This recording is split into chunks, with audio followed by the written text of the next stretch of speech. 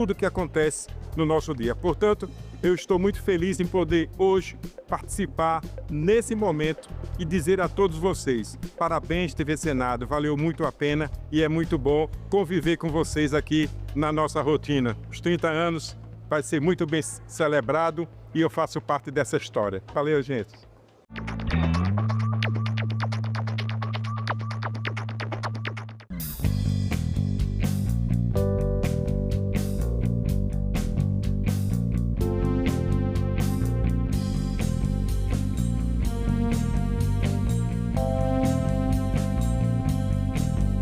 Declaro aberta a sessão solene. Se não existe parlamento, não existe democracia. O governo via todos como se fosse comunista. A fila não para de crescer para a passagem da revista lá na esplanada dos ministérios. Deve ser sempre lembrado o que foi dito por Ulisses Guimarães. Traidor da Constituição é traidor da pátria. Eu disse, não, quem fala? Eu disse, Ariano Suassuna.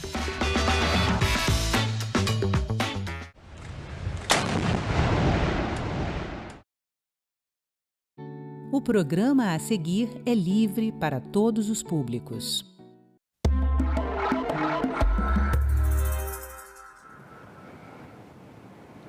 De onde vêm as leis? 90% das propostas legislativas aprovadas no Senado em 2025 foram de autoria de senadores. Em 2003, as propostas de parlamentares representaram 59% do total aprovado, uma proporção bem menor. Esses números foram levantados por Murilo Medeiros, cientista político, que é o nosso convidado no Cidadania de hoje.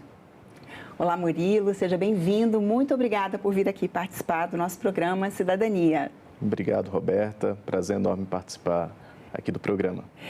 Conta então, como é que foi esse levantamento? Você pegou as propostas de autoria dos senadores, dos deputados, você comparou desde quando? Quando é que você começou a fazer essa pesquisa? Eu fiz um balanço desde a redemocratização, e peguei de 2003 para cá, para fazer um recorte temporal menor, e a tendência percebida é de uma proeminência cada vez maior do Poder Legislativo na condução da pauta nacional. E, com isso, também, uma maior presença de projetos aprovados de autoria de parlamentares. Esses números, Roberta, revelam uma mudança de eixo de poder em Brasília, né? Saímos de um hiperpresidencialismo para um presidencialismo congressual, onde o poder decisório está menos centralizado na presidência da República e mais ancorado no Congresso Nacional, né? Eu sempre digo que as principais decisões dos últimos 10 anos tomadas pelo Congresso Nacional foram decididas na Península dos Ministros e não no Palácio do Planalto, né? Houve uma inversão de poder, o centro da gravidade foi alterado. E o ponto de inflexão disso foi a promulgação da Emenda Constitucional número 86, em 2015, que instituiu o orçamento impositivo, né? Quando as emendas parlamentares individuais passaram a ter o seu caráter, a sua execução obrigatória, né? Com isso, o Congresso Nacional ganhou mais poder, ganhou mais autonomia, inclusive sobre a questão orçamentária, na alocação dos recursos. Em 2014, o Congresso, no cômputo geral, dominava, né, cerca de 9%, 9 bilhões de emendas parlamentares. Hoje, o montante para 2026 está previsto em mais de 60 bilhões de reais. Então, é uma cifra que supera muitas vezes o orçamento de alguns ministérios importantes, como das cidades, de infraestrutura. Então, essa mudança de correlação de poder reflete também essa maior ascensão do Congresso Nacional sobre o orçamento. E essa foi uma coisa gradativa? Foi sendo cada vez maior essa proeminência do Senado? Ou foi e voltou? Como é que aconteceu? É uma mudança gradual, mas consistente, né? Cada vez mais? Cada vez mais. De 2015, o marco temporal é 2015. Pegando 2015, 2016, 2020, esse maior protagonismo do Congresso Nacional na formulação das leis subiu muito, né? Em política, quem controla recursos define prioridades. E quem define prioridades lidera a agenda, né? Então, o Congresso Nacional passou a ditar os rumos da pauta nacional. As grandes reformas estruturais aprovadas na última década, como a reforma da Previdência, a reforma trabalhista, a reforma tributária, a independência do Banco Central, a lei de responsabilidade das estatais, todas elas tiveram as digitais decisivas dos parlamentares, né? Os parlamentares conduziram a pauta. Por mais que, às vezes, o Executivo envie algum projeto, os parlamentares conseguem modificá-lo a tal ponto de colocar as digitais no projeto dos parlamentares, né? Tivemos recentemente a aprovação da PEC da Segurança Pública, o projeto de lei antifacção, foram matérias de autoria do Poder Executivo, mas que foram modificadas pelos parlamentares, né? Então, hoje, qualquer aprovação de matéria estrutural do país, necessariamente, os parlamentares passaram a ditar esses rumos, tendo maior protagonismo na condução da pauta nacional. Poderia-se dizer que é uma forma de um parlamentarismo branco ou não chega tanto? Estamos no caminho, mas não chega tanto ainda, porque o nosso presidencialismo multipartidário ainda concentra também muito poder ainda na presidência da República, né? Por mais que o presidente da República tenha perdido muito poder de barganha, principalmente na questão orçamentária, eu diria que vivemos hoje um presidencialismo congressual, né? Onde as principais decisões hoje são compartilhadas com o Congresso Nacional na condução da pauta, né? Temos algumas consequências em relação a isso, como, por exemplo, um maior pluralismo das propostas legislativas aprovadas, com interesses regionais e setoriais, né? Temos também, como consequência, um maior custo de governabilidade, né, para quem ocupa a presidência da República, porque o parlamentar passou a ter mais independência em seu mandato, passou a ter mais autonomia. O governo, para construir maiorias sólidas, o custo de governabilidade foi elevado, né? Porque você não consegue agora conversar apenas com as bancadas, você tem que conversar com os parlamentares de forma individual, no varejo, né, para a aprovação de matérias importantes. Então, essa mudança de eixo de poder também reflete também essa questão da governabilidade, né? As bases de governabilidade foram alteradas. Isso é uma mudança histórica, porque, né, o Senado tem, ao longo dos seus 200 anos de existência, né, ele era considerado uma casa revisora, né? As propostas vinham muitas vezes do Executivo, passavam pela Câmara e chegavam no Senado só para dar aquele aval final, né? Então, esse papel mudou. Mudou e vem mudando de forma consistente, né? Eu diria que o Senado, especialmente o Senado, deixou de ser uma casa meramente carimbadora dos projetos que chegam do Poder Executivo e passou a ser um emancipador ali da pauta do processo legislativo como um todo, né? E como esse aspecto geral tem alguns ingredientes, Roberto, além da questão orçamentária, né? Nós tivemos aprovações de mudanças legislativas, de emendas constitucionais e de regramentos internos da Casa, especialmente na tramitação de medidas provisórias, da apreciação de vetos presidenciais, que foram decisivos para esse maior poderio do Congresso Nacional. Então, as medidas provisórias, né, que você citou, foram um instrumento, né, criado que era assim, uma força do Executivo, né? Mas só que você também viu que elas não estão, que no início a grande maioria era aprovada depois, né, quando o Congresso tinha que avaliar, mas isso também está mudando. Tivemos mudanças importantes a partir da promulgação da emenda constitucional número 32, em 2001. Antigamente, a medida provisória, que é um atalho legislativo, o Executivo usa a medida provisória como uma aceleração de sua agenda. Tivemos mudanças importantes na tramitação do regramento das medidas provisórias dentro do Congresso. Antes de 2001, a medida provisória ela poderia ser tratada de qualquer tema, né? E ela tinha o poder de ser reeditada. O presidente da República reeditava ela quantas vezes fossem necessárias para aprovar sua agenda, né? Hoje não, as medidas provisórias são mais limitadas em termos temáticos, precisam passar por comissões mistas antes de ir ao plenário, o que diminui o timing ali do governo. E presenciamos nos últimos tempos medidas provisórias que perderam vigência ou caducaram, no termo mais coloquial, mostrando essa maior dificuldade do governo em emplacar sua agenda dentro do Congresso Nacional, né? O custo de governabilidade aumentou muito, o que favorece também esse maior protagonismo do parlamento. E um ponto também que eu ressaltaria dessa maior proeminência do Congresso Nacional é que, passados 40 anos da redemocratização, o Congresso Nacional está muito mais profissionalizado e institucionalizado, com assessorias mais qualificadas, com um corpo técnico da casa com muito mais expertise para tratar do processo legislativo como um todo, com bancadas temáticas da casa que foram construídas ao longo do tempo e que ajudaram a profissionalizar o trabalho, inclusive, dos parlamentares, né? Desde o fim do financiamento empresarial de campanha, surgiram no parlamento mais de 300 frentes parlamentares.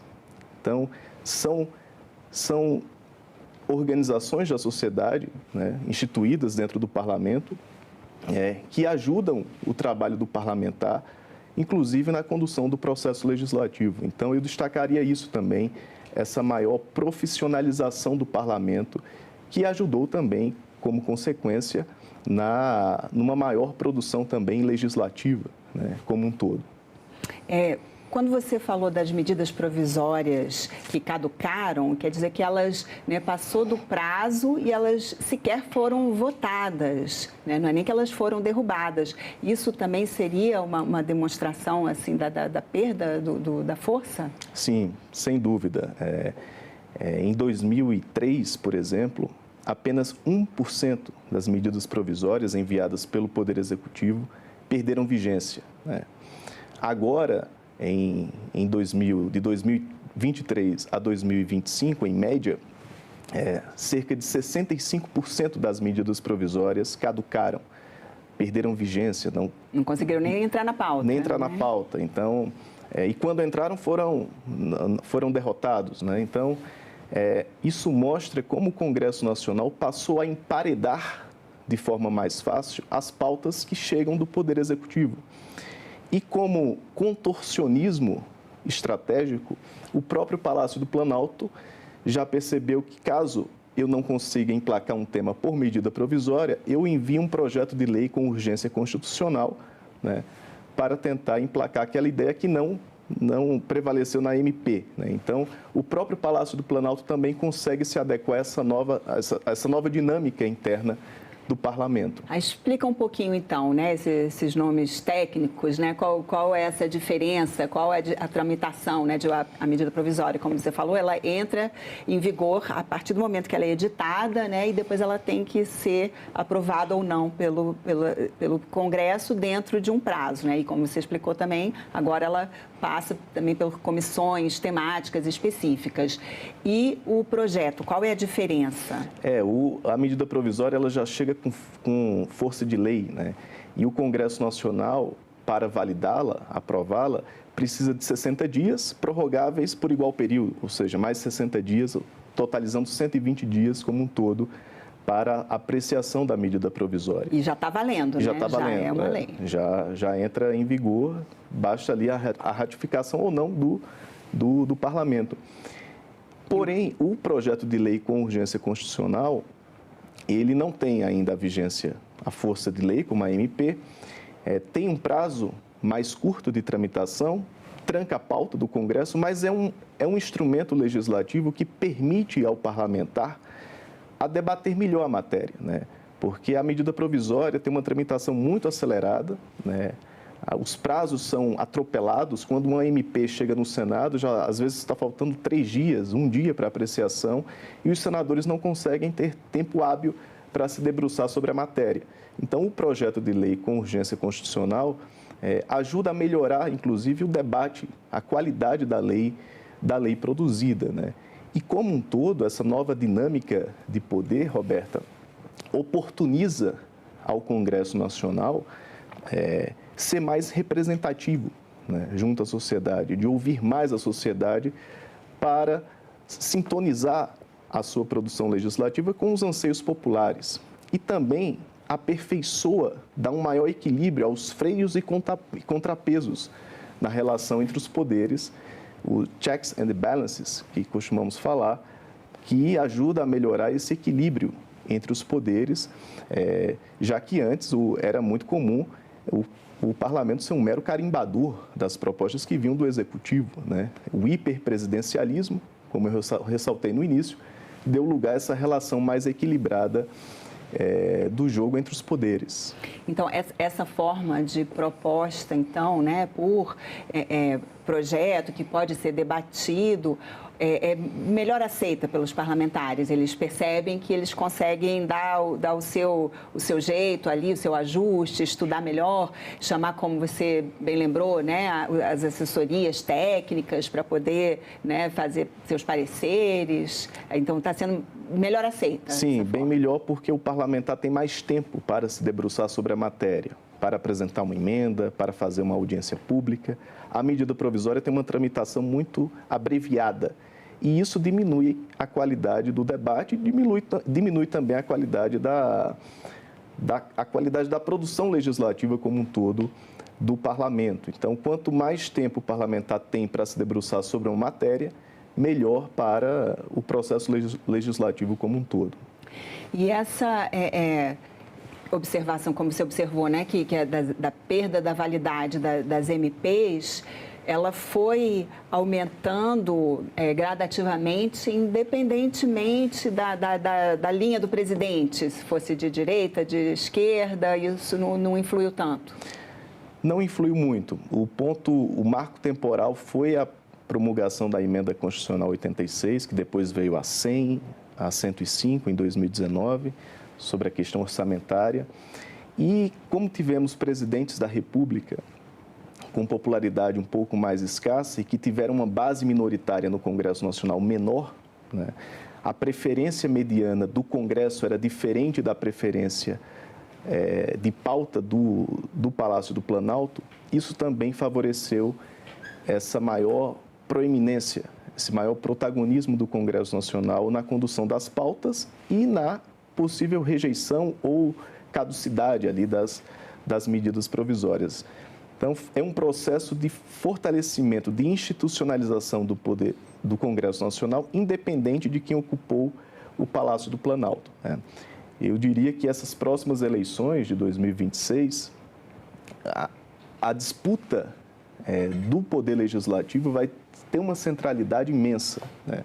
Vai ser um ponto nevrálgico, porque hoje você ocupar o cargo de presidente do Senado ou da Câmara vale muito mais do que você ser um ministro de Estado.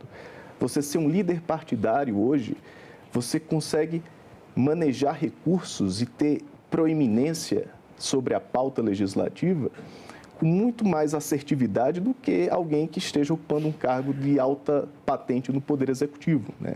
A relação realmente mudou. Hoje, quando um prefeito, um vereador vem para Brasília, ele passa primeiro no gabinete do senador e do deputado e depois cruza a praça ali dos três poderes para ir no Poder Executivo, né? Então, a relação foi alterada de eixo do poder e veio para valer, né? Veio para valer, e a questão da governabilidade, quem vai ocupar a presidência da República nos próximos anos vai ter que se adaptar a essa nova realidade de governabilidade. Então, para ter essa governabilidade, né, então, o presidente, né, chefe do executivo, tem que costurar bem as alianças aqui com o Congresso, para conseguir, né, emplacar as suas propostas. Exatamente. Tem que ter um alinhamento mínimo com as presidências das duas casas, saber construir uma base minoritária, pelo menos mínima, de apoio congressual, para ver sua agenda legislativa ser aprovada, né? Historicamente, com esse maior poderio do Congresso Nacional, nós percebemos que matérias que chegam do Poder Executivo têm uma tramitação mais lenta, mais custosa, né? Enquanto os projetos de autoria de parlamentares têm uma maior fluidez, né? Não só pela dinâmica interna das casas, mas porque são matérias que muitas vezes agradam às suas bases eleitorais, tratam de temas setoriais, regionais. Então, o custo de governabilidade aumentou muito, né? Claro que temos alguns riscos com essa nova dinâmica. Vou citar um exemplo. O excesso de paroquialização dos projetos aprovados, né? Você tem uma fragmentação da agenda nacional muito maior. E quando o Poder Executivo tenta aprovar uma reforma estrutural, né, muitas vezes não vai sair do jeito que ele quer e precisa redobrar o seu esforço político de convencimento junto aos parlamentares. Eu diria que temos um novo equilíbrio de poder e que isso vai ser decisivo para a próxima legislatura. Agora, essa maioria, né, de 90% das propostas foram de autoria dos senadores, mas para chegar a ser aprovadas também passam pela Câmara, né, dos Deputados, como as próprias medidas provisórias, né, assim, a Câmara também está assumindo um protagonismo maior? É só o Senado? Como é que é essa relação? É um protagonismo que anda em conjunto, né? Senado e Câmara passaram a ditar a pauta nacional de forma conjunta, né? Claro que, às vezes, existem algumas divergências das duas casas no nosso sistema bicameral que acabam atravancando algumas agendas. Mas, no geral, é um processo que é muito consolidado no Senado, esse fortalecimento dos senadores na condução do processo legislativo, da pauta, e também da Câmara dos Deputados, né? Essa maior ascendência sobre o orçamento, essa maior profissionalização do Congresso Nacional deram uma maior independência, né, nessa condução dos regramentos internos do processo legislativo. Somado a isso, mudanças constitucionais, né? Eu sempre digo que nada é por acaso, em política não há vácuo. Essa maior prevalência hoje do Congresso Nacional não caiu do céu, né? Foi um processo de construção de mudanças constitucionais, de participação inclusive do Poder Judiciário, né, com julgamentos do Supremo, e mudanças internas nas duas casas, Senado e Câmara. E como um todo, Roberta, nessa nova triangulação de poder, com o Presidente da República com menos poder de barganha, né, para negociar sua coalizão no Congresso, como consequência tivemos um maior protagonismo também do Poder Judiciário. O Supremo Tribunal Federal, como consequência, foi mais provocado para arbitrar conflitos e também acabou interferindo mais nas prerrogativas do Congresso Nacional, né, com um ativismo judicial maior, o que, para o público de fora, enxerga um conflito permanente entre os três poderes, que faz parte da democracia brasileira. A proposta inicial é um pouco essa, né? Que os três poderes sejam independentes e cada um fique de olho no outro também, né? Exato, cada um consiga vigiar o outro, né? Que tenha esse equilíbrio, essa harmonia. Mas o conflito faz parte desse processo de institucionalização da democracia liberal. Então, faz parte o conflito entre legislativo e judiciário, judiciário, executivo e vice-versa. E o que importa é que nossa democracia, passados 40 anos, tem se mostrado muito firme, né? E essa mudança de eixo de poder ajusta os freios e contrapesos, né? E traz uma maior responsabilização para o Congresso Nacional e também para os outros poderes. Agora, Murilo, uma coisa que mudou muito no mundo também, né, do início dos anos 2000 até agora, foi a questão da internet, das redes, do celular. Cada parlamentar tem sua própria comunicação direto com os seus eleitores, pode filmar as sessões e publicar. Isso também influi, de alguma forma, nessa mudança do equilíbrio dos poderes? Sim, o parlamento o mandato parlamentar ficou mais ágil, né? Mais momentâneo. É muito comum hoje você cruzar com algum senador ou deputado e cada um estando com um microfone. Ou já tem uma assessoria de comunicação de imprensa acompanhando com o celular para traçar o mandato em tempo real, né? Então, essa prestação de contas, esse contato do mandato parlamentar com as suas bases eleitorais, influi muito também na dinâmica interna da casa e nessa relação entre os poderes, né? Essa democracia digital, né, também traz algumas consequências. Ao mesmo tempo que aproximou o cidadão do parlamentar, do representante, ela também deixou a política mais conflituosa, né, e com um debate público também mais raso, né? Isso é um desafio a ser superado, né? Com essas enxurradas de deepfakes, de fake news, o debate público muitas vezes acaba sendo distorcido, né? E talvez um grande desafio para o Brasil é melhorar a qualidade da nossa representação, né?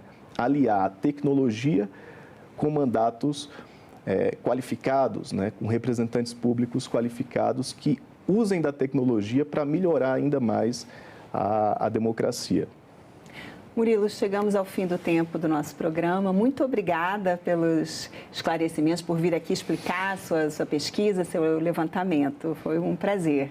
Obrigado, Roberto. O prazer foi meu. E eu agradeço também a você que nos assiste. Esse Cidadania e outros programas nossos estão disponíveis para você rever ou compartilhar no nosso site, senado.leg.br/TV, e também no canal da TV Senado no YouTube. Aproveita para se inscrever e já marca logo o sininho para receber as notificações. Mais uma vez, obrigada pela companhia e continue assistindo a TV Senado.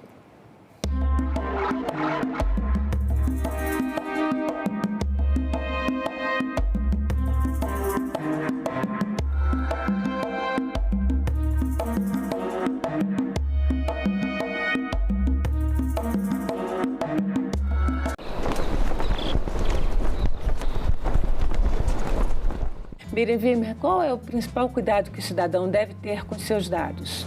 Os dados pessoais são, na verdade, uma projeção da personalidade humana, né? Nossos gostos, nossos hábitos, nossa capacidade de endividamento, nossas preferências políticas, inclinações, enfim. E, portanto, quando a gente disponibiliza dados pessoais, é preciso sempre ter um pouquinho de cautela. Agenda Econômica. Hoje, 20h, aqui na TV Senado.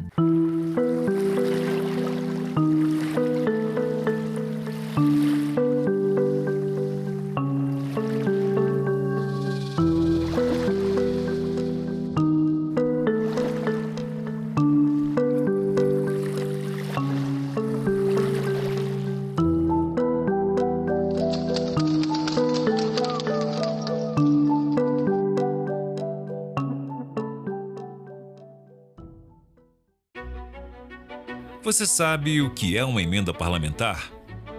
O Orçamento da União define quais ações serão realizadas a cada ano com os impostos arrecadados. Parte desses recursos é destinada pelos parlamentares para que serviços públicos cheguem diretamente ao cidadão. Deputados e senadores identificam obras e serviços para direcionar recursos e atender às cidades de sua região. Metade vai para a saúde.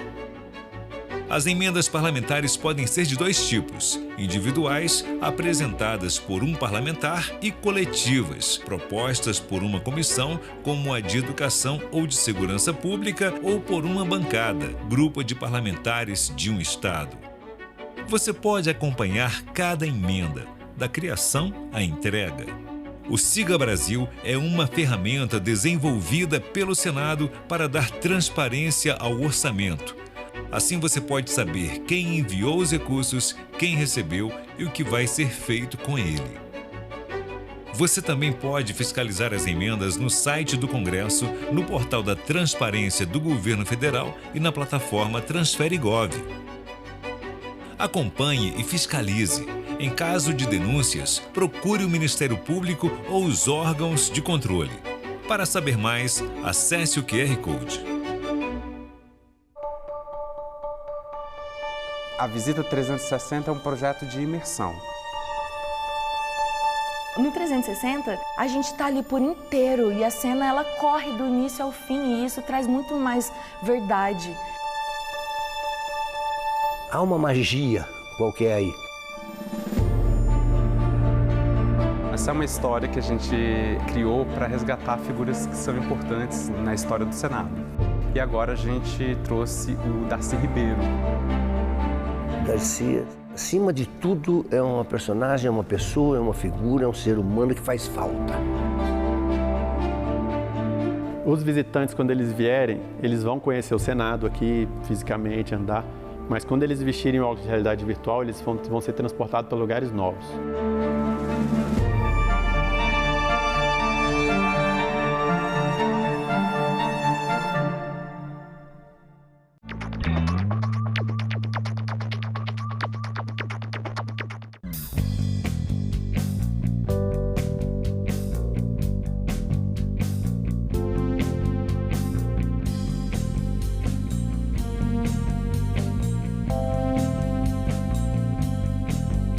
Declaro aberta a sessão solene. Se não existe parlamento, não existe democracia. O governo via todos como se fosse comunista.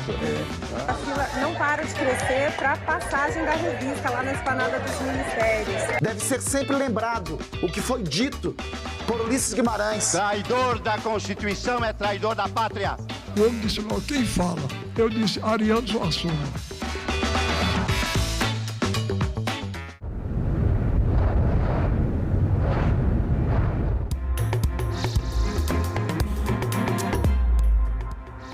Bom dia! Terça-feira, 24 de março, o Senado Notícias está no ar.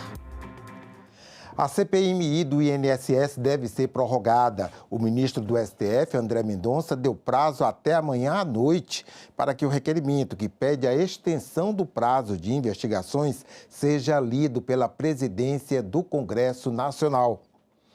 As informações com o repórter Tiago Tibúrcio. A decisão do ministro André Mendonça, na prática, garante a prorrogação dos trabalhos da CPMI do INSS. Nós vamos mostrar aí na tela agora a decisão do ministro do Supremo Tribunal Federal, que foi uma decisão em caráter liminar, respondendo a um mandado de segurança impetrado pela presidência da CPMI no último dia 13 de março. Então, de lá para cá, foi feita a análise desse pedido, né? E então foi decidido pelo ministro André Mendonça que exatamente 48 horas a partir dessa decisão, a presidência do Congresso Nacional e a mesa diretora precisam promover a leitura do requerimento apresentado pelos parlamentares que pede a prorrogação das investigações. Esse requerimento foi apresentado no dia 19 de dezembro do ano passado, mas ainda não havia sido processado internamente pela mesa. Então, a decisão agora exige que esse processamento e essa leitura sejam feitas. E também faculta a CPMI determinar o prazo que ela desejará para concluir as investigações. É bom lembrar que no requerimento inicial esse prazo era de mais 120 dias de investigação, mas os integrantes da CPMI podem decidir encurtar esse prazo para decidir aí como vão concluir o trabalho da CPMI. E na decisão de André Mendonça, mesmo que essa leitura desse requerimento não seja feita formalmente, ela será considerada lida tacitamente. Isso para poder garantir o princípio da minoria parlamentar. Esse é o fundamento com que André Mendonça baseou a sua decisão. A CPMI do INSS tinha prazo para funcionamento até o dia 28 de março, que é o próximo sábado. E, inclusive, já está marcada para a quarta-feira a leitura do relatório final do deputado ministro Alfredo Gaspar. Mas agora, com essa decisão de André Mendonça, pode ser que esses prazos sejam alterados. Lembrando que cabe recurso, sim, dessa decisão, caso as autoridades desejem recorrer, cabe um agravo regimental, mas esse recurso não tem efeito suspensivo no momento, então, pela decisão emanada lá pelo ministro André Mendonça no STF, está garantida a prorrogação da CPMI do INSS. O ministro abriu prazos para que as partes envolvidas nessa questão prestem informações e também essa decisão fica submetida também no futuro ao referendo do plenário do Supremo Tribunal Federal. E o presidente da CPMI comemorou a decisão de André Mendonça, que prorrogou os trabalhos da Comissão Parlamentar Mista de Inquérito. Foi uma vitória do povo brasileiro. É uma vitória dos aposentados que foram roubados e que exigem respeito. Foi uma decisão constitucional. Nós podemos estender até 120 dias, caso fatos novos surjam e exijam mais tempo. Mas eu defendo, vou conversar, porque a decisão é da minoria, de que nós estendamos a CPMI por 2 meses, que eu entendo é suficiente para que a gente possa entregar ao Brasil uma resposta bem mais coerente, vamos dizer, em todos os aspectos, e muito mais completa em relação ao desfalque que foi dado na Previdência Social. Carlos Viana disse que pediu ao ministro André Mendonça que devolva à CPMI o mais rapidamente possível os documentos sigilosos de Daniel Vorcaro. Na semana passada, a Polícia Federal recolheu as informações que estavam em posse do colegiado para separar conteúdos da vida privada do investigado. Eu pedi ao ministro um prazo, porque agora, diante dessa prorrogação, é fundamental para nós manusearmos o que está ali nas quebras de sigilo, até para a gente poder ter uma noção clara se há ou não envolvimento com relação ao INSS. Porque nós estamos trabalhando, gente, com hipóteses. Hipóteses são linhas de investigação. Nós só podemos dizer se há envolvimento, se há culpa ou não em determinada área, quando nós temos documentos. E eu falo com clareza, eu não posso dizer que determinada pessoa seja culpada ou inocente. Por quê? Sem provas, não é possível que a gente traga uma resposta efetiva para indiciamento. Então, agora, eu espero que o mais breve possível, esses documentos do Vorcaro sejam devolvidos à CPMI para que a gente possa. Vão ser colocados novamente na sala cofre, para que a gente tenha clareza de que os vazamentos não são feitos pela nossa comissão, nós temos responsabilidade nos dados e vamos trabalhar. Temos mais pelo menos 2 meses, porque eu volto a dizer, se surgirem fatos novos, nós podemos ir até 120 dias com essa comissão. Nós não temos medo de enfrentar qualquer que seja a investigação necessária. O presidente da CPMI do INSS também disse que ainda não recebeu do Supremo Tribunal Federal a indicação de quem usou o telefone funcional do tribunal que aparece nas investigações do caso Master. Carlos Viana disse que pode oficiar o presidente do STF, Edson Fachin, para obter a informação. Nós não recebemos ainda a resposta oficial do Supremo Tribunal Federal. E, dado o prazo, não havendo uma manifestação, nós vamos oficiar o ministro Edson Fachin, que é o presidente da Casa. Por se tratar de um número público que estava à disposição do Supremo, pago com dinheiro público, é preciso que se identifique quem estava usando. Essa é uma questão que a CPMI vai receber e que nós podemos manter, inclusive, dentro das atribuições, porque é nosso direito questionar e investigar, e mais tarde essa informação pode ser usada ou não no relatório, dependendo das ligações que nós encontrarmos entre Daniel Vorcaro, os descontos do INSS e a participação de políticos ou de entes do Judiciário. O novo Plano Nacional de Educação para os próximos 10 anos prevê o aumento gradual do orçamento até alcançar 10% do Produto Interno Bruto. O relatório do PNE 2026-2035 está na pauta da Comissão de Educação e Cultura desta terça-feira, em reunião marcada para as 10 da manhã. Uma tarefa extremamente complicada, de uma enorme responsabilidade. Como planejar a educação num mundo em que a velocidade das mudanças nos surpreende a cada dia? Qual será o futuro do trabalho? O ensino e a aprendizagem da atual e das novas gerações exigem que nossos parlamentares e governantes façam agora escolhas capazes de preparar o Brasil num cenário para lá de incerto. O novo Plano Nacional de Educação tem como uma das metas aumentar a dotação orçamentária até que alcance o equivalente a 10% do Produto Interno Bruto brasileiro. Por outro lado, a cada 2 anos, metas e compromissos serão revistos e avaliados. No Senado Federal, o novo PNE é relatado pela senadora Tereza Leitão. A Comissão de Educação e Cultura delibera sobre o novo Plano Nacional de Educação nesta terça-feira, 24 de fevereiro, a partir das 10 da manhã. E você acompanha ao vivo aqui na TV Senado, senado.leg.br/TV ou pelo nosso canal no YouTube. 7 reuniões de comissões, sendo uma de CPI, sessão solene do Congresso e deliberativa do plenário. Confira a agenda prevista para esta terça-feira. Daqui a pouco, às 9 horas, a CPI do crime organizado deve se reunir para tomar os depoimentos de Cecília Oliveira, jornalista investigativa e fundadora do Instituto Fogo Cruzado, e de Beline Santana, ex-chefe do Departamento de Supervisão Bancária do Banco Central. No mesmo horário, uma sessão solene do Congresso está prevista. Ela é destinada ao lançamento da agenda legislativa da indústria para o ano de 2026. Às 10 horas, como vimos, a Comissão de Educação deve se reunir para examinar um único item, o projeto que aprova o novo Plano Nacional de Educação, com duração prevista de 10 anos. Também às 10, a Comissão de Assuntos Econômicos tem reunião marcada. A primeira parte será dedicada ao grupo de trabalho que investiga o Banco Master. Na segunda parte, examina-se projetos. O primeiro deles incentiva o investimento em microempresas e empresas de pequeno porte. No mesmo horário, a Comissão de Desenvolvimento Regional e Turismo tem reunião prevista. O primeiro item da pauta é o projeto que regula a profissão de bugueiro turístico, ou seja, do condutor de bug, modelo de carro muito usado em passeios turísticos. Às 11 horas, a Comissão de Segurança Pública tem reunião marcada na pauta projeto de lei complementar que autoriza os estados a legislarem sobre questões de direito penal e processual penal.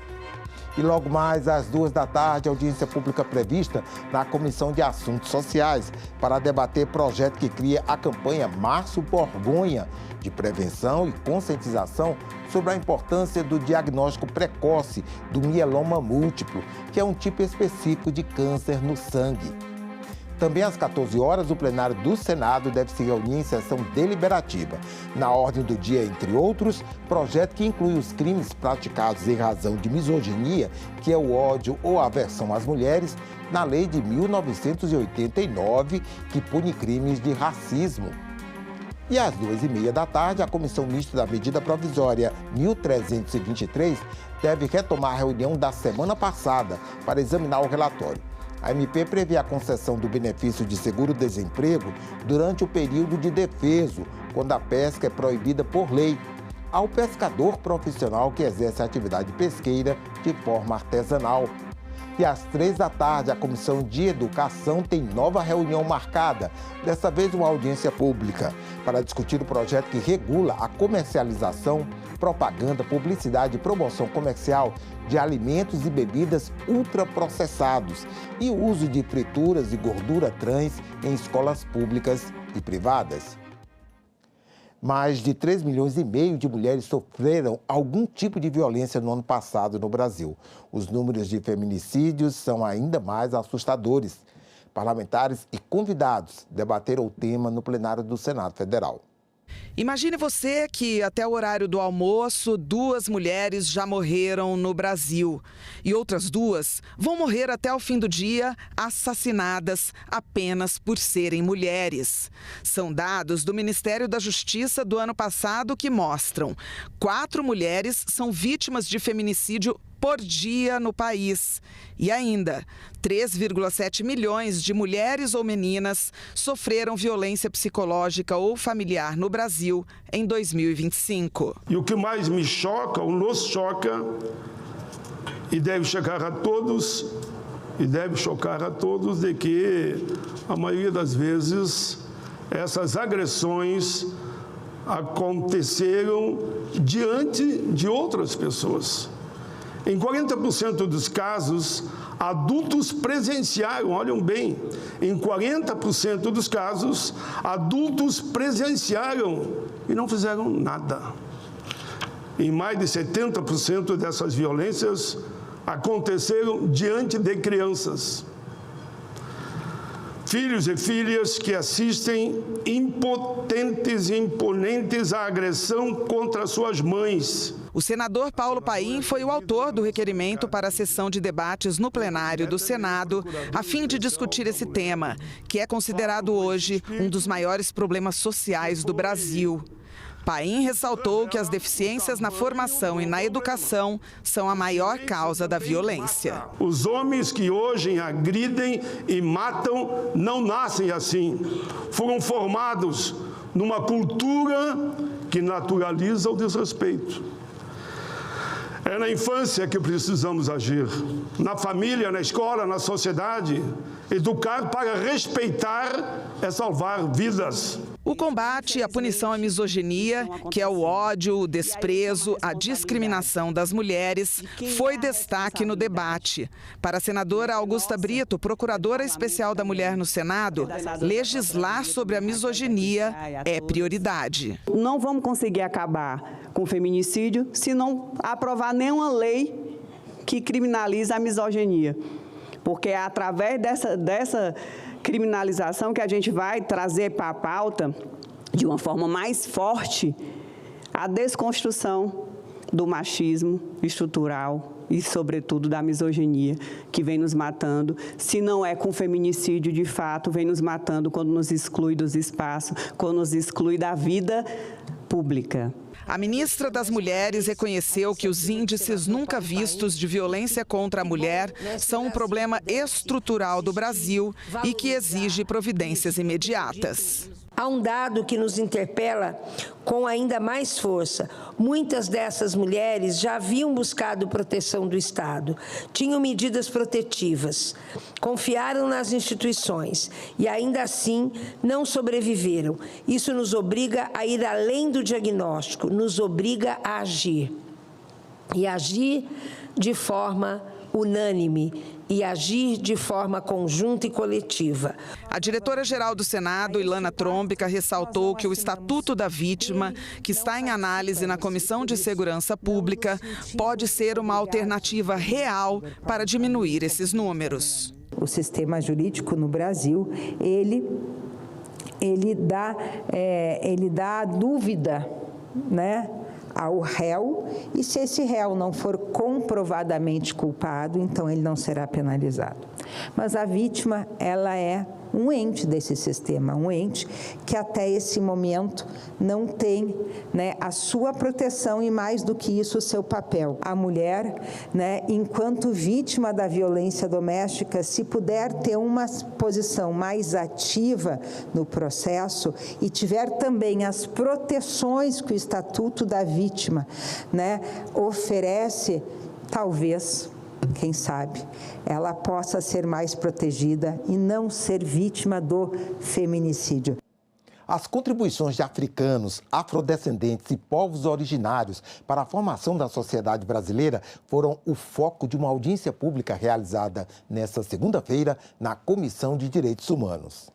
Quando os navios negreiros trouxeram africanos para serem escravizados no Brasil, já havia saber e conhecimento na África. O professor Natanael dos Santos, especialista em educação antirracista, destacou a necessidade de reconhecer a contribuição dos africanos na formação do país, mesmo escravizados violentamente. Aquele navio negreiro ou tumbeiro vieram homens, mulheres, prontos para a construção desse país chamado Brasil. Ali não vieram escravos, ali vieram escravizados pelo seu conhecimento. E, além disso, vieram também algo muito importante: os colonizadores intelectuais desse país. Quando você fala em mina de ouro, quando você fala em navegação, quando você fala em plantação sistematizada, o que seria do Brasil se não tivéssemos esta mão de obra tão qualificada do continente africano. Ele defendeu a capacitação de professores com informações científicas para quebrar os preconceitos raciais. Quebramos o paradigma do preconceito a respeito do meu cabelo, do meu nariz, da minha boca, da minha pele. Acabou. A representante do Ministério da Educação exibiu um vídeo mostrando a história da própria mãe, conhecida como Dona Negrinha, que nunca aprendeu a ler. Ela reforçou a importância da gestão da educação voltada à equidade racial para dar oportunidades a todos os estudantes. Educação antirracista não é discricionário. Não pode ser o professor que quer. Tem que ser um comando da rede de ensino. Esta professora trouxe os números oficiais que mostram que existem 1,3 milhão de quilombolas no Brasil e que eles enfrentam dificuldades de saneamento, de conectividade e da falta de políticas públicas. Ela pediu mais recursos e o reconhecimento das terras dos quilombos. Como proteger as crianças? Primeiro, a titulação de terra. Porque quando a terra tem o título, ela é contabilizada e ela recebe as políticas públicas. Esta pesquisadora pediu o lançamento de editais para livros de autores negros e indígenas adequados para bebês. O que cada um de vocês pode fazer para garantir que as creches comecem a receber literatura infantil negra, indígena e quilombola produzidas nos formatos de pano, banho e papelão adequados aos bebês. Também foi apontada a necessidade de recuperar a história real da chegada dos europeus. A primeira fake news que foi inventada foi que o Brasil foi descoberto. Ele não foi descoberto, ele foi invadido. E de uma forma violenta. Para a senadora Damares Alves, é possível diminuir o preconceito, falando para as novas gerações de forma positiva. Hoje quebra um paradigma aqui nessa comissão. Eu acho que a gente muda o debate sobre o enfrentamento ao racismo no Brasil, sobre a contribuição da África para o Brasil. Eu acho que a gente muda o paradigma. Nós ficamos por aqui. Você pode rever as reportagens desta edição na nossa página na internet, senado.leg.br/tv. Obrigado pela companhia. Já voltamos com a primeira atividade do dia. Enquanto isso, continue sintonizado aqui na TV Senado.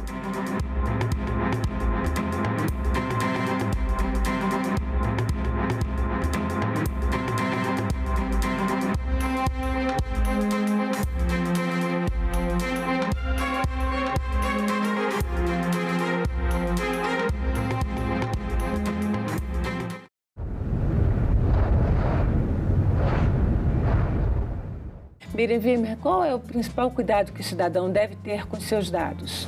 Os dados pessoais são, na verdade, uma projeção da personalidade humana, né? Nossos gostos, nossos hábitos, nossa capacidade de endividamento, nossas preferências políticas, inclinações, enfim. E, portanto, quando a gente disponibiliza dados pessoais, é preciso sempre ter um pouquinho de cautela. Agenda Econômica. Hoje, 20h, aqui na TV Senado.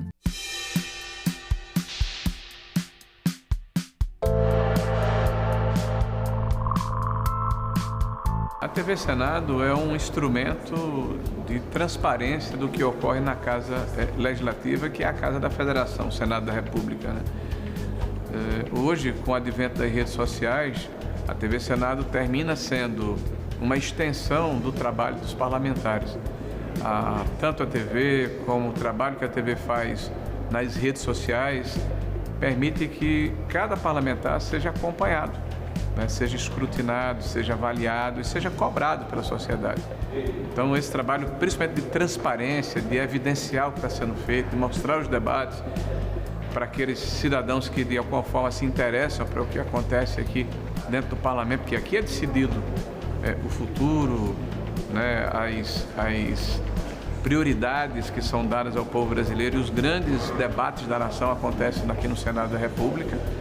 A TV Senado, sem dúvida nenhuma, é o veículo para que, e o instrumento para que essa verdade, essa transparência seja mostrada a todos de maneira indistinta e que cada um faça o seu juízo de valor.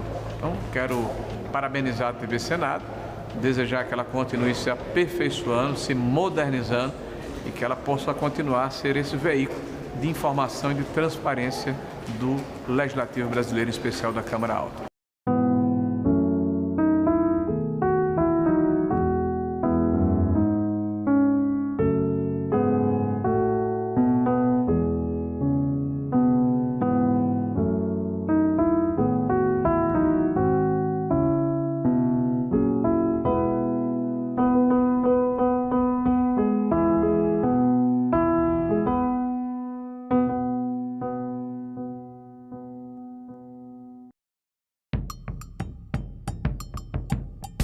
Eu já passei fome, já comi lixo em resto do supermercado, já trabalhei na rua quando criança. A fome não é só uma dor física.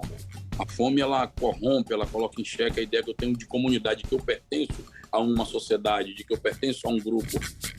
Que Brasil é este? Nesta quarta, 20h, aqui na TV Senado. Você sabe o que é uma emenda parlamentar? O Orçamento da União define quais ações serão realizadas com os impostos arrecadados. Parte destes recursos é destinada a emendas parlamentares. Deputados e senadores direcionam recursos para obras e serviços em sua região. Você pode acompanhar e fiscalizar as emendas no portal Siga Brasil, no site do Congresso, no portal da Transparência do Governo Federal e na plataforma TransfereGov. Você sabe o que é biometria? É uma tecnologia que reconhece pessoas a partir de traços únicos, como as linhas do rosto e a impressão digital. A biometria é uma forma segura de identificação. Por isso, desde 2008, a Justiça Eleitoral faz o cadastramento biométrico. E você, já fez? Hoje, mais de 100 milhões de eleitoras e eleitores podem usar as digitais para votar na urna eletrônica. E tem mais! Com a biometria registrada, sua foto aparece no e-título e você pode usar como documento oficial na hora do voto. O cadastro da biometria é gratuito e só pode ser feito presencialmente. Procure o cartório eleitoral ou acesse o site do Tribunal Regional Eleitoral de seu estado para fazer o agendamento. Biometria é mais proteção para você e para o seu voto.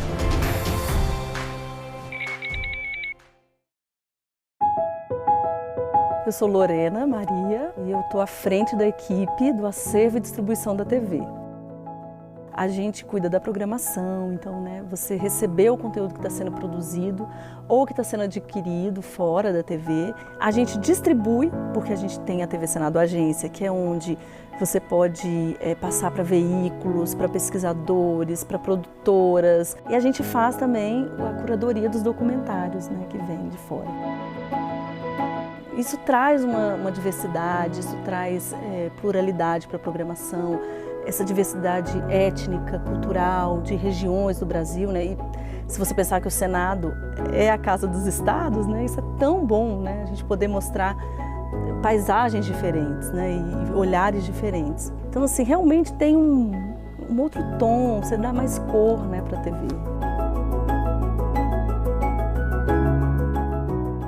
Tem muitas mulheres que acham que a violência é só um soco, um puxão de cabelo, não. Ela se mostra de várias formas.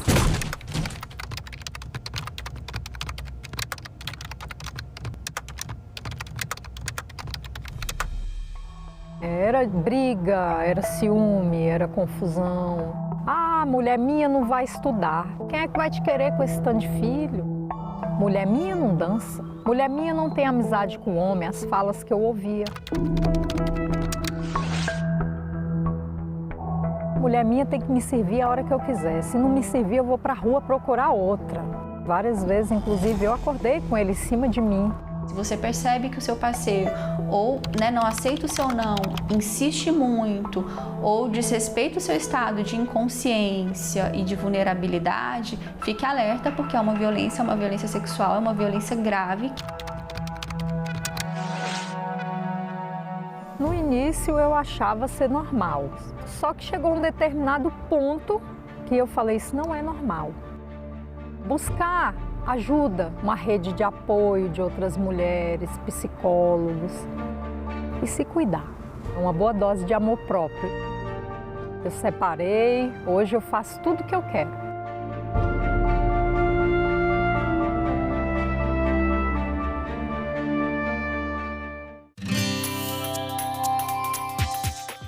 Olá, eu sou a Carla Benevides e está começando mais um programa Argumento. O Congresso Nacional promulgou o decreto legislativo do Acordo de Livre Comércio entre o Mercosul e a União Europeia. O tratado estabelece novas regras de comércio para os dois blocos e foi negociado por mais de 2 décadas. Aqui conosco no estúdio está o senador Nelsinho Trade, que é o presidente da Comissão de Relações Exteriores do Senado e foi peça fundamental, né, senador, nessa negociação nesses últimos anos. Queria que o senhor falasse um pouquinho para a gente sobre isso. Carla, é um prazer estar aqui com você de novo. Meus cumprimentos a todos os telespectadores do programa Argumento. Hoje é um dia de celebração.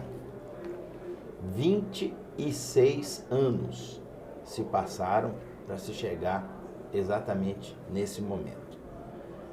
Logo em que fui presidente da Comissão de Relações Exteriores, no primeiro ano do meu mandato, em 2019, esse assunto já veio para ser assinado e não conseguiu ser. E naquela época, eu perguntei para um embaixador que me assessorava quanto tempo normalmente leva para firmar um acordo entre 2 países, vamos dizer assim, amigos, tipo Brasil e Paraguai, Brasil ou Argentina. Ele falou de 4 a 5 anos. Ora, se entre 2 países, onde a celebração de um acordo é mais simples, leva de 4 a 5 anos, é aceitável reconhecer que esses 26 anos é um tempo considerável de prever que poderia acontecer entre 2 blocos de países. Porque se você for ver, são 4 países aqui do Mercosul, Brasil, Paraguai, Argentina e Uruguai, e 26 países lá da Europa. Imagine vocês ter que tabular um acordo de comércio com toda essa gente numa mesa de negociação. Não foi uma tarefa fácil, é algo que realmente demandou horas de reuniões, acerta um negócio, estraga 3, resolve outro, desarruma outro, mas chegamos num denominador comum, importante para os tempos em que estamos vivendo e mais do que isso, oportunidades que se abrem não só para os países do Mercosul, mas essencialmente para o Brasil. Pois é, eu queria que o senhor falasse para a gente em que termos, o que muda na prática com esse acordo, né? Quais são os próximos passos para a implementação do acordo e o que vai mudar na prática, principalmente para os países do Mercosul? Bom, ele está calcado em 2 pilares, o pilar da indústria e o pilar do agronegócio. Para você ter uma ideia, a previsão de incremento do setor do agronegócio durante um ano da sua aplicação é de 5 bilhões de dólares, 25 bilhões de reais de incremento de exportação do setor do agro em um ano. Ora, se isso prevalecer, como os dados de indicadores mostram que vai prevalecer, o setor do agro vai ser muito beneficiado em função desse acordo celebrado. Por isso que, Carla, países essencialmente do agro na Europa estavam contra o acordo. Eu me lembro que um dia eu cheguei lá para participar de uma reunião em Estrasburgo, porque o Parlamento Europeu ele tem em 2 cidades as sedes. A principal é em Bruxelas, na Bélgica, e tem uma outra sede no interior da França, numa cidade de nome Estrasburgo, faz divisa com a Alemanha. Eu fui lá defender o acordo em detrimento da resistência que tinha. E ao percorrer de trem o trajeto de Paris a Estrasburgo, eu vi pela janela do trem as propriedades rurais no interior da França. E aí eu entendi por que a França estava sendo contra. Porque a economia deles tem um viés essencialmente voltada para o setor do agro. E aí o que vai acontecer agora?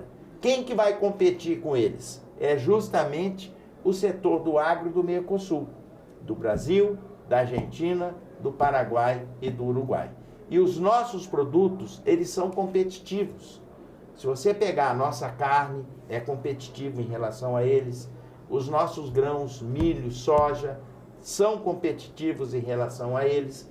Então era esperado essa resistência, que foi vencida pela maioria de outros países da Europa que entenderam que seria prudente, num instante em que nós estamos com essa guerra comercial global imposta pela sobretarifa do presidente dos Estados Unidos, era racional que se abrisse novas frentes de mercado, conforme essa que está se abrindo. Senador, o que precisa para ele ser implementado de vez? Outros parlamentos precisam ratificar o acordo? Como é que é isso também dentro da União Europeia? Boa pergunta. A presidente da Comissão da União Europeia, Ursula von der Leyen, ela tem uma narrativa de que o país da América do Sul, do Mercosul, que aprovasse, pudesse já estabelecer a sua praticidade do acordo no segundo mês subsequente. Então, pelas contas, no 1º de maio, que é feriado aqui, por ser Dia do Trabalhador, já vai passar a valer o acordo para alguns produtos do setor do agro e da indústria que, de pronto, pela negociação, já vão passar a ter redução de impostos, isenção de tarifas, fazendo com que produtos que vêm de lá para cá cheguem aqui a preços sem impostos e produtos que vão daqui para lá também cheguem lá a preços sem impostos. E todo produto que você negocia ele sem imposto para o governo, ele cai de preço até pela metade. Então nós vamos ter a oportunidade, por exemplo, assim, para a pessoa entender, comprar uma espumante francesa a preço de uma brasileira, comprar vinhos a preço realmente mais em conta. Eles lá vão poder comprar os nossos produtos do setor agro mais barato, chocolate, produtos lácteos, tudo que está inserido nesse primeiro momento vai chegar aqui com preços bem mais em conta para o Brasil poder consumir. O senhor falou do receio do agro, né, lá na França. Existe algum receio aqui também nos países do Mercosul, principalmente em relação à indústria? Existe, não só da indústria como do agro. E para a gente vacinar isso, o que a gente idealizou na nossa concepção como presidente da Comissão de Relações Exteriores? Nós criamos um grupo de trabalho que está com as portas abertas, recebendo as demandas, para que aquele setor que se sentir prejudicado, levanta a mão, vem até nós, que nós vamos sentar com técnicos do Ministério afim. Se é produto do agro, vamos sentar com o Ministério da Agricultura. Se é produto da indústria, vamos sentar com o Ministério do Desenvolvimento, Indústria e Comércio. Para mitigar essas dificuldades, fazer com que isso possa ser, de uma forma bem transparente, resolvida com ações que o governo federal possa vir a fazer a fim de que eles não sejam tão prejudicados. O senhor falou no plenário sobre esse momento difícil, né, geopolítico, em questões, tem as guerras, esses conflitos no Oriente Médio. Há alguma dificuldade? Você acha que isso pode atrapalhar de alguma forma a implementação do acordo? Olha, uma guerra nunca é bom, né? Uhum. Tem confusão, tem morte, tem conflito, nunca é bom. Dentro da concepção regional, a guerra, ela dificulta comércio. Porque você não vai fazer comércio nem negociação com quem você está guerreando. E lá na Europa tem essa preocupação. Por isso que quem defende o acordo fala exatamente isso. Eu não sei até quando que vai essa guerra da Ucrânia com a Rússia, não sei se isso vai se estender por regiões, se vai por mais algum tempo. Nós não podemos ficar à mercê disso, tendo a chance de abrir frentes de mercado com países pacíficos. E é dessa forma que a gente enxerga. As guerras, elas são prejudiciais, atrapalham, mas ela abre também frentes de oportunidade para quem não está em guerra com quem, aqui do outro lado do oceano, está pronto para poder negociar. Para finalizar, senador, eu queria que o senhor falasse para a gente o que muda na política comercial brasileira, esse acordo, e também falar um pouco do seu trabalho junto a todas essas frentes, aos ministérios, também todos os parceiros, que foi o senhor se dedicou muito nesses últimos anos a isso. Queria falar um pouco sobre essa negociação de bastidor para que essa promulgação acontecesse. Olha, eu trabalhei bastante para isso. Primeiro, como membro do Parlasul. Foram dezenas, olha, se bobear, centenas de reuniões que a gente fez em Montevidéu, em Assunção, em Buenos Aires, para que isso pudesse chegar no ponto que chegou. Porque não pensem vocês que é fácil. Quando um país estava arrumado, chegava lá, o outro não estava. Aí você tinha que ter paciência, sentar na mesa, explicar. Não é bem assim, você pode perder aqui, mas você vai ganhar ali, ali, ali. É 4 contra 1. Põe isso na mesa. E aí tem a questão ideológica. Às vezes, alguém que não passa nem perto querer negociar alguma coisa ambiental, entra isso no meio. A gente tem que ter todo o jogo de cintura para explicar que tudo isso está sendo feito respeitando o meio ambiente, o desenvolvimento é sustentável. Além disso, eu tive que ir para a Europa para mostrar para eles lá que não era a narrativa que estavam vendendo do Brasil, que estava sendo vendida lá, de um país que acaba com floresta, que queima tudo. Eu cheguei a convidar eles, falei, vocês estão achando que é isso? Vem lá, vamos lá para o Brasil, eu vou levar vocês para conhecer o Pantanal, a Amazônia. E eles vieram e eu levei. Então, é um trabalho de formiguinha que a gente fez, que foi quebrando aresta para chegar no ponto que a gente chegou hoje. Além disso, aqui, no âmbito legislativo do Senado, tudo que pôde fazer a gente fez. Escolhemos uma relatora que participou da negociação do agro quando era ministra da Agricultura, que é a Tereza Cristina. Fizemos com que tudo pudesse ser feito da forma mais rápida possível. Conversamos com o presidente da Câmara para que ele acelerasse lá. Conversamos com o presidente Davi para que ele acelerasse cá. E hoje, finalmente, o grande dia chegou. Celebramos a assinatura do Acordo de Livre Comércio com a promulgação Mercosul-União Europeia. Senador, parabéns por essa promulgação, sucesso aí nas próximas etapas e obrigada pela sua presença mais uma vez aqui no programa. Eu que agradeço, Carla, um grande abraço e estamos sempre à disposição. Obrigada, senador, e eu agradeço a você também que nos assistiu. Se você quiser rever essa entrevista, é só entrar no nosso site, senado.leg.br ou acessar o nosso canal no YouTube. Obrigada pela sua companhia e até a próxima.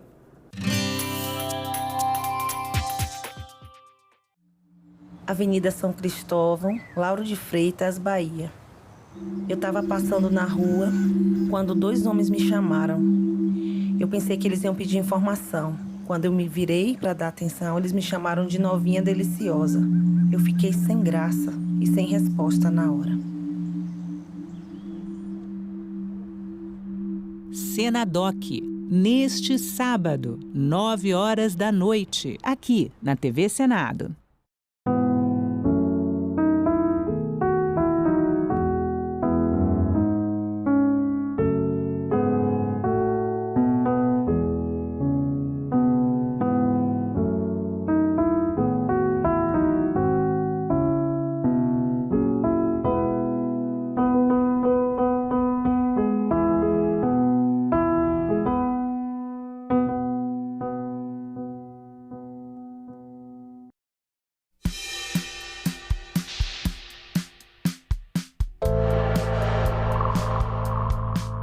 TV Senado é, digamos, uma ponte, é um grande canal entre todo o nosso trabalho, tudo que realizamos aqui dentro dessa casa, todos os debates, todas as audiências. Ela mostra um pouco desse mundo que é vivo, que está o tempo todo mudando, é muito ativo, é dinâmico.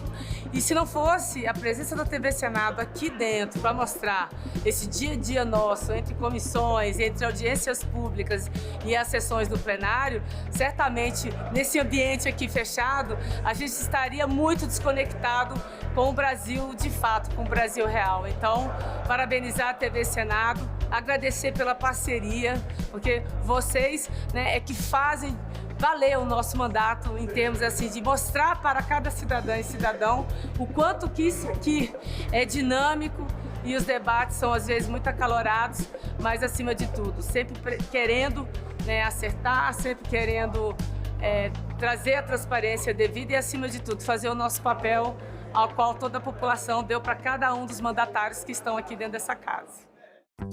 Sou Antônia Márcia Vale, eu sou editora e apresentadora do programa Agenda Econômica.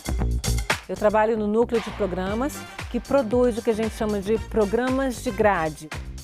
A elaboração de um programa nunca é uma coisa tão simples. Por trás das câmeras tem uma equipe enorme. A gente tem iluminador, a gente tem os câmeras, a gente tem o contra-regra, tem um diretor de gravação. TV não é uma brincadeira individual, é uma brincadeira coletiva.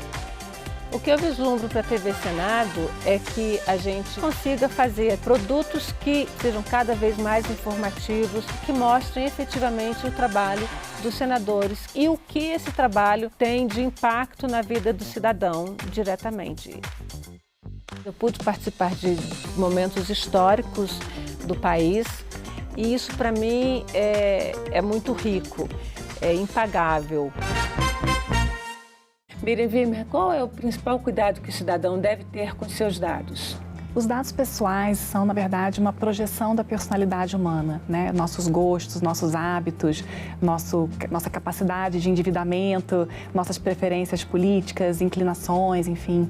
E, portanto, quando a gente disponibiliza dados pessoais, é preciso sempre ter um pouquinho de cautela. Agenda Econômica. Hoje, 20h, aqui na TV Senado. Agora é lei. Os clientes de bancos poderão solicitar a transferência automática dos salários para o banco de preferência e as instituições financeiras deverão aceitar débitos automáticos entre contas de bancos diferentes. O correntista também terá direito à comunicação prévia de mudanças nas taxas do cartão de crédito e deverá receber alertas sobre débitos e opções de linhas de crédito mais vantajosas. O Senado votou, agora é lei.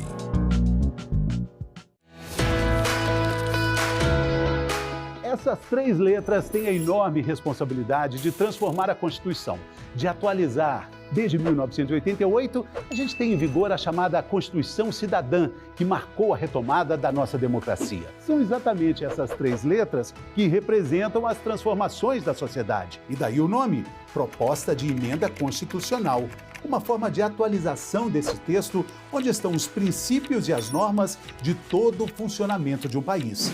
Dá para imaginar, né, que para fazer uma proposta dessas tem que ser algo muito importante. E olha só quem pode fazer: o presidente da República, 1/3 da Câmara, que significa 171 deputados, 1/3 do Senado, 27 senadores, ou ainda as Assembleias Legislativas Estaduais, com mais da metade de seus participantes. A PEC também tem que ser analisada pela Comissão de Constituição, Justiça e Cidadania. É lá que eles vão analisar se o projeto está em harmonia com a Constituição. Aí depois tem que passar por 2 turnos de votação em cada casa legislativa. Ela pode ser aprovada integralmente, parcialmente ou pode sofrer alterações. E aí tem que começar novamente todo o processo. Tem alguns assuntos que não podem ser abolidos, são as chamadas cláusulas pétreas. Por exemplo, os direitos e as garantias individuais, a separação dos poderes e o voto direto. Uma PEC pode apenas ampliar e nunca restringir esses assuntos. E dentro do que pode ser alterado existem alguns exemplos. A reforma da Previdência, o teto de gastos públicos, a PEC que garantiu direitos trabalhistas das domésticas. Uma PEC, ao ser aprovada, vira emenda à Constituição. E a nossa Constituição já tem mais de 100.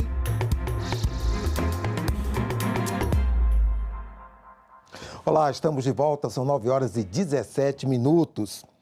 A CPI do crime organizado está começando a reunião agora para tomar os depoimentos de Cecília Oliveira, jornalista investigativa e fundadora do Instituto Fogo Cruzado, e também de Belini Santana, ex-chefe do Departamento de Supervisão Bancária do Banco Central.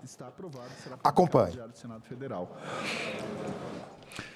A oitiva do senhor Belini Santana, servidor do Banco Central, ex-chefe do Departamento de Supervisão Bancária, convocado pelos requerimentos 232 e 239 dos senadores Humberto Costa e Alessandro Vieira, respectivamente, O depoente foi convocado a comparecer a essa reunião por e-mails, telefonemas, correspondência, SEDEX e telegrama. Por meio de manifestação recebida na última sexta-feira, 20 de março, o representante legal do depoente comunicou a impossibilidade de comparecimento do senhor Bellini à reunião, apontando como razões o fato de não poder se ausentar do município de São Paulo em razão de estar sendo monitorado por meio de tornozeleira eletrônica. Ciente do fato de que o senhor Bellini tem sua locomoção restrita por determinação judicial, a CPI também peticionou a STF solicitando a autorização do comparecimento do convocado.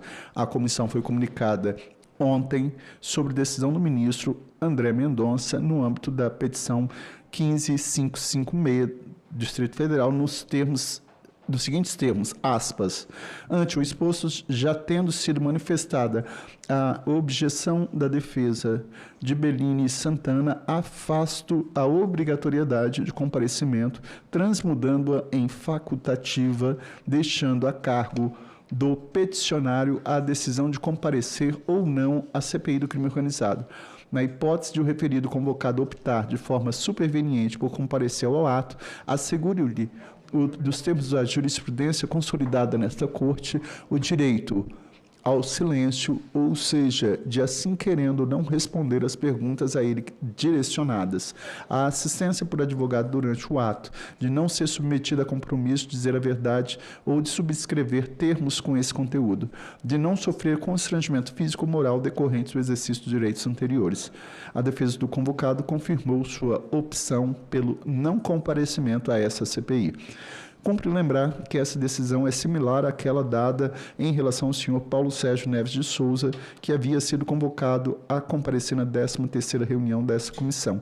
Tanto o senhor Paulo Sérgio como o senhor Bellini Santana são servidores do Banco Central afastados de suas funções e que cumprem medidas restritivas por determinação do Supremo Tribunal Federal. Oitiva da senhora Cecília Oliveira, jornalista investigativa e fundadora do Instituto Fogo Cruzado, convidada por meio de aprovação do requerimento 7/2025 do relator, senador Alessandro Vieira. Convido a depoente a tomar assento à mesa e para suas considerações iniciais.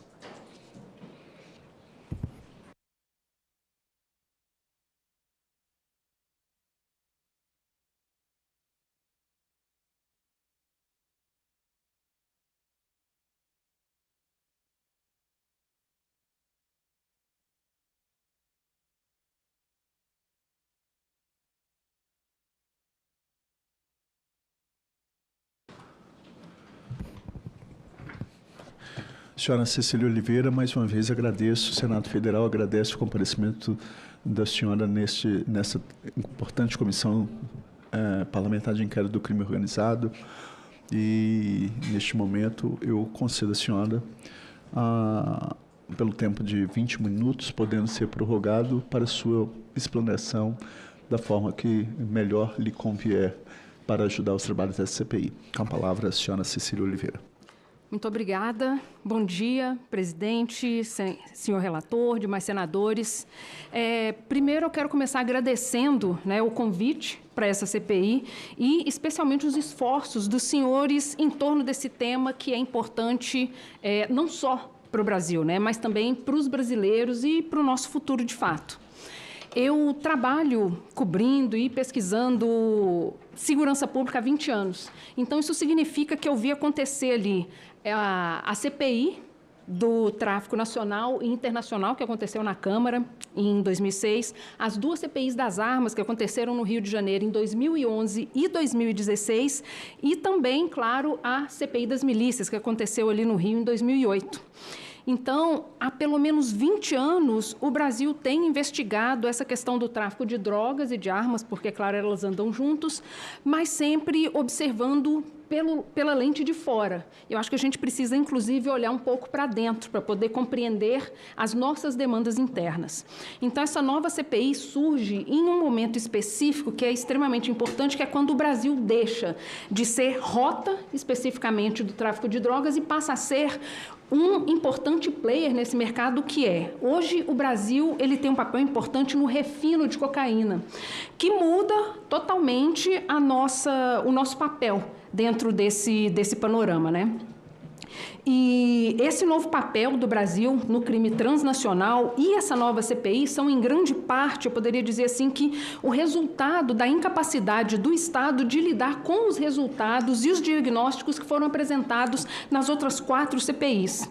Então, isso significa que nós sabemos investigar, nós sabemos fazer diagnósticos, nós sabemos como lidar com os nossos problemas, mas por algum motivo a gente decide não levar isso em frente, não tornar aqueles diagnósticos em políticas públicas efetivas, né? Então, os especialistas ouvidos nessa CPI anteriormente, os senadores também têm pontuado nas suas falas uma coisa extremamente importante, que é a falta de integração e coordenação entre os órgãos, que é simplesmente essencial para que a gente consiga desempenhar boas operações, boas investigações, e isso vem sendo repetido, essa demanda vem sendo repetida exaustivamente desde lá da primeira CPI, em 2006. Então, a gente ignora esses diagnósticos e a gente não coloca em prática tudo o que os deputados, os especialistas, os senadores vêm falando, não só, né, durante essa CPI, mas durante esse tempo. Então, hoje a gente está lidando, basicamente, com as consequências das omissões que foram apresentadas durante esses longos 20 anos aí. E eu, inclusive, vou trazer isso assim para experiência pessoal, porque eu construí minha carreira sendo aquilo que a gente chama de jornalista de pista, que significa que é aquela pessoa que transita pela cidade, né? Então, ela consegue visualizar ali os impactos dessas omissões, dessas decisões no dia a dia. Então, isso significa que eu acompanhei operações, eu acompanhei instalações de programas, políticas públicas, e a principal lição que eu aprendi durante esse tema é aquilo que eu chamo de adubo do crime. O que isso significa? Que o crime ele vai crescer vigorosamente onde falta o Estado. E eu falo que falta o Estado no sentido de falta de fiscalização especificamente. E onde, ao mesmo tempo, há uma colaboração dos agentes públicos. E eu não estou falando aqui especialmente de polícia, não. Eu falo aí sobre toda a qualidade de servidor público, desde o deputado, o juiz, o secretário que fecha os olhos aí para alguma situação, até, obviamente, o policial que vai buscar o arrego, que a gente sabe que, infelizmente, é uma realidade. Então, isso demonstra que isso é uma teia complexa que envolve muitos atores, muitos serviços, e isso é o que permite que o crime floresça. E floresça e se estabeleça como controle ali de localidades, e esse controle de forma extremamente violenta, né? E isso alimenta ainda uma máquina financeira extremamente violenta. Então, esse meu trabalho me levou, vamos dizer assim, para um outro lugar, porque em 2006 eu estava trabalhando como pesquisadora de um livro de um jornalista estrangeiro, e esse livro era a biografia do NEM da Rocinha. Então, eu tinha um desafio específico que era explicar para o público estrangeiro o que era a violência no Rio de Janeiro, porque isso é muito estranho para as pessoas que olham de fora, porque é uma coisa fora da curva, né? E eu precisando explicar isso para eles, eu pensava o quanto era diferente entre o que eu precisava explicar e o que eu via no dia a dia, especialmente naquele momento, que era um momento onde estava em ação ali as UPPs, né? Então, assim, o que eu via nos jornais e o que eu via nas ruas estava um pouco díspare, porque nos jornais a gente via grande otimismo, mas quando você olhava na prática, isso estava um pouco destoante, né?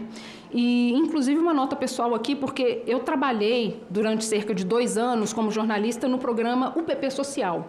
Então, eu visualizei ali muito de perto o esforço de policiais e de especialistas para colocar aquele programa de pé, né? Foi um movimento importante. Então, pensando que eu estava trabalhando especificamente nesse livro, eu notando essa disparidade, eu comecei a me perguntar se isso era um reflexo da já fragilidade do programa das UPPs, ou se isso tinha relação com os policiais vendo que aquilo já estava frágil, eles precisavam fazer mais operações, então, para poder dar conta daquele problema que não estava sendo contido pelas UPPs.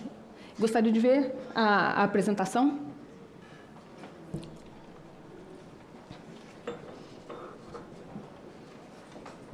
Pode passar para a segunda, por favor. Aqui são São as CPIs que eu mencionei e as recomendações que foram sendo dadas ao longo desses 20 anos, né? Que são recomendações que eu tenho visto sendo repetidas, inclusive por quem tem passado pela CPI aqui, o que significa que nós já vimos isso, continuamos vendo isso e, infelizmente, continuamos com os mesmos problemas, né? Pode passar mais um, por favor. E aí é aquilo que eu mencionei sobre o que eu tenho aprendido quando a gente...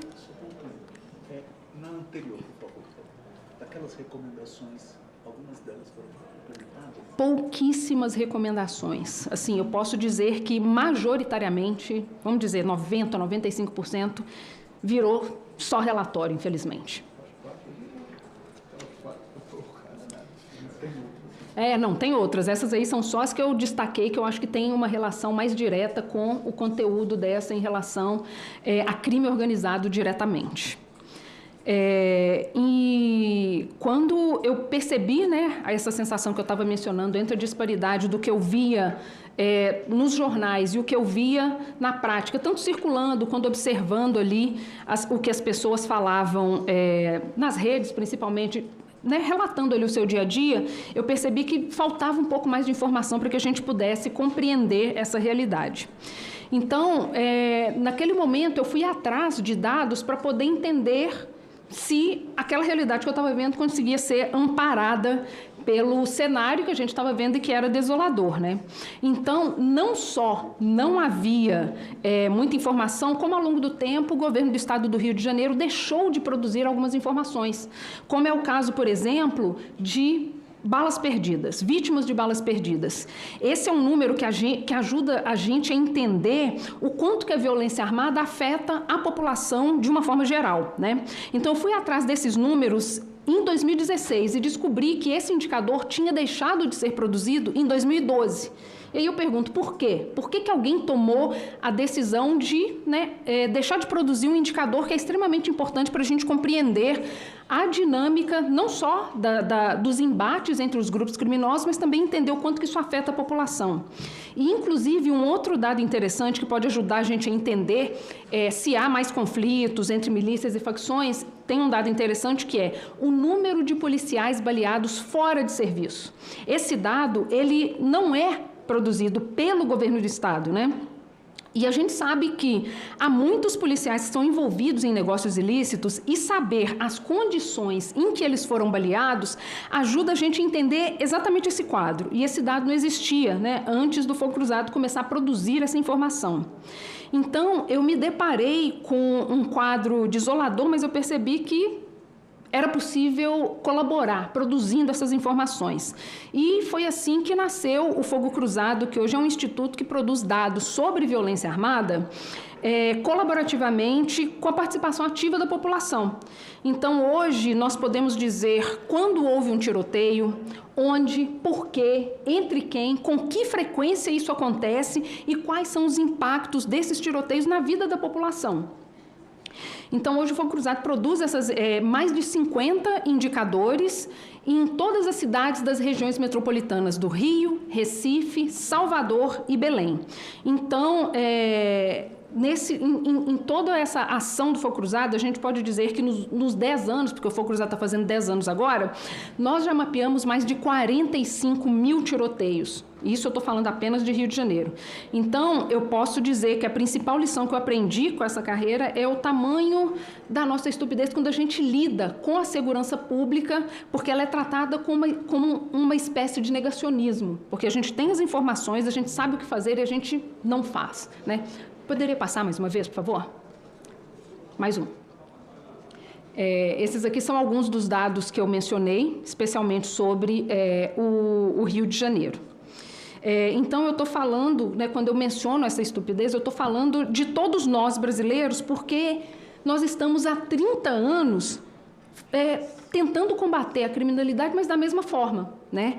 E basicamente com a mesma fórmula já conhecida, que é: a gente joga toda essa situação no colo dos policiais e cobra desses policiais mais confronto, mais tiroteio, mais mortes.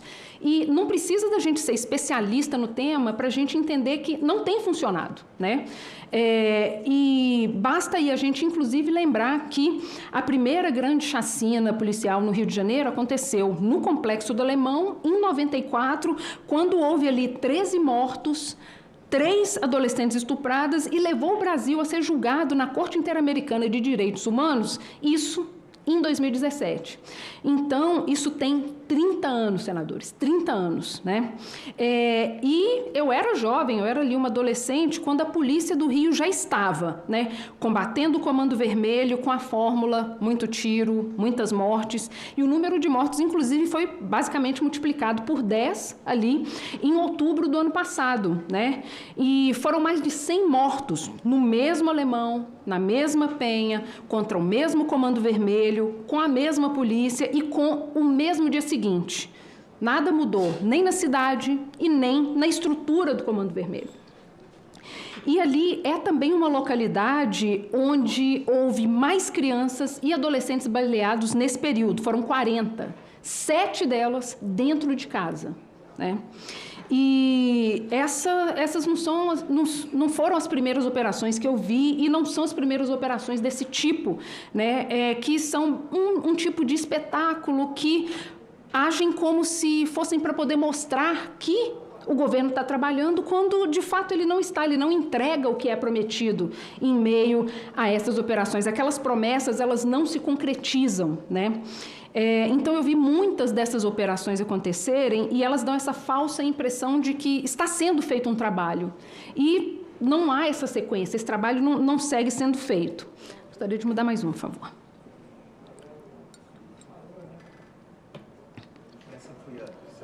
Isso, essa foi a que eu citei mais cedo. 2017.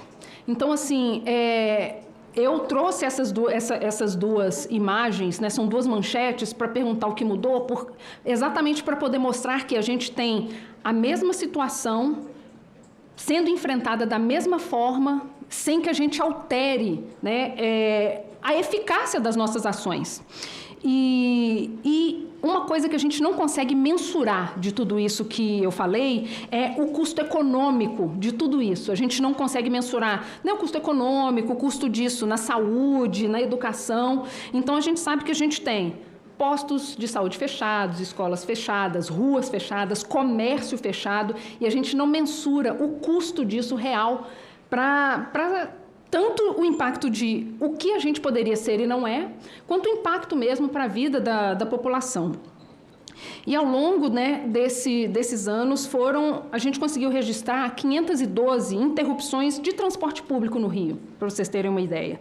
E a rede pública de educação no Rio tem cerca de 3.700 escolas. Só no ano passado, 500 delas foram afetadas diretamente pelos tiroteios. Então, isso significa que elas perderam dias de aula, foram fechadas parcialmente, os alunos não puderam estar ali, né? Prejudicou a comunidade escolar.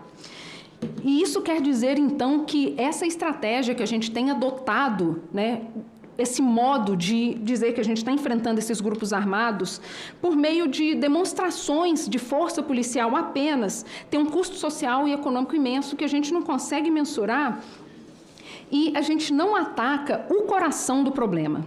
Então, assim, a gente tanto não ataca, né, o Comando Vermelho, que ele era uma facção que estava no Rio de Janeiro, e hoje ele está presente em mais de 20 estados e em todos os países da América Latina. Então, isso é um indicador direto de o modo como a gente tem enfrentado este problema não está dando certo.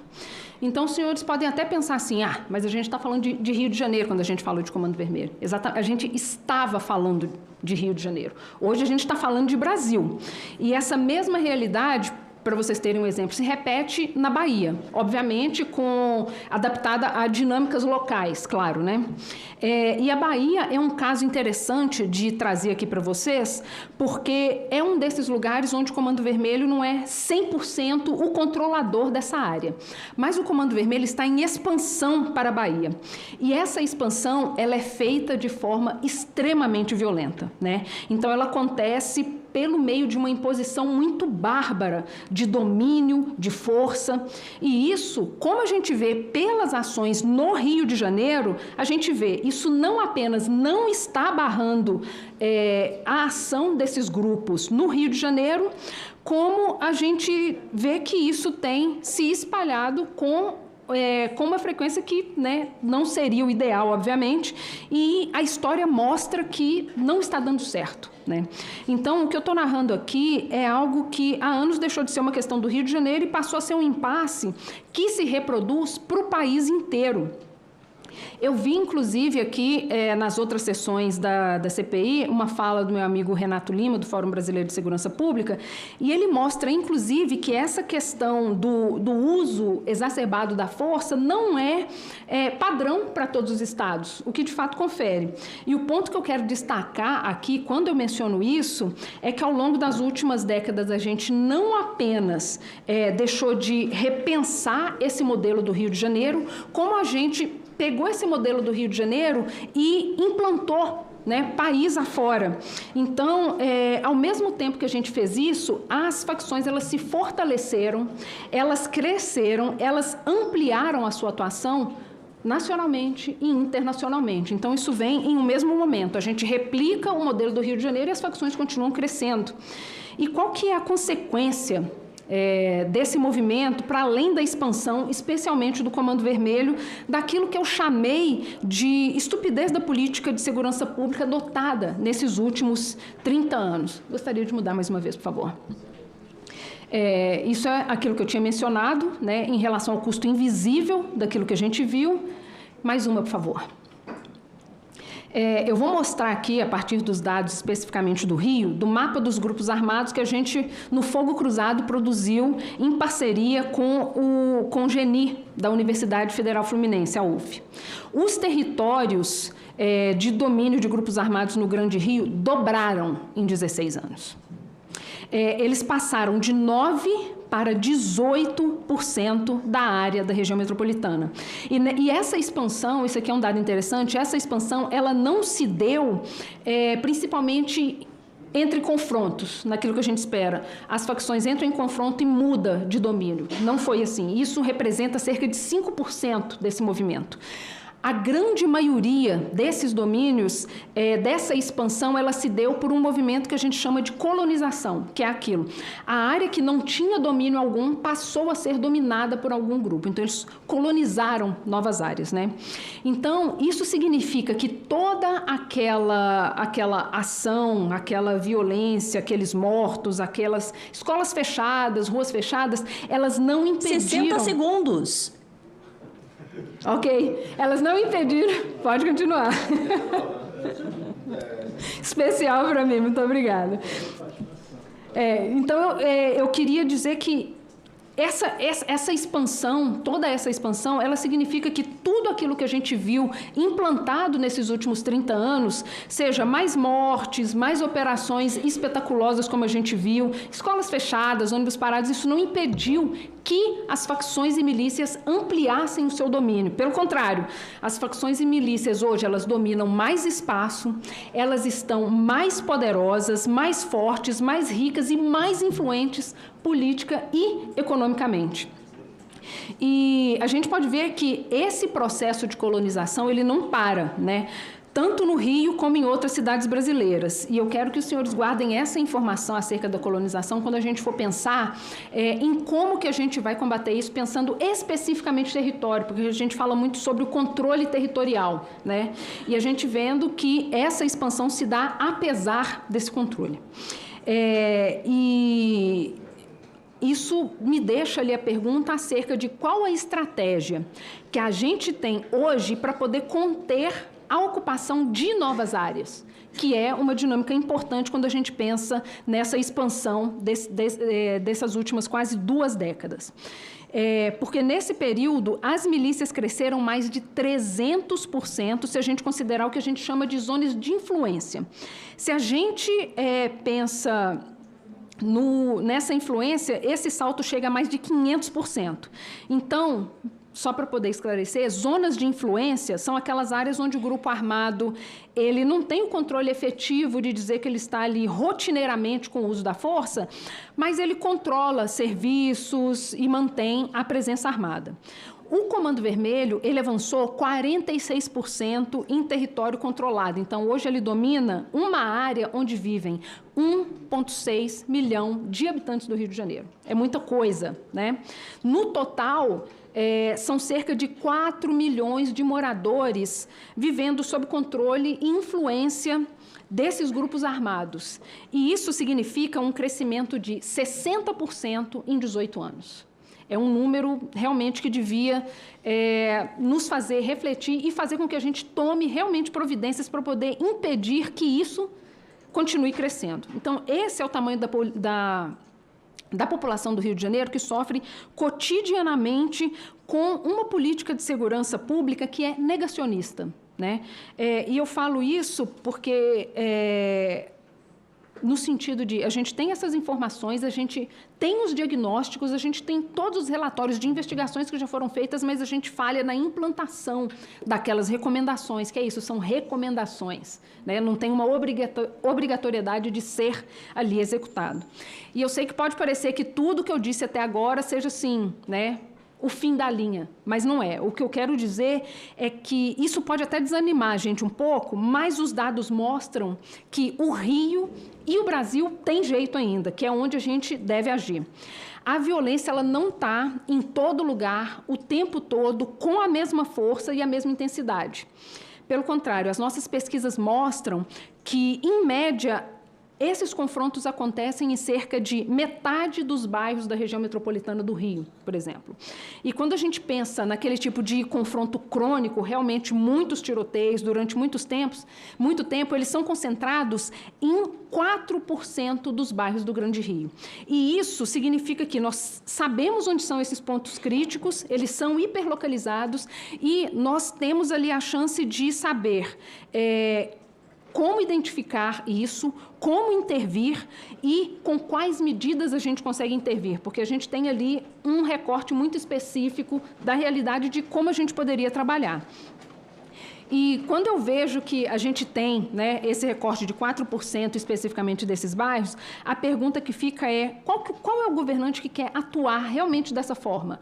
Baseado nessas informações, que são informações muito claras, muito diretas, e que apresentem à população um plano que tenha metas claras, que sejam baseadas em evidência e que, de fato, combatam a criminalidade e a violência e que não sejam usados especificamente para garantir reeleição, para poder fazer cortes e fazer apenas discursos sobre isso. A gente precisa que isso saia do papel e realmente colaborem para que a população, obviamente, não apenas do Rio de Janeiro, mas do Brasil, consigam viver de outra forma, né, fora disso. E eu me repito aqui, mas repito inclusive em coro com os especialistas que passaram aqui anteriormente e que apontam para o mesmo diagnóstico em relação a precisamos de uma ação articulada nacionalmente. Né? Porque o crime se nacionalizou, mas as políticas de segurança pública ainda não. Elas ainda são decididas localmente. E a gente sabe, o PCC está aí em 28 países. O Comando Vermelho ele avança sobre estados, sobre rotas internacionais na América Latina, e nós ainda tratamos esse problema de forma local, de forma fragmentada, com instituições que brigam ou por protagonismo ou por orçamento, ao invés de conseguir cooperar, né?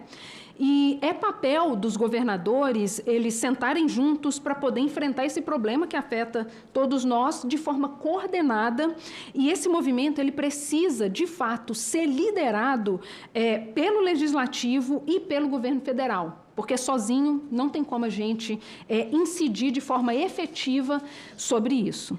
O Ministério Público precisa ser cobrado, inclusive, para poder rever o seu papel sobre o controle externo da atividade policial, algo que parece existir mais no papel do que na prática e que tem sido insuficiente, especialmente quando a gente pensa no combate à corrupção, né? E especialistas, pesquisadores que produzem essas informações, eles têm demonstrado esse tipo de situação, de quanto que essa cooperação é importante e de quanto que esse trabalho, inclusive com organizações, né, de sociedade civil, como é o caso do Fogo Cruzado ou o Fórum Brasileiro de Segurança Pública, precisam estar junto porque nós queremos a mesma coisa. Nós temos o mesmo objetivo em relação a isso, né? Só política pública baseada realmente em dados e evidências vai conseguir resolver esse problema. E política pública séria, coordenada, baseada em evidência, com metas que a gente consiga mensurar e ir calibrando ali no decorrer, né, da implantação para poder conseguir, de fato, ter uma incidência mais efetiva. E para poder fechar, gostaria de passar ali mais uma vez, por favor, né? Vou entrar aqui num assunto, senhor presidente, para poder falar de algo que é concreto e que parece ser, inclusive, relativamente simples e que conta com amplo apoio da população brasileira, mas vem encontrando certa resistência, né? As pesquisas já mostram que é isso, mais de 80% dos brasileiros, eles apoiam o uso de câmeras corporais nas polícias, né? E esse é um dos poucos temas que supera essa polarização que tem engessado, que tem paralisado as nossas vidas, os nossos debates. Então, assim, brasileiros de todas as regiões do país, de todos os espectros políticos, eles concordam nesse sentido. Então, assim, a ciência tem confirmado o que o senso comum já vinha apontando ali, né? As câmeras corporais reduzem a letalidade, inclusive de policiais, produzem resultados que são concretos, né? E isso eu falo, inclusive, da elucidação de crimes, que, infelizmente, é muito baixa no país e que mostram ali, inclusive, onde está o mal policial, que a gente tem que levar isso em consideração. É um debate que a gente precisa ter se a gente quiser realmente incidir de forma efetiva nesse tema e que permite que a gente lide com isso de forma, inclusive, mais transparente. Então, assim, apesar da gente não ter uma política nacional sobre câmeras corporais, aí eu me pergunto por que a gente não tem, né? Se a gente sabe desses apontamentos, desse apoio, desses resultados. Então, assim, e para mostrar que isso tem, né, isso atinge, vamos dizer, todos os espectros que eu mencionei aqui, o governador da Bahia fez dessa situação uma promessa de campanha. E durante o governo dele, ele conseguiu implantar isso em apenas 4% da força policial. E a gente tem, de um outro lado, o governo de Santa Catarina, que teve aí uma experiência exitosa. E ao invés desse modelo servir, né, de exemplo para o país e ser expandido, essa experiência foi abandonada. E aí, pergunto de novo, né, por que a gente não toma decisões sobre segurança que vão... Por que a gente toma essas decisões que vão contra o comprovado, mostrou que está dando certo? Por que a gente está fazendo o contrário disso? E eu estou citando isso como exemplo do que nos falta, não do que nos falta saber, né? Porque nós, como sociedade, a gente sabe como fazer. Demonstrei aqui que a gente já tem, né, vários diagnósticos sobre isso. Então, eu quero dizer que não é preciso mágica para a gente conseguir lidar com a segurança pública. O que nos falta é, de fato, liderança, vontade política e visão de futuro. E eu realmente espero que essa CPI seja um marco de mudança no modo como a gente trata esse quadro. Então, essa é a apresentação. Muito obrigada. Muito obrigado. Brilhante explanação, de forma didática. Obrigado, senhora Cecília Oliveira. Agora, imediatamente, transfiro a palavra ao relator, senador Alessandro Vieira. Obrigado, senhor presidente. Parabéns, Cecília, pela apresentação, pelo trabalho, né, do Fogo Cruzado. Presidente, se o senhor me permite, eu acho que é razoável, se não agora, ao final da sessão, que a gente faça um esclarecimento com relação aos recursos apresentados ao STF, até porque isso é matéria em vários veículos, então talvez ao final do depoimento a gente faça essa referência. Com relação à apresentação em si, um ponto da atuação do Fogo Cruzado, que para mim ainda não ficou tão claro, quer dizer, profissionalmente, claro que eu conheço a atuação de vocês, mas publicamente é importante deixar claro a metodologia que vocês utilizam para a identificação dos dados que, por exemplo, apontam quase 6.000 tiroteios no ano de 2025 nas 4 regiões metropolitanas. Então, qual é a metodologia que vocês usam para chegar a esse número? Obrigada. Senador, a metodologia que a gente usa, ela é baseada em 3 pilares, né? Então, a gente tem 3 fontes de informação que são: a gente observa cotidianamente, eu falo realmente em tempo real, as notícias que são veiculadas na imprensa em relação a, por exemplo, um assalto, uma operação, um roubo que aconteceu e que houve disparo de arma de fogo. A gente tem também um aplicativo e os canais por onde a população manda informação dizendo: olha, passei por uma situação aqui agora, aconteceu isso, eu visualizei essa situação. E tem também uma varredura que a gente faz constantemente nas redes, porque, infelizmente, isso é tão cotidiano que, quando uma pessoa passa por uma situação dessa, ela fala muito sobre isso. Passei pela rua tal, fiquei presa no trânsito por causa de um tiroteio, um arrastão que acabou com isso. Então, assim, a gente tem essas 3 fontes e a gente cruza essas informações para poder saber exatamente o que, quando, onde isso está acontecendo. Exatamente porque, quando acontece, não é só uma pessoa falando disso, né? Então, os nossos analistas, eles trabalham em tempo integral e aí em sistemas de turno para poder, inclusive, checar essas informações em tempo real e só depois essa informação entra para o nosso banco de dados. Perfeito. E a referência também de pelo menos 1/3 desses tiroteios envolvendo ações policiais, correto? Correto. Perfeito. É um ponto de discussão, e por essas coincidências da vida, mesmo senadores da República, são 2 policiais e um general aqui sentados. Então, o emprego da força, de alguma forma, sempre fez parte da nossa atividade. Existe um desafio que é a retomada de território, né? A senhora focou na apresentação a tentativa de contenção da ação dessa expansão, mas é preciso retomar território. E aí as alternativas de retomada de território que a senhora pode apresentar ou sugerir que saiam da lógica do confronto que, em regra, se mostra necessário. Perfeito. Quando a gente fala sobre território, a gente precisa pensar na presença do Estado nesses locais. E muitas das vezes, quando a gente debate isso, a gente fala que o Estado precisa estar ali. Mas não é tão simples assim, porque, vou dar um exemplo aí, o Complexo de Israel. É uma área do Rio de Janeiro que é urbanizada, não é aquela visão que a gente tem, aquela visão clássica que a gente tem de favela sem serviços públicos. É uma área absolutamente urbanizada, né? Ou seja, tem serviços, tem estrutura, está tudo correto ali.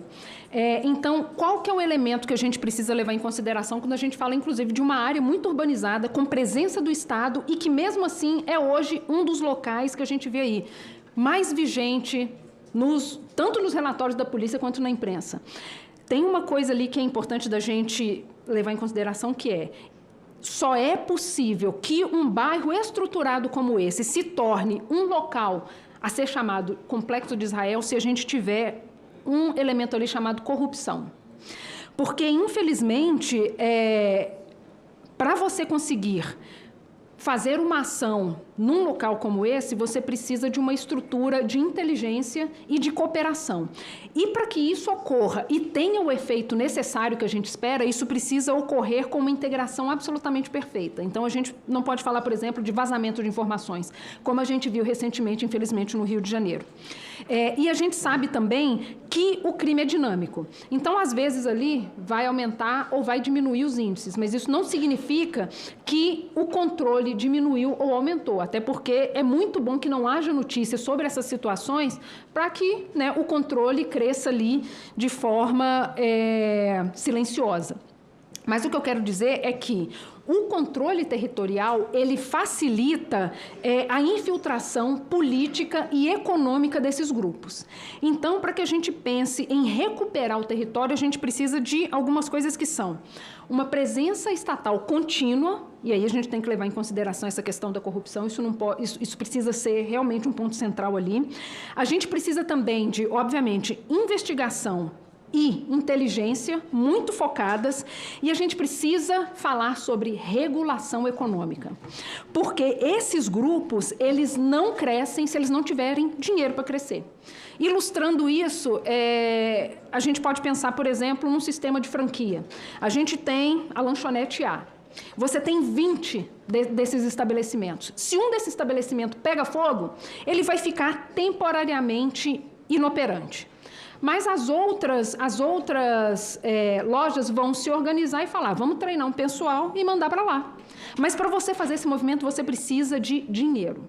Então, sem a gente pensar em regulação econômica para poder impedir que haja sempre a possibilidade de reestruturação e expansão, não há como a gente debater ocupação territorial. Perfeito. A base de vocês, o início de vocês é o estado do Rio de Janeiro, correto? Então, eu gostaria de uma análise da senhora dessa realidade do estado do Rio de Janeiro, um estado que tem, dos seus últimos governadores, 5 deles entre presos e condenados, e uma clara infiltração criminosa via corrupção. Um retrato desse cenário, para que a gente possa registrar aqui na Comissão Parlamentar de Inquérito, e uma contribuição no sentido de soluções. Que caminhos é possível para o estado do Rio de Janeiro, que a gente possa, enfim, dar cabo dessa situação de contaminação terrível. Perfeita colocação, senador, porque, como eu tenho pontuado, não há como a gente pensar soluções sem a gente pensar a questão da corrupção, porque quando a gente fala, né, sobre, especialmente os governantes, a gente pensa qual o impacto disso, qual a relação disso em relação às eleições, por exemplo. E o objetivo nem sempre é ocupar um cargo diretamente, né, esses grupos, mas garantir acesso e proteção dentro do poder público. Então, a gente precisa levar em consideração a captura. E aí a gente pode pensar a captura de setores da administração pública, a gente pode pensar em setores relacionados à expansão econômica, como eu mencionei, e a influência realmente política. Eu escrevi um livro recentemente sobre milícia, e o título é exatamente Como Nasce um Miliciano. E nessa pesquisa, que durou aí realmente alguns anos, uma das coisas que eu pude perceber ali é que esse crescimento ele é gradual. A pessoa simplesmente não passa num concurso público e decide, opa, vou cruzar a linha agora, né? Mas é uma série de dobra de apostas. Ele dá um passo, nada acontece, ele dá mais um, está tranquilo, ele vai calibrando esses passos. E eu menciono isso porque uma das soluções que eu acho que são vitais ali é que a gente realmente tenha mecanismos de investigação que sejam mais robustas em relação à corrupção institucional. E friso, não estou falando só de policial aqui não, porque essa infiltração ela é muito para além disso. O policial ele é uma ponta, né? Mas a gente precisa olhar para outros setores. Inclusive, eu acho improdutivo quando a gente debate corrupção e fala só de corrupção policial, porque isso aí é um pedaço desse problema, né? E, obviamente, a gente precisa pensar ali em relação ao que já vem sendo disso, em relação à cooperação das instituições, porque os mecanismos de controle sobre esses agentes que se corrompem, eles precisam ser mais efetivos. E isso, eu penso, né, isso está estritamente relacionado a mecanismos que relacionam ali a integridade desses servidores, mas que também levem em consideração a questão de movimentação financeira, né? Eu assisti às outras sessões e vi que isso tem sido mencionado sistematicamente, o quanto que é importante a gente trazer para essa mesa não só as forças policiais, mas especialmente as outras instituições que lidam ali com essa questão econômica e levar muito a sério a questão da fiscalização. Porque é muito difícil para um cidadão comum, por exemplo, sonegar imposto de renda. É difícil. Constantemente essas pessoas caem na malha fina. Como que uma pessoa consegue movimentar tanto dinheiro tranquilamente? Né? E aí vi também que foi largamente mencionada aqui a questão da tax, das criptomoedas, de como que esse dinheiro passou a circular de outra forma, né? A gente já houve outras CPIs falando de lavagem de dinheiro e isso era mecanismos. Então, isso andou, isso evoluiu. Então, os modos como a gente trabalha a inteligência, como a gente fiscaliza, como a gente regula, precisa também ser atualizados para poder dar conta dessa evolução tecnológica e esses novos mecanismos de burlar fiscalização e inventar novos jeitos, né, de cometer crimes. Né? E a versão aprovada pelo Senado, ela tratava com igual dureza o crime organizado violento e o crime organizado não violento. Porque a nossa leitura dos senadores e senadoras é de que não dá para separar as duas modalidades, vamos chamar assim. Os deputados optaram por um caminho diferente, eles optaram apenas por endurecimento com relação ao crime chamado, e aí criaram um novo tipo, né, ultraviolento. Apenas para que a gente tenha essa opinião sua profissional. É possível fazer essa separação e isso funciona? Tratar firmemente apenas o crime da ponta e deixar de lado todo esse aparato mais estruturado financeiro? Eu acho que para a gente ter uma ação de fato efetiva, eficaz e extremamente direcionada, a gente precisa separar o peso dos criminosos. Porque, obviamente, a influência que tem uma liderança, obviamente, não tem uma pessoa pequena dentro dessas organizações. Então, a gente precisa... Quando a gente pensa sobre esse tipo de debate, a gente precisa levar em consideração o sistema prisional. Porque ali a gente tem a situação de que as prisões, elas são um ambiente de formação de mão de obra para essas organizações. As facções no Brasil, elas majoritariamente nasceram dentro do sistema prisional. E nasceram dentro do sistema prisional...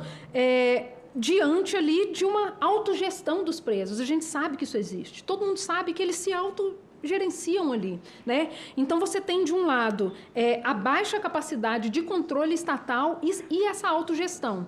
E isso, inclusive, permite ali a conexão, o intercâmbio entre os criminosos de diferentes hierarquias. Então, isso tanto permite que eles formem novas lideranças, quanto permite também que eles continuem estruturando as suas organizações.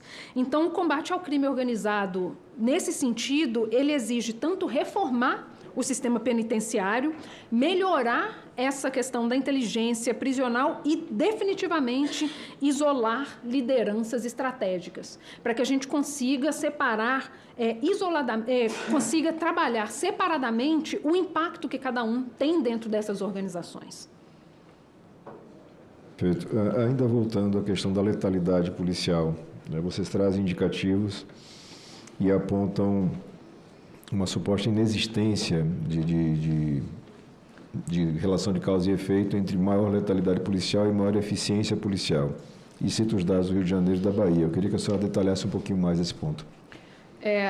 Eu acho que parte disso estava, inclusive, presente aqui na minha fala inicial, quando a gente fala que essa letalidade policial ela não tem resolvido. E eu volto aqui, inclusive, naquela parte que eu disse sobre... nós tratamos esse problema, que é extremamente complexo, como se fosse um problema que vai ser resolvido pela polícia. E a gente está vendo que não vai. Até porque grande parte das atividades das facções hoje em dia não são sobre drogas mais. Elas têm outras atividades, elas operam negócios que têm o verniz de legitimidade. Postos de gasolina, empreiteiras, empresas de ônibus. Então, assim, a gente jogar isso no colo especificamente dos policiais é, inclusive, injusto com esses policiais. Porque todas as políticas que a gente pensa, e aí a gente pode pensar em política de educação, política de saúde, essas políticas, elas são feitas por diversos profissionais. Então, né, para que a gente tenha uma ação efetiva, a gente precisa que o policial saiba exatamente o que ele está fazendo. Por que ele está ali? Ele foi designado para quê? Ele tem noção que a ação que ele está tendo hoje no lugar A vai ter uma interferência no lugar B? Ele consegue fazer essa ligação? E eu acho, inclusive, interessante da gente pensar nisso, por exemplo, vou tomar como exemplo aqui essa última operação no Complexo do Alemão, onde a gente teve, por exemplo, profissionais que eram novos na força. Tinha um policial ali que foi vitimado 40 dias na força. Ele tinha noção do que era uma operação daquela, com aquela sensibilidade, em um local que a gente já sabe que não é simples de operar? né? E é por isso que eu falo em relação a essa questão da relação entre letalidade e o impacto no combate dessas facções, porque a gente teve uma operação com uma alta letalidade. E a cidade está exatamente igual. O Comando Vermelho está exatamente igual, operando nos mesmos locais, com a mesma força, que tem aquela relação com o que eu disse ao longo desses 30 anos. Nós temos feito exatamente a mesma coisa. Mais operações, mais mortes, mais tiros, e trago, inclusive, essa informação sobre mais mortes de policiais também nesse tipo de ação. E o impacto é nenhum. Tanto é que aquele Comando Vermelho que estava só no Rio de Janeiro, hoje está espalhado pelo país inteiro e países da América Latina. Então, assim, a relação que, vamos dizer assim, né, mais direta entre a letalidade e o fortalecimento dessas facções é em relação ao efeito que isso tem no grupo criminoso, no sentido de eles estão atacando mais, a gente precisa se unir mais, criar mais laços, recrutar mais pessoas e dobrar essa aposta. Então, a gente tem feito isso, recrudesce de um lado, recrudesce de outro, dobra a aposta. Então, assim, o número de policiais mortos e de policiais, né, que compõem a força cresceu e as facções também cresceram. E estamos aqui no centro do problema, debatendo mais uma vez essa questão que é, como eu disse, está sendo debatida há 20 anos e para a qual está sendo apresentada exatamente as mesmas soluções. Ou seja, a gente não chegou lá. Para caminhar para o encerramento, presidente, o mapa que você mostrou, Cecília, da ocupação territorial na cidade do Rio de Janeiro, ou região metropolitana, nós tínhamos ali manchas em azul, vermelho e verde. A azul eram milícias, é isso? Isso, exatamente. As milícias, então, correspondem significativamente por uma área maior de ocupação hoje, de domínio. Isso eu estava mostrando em relação ao crescimento delas. Eu mencionei ali que o Comando Vermelho cresceu cerca de 50%. Em relação às milícias, elas avançaram entre 300% e 500% a você julgar o tipo de interferência que elas têm, né? Se é só influência ou se é um domínio realmente mais estabelecido. Então, elas cresceram significativamente mais nessas últimas quase 2 décadas. Perfeito. E para concluir, Cecília, considerando a base de vocês, a gente que é profissional de segurança há bastante tempo, o Rio de Janeiro tem sido um laboratório de teses, tentativas, que normalmente duram pouco. E algumas iniciativas, no seu primeiro ponto, no seu primeiro momento, mostraram ou sinalizaram dados positivos, resultados positivos, mas não avançaram.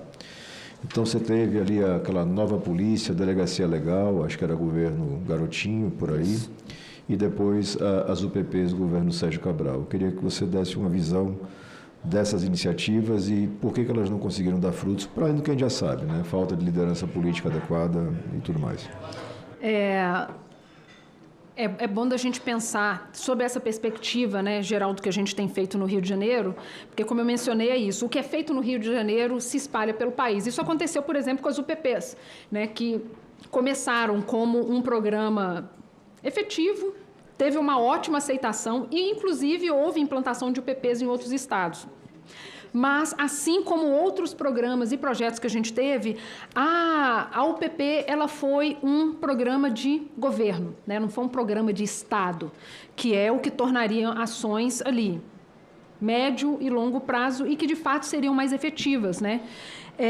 Então, para que a gente possa compreender o que acontece no Rio de Janeiro, a gente precisa compreender como essas políticas elas vêm sendo desenhadas nesses últimos tempos. Inclusive, nesse último governo, que inclusive acabou se desfacelar nessa semana no Rio de Janeiro, a briga era: precisamos de um plano de segurança pública para o Rio de Janeiro, dada a situação que é gravíssima. E essa briga foi constante para que precisamos que esse plano seja apresentado para que a gente consiga acompanhar, inclusive, quais são as metas, a gente quer fazer o quê? Essas ações, essas decisões que estão sendo tomadas, elas têm relação com esse plano? Então, isso é uma coisa que tem sido feita no Rio de Janeiro ao longo desses 20, 30 anos. Então, a gente teve, por exemplo, medidas que foram boas, como o senhor mencionou, né, a questão da delegacia legal ali no governo Garotinho. A gente teve outros programas que, inclusive, são semelhantes, né, ao que foi a UPP durante esse período também, e que é isso, foram sendo abandonados ali sistematicamente. E isso significa que é isso, a gente não prioriza que esses programas sejam programas de governo, de Estado, eles são ali efêmeros. Isso significa que a gente não prioriza inteligência e investigação ao longo desses anos, né? E quando a gente organiza ali os efeitos disso, eles vão se somando ao longo desses anos. Eu lembro que para poder escrever o livro, eu revisitei esses planos de segurança e eu comecei a prestar atenção no que eles tinham de comum e uma coisa que eu acho que ali ficou muito clara é que você tinha o plano de segurança e você tinha o que era feito. Não era seguido. Assim como a gente tem plano nacional de saúde, a gente tem plano nacional de educação, a gente não tem um plano nacional de segurança pública. E eu acho que esse é exatamente um dos problemas, porque o Comando Vermelho não é um problema do Rio de Janeiro mais. Foi, não é mais, né? O que acontece no Rio de Janeiro tem impacto na Bahia, tem impacto no Amazonas. Então, isso é uma das coisas que ficou muito clara, porque a gente foi tecnicamente implementando planos de segurança que eram fragmentados entre os estados, e isso é muito bom para as facções, porque elas não são levadas em consideração nacionalmente, né? Então você tem governadores tentando resolver problemas que são nacionais, obviamente vão falhar, e a gente não tem a coordenação tanto entre os estados quanto a coordenação nacional para que a gente consiga ser mais efetivo. E isso facilitou a vida das facções, não apenas no Rio de Janeiro, porque hoje a gente tem quase uma centena delas pelo país, e isso mostra que aqueles planos que tecnicamente foram implementados, eles não tinham nenhum espelho com a realidade. Porque quando a gente analisa os dados, e aí a gente pode pegar os dados ali do Instituto de Segurança Pública, do próprio governo do Rio de Janeiro, a gente vê que o que o ISP mostra, ele é incompatível com os planos que foram apresentados em relação à redução de homicídios, redução de qualquer outro indicador que a gente for analisar. Presidente, eu estou satisfeito. Cecília, obrigado, parabéns pelo trabalho de vocês e que a gente consiga avançar tecnicamente para o resultado. Muito obrigada. Obrigado, relator. Eu queria fazer algumas pequenas considerações que na exposição da senhora me chama a atenção, que eu já vinha de forma tímida fazendo essa reflexão há muito tempo no Estado do Espírito Santo, que era aquilo que eu chamo que é o direito penal econômico, né? Qual o impacto do crime na economia, não é só isso. Então, vou dar um exemplo simples. Um crime de trânsito que morre jovens, o Brasil é um dos países que mais matam no trânsito. Qual o impacto disso na saúde, na educação, na economia, como um todo? E isso acontece também ali, né? Quando você tem um crime organizado dominando e você fecha as escolas, além do conteúdo da escola pública, que nós sabemos que, infelizmente, você não tem o mesmo grau de profundidade, às vezes, por vários fatores, né? A ausência de quadra, a ausência de biblioteca, a ausência dos elementos, dos equipamentos fundamentais, né? Então, essa coisa do impacto invisível do crime organizado na sociedade, eu acho que isso... Eu fico triste quando eu vejo, aí eu falo isso enquanto cidadão, quando eu vejo que o Estado não tem essa ciência, ou tem e finge que não tem, e não implementa essas políticas públicas. Então, quando há contaminação das instituições, você vê a utilização de câmeras, mais de 80%, quase 90% da população aprova, e você tem ali a probabilidade, uma resistência para se implementar. Eu queria saber da senhora, basicamente, esse monitoramento das conversas no parlatório em presídios de segurança máxima. Como a senhora avalia essa possibilidade de fazer esse monitoramento? Eu acho que a gente tem duas questões em relação a isso, porque a gente tem ali, de fato, o sigilo, né, entre o advogado e o seu cliente, mas a gente precisa desenvolver ali mecanismos que a gente consiga trabalhar mais especificamente em relação a essas grandes lideranças, né, porque isso é, de fato, um problema que a gente precisa cuidar mais de perto. Em relação a esse tipo de situação, a gente tem, inclusive, assim, apresentado soluções, né, e aí eu falo em relação ao sistema penitenciário de uma forma geral, que muitas das vezes ficam atrasados. Eu falo isso, eu lembro que eu assisti a alguma das apresentações dos colegas que estiveram aqui antes, eles estavam, inclusive, falando sobre os bloqueadores de celulares, que quando você dá um passo, a tecnologia já está anos-luz desse tipo de situação.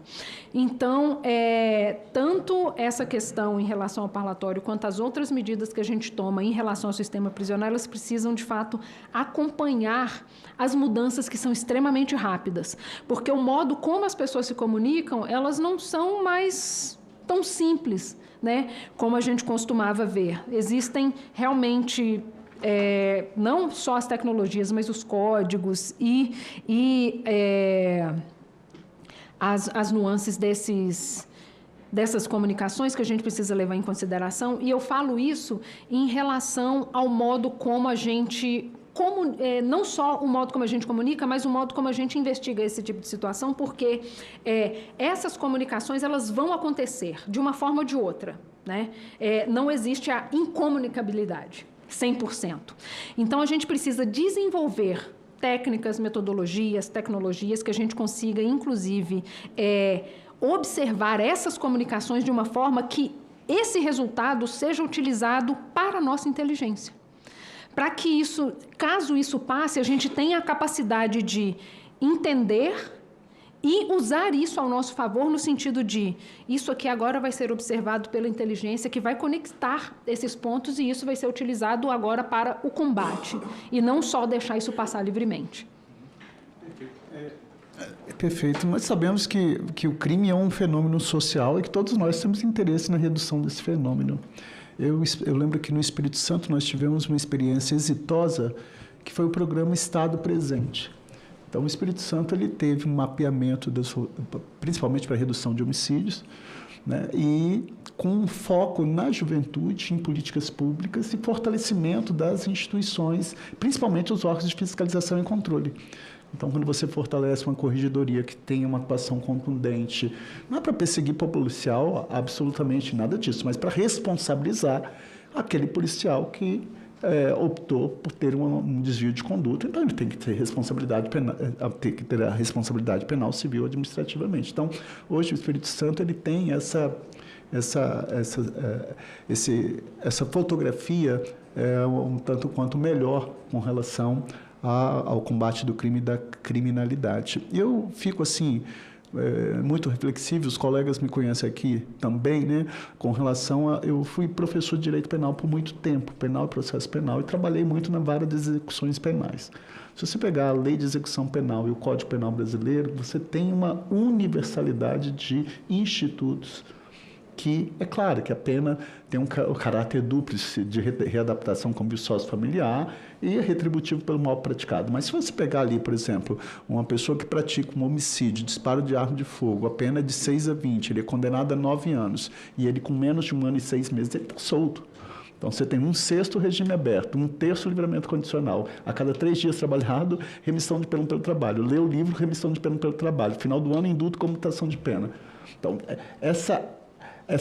esse grau de reprovabilidade de acordo com a lesividade do bem jurídico praticado, isso é uma coisa que eu acho que compete a nós também refletirmos aqui no parlamento, né? Então, como que o senhor avalia os regimes de cumprimento de pena no Brasil e a própria duração desses apenamentos? Porque às vezes você está num país, e olha, por favor, eu não estou querendo só atingir a pena. Claro que eu fiz todo um roteiro para falar que a implementação de políticas públicas para redução da desigualdade, para dar saneamento básico, iluminação pública, escola de tempo integral, é claro, para tirar o jovem da probabilidade dele ser cooptado pelo crime ou pelo comando vermelho ou uma milícia, isso tem que ser feito. Agora, se isso ocorre, como a senhora avalia essa quantidade de benefícios ou institutos assegurados pela Lei de Execução Penal e pelo Código Penal Brasileiro?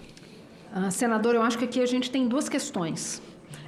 Uma, a gente sabe que algumas desses institutos, eles têm ali o objetivo de não quebrar os laços da pessoa penada com a sociedade, com a família, porque isso é comprovadamente uma possibilidade de que essa pessoa se reestabeleça, né? Então, a gente tem essa questão. A gente tem essa outra questão que é, quando a gente pensa em crimes e segurança pública, muitos dos debates se resumem a precisamos endurecer as penas. E isso não é eficaz porque, assim, essas pessoas que realmente cometem crimes, elas estão sendo de fato pegas? Porque no sistema prisional a gente tem um monte de gente que é assim, né, a base da pirâmide da criminalidade, né? E eu falo no sentido de só dizer que vamos endurecer penas não funciona, no sentido de que essas penas elas não estão atingindo as pessoas que deveriam atingir, né? A gente sabe que, a gente mencionou aqui várias vezes, os colegas também mencionaram que as pessoas que cometem crimes hoje relacionados a drogas, elas não lidam mais só com drogas. São crimes, são crimes inclusive financeiros, porque a droga ela é só um dos elementos que, vamos dizer, está no portfólio de serviços dessas organizações criminosas. Então, essa pessoa que ela realmente precisa ser atingida para a gente conseguir, por exemplo, desmobilizar uma organização criminosa, ela é uma pessoa rica. E assim, a gente sabe como o sistema tem beneficiado pessoas que têm poder econômico e político para poder influenciar as decisões a seu favor. Então, quando a gente faz esse debate sobre esses benefícios que recorrem a pessoas que são majoritariamente pessoas da base, muito chão ali dessas organizações criminosas, a gente está falando de uma parte que obviamente, é estritamente importante que a gente leve em consideração e faça esse debate, mas a gente não está atingindo de forma eficaz a estrutura. Porque, vamos dizer, né, aqueles grandes cérebros, as grandes pessoas por trás da estrutura, elas são praticamente invisíveis por esse sistema. A gente tem o comando, a gente tem uma base no meio ali, que é uma base que fica praticamente invisível, que é quem faz esse sistema rodar dentro do sistema financeiro. A gente não tem esses nomes, como a gente fala, olha, a polícia está procurando o DOCA. A gente sabe o nome dele, a gente sabe quem ele é. Mas quem é a pessoa que faz o sistema do DOCA funcionar?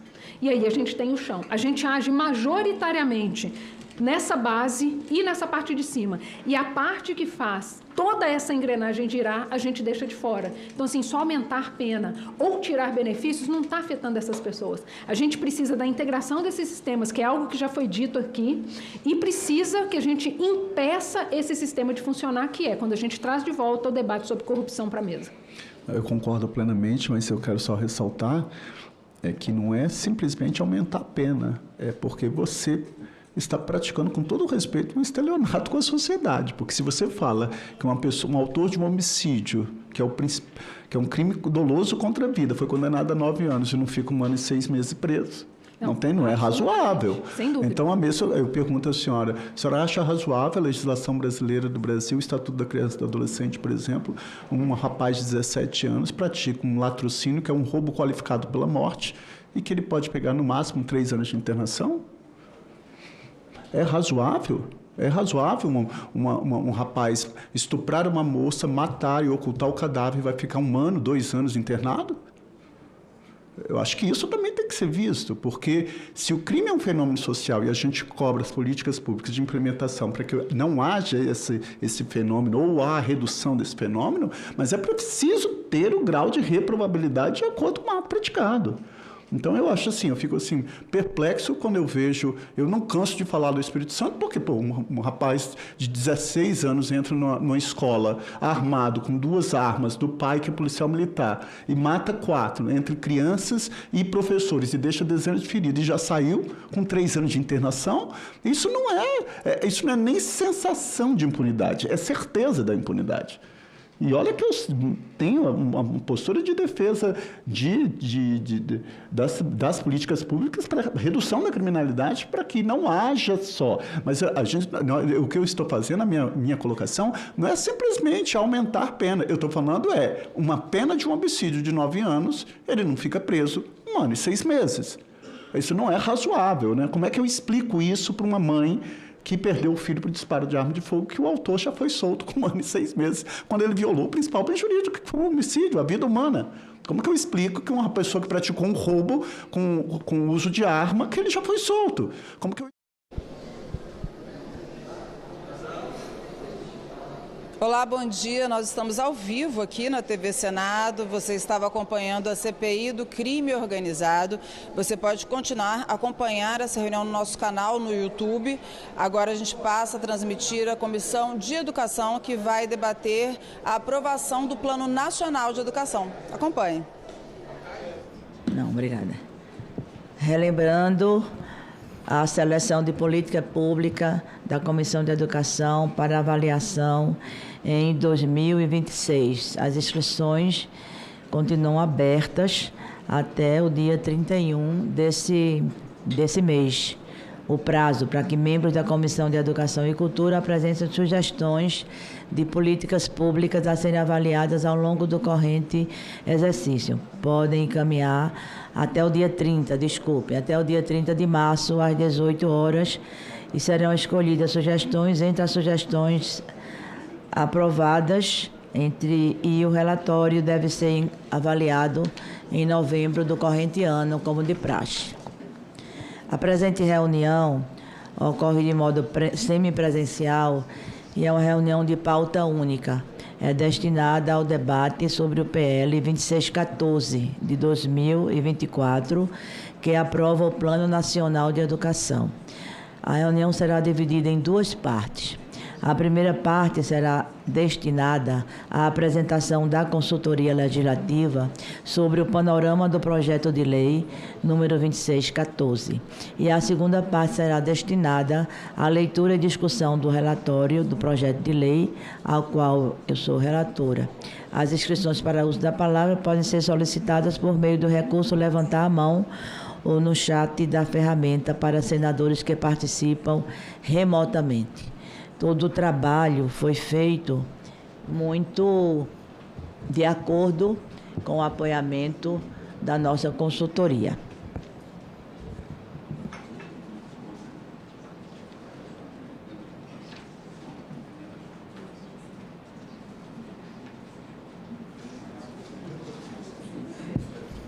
Senadora Damares, vou ler rapidamente um pequeno histórico do processo. Logo em seguida, passarei a palavra à consultoria. O PNE, instrumento de mobilização decenal, que contém diretrizes e metas para uma política nacional estruturante para o nosso país, foi aprovado na Câmara e encaminhado ao Senado após um bom período e um qualificado debate. Vem a análise do nosso colegiado e, ao nosso sentir, deve ser tratado com a urgência que o tema requer. Pode ser objeto de emendas e pretendemos, a partir de agora, vencer a discussão no nosso colegiado com vistas à célere sanção. Ele chega robustecido pelas conferências realizadas em todo o país em 2023 e 2024, por uma consistente formulação do Grupo de Trabalho Plural no MEC, com a participação da Câmara de Deputados e do Senado Federal, e ainda por um debate amplo e qualificado na Comissão Especial da Câmara, que aperfeiçoou e acordou um texto bastante ajustado.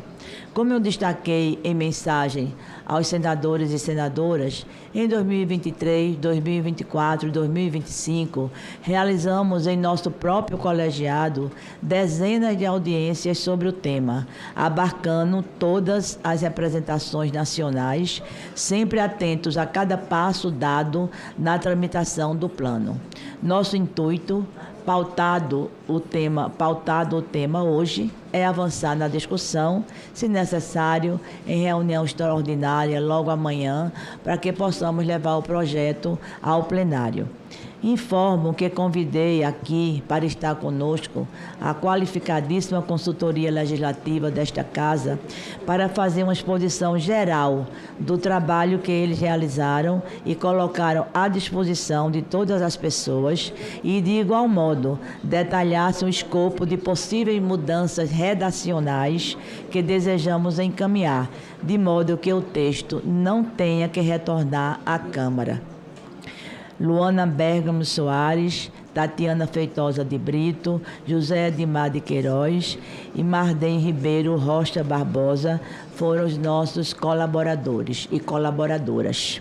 O texto aqui em comento, como realçado, tem 37 artigos, 8 capítulos e traduz uma organização sistêmica para a educação nacional, um planejamento normativo e operacional em sintonia com a Lei Complementar número 220, que trata do Sistema Nacional de Educação e da cooperação entre os entes federativos, União, Estados, Distrito Federal e municípios. Temos um instrumento robusto que trata dos fundamentos constitucionais de um alcance atemporal, que traz conceitos estruturantes e toda uma base normativa do plano. Do ponto de vista de diretrizes, consolida o que nossa sociedade vem acumulando e pactuando, inclusive no parlamento.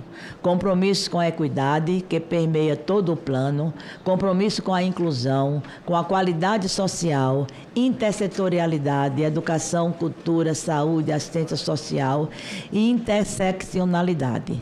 Do ponto de vista dos objetivos gerais do PNE, é afirmativo em relação ao direito à educação, da educação básica à pós-graduação, estabelecendo a qualidade como foco, tal como demarcando desafios atinentes à redução de desigualdades, à erradicação do analfabetismo, à valorização profissional, com um modelo de financiamento que faça o plano vivo e não apenas uma carta de intenções.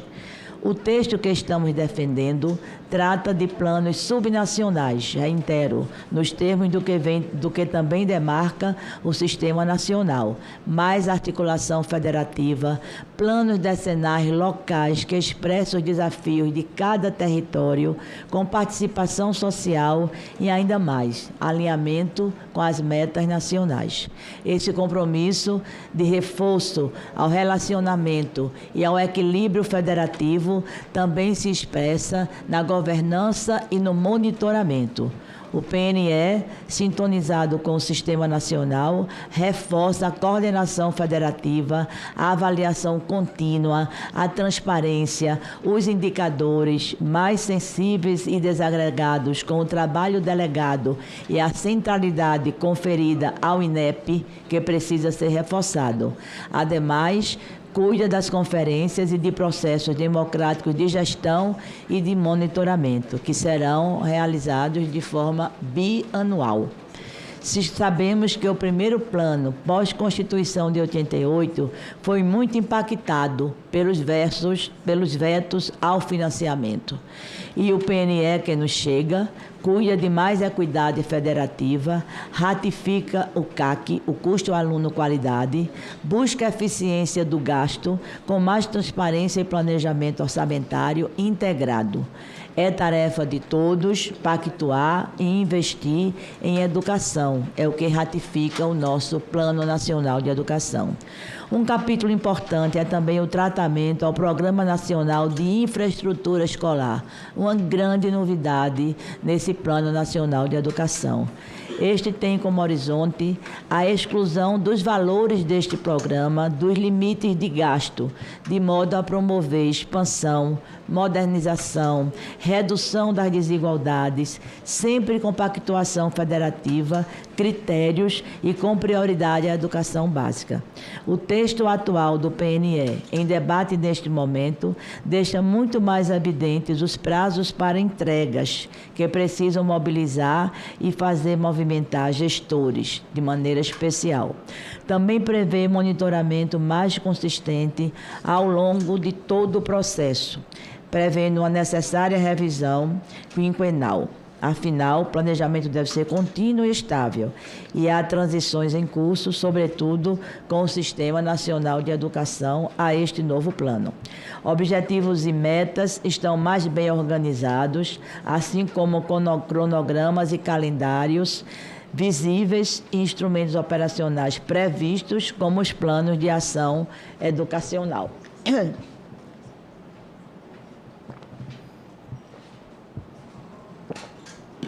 Já me encaminhando para o final, Do ponto de vista de uma síntese e análise, rapidamente vou dizer algumas palavrinhas também. O contexto e a construção até aqui, com um texto bastante legítimo, decorrem de um processo político, de um amplo debate que teve participação social e aperfeiçoamento legislativo. 3.070 emendas ao projeto de lei original e mais de 1.380 emendas ao substitutivo. Mais debate e o texto que nos chega, não com a cara de um partido ou de um bloco, mas expressando consenso progressivo, bastante maduro, que nem precisou levar o projeto ao plenário. A comissão apresentou um recurso ao plenário para que o plano fosse terminativo na própria comissão especial, e assim o foi. Em nossa análise, o PNE é este instrumento central de coordenação e cooperação federativa, capaz de traduzir e viabilizar uma política de Estado. Ele também é fruto de aprendizados institucionais, MEC, sociedade, Câmara, Senado, em torno dos necessários avanços progressivos que o emolduram. Por isso, é instrumento que advoga estabilidade, perenidade e continuidade de políticas educacionais para além de governos. Do ponto de vista da constitucionalidade e técnica, é instrumento que, como realçado, está em conformidade com nossa Constituição e Lei de Diretrizes e Bases, marcado pelo regime de colaboração e pelo fortalecimento do direito à educação. O que estamos projetando é conferir maior clareza conceitual, algumas padronizações e, por consequência, firmando a necessidade de ajustes redacionais, sem que seja o retorno à Câmara, que muito bem debateu o tema, repito. Como já realcei, o texto materializa uma inaugural articulação normativa, ou seja, está largamente harmonizado e integrado à legislação do Sistema Nacional de Educação, com o Fundeb e os demais marcos legais de nossa educação.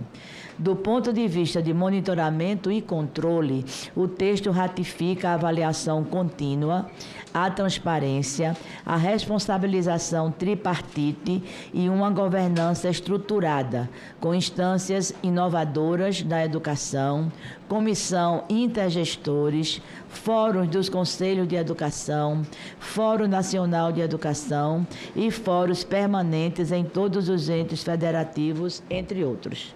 Não podemos deixar de demarcar, nesse momento, outros avanços estruturais de mérito. É um plano que, entrando em vigor com o Sistema Nacional de Educação regulamentado, ratifica todos os seus aspectos: a qualidade educacional, a equidade, a sustentabilidade, uma inovação temática com evidência, fruto do aperfeiçoamento legislativo.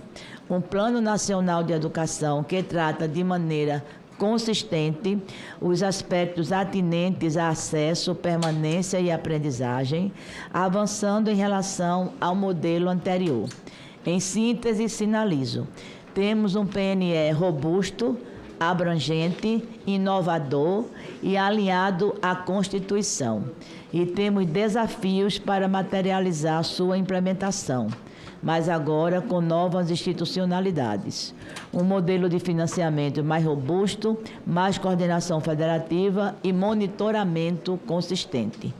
Ao meu ver, esse colegiado tem condições de acolher ajustes redacionais com consenso político, com urgência normativa, segurança jurídica e, a bem da continuidade e reforço de políticas públicas educacionais pelo nosso país.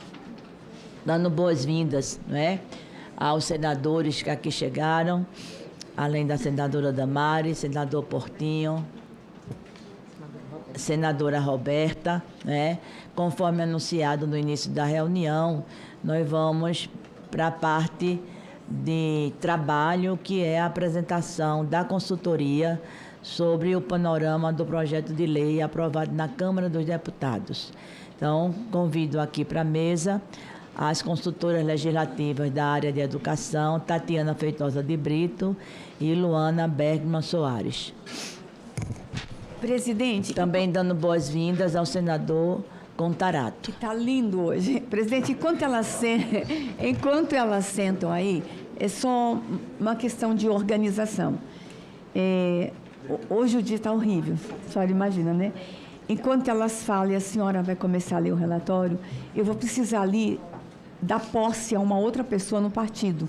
Pois não, e eu senadora. vou tentar correr para chegar antes do final da leitura do seu relatório. Mas como é semipresencial, eu posso pedir vista semipresencial também. Pode. Porque eu vou pedir vista após que nós apresentamos umas emendas para tentar ver se elas são recepcionadas como redação. Perfeitamente. Tá? Mas assim, eu vou tentar lá por telefone, mas eu quero voltar para a leitura do relatório. Caso a senhora não possa voltar a tempo, né, eu já adianto que algum senador pode apresentar o seu pedido de vista, que como é regimental, será evidentemente acolhido. Eu só vou pedir o máximo de urgência por conta do tempo que esse projeto chegou, né? Ele chegou no final do ano, chegou faltando um dia para terminar o ano legislativo, né? O mês de fevereiro foi um mês muito atípico, nós não tivemos condições de colocar em votação. Eu sei que isso é compreendido por todos.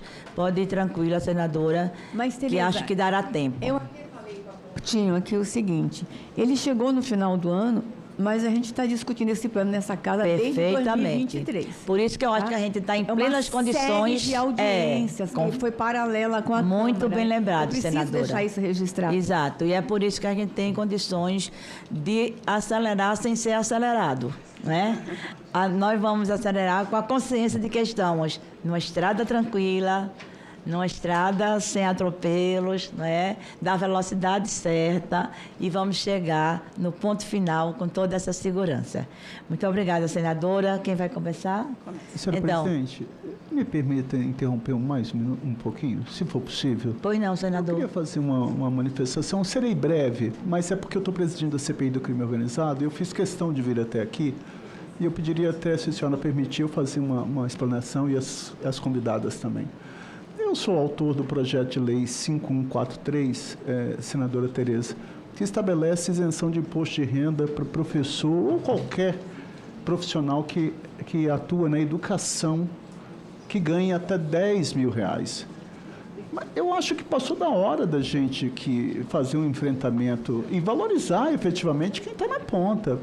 Eu sou professor no ensino superior, e eu vejo qual é a realidade no estado do Espírito Santo, por exemplo. A média salarial de um professor no Espírito Santo, senador Portinho, é R$3.000 e poucos. Como que eu explico que um professor, para trabalhar 40 horas semanais, tem um piso de R$5.000 e poucos? E aí a gente vê aqui funcionários públicos com penduricalhos ganhando R$100, R$200, R$300 por mês. E a gente sempre estende um tapete vermelho para determinadas instituições, mas para quem está na ponta, que está implementando essa função tão nobre, essa missão, efetivamente, que é ser um professor, a gente não avança sobre isso. Então, eu fiz questão de vir aqui, porque a senhora, como presidente e uma aguerrida defensora da educação pública, da educação de qualidade, é que nós tenhamos aí, vamos cobrar ao presidente Davi Alcolumbre que ao menos distribua o projeto. E esse projeto fatalmente vai vir aqui para a Comissão de Educação. Então, eu acho que a gente tem como valorizar os professores. Eu fico triste, né? Sempre que é para direito de trabalhador, a gente põe obstáculo. Agora, para taxar betes, banqueiros, bilionários, a gente não faz. Agora, é para direito de trabalhador, a gente coloca dificuldade. Nós estamos aí com a famigerada escala 6x1. Eu queria ver se nós, parlamentares, tivéssemos que viver com um salário de R$1.621. Esse é o salário mínimo para trabalhar uma escala 6x1. E aí? Eu queria ver isso não é razoável, senadora. Então, quando eu falo assim, professor, vai para uma escola pública, eu só quero dar uma fotografia da educação básica no Brasil. 83% das escolas de educação básica no Brasil não tem laboratório de ciências. 73% não tem biblioteca. 73% não tem acessibilidade. Não tem quadra poliesportiva. Aí eu vejo, às vezes, as colegas meus falando em meritocracia. Meritocracia para quem? Seja um professor e vai para uma escola pública.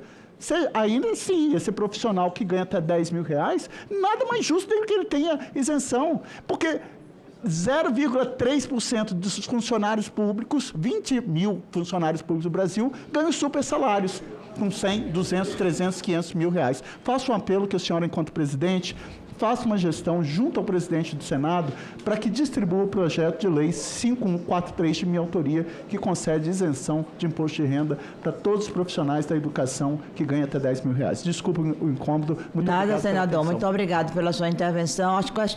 Das questões que Vossa Excelência levantou, algumas delas são, de fato, atinentes ao Plano Nacional de Educação e estão nele contidas, como a valorização profissional, como a questão dos laboratórios, da infraestrutura das escolas, que eu destaquei, inclusive, que a infraestrutura das escolas vai sair do teto, né? É uma condição à parte de tratamento do Plano Nacional de Educação para que as metas, de fato, sejam alcançadas. O presidente Davi está com toda a relação dos projetos da educação para ir despachou alguns, inclusive este, do Plano Nacional de Educação, que foi despachado sexta-feira, e nós estaremos, sim, atentas a todo o processo de valorização profissional. Então, sem mais delongas, repetindo que essa parte da reunião é destinada à apresentação da consultoria sobre o panorama do projeto de lei 2614, aprovado na Câmara dos Deputados em tramitação no Senado, e passo de imediato a palavra para a nossa consultora legislativa, Luana Soares. Obrigada, querido. Bom dia, bom dia. Me ouvem bem? Bom dia a todas, bom dia a todos que nos assistem. Obrigada, senadora Tereza. Para nós é uma alegria, uma honra para a Consultoria Legislativa poder assessorar tecnicamente a Comissão de Educação, a relatora, nessa matéria que é tão estratégica para o Brasil. Nós trouxemos alguns slides para compartilhar com vocês, trazendo algumas informações. Vamos ver se funciona. Funciona. Compartilhando algumas informações que são oriundas de um boletim legislativo que a Consultoria Legislativa de Educação produziu ao final do ano passado e que reúne um conjunto de análises abrangentes a respeito do Plano Nacional de Educação. Então, foi um trabalho feito a 20 mãos, não é, os nossos 10 consultores da equipe de educação da Consultoria Legislativa, e aí produzimos esse documento que já está na página da CE desde dezembro, está disponível também na página da Consultoria Legislativa, nos nossos estudos, e é um documento que, de maneira geral, apresenta um panorama sobre o projeto que foi aprovado, o substitutivo da Câmara dos Deputados, que foi aprovado no dia 10 de dezembro, lá na Câmara. Então, nós temos um capítulo que analisa a parte normativa do projeto, os artigos em si. Na sequência, nós apresentamos uma análise de cada um dos objetivos, metas e estratégias que compõem um dos anexos do projeto, o anexo 1, o anexo mais importante, não é?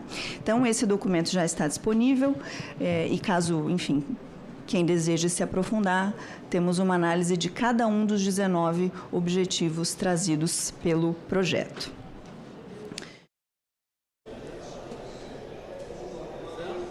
Olá, bom dia. Estamos de volta ao vivo aqui no Senado. Você estava acompanhando a Comissão de Educação.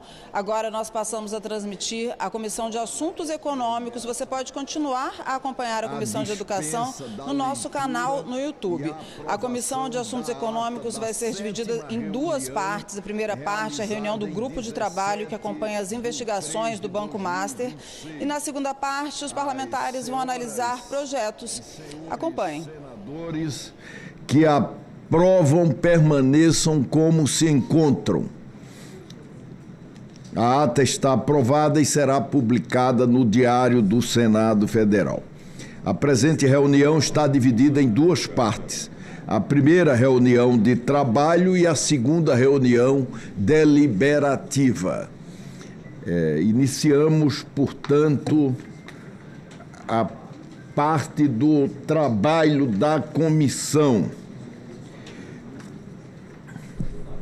E eu considero relevante registrar que esta comissão, como consequência do grupo de trabalho, já apresentou 3 proposições legislativas diretamente voltadas ao aperfeiçoamento do sistema financeiro nacional, à proteção da poupança popular e ao fortalecimento do mecanismo de prevenção e repressão às fraudes financeiras de grande magnitude. A primeira iniciativa, senador Eduardo Braga, é o projeto de lei complementar número 30 de 2026. Essa proposição busca superar fragilidades estruturais do arcabouço prudencial brasileiro, evidenciadas em forma contundente em episódios recentes, como a fraude do Banco Master. Essa proposição confere base legal mais robusta ao Fundo Garantidor de Crédito, hoje sustentado majoritariamente por normas infralegais. O projeto reforça ainda o papel do FGC, tanto como instrumento de pagamento de garantias, quanto como mecanismo preventivo de crises. Ao autorizar o Conselho Monetário Nacional a adotar medidas de desincentivo à alavancagem excessiva, amparada na garantia do Fundo Garantidor de Crédito, o projeto corrige distorções que incentivam a captação predatória e a transferência indevida de risco ao sistema financeiro. Ademais, aprimora a disciplina sobre a qualidade do capital das instituições financeiras, reduzindo o uso de ativos de liquidez ou realização incerta para inflar artificialmente indicadores de solvência. Em complemento, nós apresentamos nesta comissão também o projeto de lei 1141 de 2026, que corrige relevante assimetria regulatória no mercado de capitais brasileiro. A legislação vigente exclui da supervisão de conduta da Comissão de Valores Mobiliários a oferta pública de títulos bancários quando distribuídos por plataformas abertas de investimentos, como ocorreu com os CDBs do Banco Master, negociados por instituições intermediárias com promessa de rentabilidade bem acima das praticadas no mercado. A proposta, portanto, submete essas ofertas públicas a regras claras de divulgação de informação, diligência e responsabilidades e deveres fiduciários para verdadeiramente coibir estruturas de remuneração que incentivem a comercialização de produtos de alto risco sem a adequada sinalização, como aconteceu ao investidor. Por fim, senhores senadores e senhoras senadoras, apresentamos ontem, exatamente ontem, projeto de lei 1335 de 2026, que aperfeiçoa a legislação dos crimes financeiros com alterações no Código Penal e na lei dos crimes contra o sistema financeiro. Essa legislação é da década de 80 e não combina muitos dos crimes com os quais nos deparamos hoje, principalmente na crise do Banco Master. O foco dessa matéria penal é tornar mais efetiva a dissuasão de grandes fraudes financeiras. Dados recentes demonstram a dimensão do problema no caso das lojas americanas, as fraudes contábeis identificadas alcançaram aproximadamente 25 bilhões. Já no episódio envolvendo o Banco Master, as irregularidades investigadas atingem cerca de 50 bilhões de reais. Por enquanto, né, presidente? Por enquanto, e só com relação ao Fundo Garantidor de Crédito, porque nós tivemos outras fraudes paralelas, como crédito de carbono, como a aplicação dos fundos previdenciários, e eu estou vendo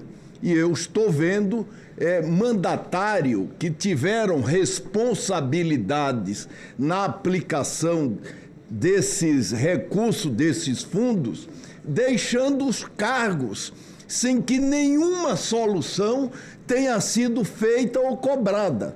Isso aconteceu no Rio de Janeiro com o governador, está anunciado para acontecer aqui em Brasília com o governador do Distrito Federal e está anunciado também em alguns municípios, como, por exemplo, na capital do estado de Alagoas, em Maceió, que aplicou 97 milhões de reais em letras do Master. Não se sabe como efetivamente, mas levando em consideração o orçamento da Prefeitura de Maceió e os demais orçamentos e as demais aplicações, a maior, levando em consideração a proporcionalidade, a aplicação de Maceió é a maior, porque foram inicialmente 97 milhões do Fundo Previdenciário dos servidores da Prefeitura de Maceió. Esses prejuízos recaem, em última instância, sobre os investidores desses fundos previdenciários, aposentados e, de resto, sobre o próprio sistema financeiro, evidenciando que o atual arcabouço sancionatório não tem sido suficiente para inibir práticas de gestão fraudulentas como essas que acabamos de citar. Nesse projeto, senhores senadores, nós criamos o tipo penal de gestão fraudulenta de companhia aberta e equiparamos os fundos de investimentos a instituições financeiras para fins penais. Além disso, nós agravamos as penas quando a fraude resulta em colapso institucional ou utilização de recursos do Fundo Garantidor de Crédito e ampliamos significativamente o teto das multas, alinhando o custo esperado do ilícito à magnitude do dano econômico e social causado. A aprovação conjunta dessas proposições produzirá ganhos institucionais relevantes e complementares. Em conjunto, elas reduzem incentivos à assunção excessiva de riscos, fortalecem a disciplina de mercado, aprimoram a transparência e a proteção ao investidor e elevam o custo do comportamento fraudulento. O resultado esperado é a diminuição da probabilidade do custo de crises financeiras, a proteção do contribuinte contra a socialização de prejuízos privados e o reforço da estabilidade e da credibilidade do sistema financeiro nacional. Creio que estamos diante, portanto, de proposta de avanços regulatórios consistentes, tecnicamente fundamentadas e alinhadas às melhores práticas internacionais, contribuindo para o crescimento do crédito e do mercado de capitais no Brasil. Eu vou... Senhor presidente, pela ordem. Senador Eduardo Braga, com a palavra, Vossa Excelência. Senhor presidente, eu primeiro quero cumprimentar Vossa Excelência e esta comissão designada pela presidência da CAI, porque efetivamente creio que uma das grandes iniciativas que o Senado está adotando é de propor uma legislação que seja moderna e contemporânea com um novo sistema bancário e com um novo sistema financeiro brasileiro, que é completamente diferente do da década de 80 ou da década de 90, quando ainda estávamos na geração analógica. Nós estamos na geração digital, a bancarização no nosso país aumentou drasticamente nos últimos anos e é óbvio que os mecanismos de fiscalização, comando e controle precisam ser aprimorados, até para que possamos fechar as verdadeiras avenidas que estão abertas para que crimes sejam cometidos contra a economia brasileira e contra a economia popular.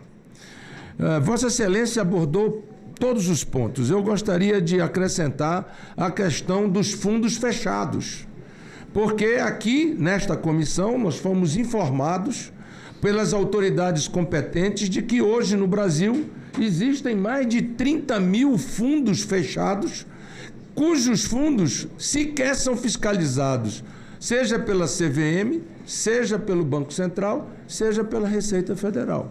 E uma das portas, ou um dos escoadouros do recurso que foi drenado do Banco Master foi exatamente através de fundos fechados de aplicação.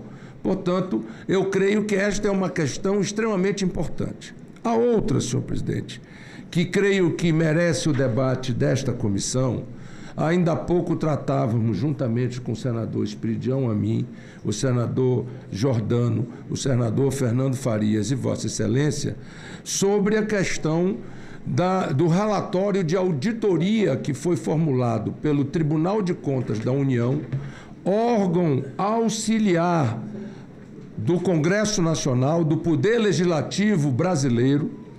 Portanto, as auditorias deveriam servir como um instrumento para o Poder Legislativo e para a transparência da execução da liquidação do Banco Central em relação ao Banco Master e que, lamentavelmente, encontra-se sob sigilo, impondo, inclusive, aos membros da CAI a assinatura de uma declaração de confidencialidade sobre o resultado da auditoria. Ora, creio que um órgão auxiliar do Poder Legislativo não pode impor ao Poder Legislativo sigilo sobre algo que deveria ter absoluta transparência para que a sociedade brasileira, para que o mercado brasileiro, para que o mercado financeiro possa ter conhecimento das práticas e das metodologias. É óbvio que a legislação pertinente sobre sigilo bancário, sigilo fiscal e sigilo previstos em leis, esses precisam ser mantidos porque está previsto em lei. Mas o relatório de auditoria, não, senhor presidente. Este deveria ser público, até porque não é justo que haja aqui no Congresso Nacional, um dos poderes mais transparentes da República, vazamento de informação.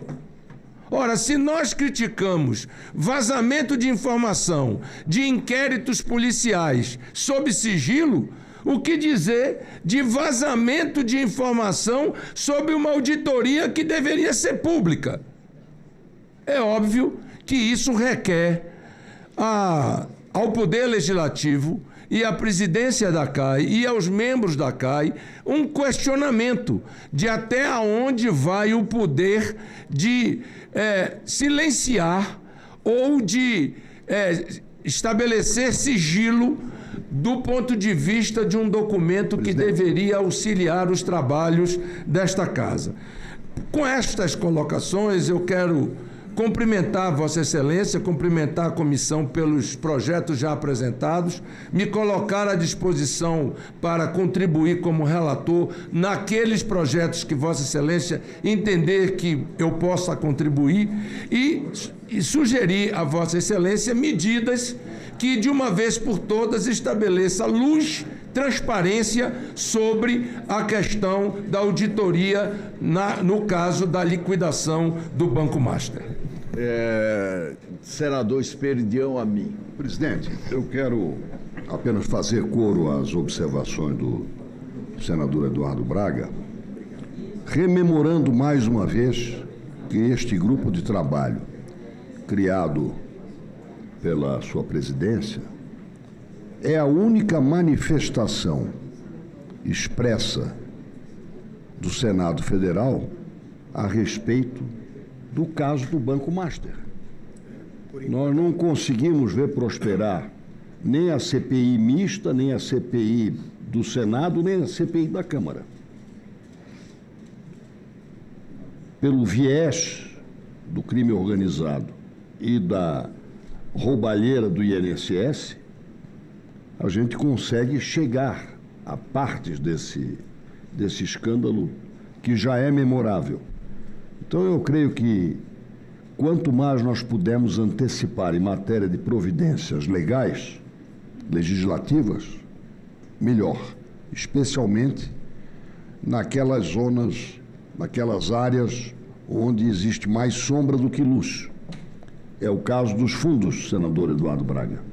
Existe muito mais sombra e escuridão do que luz a respeito dessa capacidade de gerar moeda. São casas de moeda avulsas e sem prestação de contas sobre o que elas representam para a economia. E nessa questão específica do relatório de auditoria do Tribunal de Contas da União, realmente,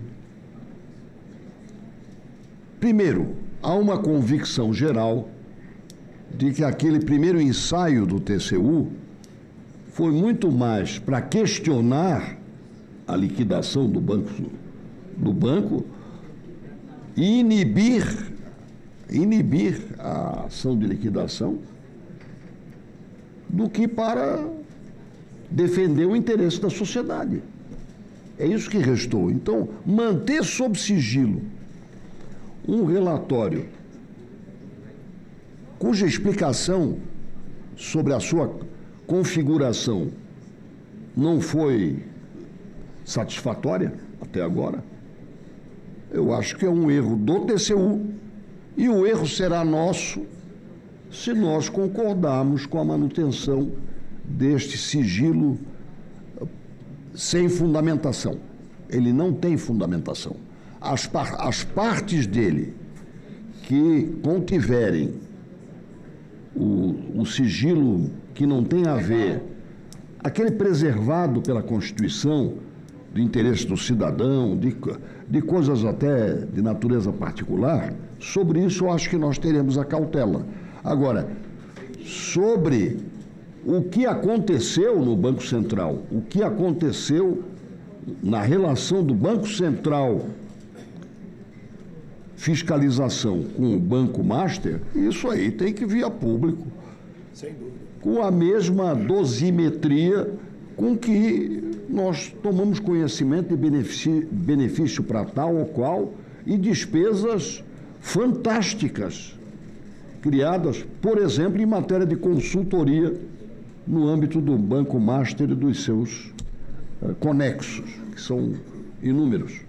Então, eu quero me solidarizar, fazer minha essa solicitação e também me colocar à disposição para todas as diligências que se façam necessárias. Perfeito. Para concluir, presidente, eu gostaria de registrar aqui com muita satisfação a presença do presidente da Câmara de Vereadores de Itajaí, uma cidade que o Brasil conhece, capital nacional da nossa pesca, do bom comércio e a capital também do hub de turismo e de empreendimentos na região da Foz do Rio Itajaí-Açu, nosso querido amigo Fernando Pegorini e o procurador-geral da Câmara de Vereadores, o André Binder. Muito obrigado. Registro com muita satisfação a presença dos senhores nesta comissão. Quero informar a todos que nós estivemos com o ministro André Mendonça tratando do funcionamento do grupo de trabalho. Levamos as competências do próprio grupo para o ministro na forma da Lei Complementar 105 de 2001. Visitamos o Tribunal de Contas da União, visitamos a Polícia Federal, que conduz a investigação, e visitamos o ministro Vinícius Carvalho, lá na CGU. Na oportunidade, nós solicitamos uma auditoria da CGU na CVM e conversamos com o ministro Vinícius sobre a necessidade de se fiscalizar o comportamento de servidores do Banco Central, do topo da diretoria do Banco Central, que estavam fazendo advocacia internamente no próprio Banco Central para o Banco Master. É preciso a CGU investigar a extensão dessa advocacia administrativa.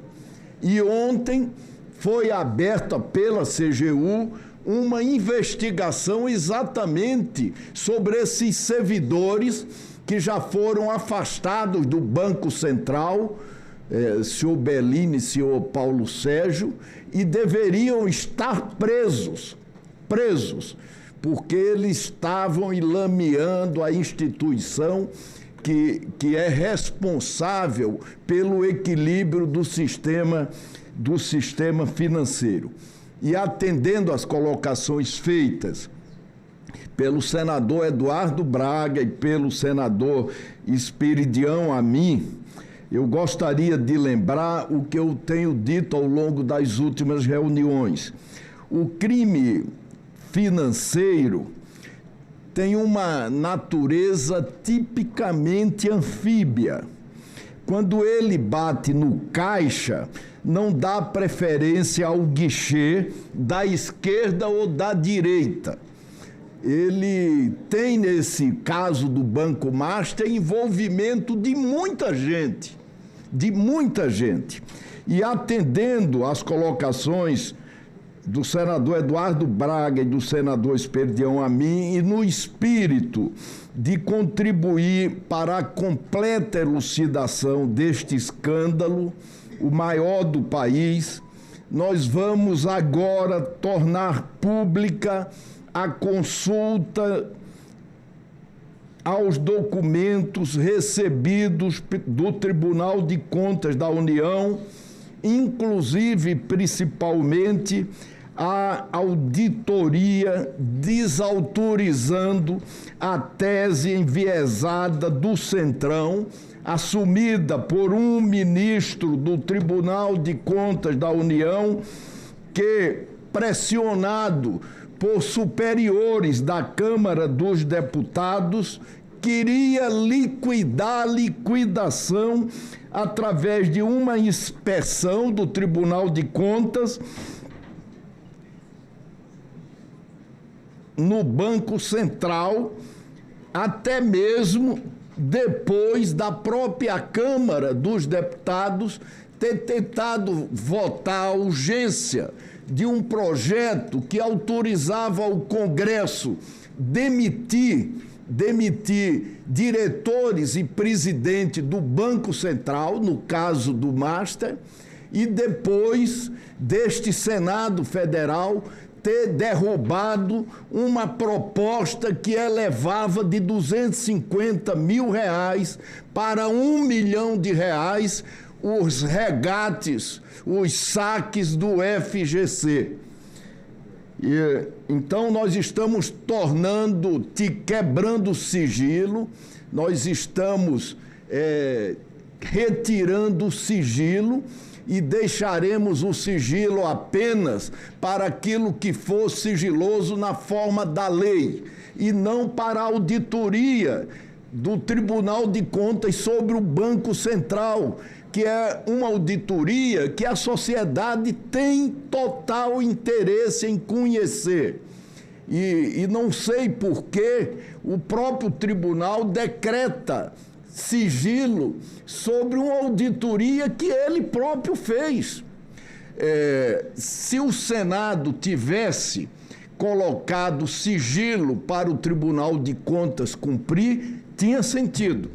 Mas o Tribunal de Contas, que é teoricamente um órgão auxiliar do Legislativo, ele não pode impor sigilo ao Senado Federal.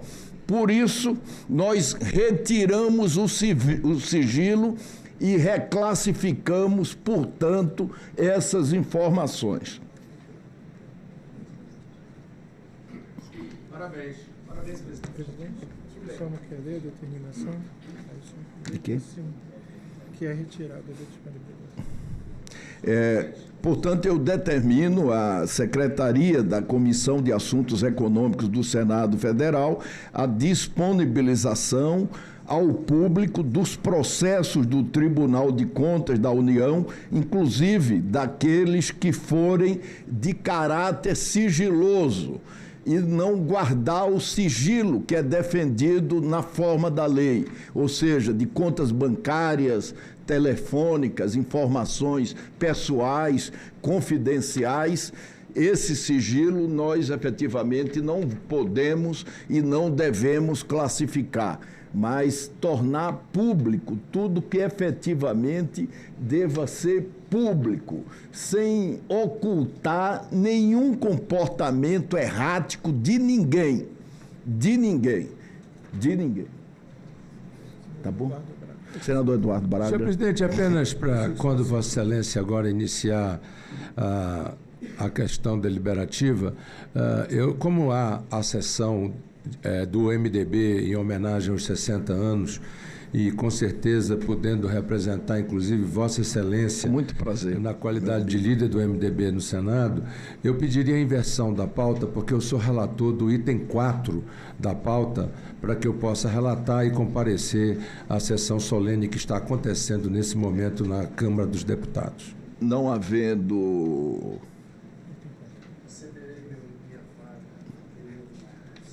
Não havendo restrição, nós faremos a inversão sugerida pelo senador Eduardo Braga.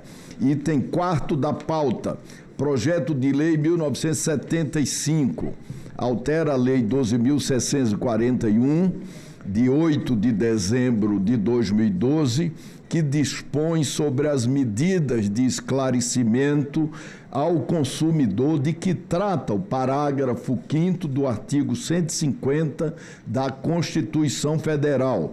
Altera o inciso 3º do artigo 6º e o inciso 4º do artigo 106 da Lei número 8.078, de 11 de setembro de 1990, Código de Defesa do Consumidor, para adequá-la às modificações promovidas no Sistema Tributário Nacional pela Emenda Constitucional 132, de 20 de dezembro de 2023. Esse projeto é de autoria da senadora Jussara Lima e tem como relator o senador Eduardo Braga. A matéria será apreciada também pela CTFC, aí em decisão terminativa. Eu tenho a honra de conceder a palavra ao senador Eduardo Braga para a leitura do seu relatório. Senhor presidente, primeiro agradecendo a Vossa Excelência e aos colegas, em especial ao colega Lanrique, pela generosidade em me permitir relatar este projeto. Em segundo lugar, eu quero cumprimentar a senadora Jussara Lima pela pertinência do tema, tendo em vista de que a emenda constitucional número 132 é exatamente a emenda que trata da reforma tributária. Portanto, o que trata esse projeto é exatamente dar a adequação à Lei de Transparência Fiscal às modificações que aconteceram na emenda constitucional da reforma tributária, tão aguardada pela sociedade brasileira, pelo setor produtivo e pelos trabalhadores brasileiros. Se Vossa Excelência me permite, eu gostaria, já que o parecer foi publicado e é do conhecimento de todos, por economia processual, eu ir diretamente à análise. Então, com a concordância de Vossa Excelência, vou diretamente à análise. Nos termos do regimento interno do Senado, compete à CAI manifestar-se sobre o aspecto econômico e financeiro desta propositura. A matéria atende os requisitos regimentais, constitucionais, jurídicos, de técnica legislativa e de adequação orçamentária e financeira. No mérito, a proposição revela-se adequada e necessária para assegurar a continuidade e atualização da transparência tributária em contexto de profunda reorganização do sistema tributário nacional.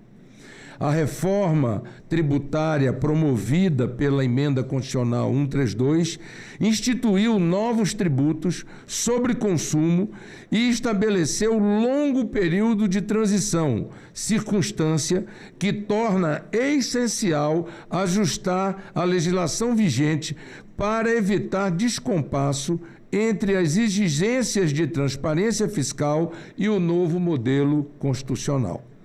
O projeto atualiza a lista de tributos que devem ser informados ao consumidor e redefine as regras de cálculo e divulgação desses valores. As mudanças reforçam a precisão das informações sobre a carga tributária incidente em cada produto ou serviço, ao exigir apuração por item, priorizar a informação exata e admitir estimativas apenas em caráter subsidiário. Tais medidas preservam o direito do consumidor à informação clara sobre os tributos embutidos nos preços, em consonância com a Constituição e com os princípios do Código de Defesa ao Consumidor. A modernização dos meios de divulgação também se destaca ao substituir mecanismos anacrônicos, como painéis afixados em estabelecimentos, por formas digitais ou impressas mais eficientes. Essa escolha reduz custos de conformidade, facilita o acesso às informações e mantém a integridade da transparência fiscal. O tratamento diferenciado conferido ao microempreendedor individual, ao nanoempreendedor e às empresas optantes do Simples Nacional traduz solução equilibrada para contabilizar o direito à informação com a necessidade de evitar encargos desproporcionais aos menores contribuintes. A revogação de dispositivos de baixa efetividade, como aqueles relativos à descrição de custos de pessoal e de insumos importados, promove racionalidade normativa e simplificação administrativa, sem prejuízo da finalidade central da lei, que consiste em permitir ao consumidor compreender de forma absolutamente transparente a carga tributária incidente nos bens e serviços adquiridos. Em síntese, o conjunto de alterações propostas demonstra coerência material com o texto constitucional ao fortalecer a cidadania fiscal, conferir segurança jurídica durante a transição tributária e aprimorar instrumentos de controle social da tributação. As medidas conciliam transparência, eficiência e simplicidade, razão pela qual o mérito da proposição se apresenta consistente e tecnicamente justificado. Do voto, senhor presidente. Pelo exposto, voto pela aprovação do PL 1975 de 2025, cumprimentando a autora, a senadora Jussara Lima, não só pela pertinência, mas pela eficácia do projeto de lei apresentado, senhor presidente. A matéria está em discussão. Não havendo quem queira discutir a matéria, nós declaramos encerrada a discussão e passamos à votação. As senadoras e senadores que aprovam permaneçam como se encontram. Está aprovada a matéria. Passamos ao item 1º da pauta. Item 2º da pauta. Projeto de Lei 1800 de 2021, não terminativo também nesta comissão. Alessandro.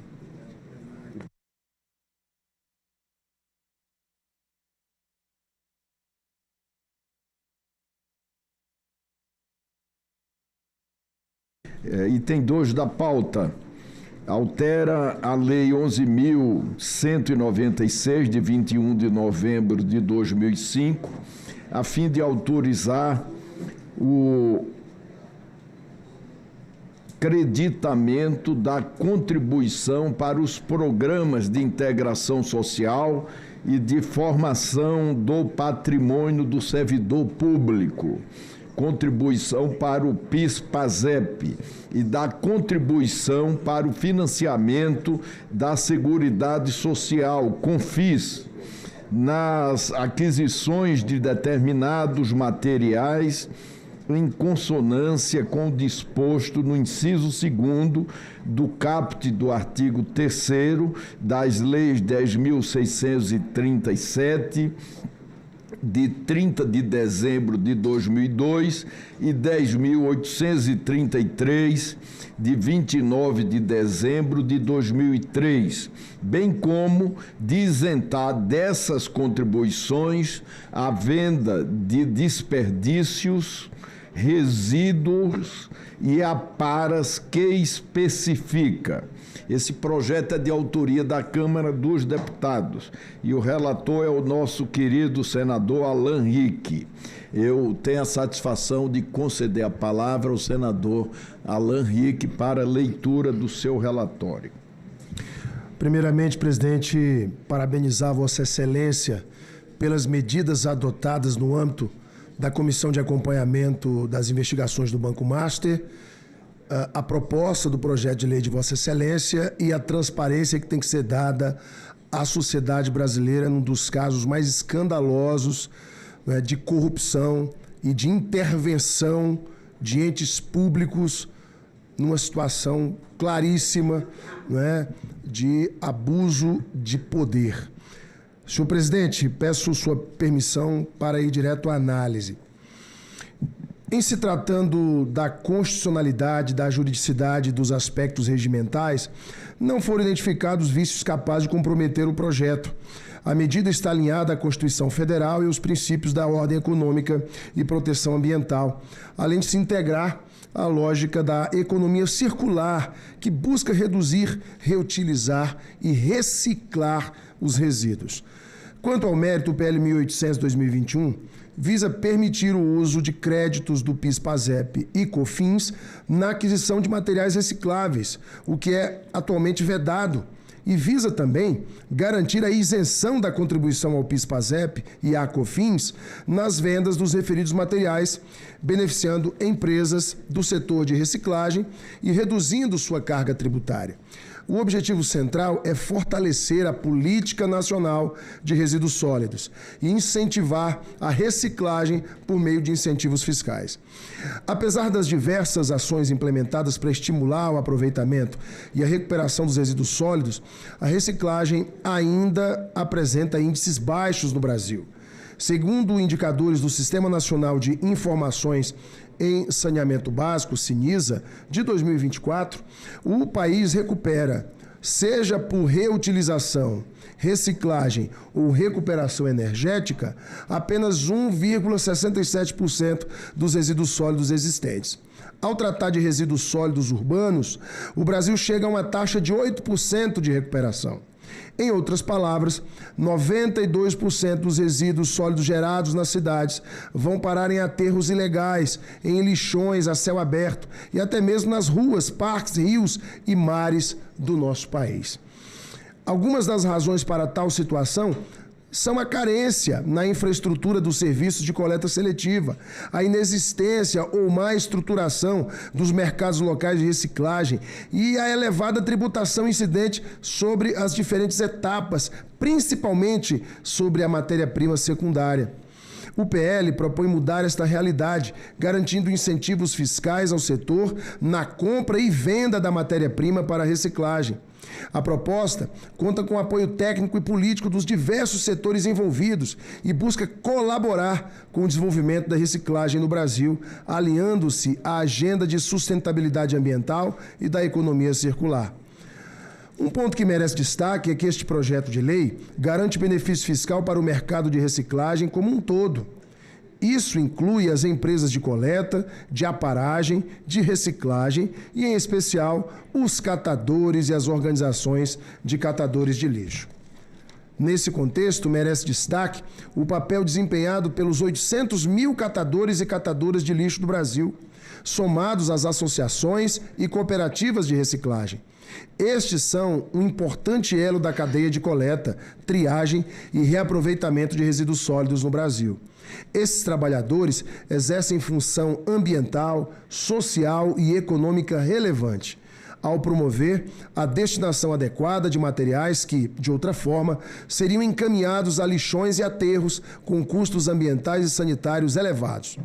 Para se entender a relevância do trabalho da catação no Brasil, os catadores e catadoras são responsáveis pela coleta de 90% de tudo que é reciclado hoje no Brasil.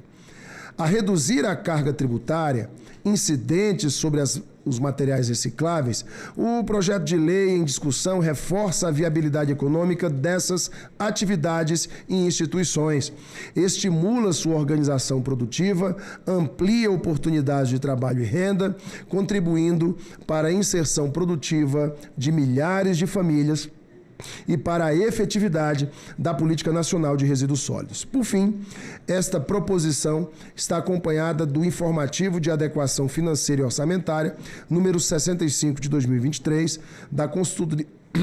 da Consultoria de Orçamento e Fiscalização Financeira, CONOF, da Câmara dos Deputados, com a conclusão de que, abre aspas, a matéria não implica em aumento ou diminuição da receita ou da despesa pública, não cabendo pronunciamento quanto às adequações orçamentária e financeira, fecha aspas.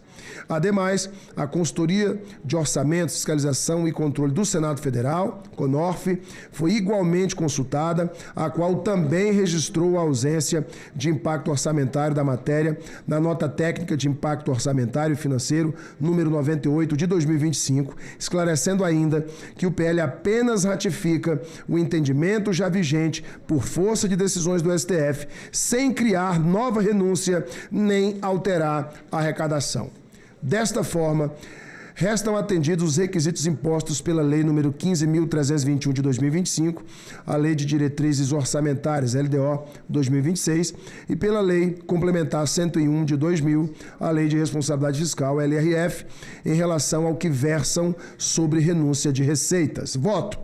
Ante todo o exposto, entendendo que a proposição corrige distorções do sistema tributário, fortalece a atividade econômica da reciclagem e valoriza o papel dos trabalhadores que atuam na base desse setor, votamos pela aprovação do projeto de lei 1.800 de 2021. É o voto, senhor presidente. Em discussão a matéria. Não havendo quem queira discutir a matéria, nós declaramos encerrada a discussão e passamos à votação. Senadores e senadoras que aprovam, permaneçam como se encontram. Aprovada a matéria.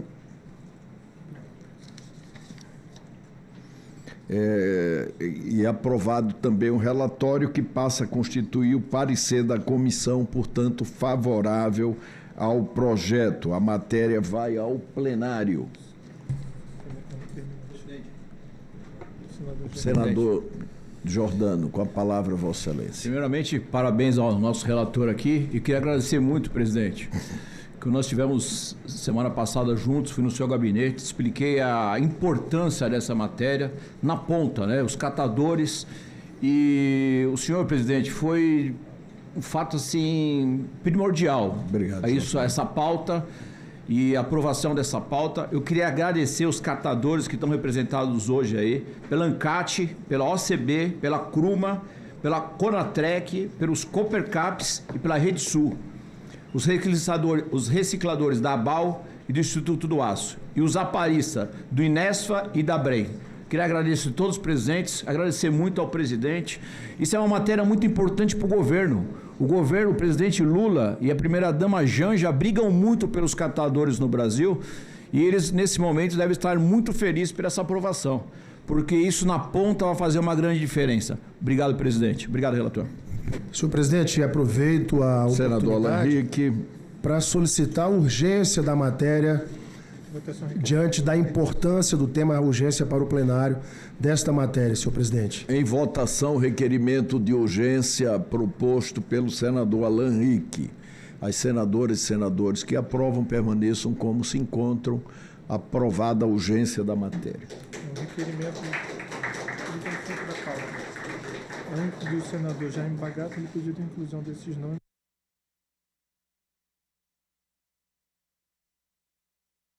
Que teve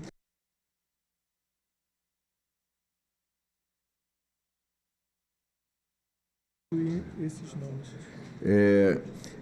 Item 5 da pauta. Requer aditamento ao requerimento 35 de 2026, a fim de incluir convidados para audiência pública com o objetivo de instruir o PL 1648/2024. Em votação o requerimento. As senadoras e senadores que aprovam permaneçam como se encontram. Aprovado o requerimento. Nada mais havendo a tratar, declaramos encerrada a presente reunião.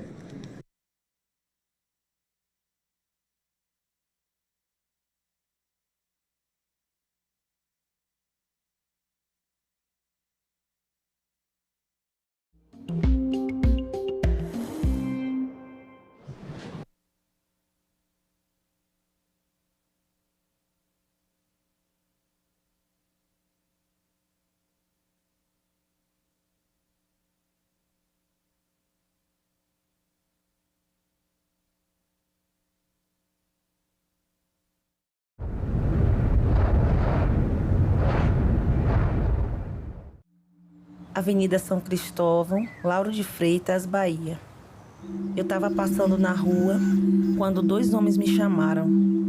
Eu pensei que eles iam pedir informação. Quando eu me virei para dar atenção, eles me chamaram de novinha deliciosa. Eu fiquei sem graça e sem resposta na hora. Senadoc, neste sábado, 21h, aqui na TV Senado.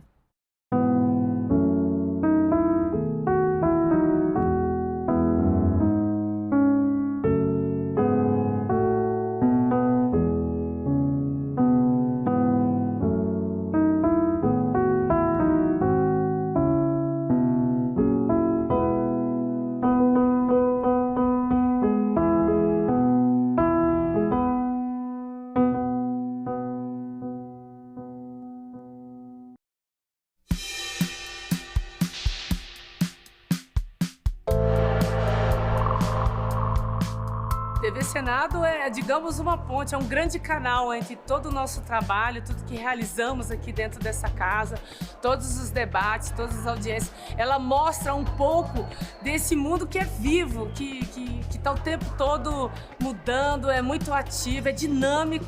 E se não fosse a presença da TV Senado aqui dentro para mostrar esse dia a dia nosso, entre comissões, entre audiências públicas e as sessões do plenário, certamente nesse ambiente aqui fechado, a gente estaria muito desconectado com o Brasil de fato, com o Brasil real. Então, parabenizar a TV Senado, agradecer pela parceria, porque vocês, né, é que fazem valer o nosso mandato em termos assim de mostrar para cada cidadã e cidadão o quanto que isso aqui é dinâmico e os debates são às vezes muito acalorados, mas acima de tudo, sempre querendo, né, acertar, sempre querendo trazer a transparência devida e acima de tudo fazer o nosso papel ao qual toda a população deu para cada um dos mandatários que estão aqui dentro dessa casa. Eu comecei no arquivo da TV Difusora, em Porto Alegre, vim para Brasília para Constituinte e depois eu fui para a TV Senado. Hoje eu faço a direção do programa Leituras, que é o programa de literatura, e faço o programa de música clássica. A TV Senado é que nem esse concerto. Você chega com um palco livre, branco, você só tem um piano no meio. Em volta desse piano você vai ter que montar todo o espetáculo, entendeu? Vai ter que ver a luz, você vai ter que ver a iluminação, vai ter que ver o áudio. Aos poucos você vai montando a estrutura, você vai montando o palco. Você vai montando para que o grande espetáculo aconteça.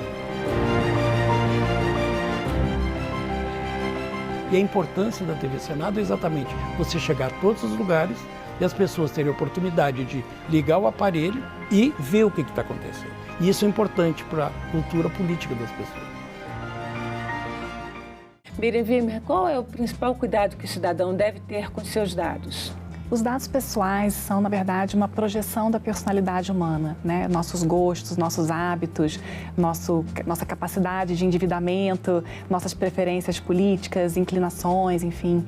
E, portanto, quando a gente disponibiliza dados pessoais, é preciso sempre ter um pouquinho de cautela.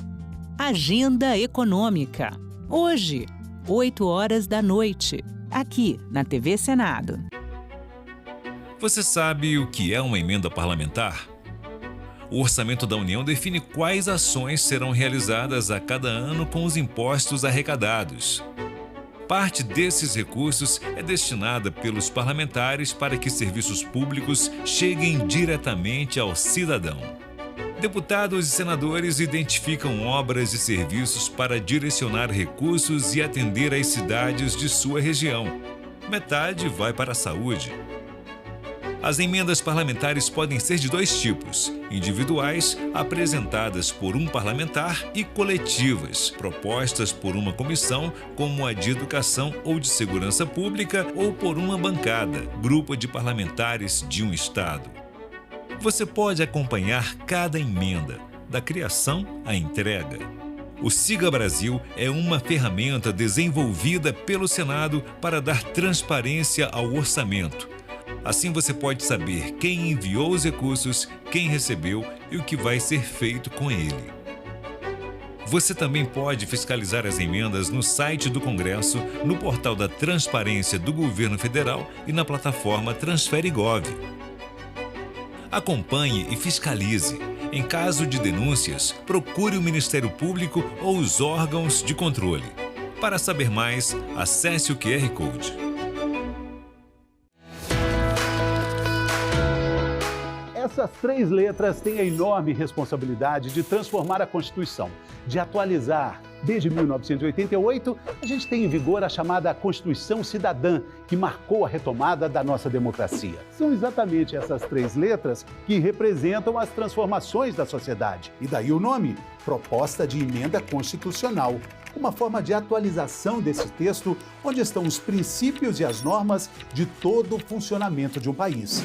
Dá para imaginar, né, que para fazer uma proposta dessas tem que ser algo muito importante. E olha só quem pode fazer: o presidente da República, 1/3 da Câmara, que significa 171 deputados, 1/3 do Senado, 27 senadores, ou ainda as Assembleias Legislativas Estaduais, com mais da metade de seus participantes. A PEC também tem que ser analisada pela Comissão de Constituição, Justiça e Cidadania.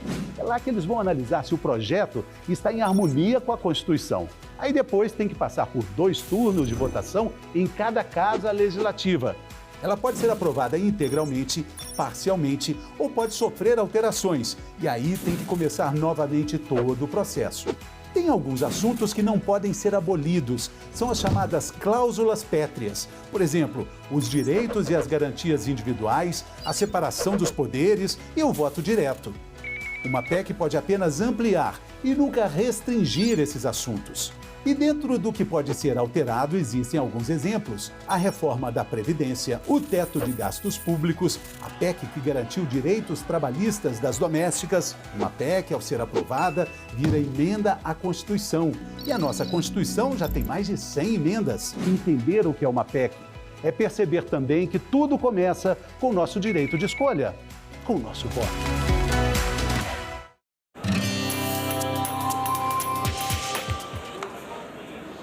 Olá, eu sou a Carla Benevides e este é o programa Argumento. A Comissão de Assuntos Econômicos aprovou um projeto que regulamenta a profissão de cuidador de idosos, de crianças, de pessoas com deficiência e de pessoas com doenças raras. A proposta estabelece requisitos para quem quer atuar nessa atividade. Aqui conosco no estúdio está o senador Chico Rodrigues, do PSB de Roraima, que é um dos autores das propostas que tratam desse assunto. Senador, muito obrigada pela sua presença. Eu quero inicialmente dizer da minha alegria, do meu prazer enorme em, depois de aproximadamente 6 anos, apresentei em 2020 esse projeto de lei e veio ao longo do tempo, passando pelas comissões, sendo analisado, estudado as adequações legais e, ao final, na Comissão de Assuntos Econômicos do Senado, nós tivemos hoje aprovada essa proposição. É a proposição mais antiga, apresentada no Senado, por isso que nós estamos paternizando esse projeto de lei que traz uma alegria enorme, mas acima de tudo o reconhecimento para aqueles que hoje já sustentam as suas famílias, e olha que são milhares de famílias que são sustentadas através da ação desses cuidadores de idosos, de crianças, pessoas com deficiência, enfim, né? E agora com a regulamentação, nós temos certeza que vai ser dado o devido valor, porque a população está envelhecendo, a população com famílias que trabalham também entrando no mercado de trabalho, e essas pessoas que têm necessidades especiais precisam realmente de alguém que tenha, primeiro, capacitação, especialização e confiabilidade para acompanhá-los no dia a dia, em algum momento desse da vida, onde as deficiências, na verdade, acontecem. E, graças a Deus, nós tivemos a oportunidade hoje de ver apoiado por unanimidade os senhores e senhoras senadoras desse nosso projeto de lei, que vai ter um reflexo no Brasil inteiro, ou seja, a regulamentação da profissão de cuidadores.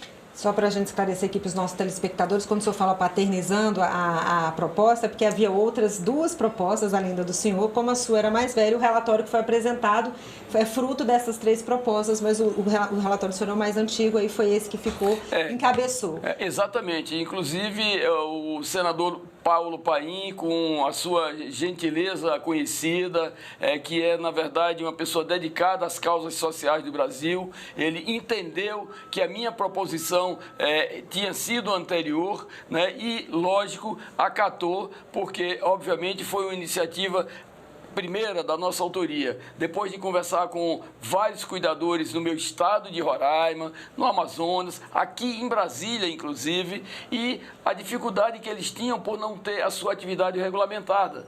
Então, o homem sonha e a obra nasce, né? E nós, na verdade, sonhamos sabendo das dificuldades, as implicações econômicas que poderiam advir desse projeto de tamanho alcance social, e aí, obviamente, nós temos hoje, né, essa alegria, porque vai beneficiar, como já disse, milhares de pessoas, e mais do que isso, Carla, vai com a capacitação, através das universidades, através dos cursos técnicos também, para dar muito mais substância e legitimidade a essas pessoas que são verdadeiros anjos, que se dedicam a cuidar daqueles que mais precisam. Então, a regulamentação era uma questão de justiça.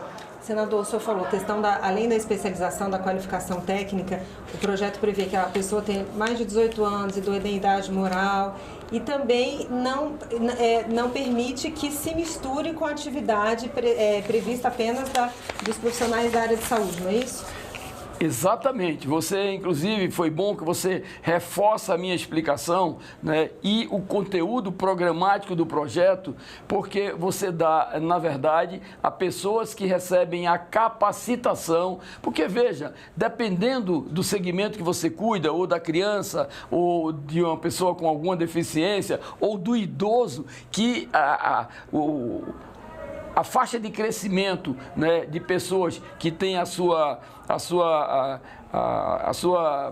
o prolongamento da sua vida, até hoje a média de vida, se eu não me engano, é 74 anos no Brasil, né? E aí você vai fazer com que essas pessoas que se preparam, se capacitam, elas tenham, na verdade, a possibilidade de, estando com a sua profissão regulamentada, elas se capacitarem mais ainda, porque é um mercado de trabalho extremamente sensível. Não é para todo mundo.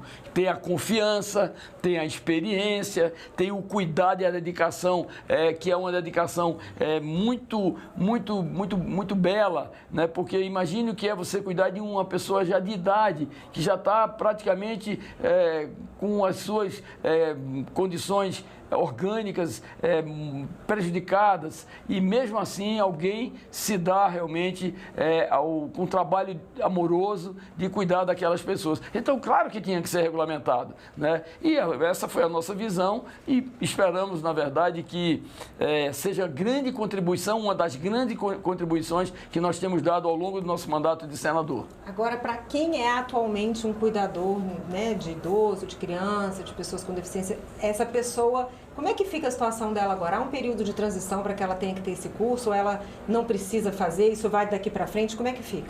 Não, obviamente que nós temos que, são direitos adquiridos, né? São direitos adquiridos que a gente sabe que pode, eventualmente, criar um problema, uma dificuldade. Aliás, não é nem problema, nem dificuldade, porque imagino que a pessoa que hoje sai da sua casa, vai até um lar, passa um dia ou passa a noite inteira cuidando de uma pessoa que está enquadrado dentro dessas exigências que nós estabelecemos no projeto, e por questão da aprovação, pelo contrário, vai legitimar exatamente aquele ofício que ela exerce agora, né?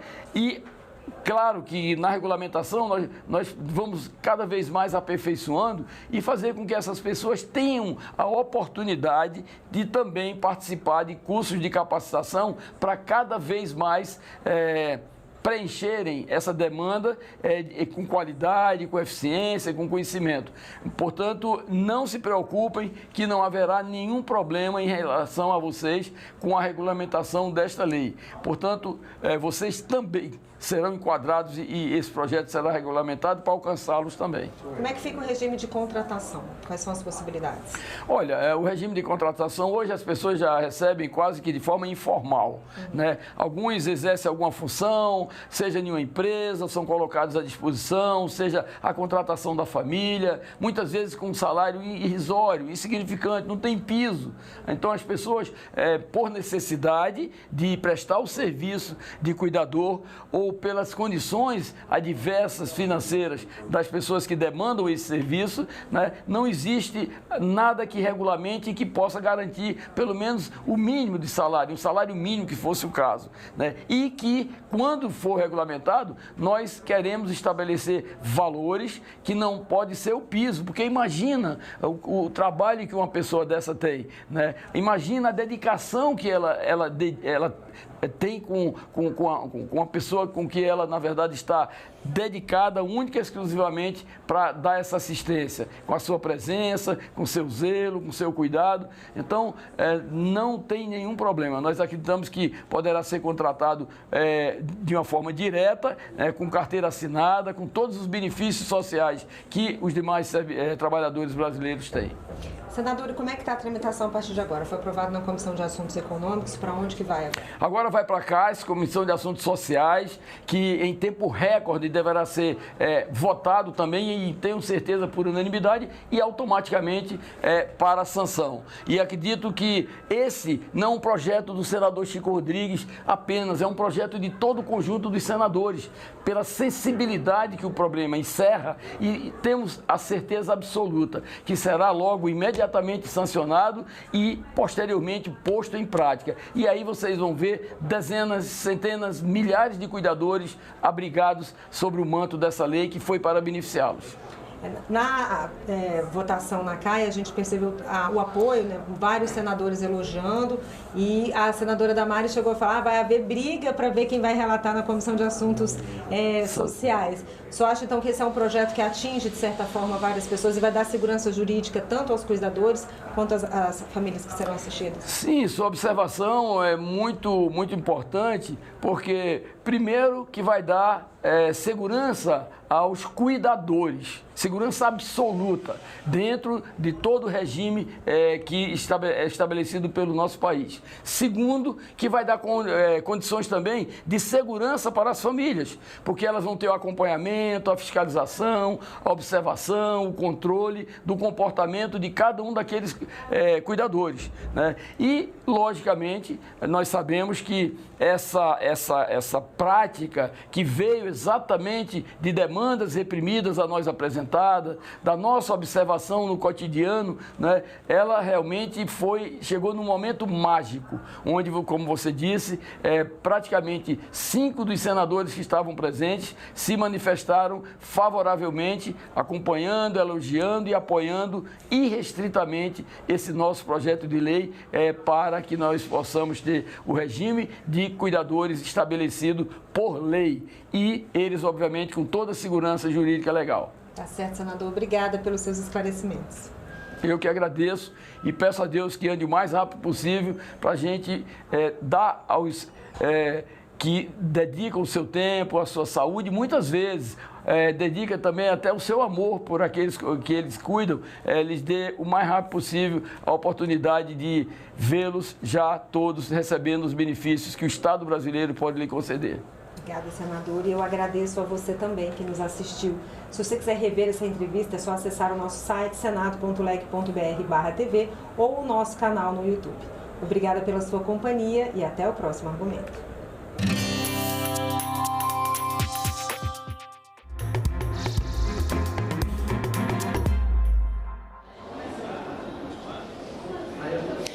Olá, bom dia. Nós estamos ao vivo aqui na TV Senado, nos corredores do Senado. Agora são 11 horas e 57 minutos.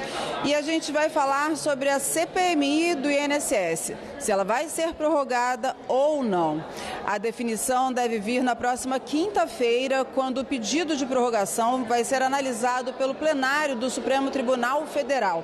Vamos acompanhar mais informações com o repórter Tiago Tiburcio.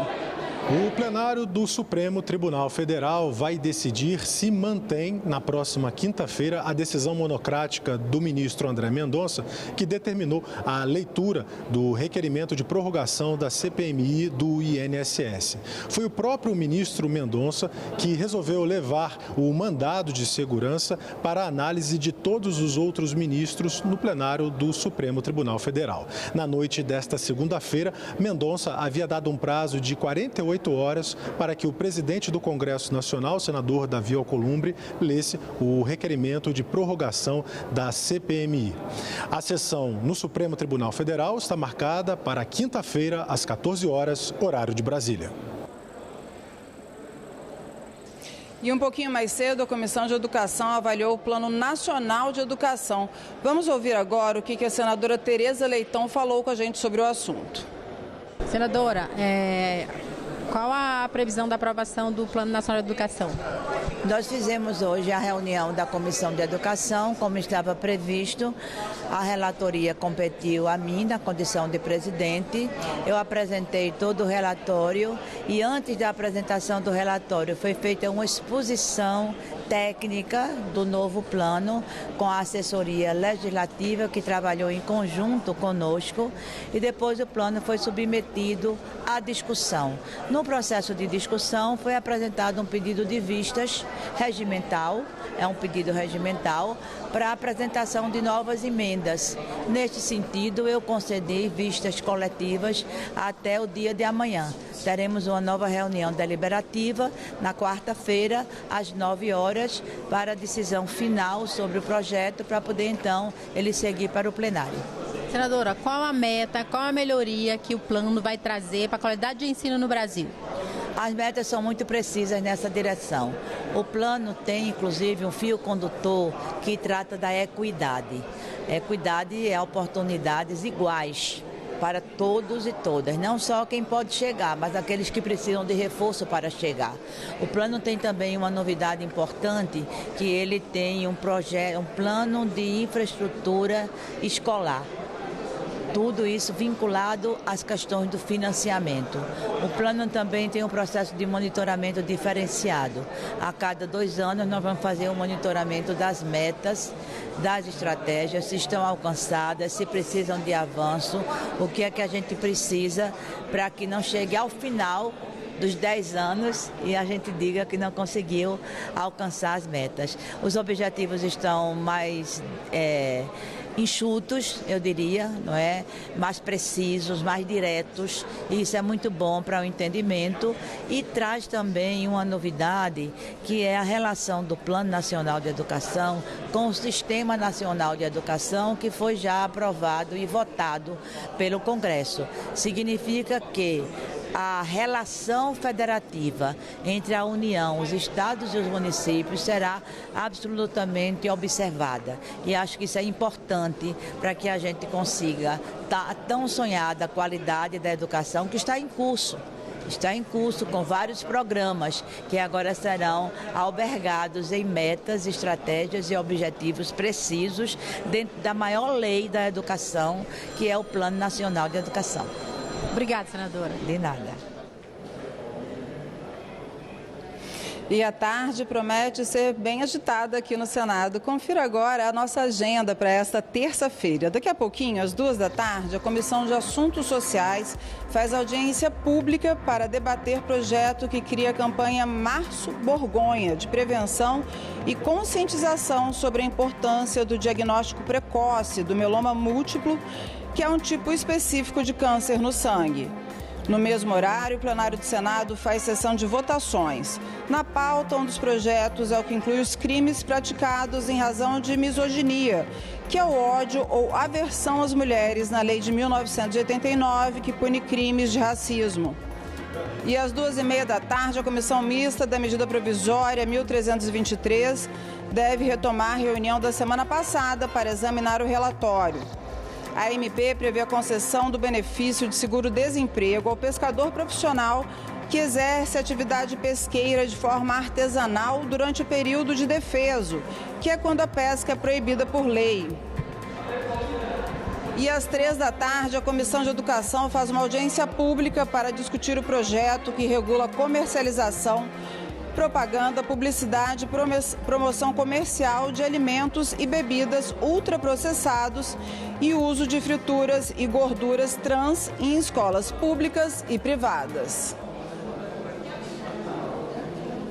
E nós ficamos por aqui. Daqui a pouquinho, às 13h30, nós estaremos de volta com mais notícias ao vivo para vocês. Não perde, não.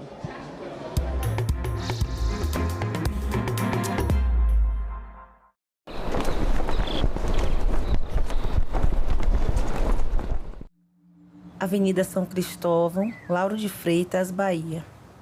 Eu estava passando na rua quando 2 homens me chamaram.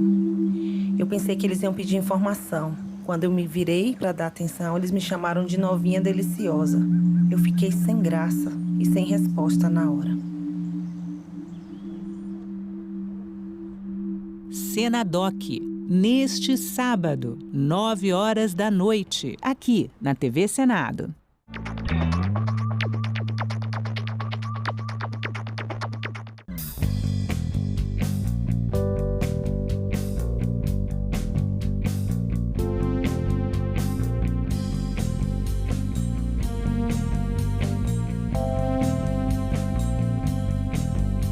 Declaro aberta a sessão solene. Sim.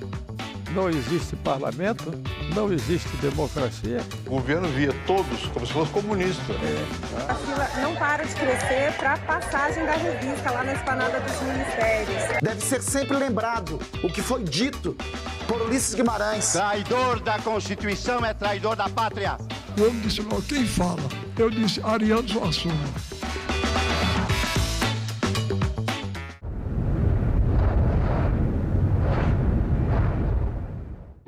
O programa a seguir é livre para todos os públicos.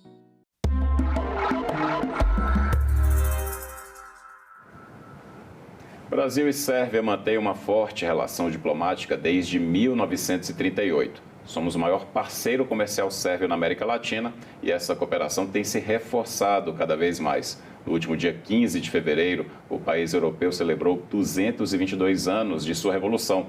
No mesmo mês, a embaixada celebrou a data e a parceria bilateral crescente com o nosso país na economia, na educação e na cultura. O Cidadania recebe Aleksandar Ristic, embaixador da Sérvia no Brasil, para falar sobre esses laços e também as perspectivas para a cooperação entre os dois países. Embaixador, muito obrigado por vir aqui aos estúdios do Cidadania.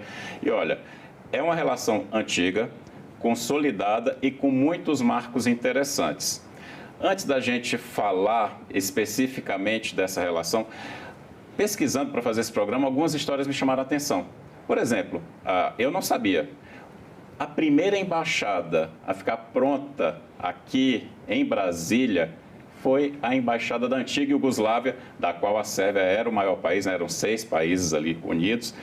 E naquele momento, ninguém estava investindo nisso, alguns países estavam começando essa movimentação e vocês tiveram essa visão. Conta um pouquinho por que foi tão estratégico naquele momento para a Iugoslávia e para a Sérvia, no caso, construir logo a embaixada na cidade que estava nascendo. Claro, a embaixada da antiga Iugoslávia foi a primeira embaixada construída na nova capital, em 1961-2. Mas o embaixador ficou no Rio de Janeiro por um pouco tempo até 1970. Mas os funcionários estavam aqui em Brasília. Tem até que explicar que ele ficou porque toda a estrutura diplomática ainda estava funcionando no Rio de Janeiro, né? Incluir Itamaraty. Isso. Todos os diplomatas ficaram lá no Rio de Janeiro e diplomatas jugoslavos na época também. As relações entre a antiga Iugoslávia e o Brasil nos primeiros anos de 1960 eram muito boas. E, na época, tinha uma solidariedade ideológica também entre o Brasil e Iugoslávia, um país socialista. E o presidente da Iugoslávia, na época, era Tito, Marshal Tito, aqui no Brasil bem conhecido como Tito. E depois ele visitou o Brasil. Eu vou falar sobre isso, mas quando a embaixada foi construída, não tinha outras embaixadas no região, no setor de embaixadas sul, aqui em Brasília. Mas as relações diplomáticas foram estabelecidas em 1938, oficialmente, quando as missões diplomáticas foram abertas na Iugoslávia, Reino da Iugoslávia na época, e no Brasil. Tem uma carta de rei da Sérvia, Pedro I, Petar I, sérvio, de 1911, quando ele informou o presidente Fonseca do Brasil sobre o casamento da filha dele. Só para ficar claro para quem está em casa, é o Marechal Hermes da Fonseca, que era o presidente do Brasil na época. Na época, ele Sim. foi presidente na época. Mas esse documento é oficial, é uma carta do rei ao presidente, mas não é considerado como um estabelecimento das relações diplomáticas. Mas tem alguma coisa muito interessante que eu descobri no ano passado. Eu li os diários de Pedro II. Um livro muito grande, mas graças a Deus agora tem PDF, documentos, eu posso buscar os palavras-chave que eu precisava. E eu busquei para a Sérvia e outras palavras interessantes para mim. E eu achei que Pedro II encontrou com a rainha da Sérvia em 1888 na Itália, em Florença. Ambos ficaram lá, o Dom Pedro II viajou muito e a rainha da Sérvia estava lá e ele convidou ela para um almoço. Às 11 horas, muito cedo para um almoço, mas ele convidou ela. E ela mandou uma carta para ele e perguntei se é possível ter um almoço um pouco mais tarde, porque ela tinha que ir à igreja. E o Dom Pedro respondeu que foi, ele aceitou isso e eles almoçaram às 1h, eu acho que às 1h. Isso é, na verdade, o primeiro contato entre os líderes dos dois países, imperador e rainha. Mas um pouco tempo depois, a República foi proclamada aqui e ela também deixou o casamento, como se diz, com o rei da Sérvia, e isso é um fato histórico interessante, não é oficial, não podemos considerar isso como um momento do estabelecimento das relações diplomáticas, mas é interessante. Sim, Gero, a construção do que a gente acabou vendo no futuro, né? Poucas décadas depois. E o senhor falou, embaixador, desse mundo em transformação, e aí eu vou voltar um pouquinho para essa primeira embaixada, que foi a embaixada da antiga Iugoslávia, hoje a embaixada da Sérvia, porque ela foi muito importante também no momento do Brasil em transformação, né? Na época de 1964. Exatamente. Conta um pouquinho essa história, logo depois que a gente sofreu um golpe de Estado e teve a instalação da ditadura cívico-militar no nosso país. Vamos falar da importância dessa embaixada e desse momento histórico, que também foi outra história que eu não conhecia. O que aconteceu em abril de 1964? Na embaixada tinha somente um funcionário, como eu disse, o embaixador estava no Rio, mas um grupo dos brasileiros, 13 ou 15 pessoas, chegou na embaixada e pediu o asilo político. Entre eles eram deputados federais, um senador, o ministro de Trabalho do governo que foi antes do João Goulart, outros funcionários do governo. Mas eu descobri também, no ano passado, eu falei com meus amigos na Sérvia que me mandaram os documentos sobre a estadia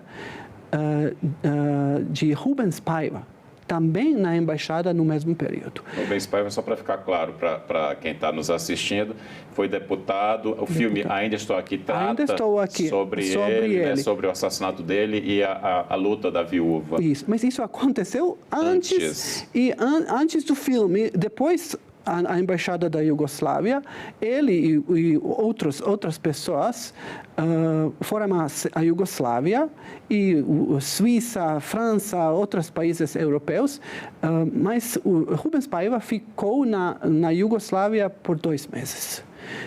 E agora eu tenho todos os documentos sobre a estadia dele. Ele não foi trabalhar na política, trabalhando na área da política, mas ele estava lá na Iugoslávia. Isso foi é interessante. Acolhido, né? Foi acolhido. Tem muitos interessantes fatos nos documentos. Por exemplo, o embaixador do Brasil na Iugoslávia da época, ele não foi satisfeito com isso. O governo não foi satisfeito, mas o governo da Iugoslávia disse que eles eram somente refugiados e eles não vão trabalhar na área da política quando estão na Iugoslávia. É uma questão de direitos humanos, né? Direitos humanos. Mas o que é interessante, o governo da Iugoslávia disse que eles vão ajudar às pessoas refugiados, mas para Rubens Paiva, o documento disse ele não é pobre, ele tem dinheiro. ele não precisa dessa ajuda, não precisa dessa ajuda. Na época, como eu disse, a Iugoslávia e o Brasil têm uma cooperação interessante, ideológica também, mas nunca na história o presidente do Brasil visitou a Iugoslávia. Uma vez, em 1951, na época, vice-presidente Cafe Filho visitou a Belgrado e recebeu uma grande homenagem do presidente da Iugoslávia e um pouco mais tarde, depois deixou o cargo do deputado federal de São Paulo. Jânio Quadros também visitou a Iugoslávia. E Jânio Quadros que chegou a presidir o Brasil por alguns meses, né? Por alguns meses. E ele tinha uma foto do presidente Tito da Iugoslávia no escritório e ele disse que os dias na Iugoslávia, quando ele estava lá com a família dele, eu acho que filha e mulher dele, ele disse que esses 4 ou 5 dias, não sei, foram os dias mais bonitos na vida dele. É interessante. Mas nunca o presidente do Brasil, chefe de Estado, visitou a Iugoslávia. O presidente Tito da Iugoslávia visitou o Brasil em 1963, mas ele não visitou a embaixada. Ele estava aqui em Brasília, também no estado de Goiás. Ele foi convidado lá pelo governador Mauro Borges. Mas, na época, os governadores do Rio de Janeiro e de São Paulo não querem o presidente de um país socialista visitaram estados deles. E o governador Mauro Borges disse, eu sou militar, ele é militar, ele foi o líder de um movimento de liberação da Iugoslávia, eu vou convidar ele para visitar Goiânia. E ele visitou Anápolis, Goiânia, Brasília, mas não a embaixada da sua país próprio. Porque ele disse que o custo de construir a embaixada foi muito caríssimo. E ele nunca visitou a embaixada própria do seu país. É curioso, né? Porque no fim das contas, mesmo caríssimo custo para a construção, ela foi tão importante e continua. E é uma embaixada belíssima, que hoje é a embaixada da Sérvia. Tem uma lenda, uma história que Oscar Niemeyer visitou a embaixada. Ele tomou o café na terraça de embaixada. Ele disse que isso é como ele imaginava todas as embaixadas em Brasília. E, na verdade, é um estilo brasiliense. E a gente organizou uma reforma da embaixada 5 anos atrás e preservou tudo como foi na época da construção. É um edifício moderno, mas o estilo de Brasília na época do Oscar Niemeyer. Belíssimo, belíssimo. Olha, a gente está falando muito de ontem, tem que trazer para hoje. Né? A Iugoslávia, ela deixou de existir, a gente sabe, a gente acompanhou ali o fim dos anos 90, início dos anos 2000, e a Sérvia é o maior país, maior. Que compunha a Iugoslávia. Vamos falar, embaixador, um pouquinho da Sérvia e da relação dela hoje com o Brasil.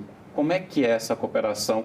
Como é que é a relação bilateral entre esses dois países? Excelente. A Sérvia e o Brasil mantêm relações excelentes. Bilateral, também uma cooperação nos organismos internacionais. O Brasil apoia a Sérvia. nos organismos internacionais. Apoiam-se mutuamente. Mas no meu país e o governo da Sérvia, agradeço muito ao Brasil para a posição do Brasil sobre a integridade territorial e soberania da Sérvia. O senhor sabe que no sul do país temos um movimento secessionista que declarou independência e o Brasil não reconheceu isso e o Brasil apoia a Sérvia. Muitas cooperação nas muitas áreas. O ministro das Relações Exteriores da Sérvia, Marko Đurić, encontrou com a senhora Maria Laura da Rocha, secretária-geral do Ministério das Relações Exteriores do Brasil, 2 vezes, em 1924 e 25, e no ano passado, os 2 ministérios organizaram as consultas políticas no nível altíssimo possível, nível dos vice-ministros, senhora Maria Laura da Rocha e nosso secretário de Estado, vice-ministro do Ministério, em outubro no ano passado. Foi muito bem organizado e uma oportunidade para falar com os amigos sobre as coisas bilaterais, mas também coisas multilaterais. Tem muitas áreas de cooperação. Na semana passada, por exemplo, aqui estava um policial da Sérvia que trabalha com a Polícia Federal na área de cibersegurança. Temos muitos desafios novos. E é importante para a Sérvia e para o Brasil para cooperar nas áreas novas também. Inteligência artificial, por Inteligência artificial também. Para nós, inteligência artificial vai mudar o mundo. E vai mudar a distribuição de dinheiro, de riqueza no mundo. E a Sérvia, acho que somente 15% dos países vão conseguir ter inteligência artificial bem organizada nos seus países. E não podemos desenvolver isso só na Sérvia. Temos parceiros, outros países, Estados Unidos, China, mas também o Brasil. Aqui já temos contatos estabelecidos entre nosso Centro Nacional de Inteligência Artificial na Sérvia e Centro de Excelência em Inteligência Artificial da Universidade Federal de Goiás. E o chefe do centro, o professor Celso Camilo, já visitou a Sérvia e já falou com parceiros sérvios no nosso instituto. A ideia é que unir os talentos da Sérvia e do Brasil e criar um produto novo para os terceiros países. Pode falar, por favor, embaixador, interromper. Outras áreas também, cooperação parlamentar. No ano passado, o deputado federal de São Paulo, Gilmar Tato, visitou a Sérvia. Também nossa presidente da Comissão das Relações Exteriores na Assembleia Nacional da Sérvia convidou o senador Nelsinho Trade, presidente da Comissão de Relações Exteriores do Senado, para visitar a Sérvia. Vamos ver, neste ano no Brasil é complicado, temos eleições, talvez ele não vai viajar lá, mas o convite existe. E foi criado, eu vou pegar esse gancho, porque foi criado esse grupo parlamentar, Brasil-Sérvia. Está em processo de estabelecimento aqui no Congresso Nacional, mas na Sérvia também tem um grupo parlamentar. Na Assembleia Nacional da Sérvia tem 250 deputados. É um parlamento unicameral. Mas 50 deputados, 20%, são membros do grupo parlamentar com o Brasil. um dos maiores grupos parlamentares na Assembleia Nacional da Sérvia. Você vê a importância, né, dessa relação dos dois países. E amizade, porque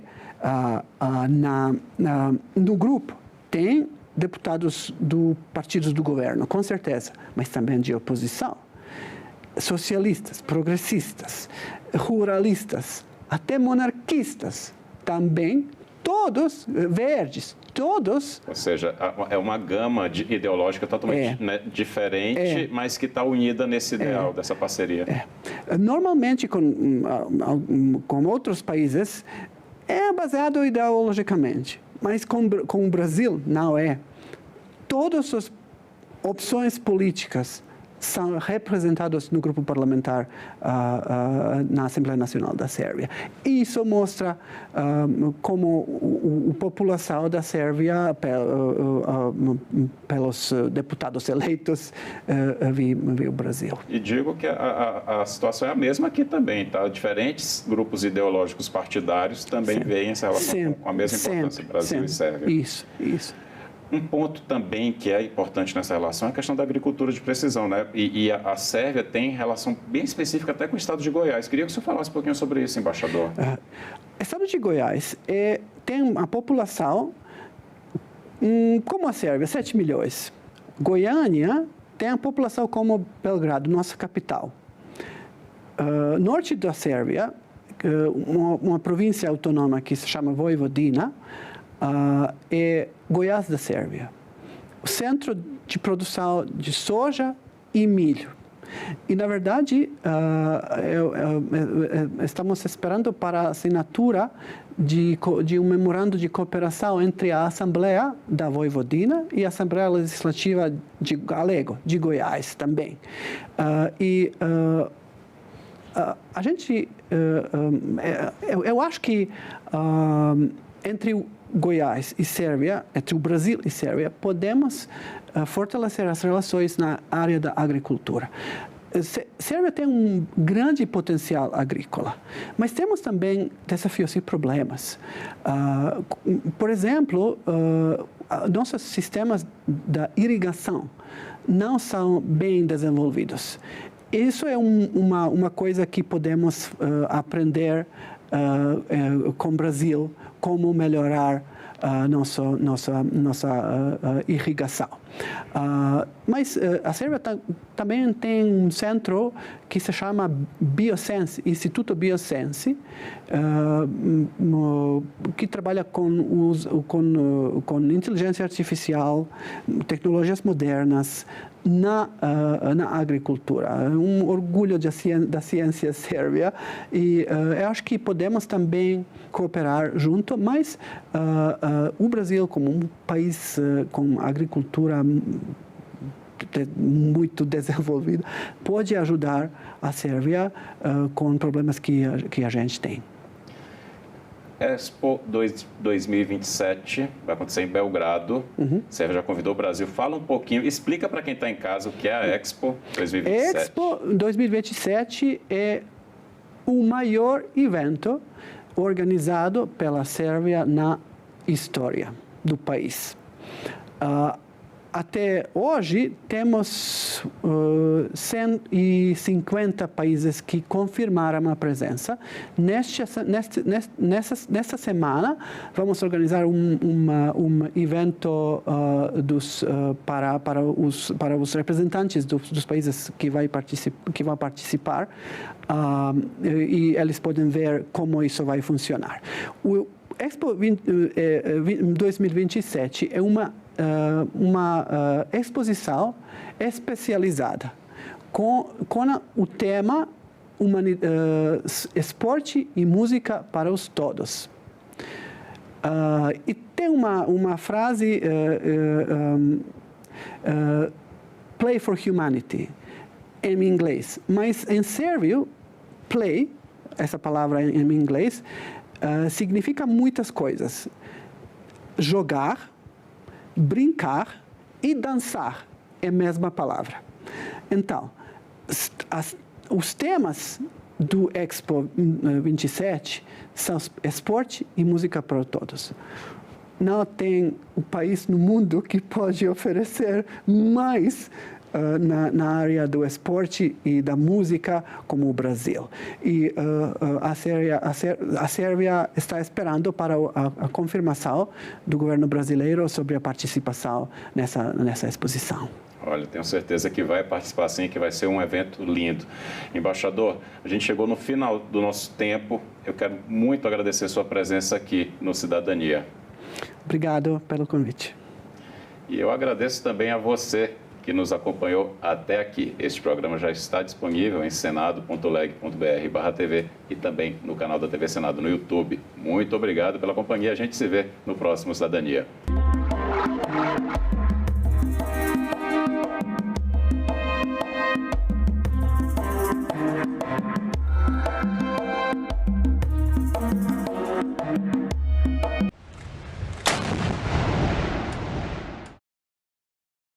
Miriam Wimmer, qual é o principal cuidado que o cidadão deve ter com seus dados? Os dados pessoais são, na verdade, uma projeção da personalidade humana, né? Nossos gostos, nossos hábitos, nossa capacidade de endividamento, nossas preferências políticas, inclinações, enfim. E, portanto, quando a gente disponibiliza dados pessoais, é preciso sempre ter um pouquinho de cautela. Agenda Econômica. Hoje, 20h, aqui na TV Senado. Você sabe o que é uma emenda parlamentar? O Orçamento da União define quais ações serão realizadas a cada ano com os impostos arrecadados. Parte desses recursos é destinada pelos parlamentares para que serviços públicos cheguem diretamente ao cidadão. Deputados e senadores identificam obras e serviços para direcionar recursos e atender às cidades de sua região. Metade vai para a saúde. As emendas parlamentares podem ser de dois tipos: individuais, apresentadas por um parlamentar, e coletivas, propostas por uma comissão, como a de Educação ou de Segurança Pública, ou por uma bancada, grupo de parlamentares de um estado. Você pode acompanhar cada emenda, da criação à entrega. O Siga Brasil é uma ferramenta desenvolvida pelo Senado para dar transparência ao orçamento. Assim você pode saber quem enviou os recursos, quem recebeu e o que vai ser feito com ele. Você também pode fiscalizar as emendas no site do Congresso, no portal da Transparência do Governo Federal e na plataforma TransfereGov. Acompanhe e fiscalize. Em caso de denúncias, procure o Ministério Público ou os órgãos de controle. Para saber mais, acesse o QR Code.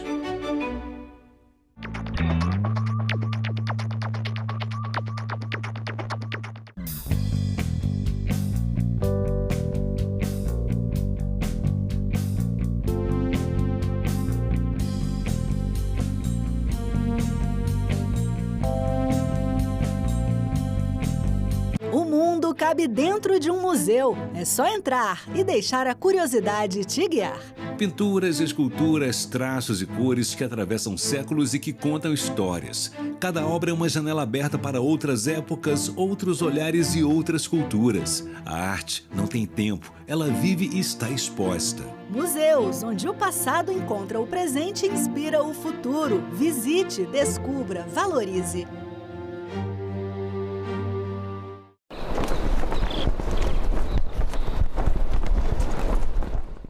O programa a seguir é livre para todos os públicos.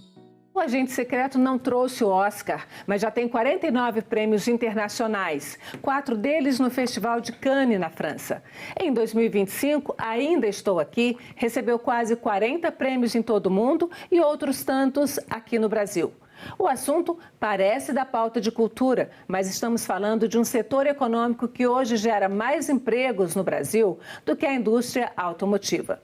A indústria do audiovisual é o tema deste Agenda Econômica, que está começando agora.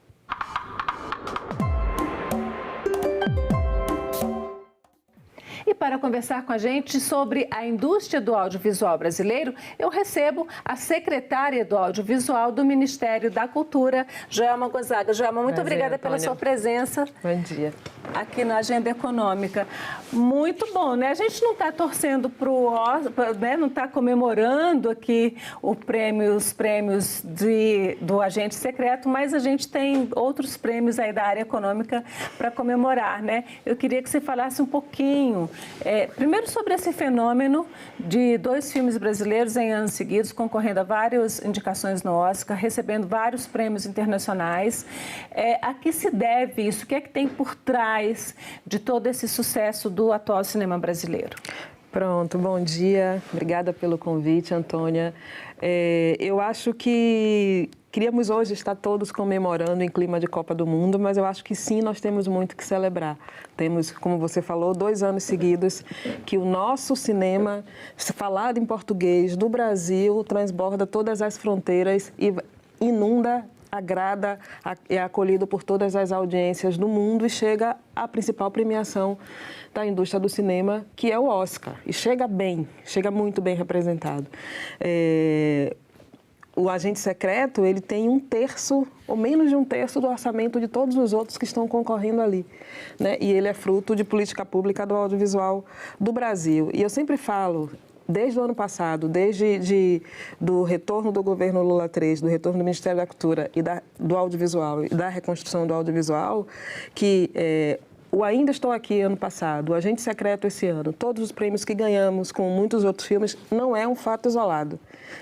Ele é fruto da capacidade instalada, né, que as políticas públicas do audiovisual veio fazendo ao longo de anos, que teve sua maior expressão no primeiro governo Lula I, governo Lula II, e que continua no governo Lula III, né? Tivemos ali um momento de apagão, mas o governo Lula III retorna, o Ministério da Cultura retorna, a Secretaria do Audiovisual retorna, as políticas do audiovisual retornam e o investimento e toda a capacidade instalada que já vinha sendo construída retorna junto. Então, qual a importância, eu queria que você falasse então um pouquinho, deixar bem claramente, qual a importância da existência dessa política pública de financiamento dessa indústria do audiovisual. O que ela significa para a cultura do país, para o desenvolvimento social do país e para a gente entrar no aspecto econômico realmente do setor. Perfeito. Nós temos um fundo, primeiro vou trazer um pouco dos dados do audiovisual para o PIB, né? O audiovisual contribui para o PIB com mais de 24 bilhões por ano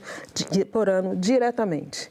Né? Se formos considerar o investimento, se formos considerar indiretamente, esse valor dobra, vai para mais de 50 bilhões. E o que significa o indireto e indireto? Desculpa.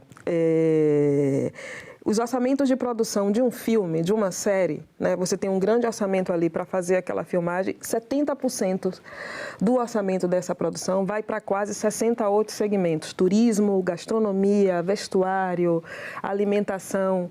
Né? Então, o audiovisual ele é uma economia que circula por muitos outros segmentos. Né? E o nosso audiovisual vem sendo alimentado por um fundo que se chama Fundo Setorial do Audiovisual, que é uma Condecine. Né? Essa Condecine ela é paga por cinemas, TVs, pelas telecomunicações. Isso é o que alimenta o nosso fundo, que é da ordem de 1 a 2 bilhões por ano. Depois eu queria que a gente destrinchasse um pouquinho mais, e aí eu até vou apresentar uns gráficos que nós preparamos com base em alguns, tanto dados do próprio Ministério, quanto dados de instituições internacionais de pesquisa nesse setor. Mas vamos pegar aqui O Agente Secreto, né? É um filme com um orçamento de 27 milhões de reais. É muito dinheiro para um filme. Agora, quando a gente pega os filmes estrangeiros, os mais baratinhos estão na faixa dos 100 milhões desses grandes filmes, né, que concorrem ao Oscar. Na faixa de 100 milhões de dólares. Aí a gente não está falando de real, a gente está falando de dólares. O que se ganha? O que o país ganha investindo tanto dinheiro em um filme? O que é que o país, além de movimentar a economia, o audiovisual, ele diz muito sobre a nossa identidade e sobre a nossa própria cultura. Repare, os dois filmes representando o Brasil no último Oscar, são 2 filmes que falam de períodos conturbados da nossa história. Eu Ainda Estou Aqui conta a história da família do Marcelo Rubens Paiva, né, do Rubens Paiva, da Eunice Paiva, e o Ainda Estou Aqui fala de um período ali também da década de 70, em que estávamos em ditadura militar e traz isso à luz de... Eu vi esses dias uma matéria do site da ONU, se não me engano, falando da importância de lembrar para não se repetir as nossas tragédias, né? E o agente secreto, ele é sobre isso, ele é sobre a importância da memória, das coisas, do que acontece na nossa sociedade e que não pode ficar no obscuro e que precisa vir à luz do dia para que ela não se repita, né? Então, assim, o Ainda Estou Aqui foi um fenômeno, fez com que jovens que nunca tinham se interessado pelo assunto da ditadura militar quisesse entender o que foi que aconteceu. O livro bateu recordes de venda, passou a ser distribuído nas escolas. Então, assim, o audiovisual ele é uma importante ferramenta também de educação, de sociabilidade e de construção da identidade de um país. E esses investimentos, quando a gente vê os Estados Unidos investindo tanto em filmes assim, quando a gente vê o governo da Coreia do Sul, que a gente tem hoje o fenômeno, né, do cinema coreano, das séries coreanas, investindo tanto assim, o retorno do ponto de vista econômico, ele é real? Ele é real. Ele é real. Esse fundo que nós temos, ele é dividido em crédito e investimento e as produções precisam retornar para o fundo o que ele recebe com um percentual. Então, o fundo ele é retroalimentado. Não é um dinheiro a fundo perdido do governo. Não é um dinheiro a fundo perdido, né? Eu vou pedir, então, o Assis, nosso diretor de gravação, para colocar aqui na tela. Eu achei muito interessante, é uma pesquisa feita pela Oxford Economics. Ela traz dados de 2024, é uma pesquisa que foi lançada em 2025 e provavelmente esse ano a gente deve ter, mais para o fim do ano, os dados de 2025. Sim. E aí, para falar um pouco daquela questão do PIB, focando aqui no ponto de vista da economia, né?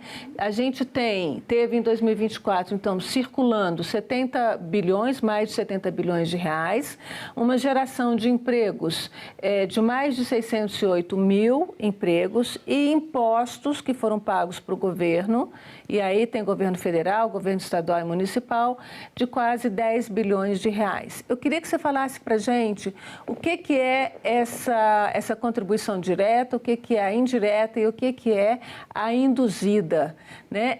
O que isso significa? Porque essa pesquisa também fala que o audiovisual está empregando mais do que a indústria automotiva no Brasil. O que é que isso significa para o desenvolvimento dessa indústria? Perfeito. Um dado importante, em 2024, final de 2024, a Secretaria do Audiovisual realizou um seminário sobre economia do audiovisual, que foi aberto na Fiesp, em São Paulo, pelo vice-presidente Geraldo Alckmin, vice-presidente ministro da Indústria e Comércio, Geraldo Alckmin. E nesse seminário, ele anuncia que o audiovisual vai fazer parte da nova indústria Brasil, né? Então, o audiovisual passa a integrar a nova indústria Brasil na missão 4, que é a transformação digital. E isso é um dado muito importante, e isso é um feito muito importante. É o governo reconhecendo que essa indústria que gera 600 mil empregos por ano e que contribui em imposto com mais de 9,9 bilhões e que é um carro-chefe da economia criativa, não poderia estar fora, né, do desenvolvimento industrial do país, porque ele é uma grande parte do desenvolvimento industrial do país. Mas falando do que você pediu aqui, da contribuição direta, indireta e induzida. Direta, porque, como eu falei, né, o orçamento de produção, o orçamento dos filmes, ele paga salários, cachês, ele paga as suas equipes técnicas e criativas. Indireta, porque irriga outros pelo menos 60 outros segmentos, como turismo, como vestuário, como alimentação, indústria cosmética.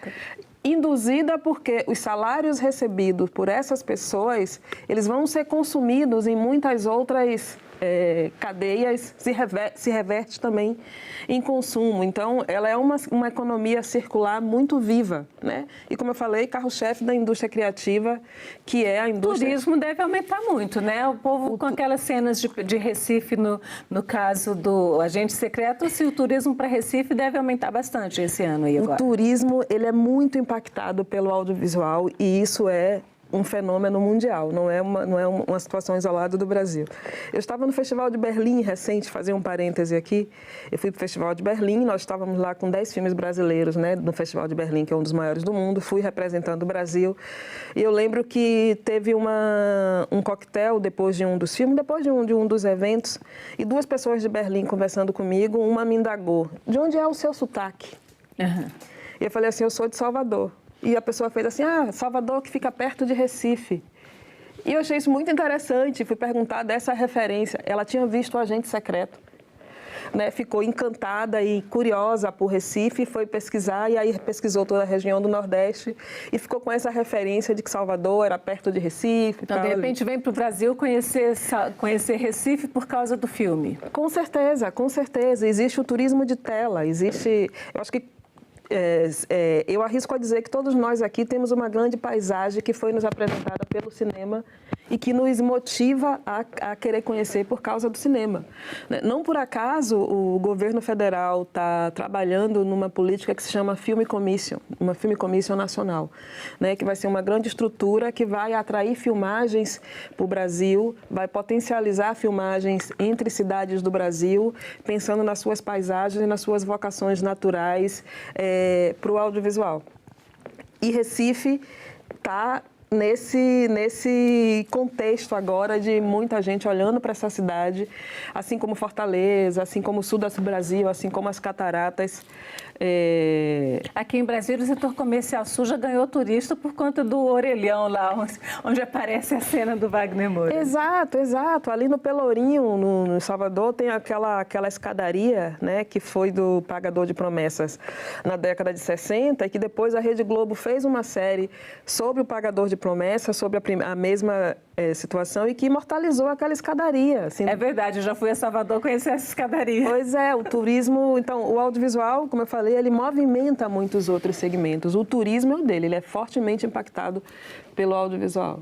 E essa questão dos empregos, eles são empregos fixos, são empregos temporários? Porque a gente sabe que uma produção de um filme, porque aqui a gente tem filme, mas a gente tem novela, a gente tem séries, a gente tem longa-metragem, curta-metragem, média-metragem, tem publicidade, tem tudo aqui dentro desses dados, não é isso? Ele tem todas as categorias de emprego, fixo, temporários,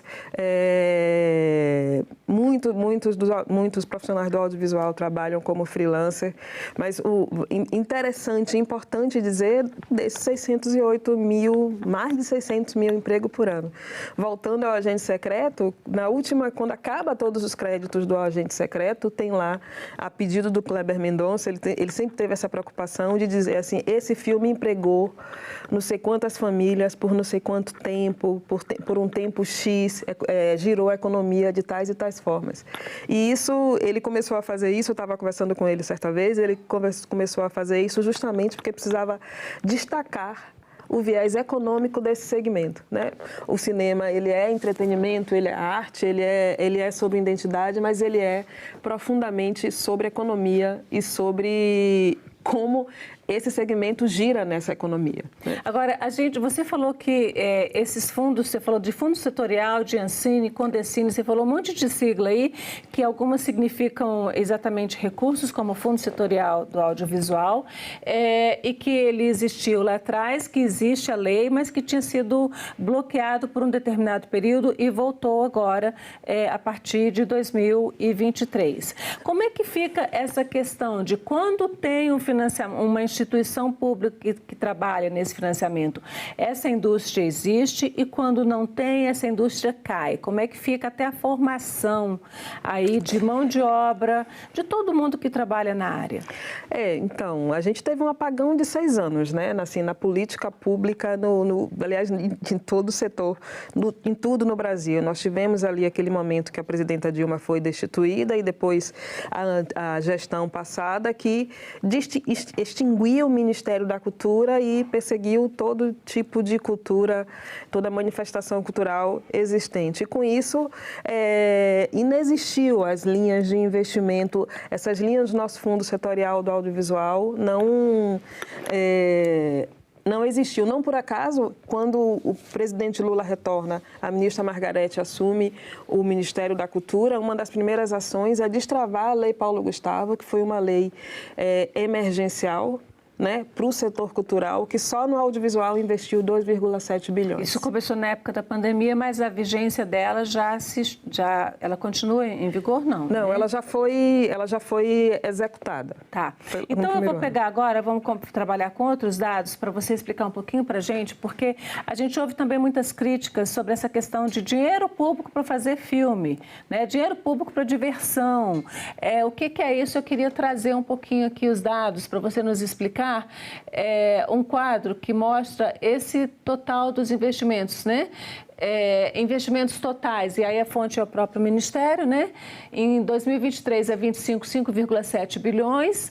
O Fundo Setorial de Audiovisual, volume operacional de 2 bilhões, crédito 411 milhões, as leis de incentivo, e aqui a gente tem a Lei Rouanet, a Lei do Audiovisual com 437 milhões, 852 obras apoiadas e a Lei Paulo Gustavo com 2,7 bilhões.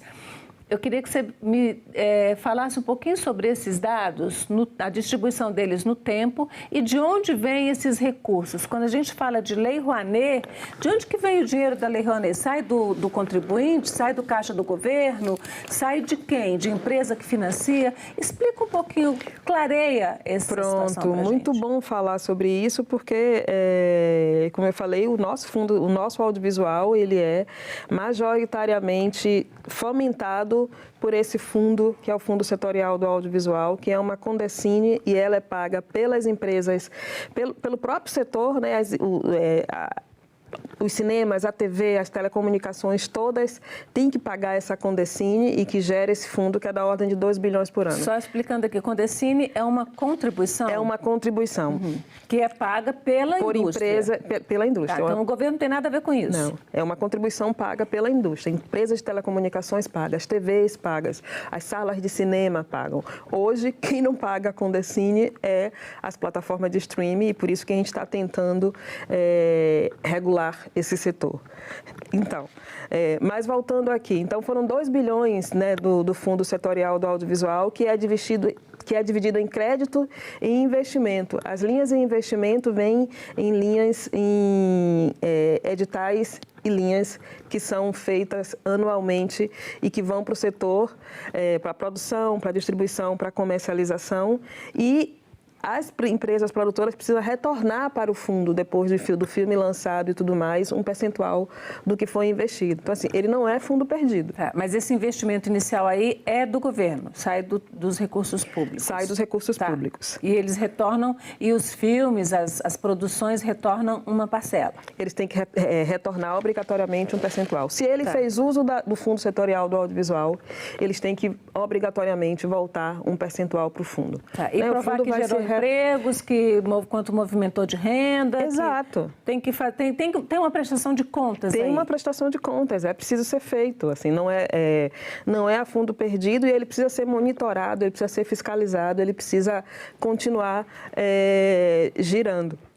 A lei do audiovisual e a lei Rouanet é a mesma coisa, ela permite que empresas e pessoas físicas invistam em projetos culturais pelo incentivo fiscal. E quando uma pessoa física ou uma empresa investe em alguma produção, em que pessoa física pode investir, em que empresa pode investir? E quando ela investe, como é que fica esse dinheiro aí no imposto de renda, por exemplo? Então, ela deduz do imposto de renda esse recurso que pode ir para produções culturais. Em lugar de pagar o imposto para o governo, ela financia uma produção. Exato. Então, assim, a lei do audiovisual e a lei do Rouanet, ela é benéfica para o setor, para o cidadão e para a sociedade como um todo, né? A lei do audiovisual, que é como se fosse a lei Rouanet para o cinema, para o audiovisual, porque a lei Rouanet ela só permite que você, no audiovisual, invista em curta-metragens, em festivais de cinema e em médias metragens. Longas metragens, como Agente Secreto, ele não é incentivado pela lei Rouanet, mas pela lei do audiovisual. O Agente Secreto teve recurso da lei do audiovisual via artigo 3º ou foi artigo 1º da lei. Ou seja, uma empresa privada colocou dinheiro através do seu imposto de renda no Agente Secreto. Certo. Uma vez feito esse investimento, quando é que esse filme, por exemplo, ou vai retornar uma parcela do dinheiro que ele pegou para o fundo do audiovisual? Bom, ele tem, quando o filme, ele vai acessar essa linha do audiovisual, do Fundo Setorial do Audiovisual, através de um edital ou alguma das linhas de investimento. Ele vai produzir todo o filme, ele vai lançar todo o filme e ele vai ter uma janela de tempo para poder, depois do filme comercializado, voltar com um percentual para o fundo. A gente sabe que hoje a indústria cultural e a indústria cinematográfica é uma das indústrias mais fortes de países como, por exemplo, os Estados Unidos. Como é que a gente pode trabalhar no Brasil para que isso seja uma indústria? Porque ela paga bem, ela exige uma boa formação, para que seja uma indústria permanente, que não dependa do governo que está no comando naquele momento. Perfeito. Eu acho que existe nessa gestão um objetivo de deixar o máximo possível de políticas estruturantes. Por exemplo, há menos de um mês, a Secretaria do Audiovisual, o Ministério da Cultura, aprovou um grande plano decenal que se chama Plano de Diretrizes e Metas do Audiovisual. É um plano que foi construído ao longo de quase 2 anos, envolvendo o Ministério da Cultura e vários outros ministérios do governo, para pensar qual é a indústria do audiovisual, quais são os objetivos, o que é que nós queremos para o audiovisual para os próximos 10 anos. E aí, esse plano ele tem 8 eixos, eu não vou lembrar de todos eles aqui, mas tem o financiamento, que é um dos motores da produção, tem formação, porque a gente precisa pensar na formação de profissionais para esse setor, tem internacionalização, que é um outro grande braço, uma outra grande parte da economia do audiovisual.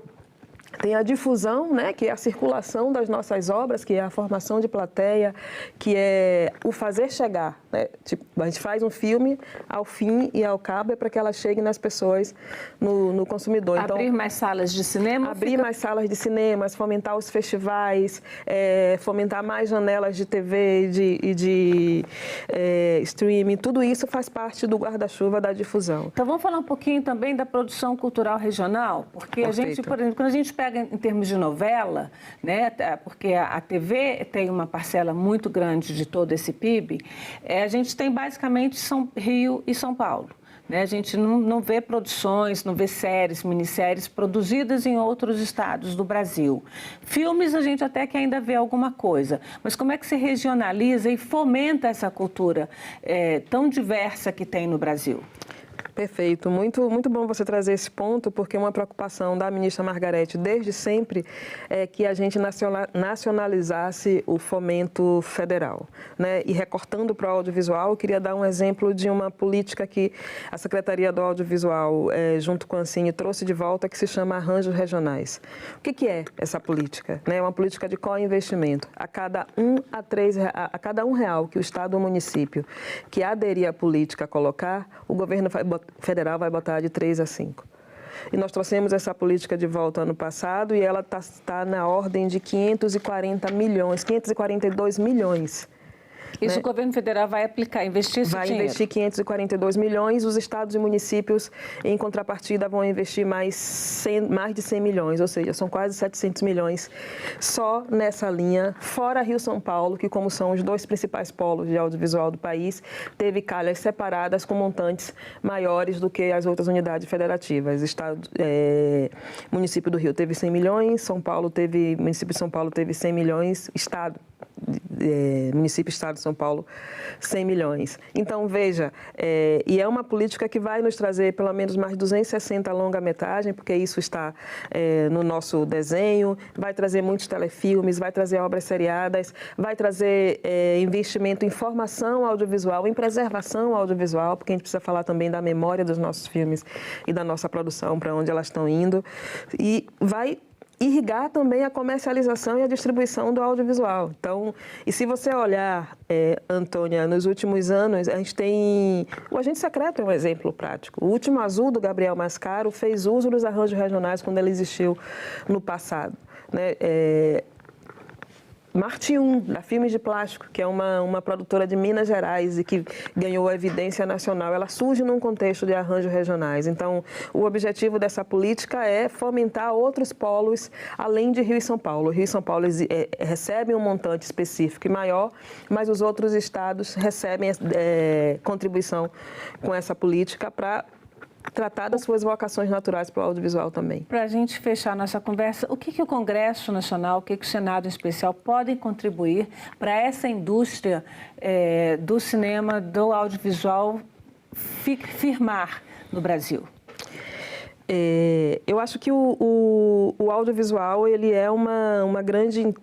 O audiovisual ele é bom para toda a sociedade, ele, como a gente falou aqui, ele é sobre identidade, ele é sobre soberania do país, ele é sobre identidade cultural. Então, acho que o Congresso, os nossos parlamentares entenderem o audiovisual como uma ferramenta estratégica para o desenvolvimento do país como um todo, faz de extrema urgência, e disso eu falo aí da pauta da regulação das plataformas de streaming, né? Como eu falei aqui, a Condecine ela é paga por toda a cadeia do audiovisual no Brasil hoje, menos pelas plataformas de streaming. Por isso que a gente está no Congresso com um pleito de regular essas plataformas e o que a gente quer é minimamente que elas contribuam para a economia do audiovisual, que contribuam para a Condecine do audiovisual. E o Brasil é um dos maiores países consumidores de conteúdo de streaming. Isso significa dizer que o território onde essas plataformas, onde essas empresas mais lucram, é o Brasil. Joelma, muito obrigada pela sua presença aqui no Agenda Econômica. Muito obrigada pelo convite, espero que todos tenham gostado, eu gostei muito. Obrigada. E agradeço também a você que nos acompanhou até aqui. Este programa está no site senado.leg.br/TV ou no canal da TV Senado no YouTube. Aproveite, inscreva-se no canal, curta o programa e garanta seu acesso à informação de qualidade. Até o próximo Agenda Econômica.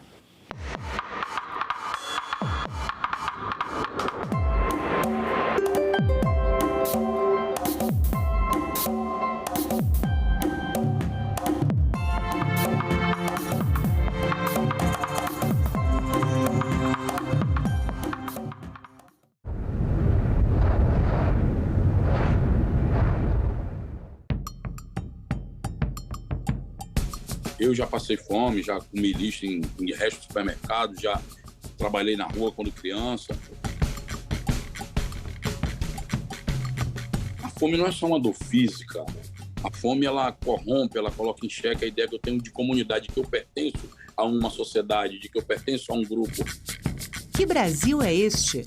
Nesta quarta, 20h, aqui na TV Senado. Justiça Eleitoral apresenta V de Verdade. Em terra de fatos, fake não tem vez.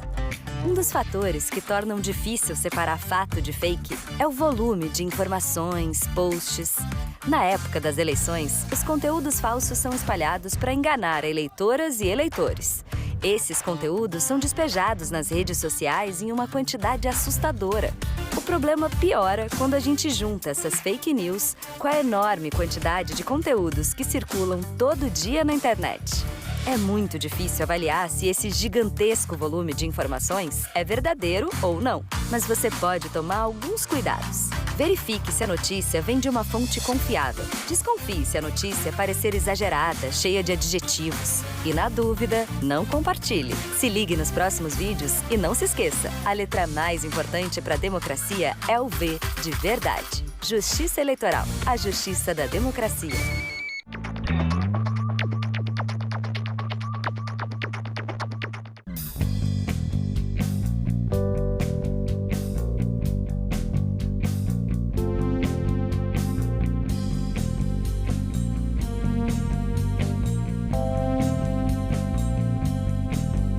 Declaro aberta a sessão solene. Sim, não existe parlamento, não existe democracia. O governo via todos como se fosse comunista.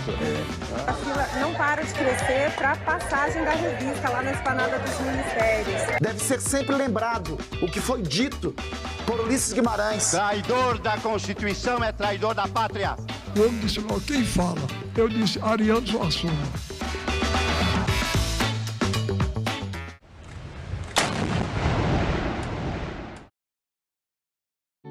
O programa a seguir é livre para todos os públicos.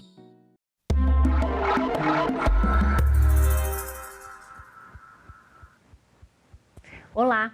Erros de prescrição estão entre as falhas mais frequentes na assistência em saúde e podem comprometer tratamentos, aumentar internações e até colocar vidas em risco. Para enfrentar esse desafio no Sistema Único de Saúde, uma farmacêutica brasileira desenvolveu uma ferramenta que ajuda profissionais a identificar inconsistências, padronizar informações e tornar a prescrição mais segura. Hoje nós vamos conhecer a solução criada pela farmacêutica Ana Helena Ubrich, entender como ela funciona na prática, quais resultados já foram observados e de que forma a tecnologia pode contribuir para reduzir eventos adversos e qualificar o cuidado aos pacientes do SUS. Ana Helena, seja muito bem-vinda aqui ao Cidadania. Muito obrigada pelo convite, é um prazer estar aqui com vocês, falar desse projeto que eu tanto tenho orgulho, né? Pois é, Ana, o que te motivou a fazer essa plataforma? E também a gente tem informação de que ela foi criada junto ao seu irmão, né? Conta pra gente como é que foi esse processo. Então, eu era farmacêutica no Hospital Conceição, lá de Porto Alegre, um hospital de mais de 800 leitos, né? E eu vivia essa dificuldade de ter poucos farmacêuticos para avaliar tantas prescrições e a gente não conseguia dar profundidade nessa avaliação. Então, eu sentia que existia uma insegurança do paciente no momento que a gente não conseguia avaliar todas as prescrições com toda a profundidade que deveria, né? Então, eu falando com meu irmão no domingo, né, em família, e ele estava fazendo doutorado em inteligência artificial, eu trouxe, né, esse problema e a gente resolveu fazer um projeto junto e mudar o tema de doutorado dele para trabalhar com inteligência artificial na segurança do paciente. E quais são, na sua avaliação, durante o tempo que você trabalhou no hospital, os erros mais comuns de prescrição, principalmente no sistema de saúde pública? Tem vários tipos de erros, eu me lembro muito a questão da dose, né? Porque os pacientes têm comorbidades, por exemplo, né? Função renal alterada, né? Insuficiência renal, que acaba gerando uma necessidade de ajuste de dose. E nem sempre era ajustada a dose conforme a necessidade daquele paciente.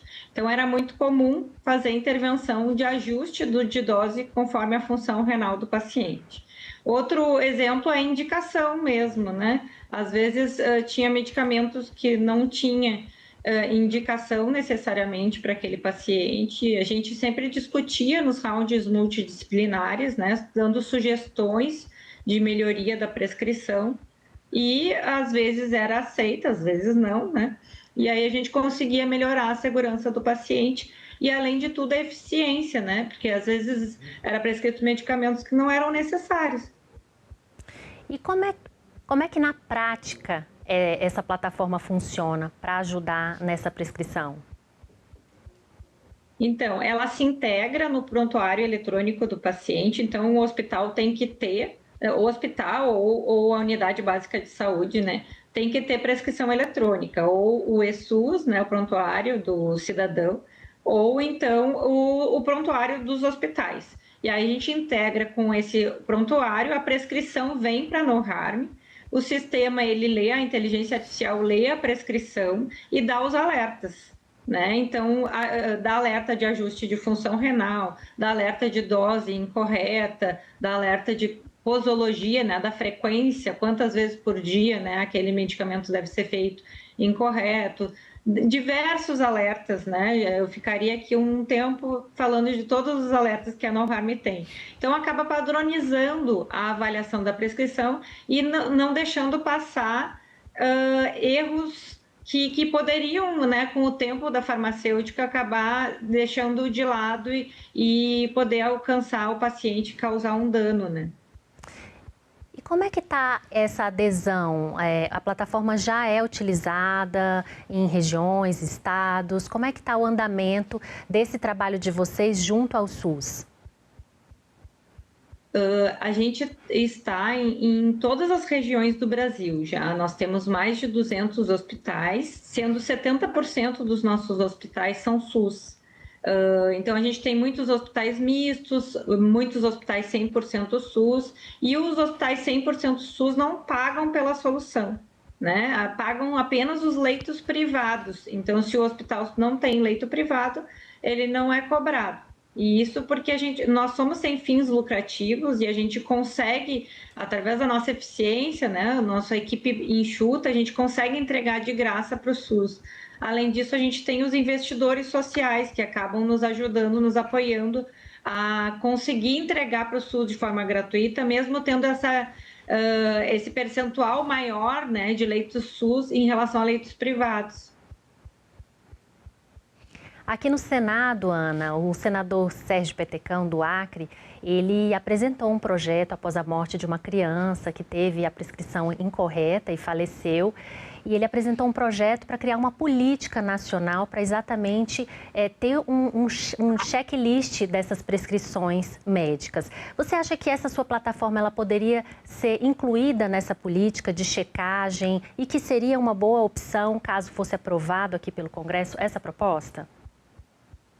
Com certeza. Nós já temos, né, o programa de segurança do paciente, né, e o protocolo de segurança na prescrição. Então, tudo vai ao encontro, né, desses programas que já existem, lá de 2013. Então, a nossa plataforma acaba apoiando, sim, essa linha. Eu sou especialista em segurança do paciente, em qualidade de serviço de saúde, e com isso a gente trouxe todo esse conhecimento que eu tive durante esses 10 anos para a plataforma No Harm. E, além disso, durante todo esse tempo que a gente já tem, de 6 anos de plataforma, a gente conta com a colaboração de mais de 3.000 farmacêuticos que a gente tem na plataforma, que contribuem para o crescimento da plataforma. Como é uma plataforma colaborativa, é um instituto, todo mundo tem o interesse de compartilhar o conhecimento e trazer cada vez mais benefício para a segurança do paciente. E esses farmacêuticos também podem ajudar a aprimorar a plataforma, né? Mas conta pra gente os resultados que vocês já obtiveram em relação à satisfação e também análise de resultados positivos, no caso de não haver mais erro em prescrições médicas, outros detalhes. A nossa plataforma, ela proporciona que os farmacêuticos criem intervenções e a gente consegue ver o número de intervenções, o número de pacientes que tiveram suas prescrições avaliadas. Então, a gente consegue saber, por exemplo, que a gente teve mais de 3 milhões de prescrições avaliadas em todo o período que a No Harm existe. Então, mais de 3 milhões de vidas impactadas, né, de vidas que foram, que tiveram uma prescrição mais segura. Então, esse é o que a gente traz, assim, de benefício.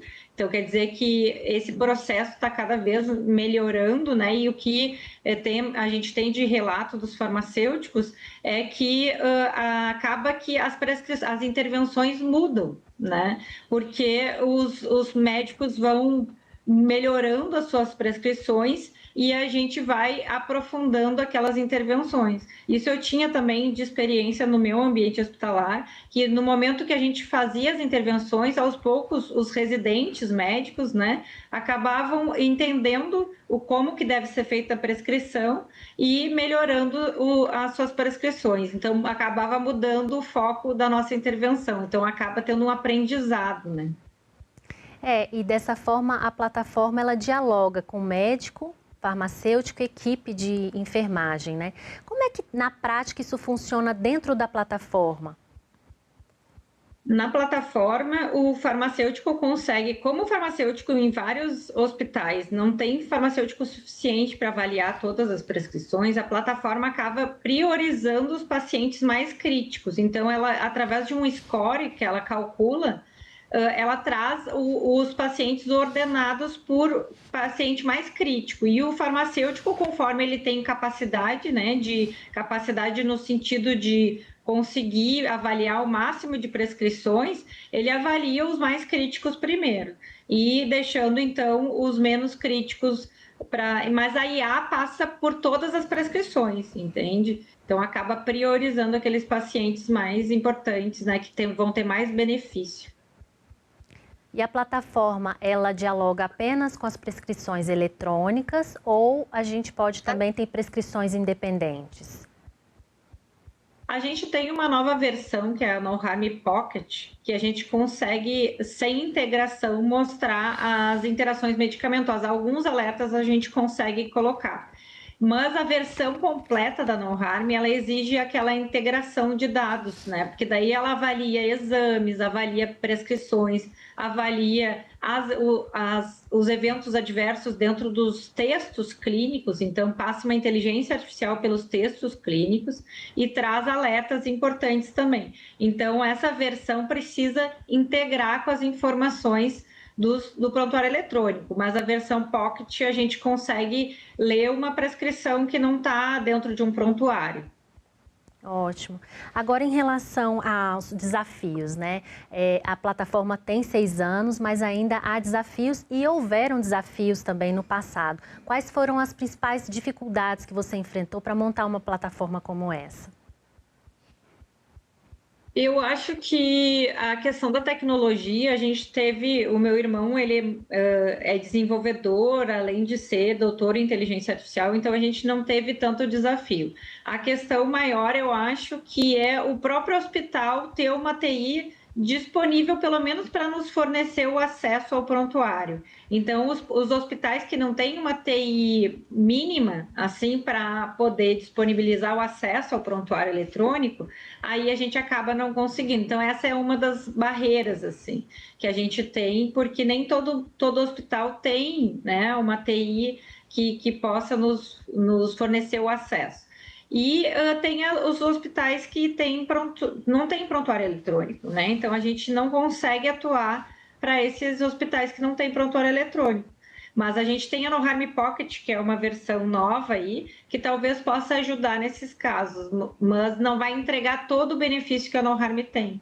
Alguns hospitais também, os exames não são integrados no sistema. E aí a gente também não consegue dar os alertas que estão relacionados com exames, né? E houve alguma resistência por parte de médicos, hospitais, por causa da tecnologia, da dificuldade que achavam que iam ter, que isso não ia facilitar?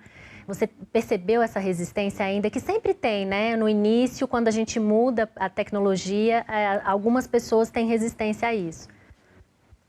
Como o nosso sistema ele é direcionado para o farmacêutico para fazer essa avaliação da prescrição, né, que é um processo, essa avaliação da prescrição pelo farmacêutico é um processo já validado, né? É uma questão que é trazida pela JCI, pela ONA, que são certificadoras dos hospitais, né, acreditadoras desses hospitais, que mostram quanto aquele hospital está qualificado.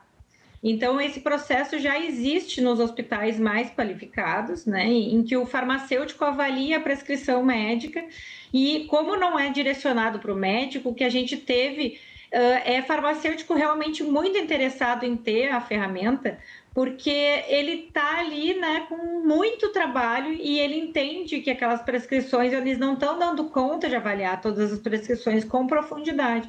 Então, a gente não teve resistência dos farmacêuticos.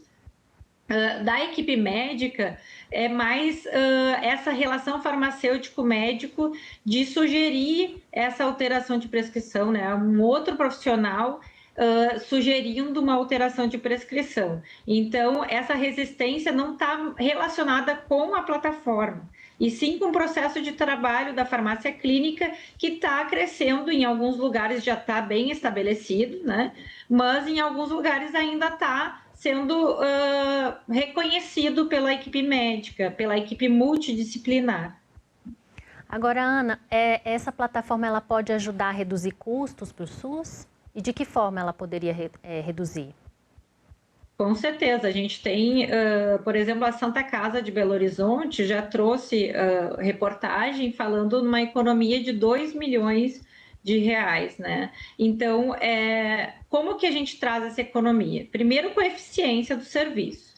E o outro ponto é com a redução de custos em medicamentos, né? Então, os quimioterápicos, por exemplo, são medicamentos muito caros.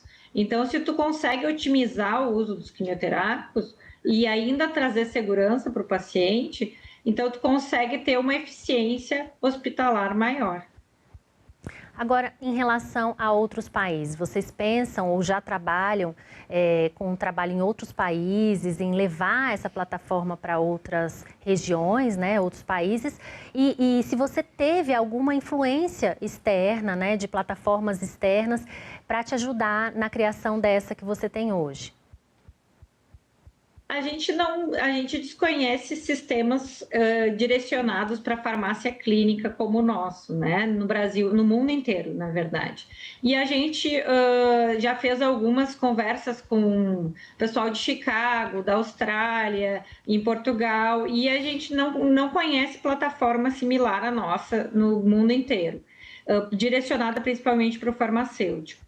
E a gente tem introduzido a nossa ferramenta na Argentina, já conversamos com Portugal, mas é uma questão mais de prontuário lá que domina o mercado, que a gente acabou não conseguindo entender como é que é, né, esse processo lá, mas a gente está aos poucos conhecendo outros mercados. Mas o nosso objetivo maior é o Brasil, e a gente tem muitos hospitais ainda aqui, a gente está trabalhando com um pouco mais de 200 hospitais, então a gente tem muitos hospitais ainda para trabalhar aqui dentro, e a gente tem interesse de ter uma parceria com o Ministério da Saúde também, e avançar no uso do SUS, que a gente acaba tendo também limitação de conseguir alcançar todos os hospitais do SUS, né? A gente está na rede EBSER, por exemplo, que é uma quantidade grande de hospitais que a gente está avançando nessa integração, e a gente quer avançar ainda mais, né? Que o nosso objetivo realmente é impactar o Sistema Único de Saúde, mas também o sistema suplementar. Agora, falando dessa plataforma, você estava me contando antes da gravação que você teve que deixar, né, o seu concurso para poder se dedicar totalmente à plataforma. Como é que a equipe hoje trabalha? Quantas pessoas trabalham nessa plataforma? E como é que é o seu dia a dia aí para dividir entre mãe, casa, né, família e também o trabalho? Não é fácil, né? Os filhos reclamam um pouco que eu trabalho demais, né? Mas tudo bem, faz parte, a gente tem esse propósito aí. Eu e o meu irmão somos muito workaholic, assim, trabalhamos muito, né? Mas a gente gosta do que a gente faz, por isso que a gente acaba trabalhando bastante. Mas eu tive que realmente sair do concurso que eu tinha, que era no Hospital Conceição, porque eu não estava dando conta de ter filho, mais 36 horas de trabalho no hospital e mais a No Harm, e acaba que a gente não conseguia avançar tanto na No Harm por não ter alguém dedicado a ela. Então, eu acabei em 2022 saindo do meu concurso e assumindo daí 100% do tempo na No Harm. Agora, Ana, você acredita, há 6 anos vocês desenvolveram já uma plataforma bem inovadora, né? Agora que a inteligência artificial está muito mais desenvolvida e essa rapidez vai ser cada vez maior para novas plataformas, você acredita que a tecnologia ela vai ajudar muito a agilizar, desburocratizar esses procedimentos dentro do SUS, principalmente? Com certeza, eu acho que a gente está disposto a isso, né? Nós estamos dedicados ao SUS e somos pioneiros, né, na inteligência artificial na área da saúde. Então, eu acho que a gente tem muito que crescer e a gente é dedicado a melhorar o sistema de saúde, do SUS mesmo, sistema público de saúde. Então, eu acho que a gente vai avançar muito e a nossa equipe é top em inteligência artificial, então tudo que tem de novo a gente está usando, os agentes, a gente já está usando na nossa ferramenta, tanto para suporte no dia a dia, quanto na curadoria de dados, como também para ajudar as próprias farmacêuticas, né? Então, a gente tem muito que avançar e a gente tem que aproveitar esse avanço da inteligência artificial para o bem, né? E é isso que a gente está fazendo. Agora, Ana, como é que é o treinamento das equipes dentro dos hospitais para poderem acessar essa plataforma? Vocês levam uma equipe lá para explicar, implementar tudo? Nós somos poucas pessoas, né? Para a gente trazer eficiência para esse processo, a gente acaba não indo presencialmente. A gente faz, ainda mais que a gente está no Brasil inteiro, ia ser um custo muito elevado para a gente fazer isso. Então, a gente faz um treinamento remoto, pela internet mesmo, a gente faz videochamada, conversa com os farmacêuticos e faz um treinamento ali, e depois a gente avalia e tira dúvidas, né, após o treinamento, para ver se ficou entendido, se eles estão conseguindo usar a ferramenta. E, além de tudo, anualmente a gente premia os farmacêuticos que tiveram melhores resultados com a ferramenta, então que impactaram mais pessoas com intervenções importantes, né? A gente avalia, inclusive, se a intervenção foi importante para aquele paciente ou não. Agora, você falou que vai tentar uma parceria com o Ministério da Saúde. Como é que estão essas tratativas? Vocês já entraram em contato? Já existe algum tipo de aproximação, de interesse por parte do poder público para poder ampliar essa plataforma no sistema de saúde? Sim, a gente tem algumas conversas que a gente já teve com o Ministério da Saúde e a gente também está participando de um edital da CEIDIG, que é também para cadastrar empresas para avançar nessa questão de inovação, né? Então, acho que nesse ponto o Ministério deixou essa oportunidade da gente fazer essas parcerias, né? Que está em andamento ainda, mas a gente tem muito interesse de avançar. Agora, passados já esses 6 anos, já mais ou menos consolidada essa plataforma e em crescimento, quais são os próximos passos? Como você vislumbra aí o futuro dessa plataforma? Pensa em outras plataformas ou ampliar a sua? O que vocês pensam aí para os próximos anos? Então, a gente está avançando numa plataforma que a gente percebeu que é importante, que os hospitais têm muito interesse também em treinamento, da capacitação dos profissionais da saúde, né? Então, a gente criou a No Harm Learning, que é para a No Harm Educação, para que a gente possa ter mais alcance, né, no conhecimento, principalmente de segurança do paciente, mas tudo que envolve o hospital, que é muito complexo, a gente consegue fazer dentro dessa plataforma, e a gente usa nessa plataforma agentes também, que é de inteligência artificial, consegue incluir documentos relacionados com aquele assunto e criar, então, um curso para cada um dos assuntos que tu quer abordar com os profissionais. Então, a gente está em desenvolvimento dessa plataforma e a gente acredita que isso vai melhorar ainda mais tanto o uso da plataforma quanto a segurança do paciente como um todo. Olha, o que a gente quer é que essa plataforma cresça e que os serviços de saúde sejam aprimorados com a ajuda da inteligência artificial e com a ajuda de pensamentos como o seu e o do seu irmão, que construíram essa plataforma e que hoje trabalha até gratuitamente para alguns hospitais públicos. Parabéns pela iniciativa. Obrigada pela entrevista. Muito obrigada. Muito obrigada pela oportunidade. Eu acho que é importante a gente levantar esses temas.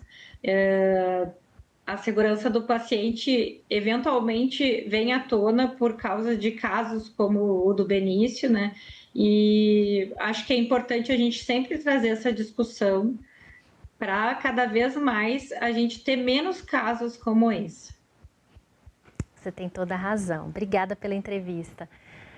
Bom, eu agradeço também a você que nos acompanhou aqui.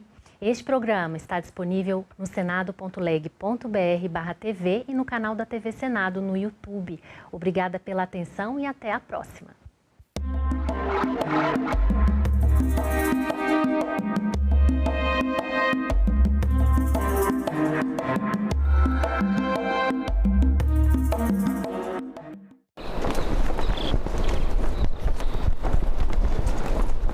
Miriam Wimmer, qual é o principal cuidado que o cidadão deve ter com seus dados? Os dados pessoais são, na verdade, uma projeção da personalidade humana, né? Nossos gostos, nossos hábitos, nossa capacidade de endividamento, nossas preferências políticas, inclinações, enfim. E, portanto, quando a gente disponibiliza dados pessoais, é preciso sempre ter um pouquinho de cautela. Agenda Econômica. Hoje, 20h, aqui na TV Senado. Você sabe o que é uma emenda parlamentar? O Orçamento da União define quais ações serão realizadas com os impostos arrecadados. Parte destes recursos é destinada a emendas parlamentares. Deputados e senadores direcionam recursos para obras e serviços em sua região. Você pode acompanhar e fiscalizar as emendas no portal Siga Brasil, no site do Congresso, no portal da Transparência do Governo Federal e na plataforma TransfereGov.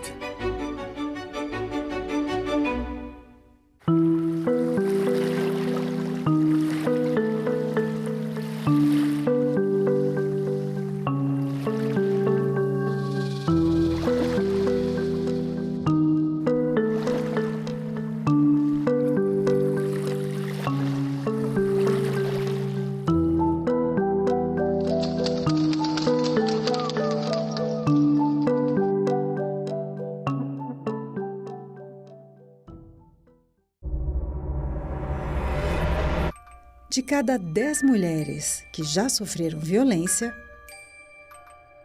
4 tinham menos de 20 anos quando foram agredidas pela primeira vez.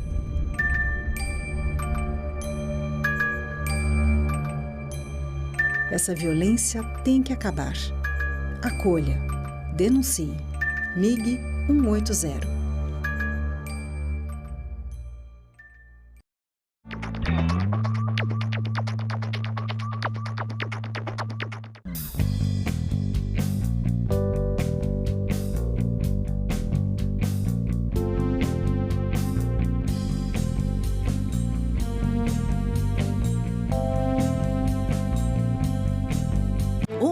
Cabe dentro de um museu. É só entrar e deixar a curiosidade te guiar. Pinturas, esculturas, traços e cores que atravessam séculos e que contam histórias. Cada obra é uma janela aberta para outras épocas, outros olhares e outras culturas. A arte não tem tempo, ela vive e está exposta. Museus, onde o passado encontra o presente e inspira o futuro. Visite, descubra, valorize.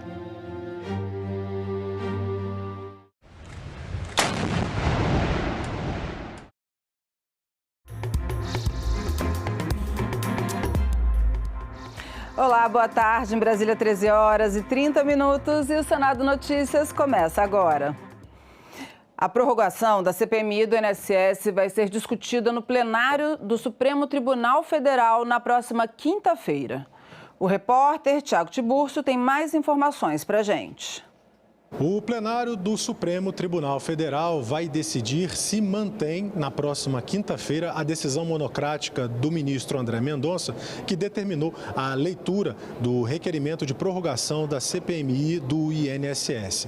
Foi o próprio ministro Mendonça que resolveu levar o mandado de segurança para a análise de todos os outros ministros no plenário do Supremo Tribunal Federal. Na noite desta segunda-feira, Mendonça havia dado um prazo de 48 horas para que o presidente do Congresso Nacional, o senador Davi Alcolumbre, lesse o requerimento de prorrogação da CPMI.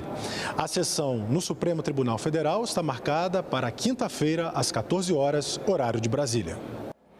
E a pesquisadora da área de segurança e fundadora do Instituto Fogo Cruzado, a jornalista Cecília Oliveira, afirmou em depoimento à CPI do crime organizado que enfrentar as facções criminosas com tiroteio nas ruas é uma política que não funciona. Há mais de 30 anos, o Brasil vem combatendo o crime organizado da mesma forma e com uma estratégia que não tem dado certo, disse a jornalista Cecília Oliveira, na CPI, onde falou como convidada. A gente joga toda essa situação no colo dos policiais e cobra desses policiais mais confronto, mais tiroteio, mais mortes.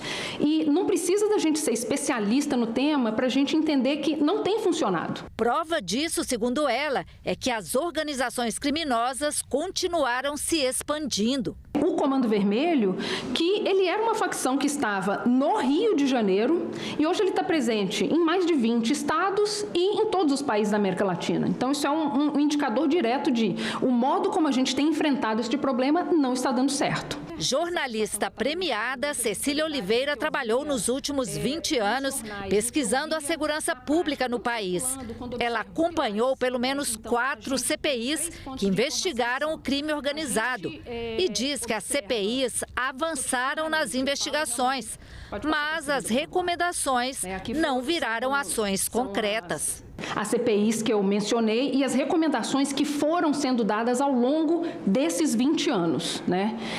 Que são recomendações que eu tenho visto sendo repetidas, inclusive por quem tem passado pela CPI aqui, o que significa que nós já vimos isso, continuamos vendo isso e infelizmente, continuamos com os mesmos problemas. Fundadora do Instituto Fogo Cruzado, que usa a tecnologia para produzir e divulgar dados sobre violência armada, a jornalista apontou que a experiência tem demonstrado que o crime cresce onde falta Estado e onde há colaboração de agentes públicos. Inclusive, eu acho improdutivo quando a gente debate corrupção e fala só de corrupção policial, porque isso aí é um pedaço desse problema, né? E, obviamente, a gente precisa pensar ali em relação ao que já vem sendo disso, em relação à cooperação das instituições, porque os mecanismos de controle sobre esses agentes que se corrompem, eles precisam ser mais efetivos. E isso, eu penso, né, isso está estritamente relacionado a mecanismos que relacionam ali a integridade desses servidores, mas que também levem em consideração a questão de movimentação financeira. Cecília Oliveira ressaltou que a violência no país é grave, mas, segundo ela, existem caminhos para melhorar a situação. Precisamos de uma ação articulada nacionalmente, né? Porque o crime se nacionalizou, mas as políticas de segurança pública ainda não. Elas ainda são decididas localmente. Esse movimento ele precisa, de fato, ser liderado pelo Legislativo e pelo governo federal. E o presidente da Comissão de Assuntos Econômicos, Renan Calheiros, determinou o fim do sigilo da auditoria feita pelo Tribunal de Contas da União sobre a decisão do Banco Central de liquidar o Banco Master. Essa decisão se deu no âmbito da subcomissão que acompanha as investigações sobre o banco. Está na Constituição. O controle externo, a cargo do Congresso Nacional, será exercido com o auxílio do Tribunal de Contas da União. Creio que um órgão auxiliar do Poder Legislativo não pode impor ao Poder Legislativo sigilo sobre algo que deveria ter absoluta transparência para que a sociedade brasileira, para que o mercado brasileiro, para que o mercado financeiro possa ter conhecimento das práticas e das metodologias. É óbvio que a legislação pertinente sobre sigilo bancário, sigilo fiscal e sigilo previstos em leis, esses precisam ser mantidos porque está previsto em lei. Mas o relatório de auditoria, não, senhor presidente. Este deveria ser público. Há uma convicção geral de que aquele primeiro ensaio do TCU foi muito mais para questionar a liquidação do banco e inibir a ação de liquidação do que para defender o interesse da sociedade. É isso que restou. Então, manter sob sigilo um relatório cuja explicação sobre a sua configuração não foi satisfatória até agora, eu acho que é um erro do TCU e o erro será nosso se nós concordarmos com a manutenção deste sigilo sem fundamentação. Atendendo às colocações do senador Eduardo Braga e do senador Esperdião Amin, e no espírito de contribuir para a completa elucidação deste escândalo, o maior do país, nós vamos agora tornar pública a consulta aos documentos recebidos do Tribunal de Contas da União, inclusive, principalmente, a auditoria desautorizando a tese enviesada do Centrão, assumida por um ministro do Tribunal de Contas da União, que, pressionado por superiores da Câmara dos Deputados, queria liquidar a liquidação através de uma inspeção do Tribunal de Contas. E olha só, na mesma reunião, a Comissão de Assuntos Econômicos aprovou um projeto que cria incentivos fiscais para a atividade de reciclagem. A proposta permite o aproveitamento de créditos de contribuições ao Programa de Integração Social, o PIS, ao Programa de Formação do Patrimônio do Servidor Público, o PASEP, e a contribuição para o financiamento da Seguridade Social, a COFINS, na aquisição de materiais recicláveis, como resíduos e aparas de plástico, papel, cartão, vidro, ferro ou aço.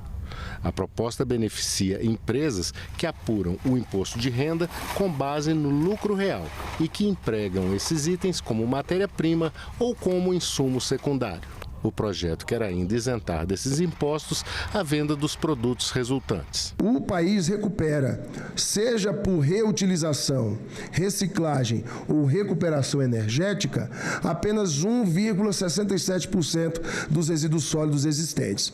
Ao tratar de resíduos sólidos urbanos, o Brasil chega a uma taxa de 8% de recuperação. Em outras palavras, 92% dos resíduos sólidos gerados nas cidades vão parar em aterros ilegais, em lixões a céu aberto e até mesmo nas ruas, parques, rios e mares do nosso país. A CAI aprovou urgência para esse projeto, que ainda será votado em plenário. Outra proposta aprovada na comissão atualiza a Lei de Transparência Fiscal e o Código de Defesa do Consumidor, para informar, durante a transição da reforma tributária, os valores dos tributos pagos. A reforma tributária promovida pela Emenda Constitucional 132 instituiu novos tributos sobre consumo e estabeleceu longo período de transição, circunstância que torna essencial ajustar a legislação vigente para evitar descompasso entre as exigências de transparência fiscal e o novo modelo constitucional. O projeto atualiza a lista de tributos que devem ser informados ao consumidor e redefine as regras de cálculo e divulgação desses valores. Essa proposta segue para a Comissão de Fiscalização e Controle, onde tem decisão final no Senado. Após quase 3 anos de intensos debates nas duas casas do Congresso, o Plano Nacional de Educação para os próximos anos teve relatório favorável lido na Comissão de Educação e Cultura do Senado. Na reta final, para aprovação das novas diretrizes, os senadores agora buscam um entendimento para que o projeto de lei não precise retornar à Câmara. No Plano Nacional em vigor desde 2015, as principais metas eram garantir educação obrigatória para todos, de 4 a 17 anos, alfabetizar todas as crianças até no máximo final do 3º ano do ensino fundamental e oferecer educação em tempo integral em pelo menos 50% das escolas públicas.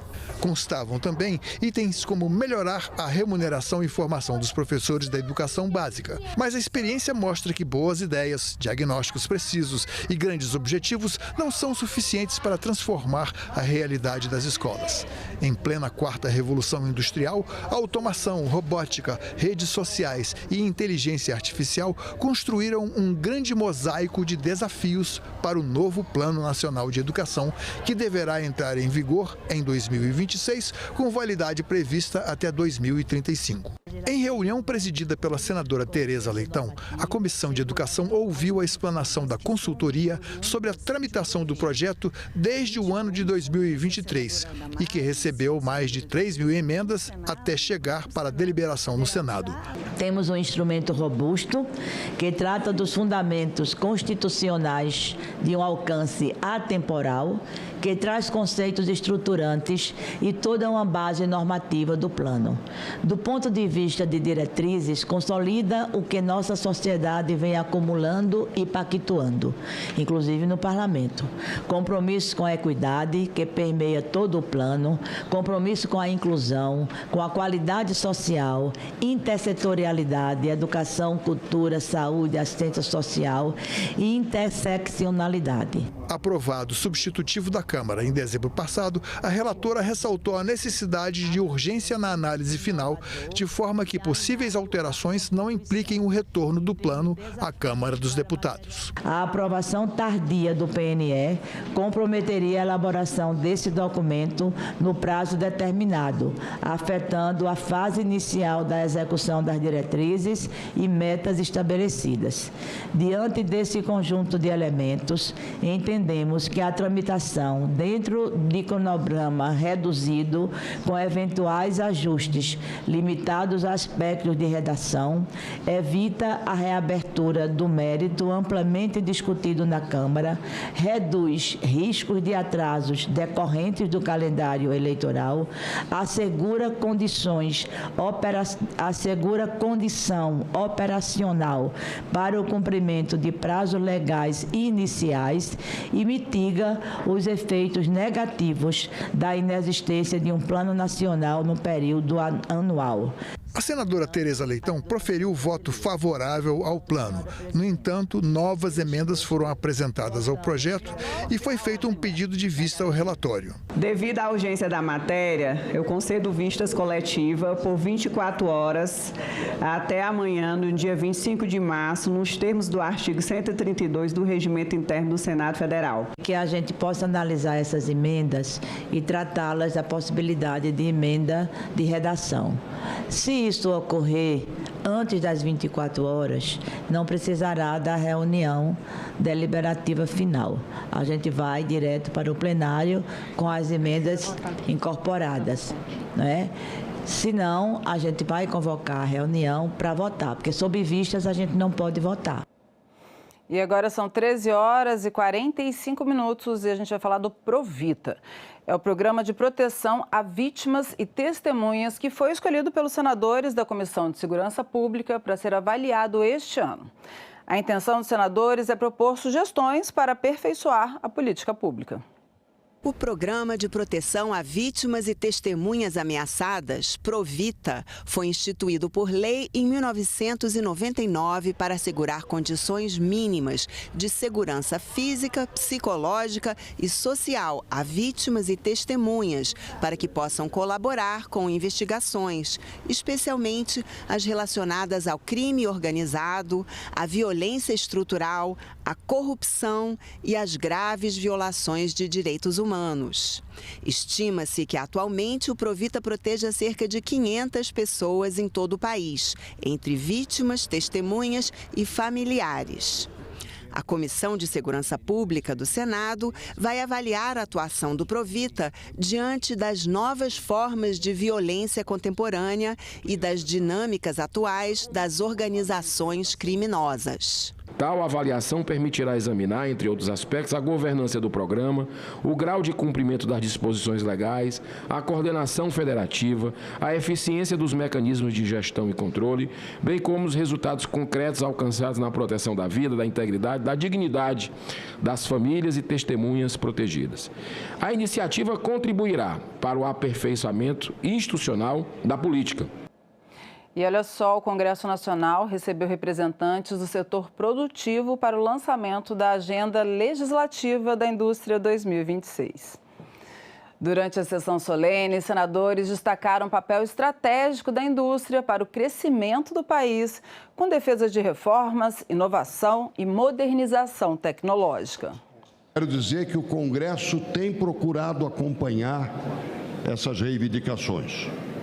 A reforma tributária talvez tenha sido o passo mais ousado, posto que na história da nossa democracia é a primeira vez que se consegue aprovar uma reforma tributária com todos os seus riscos e anseios, e que eu tenho certeza trará resultados que viabilizem ainda mais a nossa tão necessária competitividade. A modernização, a atualização tecnológica tem que ser um objetivo permanentemente perseguido pela nossa indústria, e nisto o nosso apoio tem que ser valioso e pontualmente presente, ou seja, de vigilância e de apoio.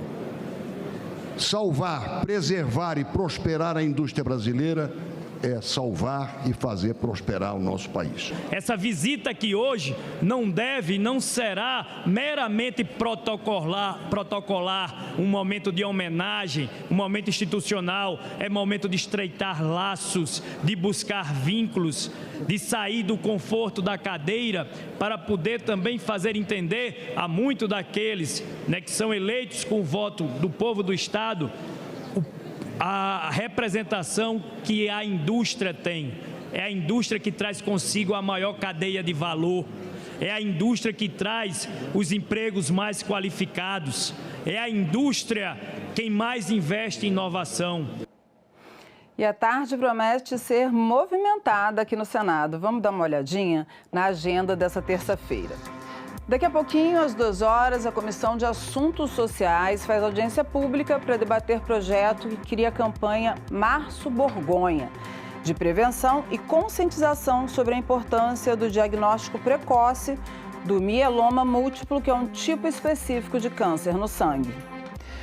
No mesmo horário, o plenário do Senado faz sessão de votações. Na pauta, um dos projetos é o que inclui os crimes praticados em razão de misoginia, que é o ódio ou aversão às mulheres, na lei de 1989, que pune crimes de racismo. Às 2h30 da tarde, a Comissão Mista da Medida Provisória 1323 deve retomar a reunião da semana passada para examinar o relatório. A MP prevê a concessão do benefício de seguro-desemprego ao pescador profissional que exerce atividade pesqueira de forma artesanal durante o período de defeso, que é quando a pesca é proibida por lei. E às 3 da tarde, a Comissão de Educação faz uma audiência pública para discutir o projeto que regula comercialização, propaganda, publicidade e promoção comercial de alimentos e bebidas ultraprocessados e uso de frituras e gorduras trans em escolas públicas e privadas. 2 projetos na pauta da Comissão de Assuntos Sociais desta quarta-feira melhoram o atendimento no Sistema Único de Saúde. Quem precisa do SUS poderá contar com novas opções. Um dos projetos prevê ajuda de custo ao paciente que tiver que fazer o tratamento de saúde fora do município onde reside. O benefício pode ser em forma de despesas de transporte, bem como diárias para alimentação e hospedagem. Já o outro projeto prevê ações para avaliação médica completa e periódica da saúde da mulher no âmbito do SUS. Pelo texto, os exames deverão ser feitos anualmente. Ele também determina que sejam feitas campanhas de conscientização voltadas à prevenção de doenças e danos à saúde da mulher, que se ofereçam exames preventivos e de triagem para a detecção precoce de doenças como hipertensão arterial, diabetes e outras. Orientação nutricional, capacitação aos profissionais do SUS e orientações sobre o calendário de vacinas e atenção à saúde mental. Também estão na pauta da CAS projeto que institui a Política Nacional Integrada da Primeira Infância e o que cria o Dia Nacional em memória das vítimas da Covid. E olha que bacana, as contribuições de africanos, afrodescendentes e povos originários para a formação da sociedade brasileira foram foco de uma audiência pública realizada nesta segunda-feira na Comissão de Direitos Humanos. Quando os navios negreiros trouxeram africanos para serem escravizados no Brasil, já havia saber e conhecimento na África. O professor Natanael dos Santos, especialista em educação antirracista, destacou a necessidade de reconhecer a contribuição dos africanos na formação do país, mesmo escravizados violentamente. Aquele navio negreiro ou tumbeiro vieram homens, mulheres, prontos para a construção desse país chamado Brasil. Ali não vieram escravos, ali vieram escravizados pelo seu conhecimento. E, além disso, vieram também algo muito importante: os colonizadores intelectuais desse país. Quando você fala em mina de ouro, quando você fala em navegação, quando você fala em plantação sistematizada, o que seria do Brasil se não tivéssemos esta mão de obra tão qualificada do continente africano? Ele defendeu a capacitação de professores com informações científicas para quebrar os preconceitos raciais. Quebramos o paradigma do preconceito a respeito do meu cabelo, do meu nariz, da minha boca, da minha pele. Acabou. A representante do Ministério da Educação exibiu um vídeo mostrando a história da própria mãe, conhecida como Dona Negrinha, que nunca aprendeu a ler. Ela reforçou a importância da gestão da educação voltada à equidade racial para dar oportunidades a todos os estudantes. Educação antirracista não é discricionário.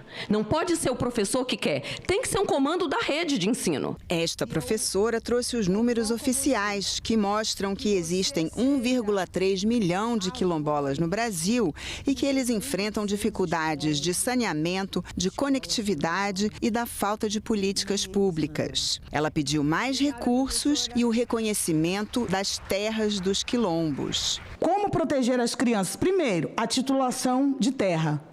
Porque quando a terra tem o título, ela é contabilizada e ela recebe as políticas públicas. Esta pesquisadora pediu o lançamento de editais para livros de autores negros e indígenas adequados para bebês. O que cada um de vocês pode fazer para garantir que as creches comecem a receber literatura infantil negra, indígena e quilombola produzidas nos formatos de pano, banho e papelão adequados aos bebês. Também foi apontada a necessidade de recuperar a história real da chegada dos europeus. A primeira fake news que foi inventada foi que o Brasil foi descoberto. Ele não foi descoberto, ele foi invadido. E de uma forma violenta. Para a senadora Damares Alves, é possível diminuir o preconceito, falando para as novas gerações de forma positiva. Hoje quebra um paradigma aqui nessa comissão.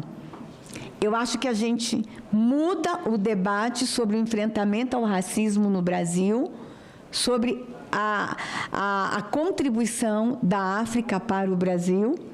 Eu acho que a gente muda o paradigma.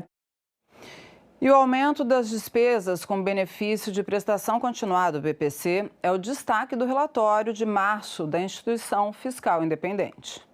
O BPC é garantido pela Constituição e regulamentado pela Lei Orgânica de Assistência Social.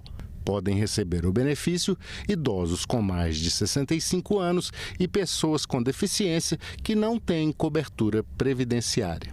O BPC pagou no ano passado mais de 127 bilhões de reais a 2,7 milhões de idosos e a 3,7 milhões de pessoas com deficiência, um aumento de 9,1% em relação a 2024, que já tinha sido 14,9% maior do que o ano anterior.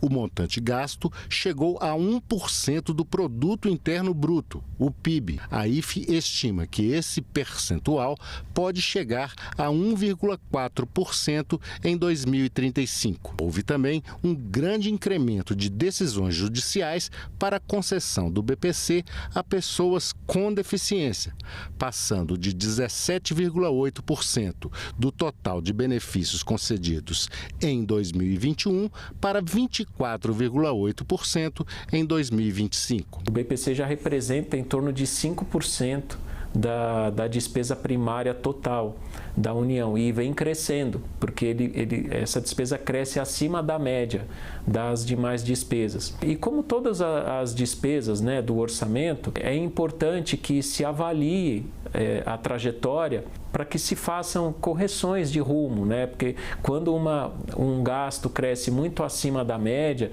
então acho que é necessário eventualmente que se façam ajustes para que isso não comprometa a dinâmica, a sustentabilidade das contas públicas no longo prazo. E olha só, devido às incertezas trazidas pela guerra no Oriente Médio, a IFE deixou para abordar no relatório de acompanhamento fiscal do mês que vem as principais repercussões e efeitos da atual crise internacional no cenário fiscal de curto e médio prazos da economia brasileira. E nós ficamos por aqui. Você pode rever as reportagens dessa edição na nossa página na internet, senado.leg.br/TV. Muito obrigada pela companhia e até a próxima.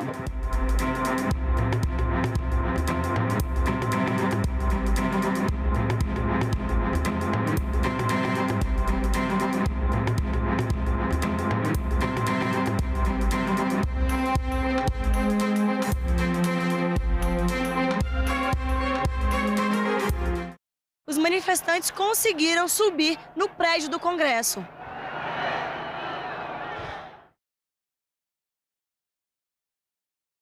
Miriam Wimmer, qual é o principal cuidado que o cidadão deve ter com seus dados? Os dados pessoais são, na verdade, uma projeção da personalidade humana, né? Nossos gostos, nossos hábitos, nossa capacidade de endividamento, nossas preferências políticas, inclinações, enfim.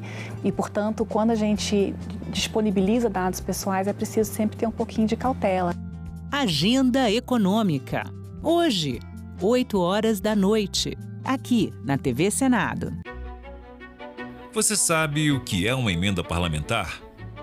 O Orçamento da União define quais ações serão realizadas a cada ano com os impostos arrecadados.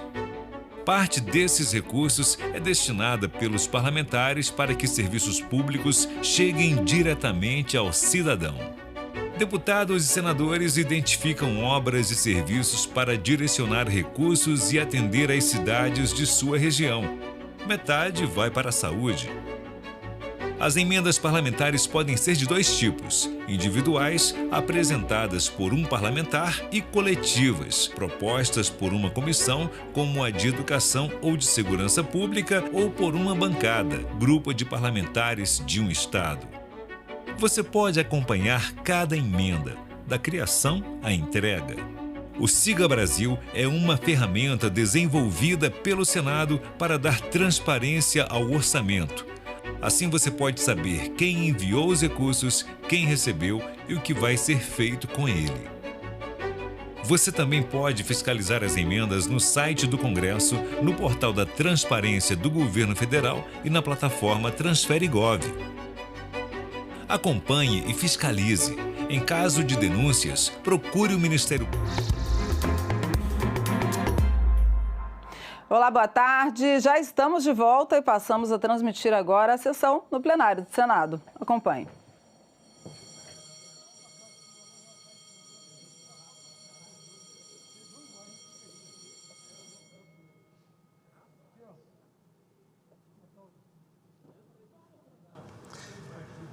A número regimental, eu declaro aberta a sessão. As senadoras e os senadores poderão se inscrever para o uso da palavra por meio do aplicativo Senado Digital, por lista de inscrição que se encontra sobre a mesa ou por intermédio dos totens disponibilizados na casa. Os senadores presentes remotamente e inscritos para o uso da palavra poderão fazê-lo através do sistema de videoconferência. A presente sessão deliberativa ordinária semipresencial é destinada à apreciação das seguintes matérias já disponibilizadas em avulsos eletrônicos e na ordem do dia eletrônica de hoje. Projeto de Lei 896 de 2023, da senadora Ana Paula Lobato. Projeto de Lei 3.777 de 2023, do deputado Josenildo. Projeto de Lei 1.476 de 2022, do deputado Milton Coelho e outros. Projeto de Decreto Legislativo 380 de 2021 da Comissão de Relações Exteriores e Defesa Nacional da Câmara dos Deputados. Passamos aos oradores inscritos, que terão o prazo de 10 minutos para uso da palavra.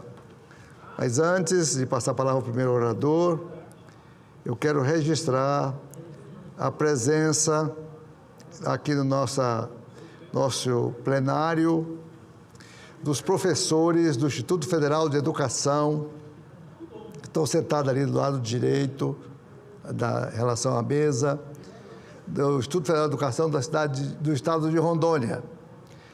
Professor Rodrigo, lá do município de Vilhena, um dos diretor. Professor Marcos Anequini é diretor do campus de Colorado do Oeste, o mais antigo do estado de Rondônia. E Elisandro, que faz parte da reitoria do Instituto Federal de Rondônia. São professores extraordinários que prestam um serviço importante na capacitação profissional de jovens do estado de Rondônia e do Mato Grosso, principalmente eles lá do Cone Sul, que recebe também comunidades ribeirinhas, quilombolas e indígenas. Então, a todos eu cumprimento pela presença nessa tarde aqui no plenário do Senado Federal. Bem-vindos. E vamos agora dar sequência aos discursos da tarde. O primeiro inscrito da tarde é o senador Paulo Paim, PT, Rio Grande do Sul. Com a palavra, senador Paulo Paim.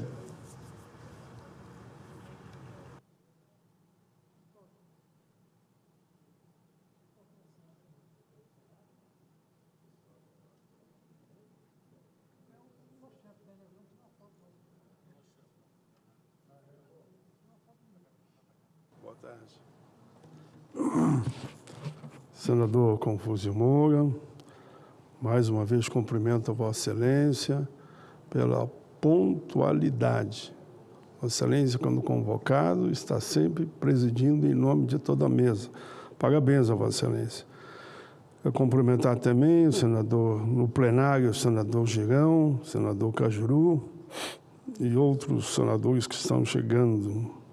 Senhor presidente, senadores e senadoras, ontem eu falei aqui sobre o massacre de Chepperville, ocorrido em 21 de março de 60, na África do Sul. 69 pessoas foram assassinadas pela política do apartheid durante um protesto pacífico contra a lei do passe e exigindo a liberdade de Nelson Mandela. Falei também que eu assisti uma peça na sessão de cultura da Caixa, muito impressionante, e me vi ali na peça porque eu tive lá em Joanesburgo, tive em Pretória, tive com a Winnie Mandela, entregamos a Carta dos Constituintes pela liberdade do Mandela. Isso é o resumo, presidente, porque eu já falei antes. Mas a ONU instituiu a data como Dia Internacional pela eliminação da discriminação racial. Falo hoje também sobre 21 de março, mas como Dia Internacional da Síndrome de Down. Tenho um carinho especial sobre esse tema, até porque durante 15 anos trabalhei para construir com outros senadores e deputados o Estatuto da Pessoa com Deficiência, que os senhores que estão aqui todos votaram. Segundo o IBGE, existe hoje no Brasil cerca de 300 mil pessoas com síndrome de Down. Aproximadamente uma a cada 700 nascimentos no Brasil. Ela não é uma doença, mas é uma condição genética. É fundamental dar visibilidade a essa parcela da população, pois é por meio da visibilidade que iremos, pouco a pouco, acabar com a desinformação e com as falsas ideias que muitas vezes construímos sobre essas pessoas. A deficiência, seja ela qual for, não é fator determinante para o fracasso ou o sucesso, para a felicidade ou para a infelicidade. Assim como a vida se move e é fluida para todos, também o é para aqueles que têm algum tipo de deficiência. A autoestima e autoimagem positiva diz respeito a todos e a todas, enfim, a cada um. A compreensão disso resulta em uma maior simplicidade na vida, nos enxergar a si mesmo e ao outro. Penso que 21 de março deveria servir para uma reflexão que vá além das possíveis causas de uma condição genética. Deveria servir para um entendimento simples. Se essas pessoas receberam o apoio da família e o atendimento adequado por parte do Estado, claro que elas terão plenas condições de ser produtivas e participativas na sociedade. O que essas pessoas mais buscam é o respeito e o reconhecimento de suas potencialidades, da capacidade que têm de tomar suas próprias decisões e definir o rumo de suas vidas. Isso é cidadania, isso é protagonismo. Não pretendo aqui, presidente, diminuir os impactos de uma deficiência na vida de uma pessoa, mas trazer um olhar, a ótica dos direitos que assistem a todos e permite que cada um leve sua vida de acordo com seus potenciais individuais. É olhar numa visão de política humanitária. As pessoas com síndrome de Down têm também direitos. A frase "a natureza respeita as diferenças", que está na cartilha que fiz do Estatuto da Pessoa com Deficiência, vai ao encontro da reflexão que estamos fazendo. Ela já constava em destaque na primeira versão do projeto de lei do Estatuto, quando apresentamos ainda no ano 2000.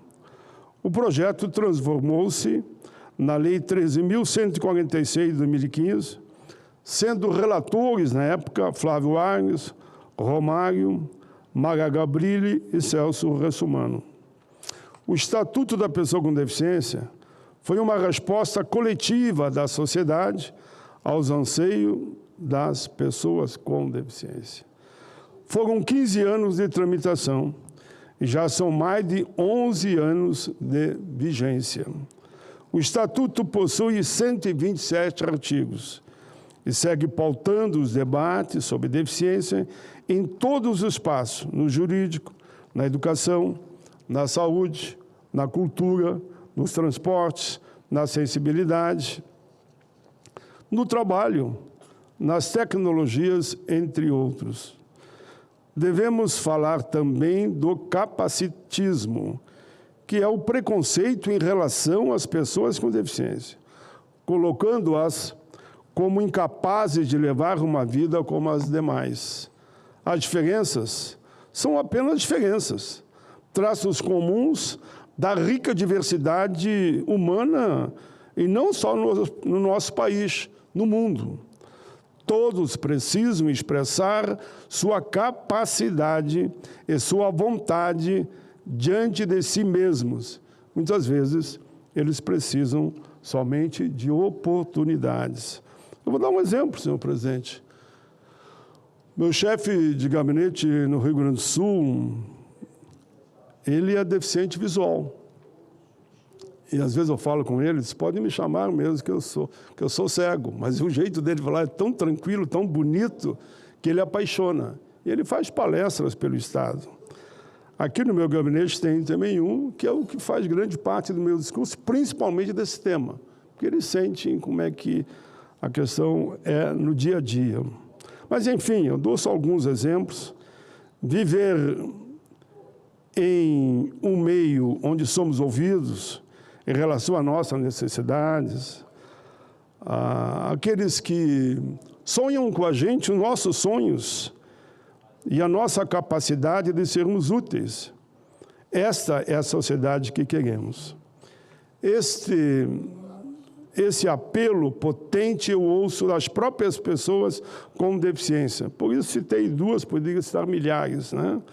Nosso papel é, então, construir juntos esse mundo que eu levo uma frase que eu ouvi de um deles: nós precisamos dar palco a quem não tem palco. Essa é a reflexão que fiz hoje, em lembrança à celebração ao 21 de março, Dia Internacional da Síndrome de Down. Senhor presidente, concluo aqui, mais uma vez agradecendo a Vossa Excelência. Vejo aqui no plenário já o senador Espiridião a mim, mas o meu cumprimento, senador Confúcio Moura, é especialmente a Vossa Excelência. Nós estamos aqui, 4, 5, 6, tem todos já, mas Vossa Excelência, se não estivesse aqui 2 horas, 2 horas e 5, e chega antes, porque eu vi que o senhor chegou antes que eu, inclusive, e está aí abrindo a oportunidade para que todos expressem o seu ponto de vista em todo sentido. Uns concordam, outros discordam, mas importante, na democracia, a gente respeitar a fala do outro, né? E nós aqui fizemos isso. Por isso eu estou muito tranquilo ao falar nesses meus 10 minutos, que o senhor me deu mais alguns segundos, mas não vai ser preciso. Obrigado, presidente Confúcio. Parabéns, senador Paim, pelo seu discurso. Tenho certeza que os 300 mil portadores da síndrome de Down estão satisfeitos com o seu pronunciamento por o senhor lembrar deles nessa data. Obrigado. Muito importante, viu? Parabéns a Vossa Excelência. Obrigado. Vamos em frente. Vamos passar a palavra em permuta ao senador Jorge Cajuru, substituindo em permuta com o senador Girão, porque eu tinha apagado aqui o nome. Bem-vindo, Cajuru, bem-vindo. E junto contigo, melhor ainda, maior governador da história de Rondônia, senador Confúcio Moura, hoje, terça-feira, 24 de março de 2026, agradecido ao meu irmão Eduardo Girão, como sempre, nesses 8 anos, nossa relação absolutamente espontânea. Daí, apoiá-lo e estar junto com ele sempre, durante todo esse mandato. O tema é polêmico, brasileiras e brasileiros, minhas únicas vossas excelências. Por falar em apoio, eu quero que o Brasil saiba que em Santa Catarina, o meu senador chama-se Espiridião Amin. Se precisar ir lá fazer campanha para ele, irei absolutamente de forma espontânea. Esse assunto exige serenidade, firmeza institucional, que é a situação de saúde do ex-presidente Jair Bolsonaro, internado há 10 dias para tratar de uma pneumonia que pode ser beneficiado com prisão domiciliar. É preciso começar pelo óbvio. A condenação do ex-presidente por tentativa de golpe de Estado foi justa, legítima e necessária. Uma resposta do sistema de justiça brasileiro a atos gravíssimos que atentaram contra a ordem constitucional, contra a soberania do voto popular e contra a própria democracia. E é por respeito à democracia e não por complacência que devemos tratar também de execução da pena com base na lei, nos princípios constitucionais e na dignidade da pessoa humana. O Procurador-Geral da República, Paulo Gonet, manifestou-se ontem de forma clara e fundamentada pela concessão a Jair Bolsonaro de prisão domiciliar em caráter humanitário. Destacou no parecer que o estado de saúde do ex-presidente exige atenção constante e que o ambiente familiar é o único capaz de assegurar esse cuidado contínuo. Mais do que isso, O chefe do Ministério Público Federal lembrou que o Estado tem o dever de preservar a integridade física e moral de qualquer pessoa sob sua custódia. Concordo. O Estado não pode ser vingativo, não pode agir com o mesmo arbítrio que combate. Mas atenção, senhoras e senhores, meus únicos patrões. Defender prisão domiciliar não é defender absolvição, não é defender impunidade. É justamente reafirmar que a pena será cumprida integralmente, porém dentro dos limites da Constituição. É preciso dizer que o histórico do ex-presidente, que já descumpriu medidas cautelares impostas pela Justiça anteriormente, inclusive com violação de monitoramento eletrônico. Assim, a provável concessão de prisão domiciliar pelo Supremo Tribunal Federal deve ser acompanhada de rigorosas condições, fiscalização efetiva e tolerância zero com novas violações. Como jornalista profissional que sou, abro um parênteses para destacar que os maiores jornais do país, ao se posicionarem em defesa da concessão da prisão domiciliar para Jair Bolsonaro, trataram o tema com o necessário equilíbrio. Editorial de O Globo, publicado em 18 de março, apontou que o país precisa agir com responsabilidade institucional, sem ceder nem ao punitivismo cego, nem à complacência política, uma linha que separa justiça de revanche. Na mesma data, o jornal O Estado de São Paulo ressaltou que o cumprimento da pena deve observar critérios legais e humanitários, sob pena de o próprio Estado comprometer sua legitimidade. Já a Folha de São Paulo, em editorial de 21 de março, reforçou que a democracia se fortalece quando aplica a lei com rigor, mas também com equilíbrio, sem exceções, nem para perseguir, nem para proteger. Em essência, justiça não pode ser instrumento de paixão política. Por gravíssimos que tenham sido os crimes pelos quais o ex-presidente foi condenado, no contexto atual soa injustificável submeter a condições desumanas um homem de 71 anos com o quadro de saúde que o caracteriza. Aliás, foram argumentos semelhantes que possibilitaram a prisão domiciliar humanitária de outro ex-presidente, como Fernando Collor. E aí faço questão de assinalar que no Brasil, certos benefícios só valem para alguns cidadãos. Princípio de que todos são iguais perante a lei, na prática, inexiste para a maioria. Sejamos sinceros. Quantos outros brasileiros sentenciados não estariam justificando a flexibilização do regime de prisão? Pergunto.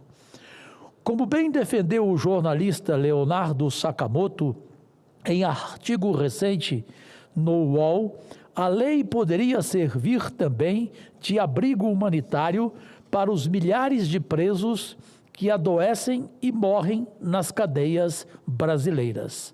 Concordo plenamente com o que ele propôs, uma espécie de mutirão nacional para rever casos de presos com doenças graves que não representam um risco à sociedade. O Brasil precisa acabar com a seletividade. Afinal, se o argumento é humanitário, que seja humano para todos. Agradecidíssimo Deus e saúde, ótima semana a todo o nosso país e a nossa Casa Maior, o Senado Federal, em especial os seus funcionários, nosso maior patrimônio, presidente da sessão Confúcio Moura. Muito obrigado, senador Cajuru, e parabéns pelo pronunciamento. E estava com saudade de você, viu? Faz falta aqui na rotina nossa de todos os dias. Com a palavra agora, nesse momento, o senador Esperidião Amin, Partido Progressista, Estado de Santa Catarina.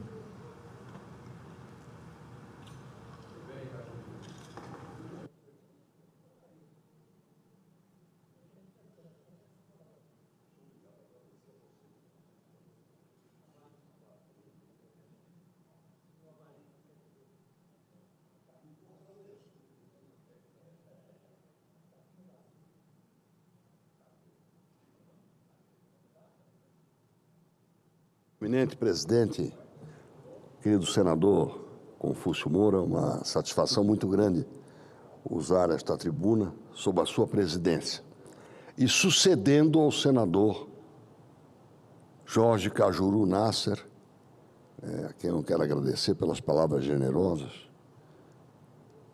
que me foram dirigidas. Presidente, venho aqui para fazer 3 brevíssimas comunicações. A primeira é repercutir a celebração ontem do aniversário da cidade onde eu tive a aventura de nascer. Filho de imigrantes que se conheceram em Florianópolis, vindos de países diferentes. Eu sou um manezinho. Isso é um direito. Já foi um pejorativo, mas graças ao Guga Kirten, nós hoje temos orgulho de dizermos que somos mané.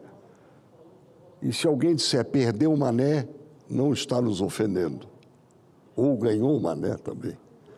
Então, uma celebração muito auspiciosa, porque celebramos 300 anos do Legislativo Municipal, ou seja, da representação política do município de Florianópolis. E quero aqui homenagear todos aqueles que vivemos as emoções que a cidadania nos propicia e deixar aqui registrado nessas páginas do Senado a alegria deste filho de imigrantes que hoje é, tanto quanto possível, um apaixonado mané do meu estado, Santa Catarina, e da ilha de Santa Catarina e do município de Florianópolis. O segundo registro que eu quero fazer é a minha concordância com a fala do meu amigo senador Jorge Cajuru Nasser, que aqui abordou a expectativa de uma decisão justa e humanitária, no caso da conversão em prisão domiciliar para a condenação, que eu acho injusta, mas como sou obrigado a respeitar os ditames da Justiça e do Judiciário, que se faça justiça também sob o aspecto humano. E também dirijo o meu olhar para todos aqueles que, em situação assemelhada, merecem ter este olhar da justiça, ou seja, o respeito à vida que o próprio Código Penal respeita quando não adotou a pena de morte. Então, isso vale para o Jair Messias Bolsonaro, que eu me permito considerar meu amigo há 35 anos, porque foi há 35 anos que eu o conheci, quando assumíamos, eu no Senado e ele na Câmara dos Deputados, na companhia da minha esposa, da Ângela, então deputada também, o seu mandato federal. E faço votos que Deus ilumine o juiz, no caso o ministro Alexandre Moraes, para que ele evite um risco de tragédia que envenenaria ainda mais a sociedade brasileira. Esse gesto humanitário eu acho que vai fazer bem a todos nós e é um momento de relativa distensão que certamente vai prevalecer. Não posso esperar unanimidade, mas que prevaleça o bom senso e a humanidade. E, finalmente, eu gostaria de fazer aqui um registro mais grave.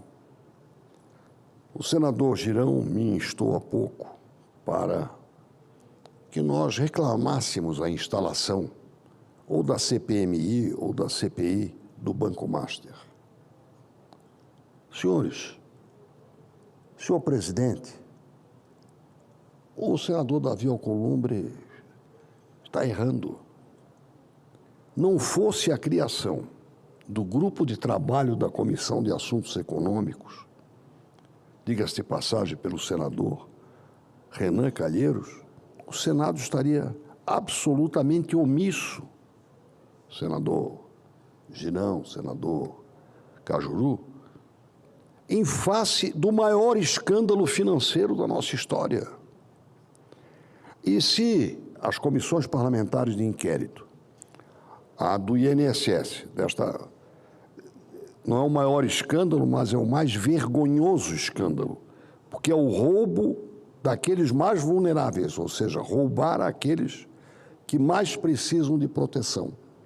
Esse é o cerne da CPI do INSS.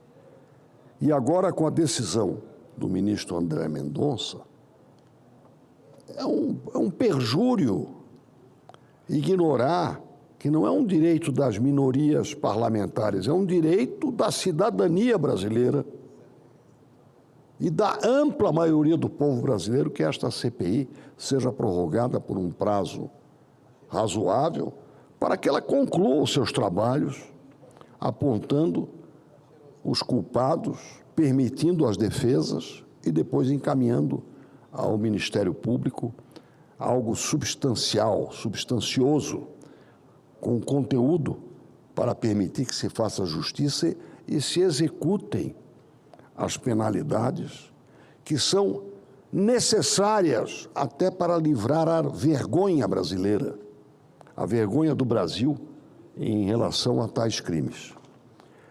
Por isso, faço um apelo ao presidente Davi Alcolumbre: não se deixe trair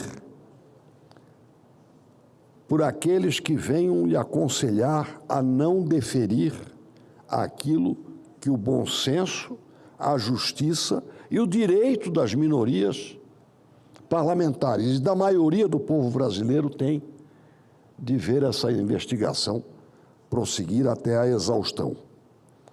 E faço com isso também a minha anuência à insistência do senador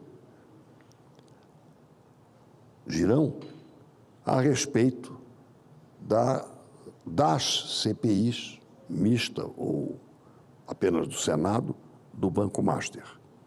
Eu subscrevi todas as que vieram a este propósito e acho que é vergonhoso para nós, senadores, que não se instale ou a CPMI ou a CPI do Banco Master, cuja dimensão em termos de escândalo assusta o mundo.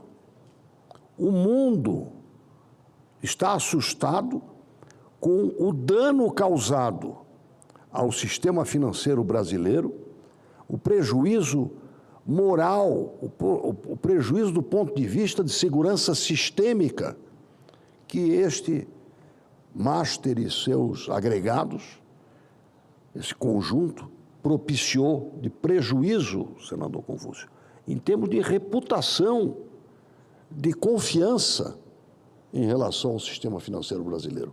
Basta dizer que, sem contar os fundos de previdência, que não são indenizáveis pelo Fundo Garantidor de Crédito, só em termos de Fundo Garantidor de Crédito, ele já tomou quase 50% do fundo. Ou seja, o nosso colchão de proteção foi comido em quase 50%, sem falar naqueles desvios e fraudes de operações que não se enquadram no seu ressarcimento no FGC. Por exemplo, as aplicações em fundos de previdência, aliás, as aplicações de fundos de previdência em fundos do Banco Master ou seus agregados. Quer dizer, silenciar, não agir em relação a isso, e é o que o Senado, como instituição, está fazendo, vai custar caro à nossa memória. Nos 200 anos que passaram, não houve isso. Isso é dos 200 novos anos. Nestes novos 200 anos, nós começamos fracassando ao não instituir uma comissão parlamentar de inquérito do Congresso ou do Senado para investigar essa galáxia de crimes, de fraudes, de deboche que merecem. Esse conjunto merece ser apurado, investigado, respeitado o direito de defesa, vemos serem aplicadas as penalidades justas e devidas para que a vergonha seja resgatada na forma em que o direito e a justiça preconizam. Muito obrigado, presidente. Parabéns, senador Esperidião. Vamos em frente, agora é o veneziano, né? Em permuta com o senador Girão, mais uma vez, ele é generoso, ele abre espaço para o senador veneziano Vital do Rego, para o seu pronunciamento.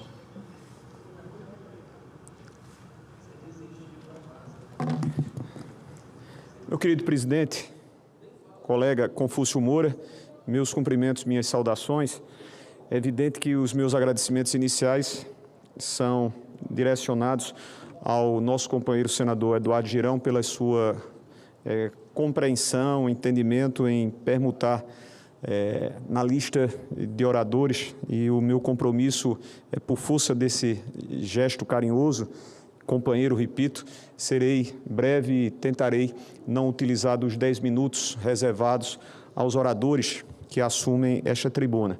Quero saudá-lo, e assim o faço, saudando o senador Esperidião, senador Jorge Cajuru, e dizer que à saída deste local, senador Esperidião, a mim, eu reforço nas suas muito mais bem postas palavras, e penso que esse é o mesmo sentimento de tantos outros que o têm como referência intelectual e equilibrada, o que Vossa Excelência bem mencionou sobre a necessidade cogente de nós termos um focar sobre os episódios gigantescos que não apenas abalam o sistema financeiro nacional, mas que terminam por também se fazer presentes fora dos quadrantes nacionais. Semana passada aqui eu estive relatando e reforçando as duas oportunidades que me foram apresentados, requerimentos para a instalação de uma comissão que possa tratar sobre esse escândalo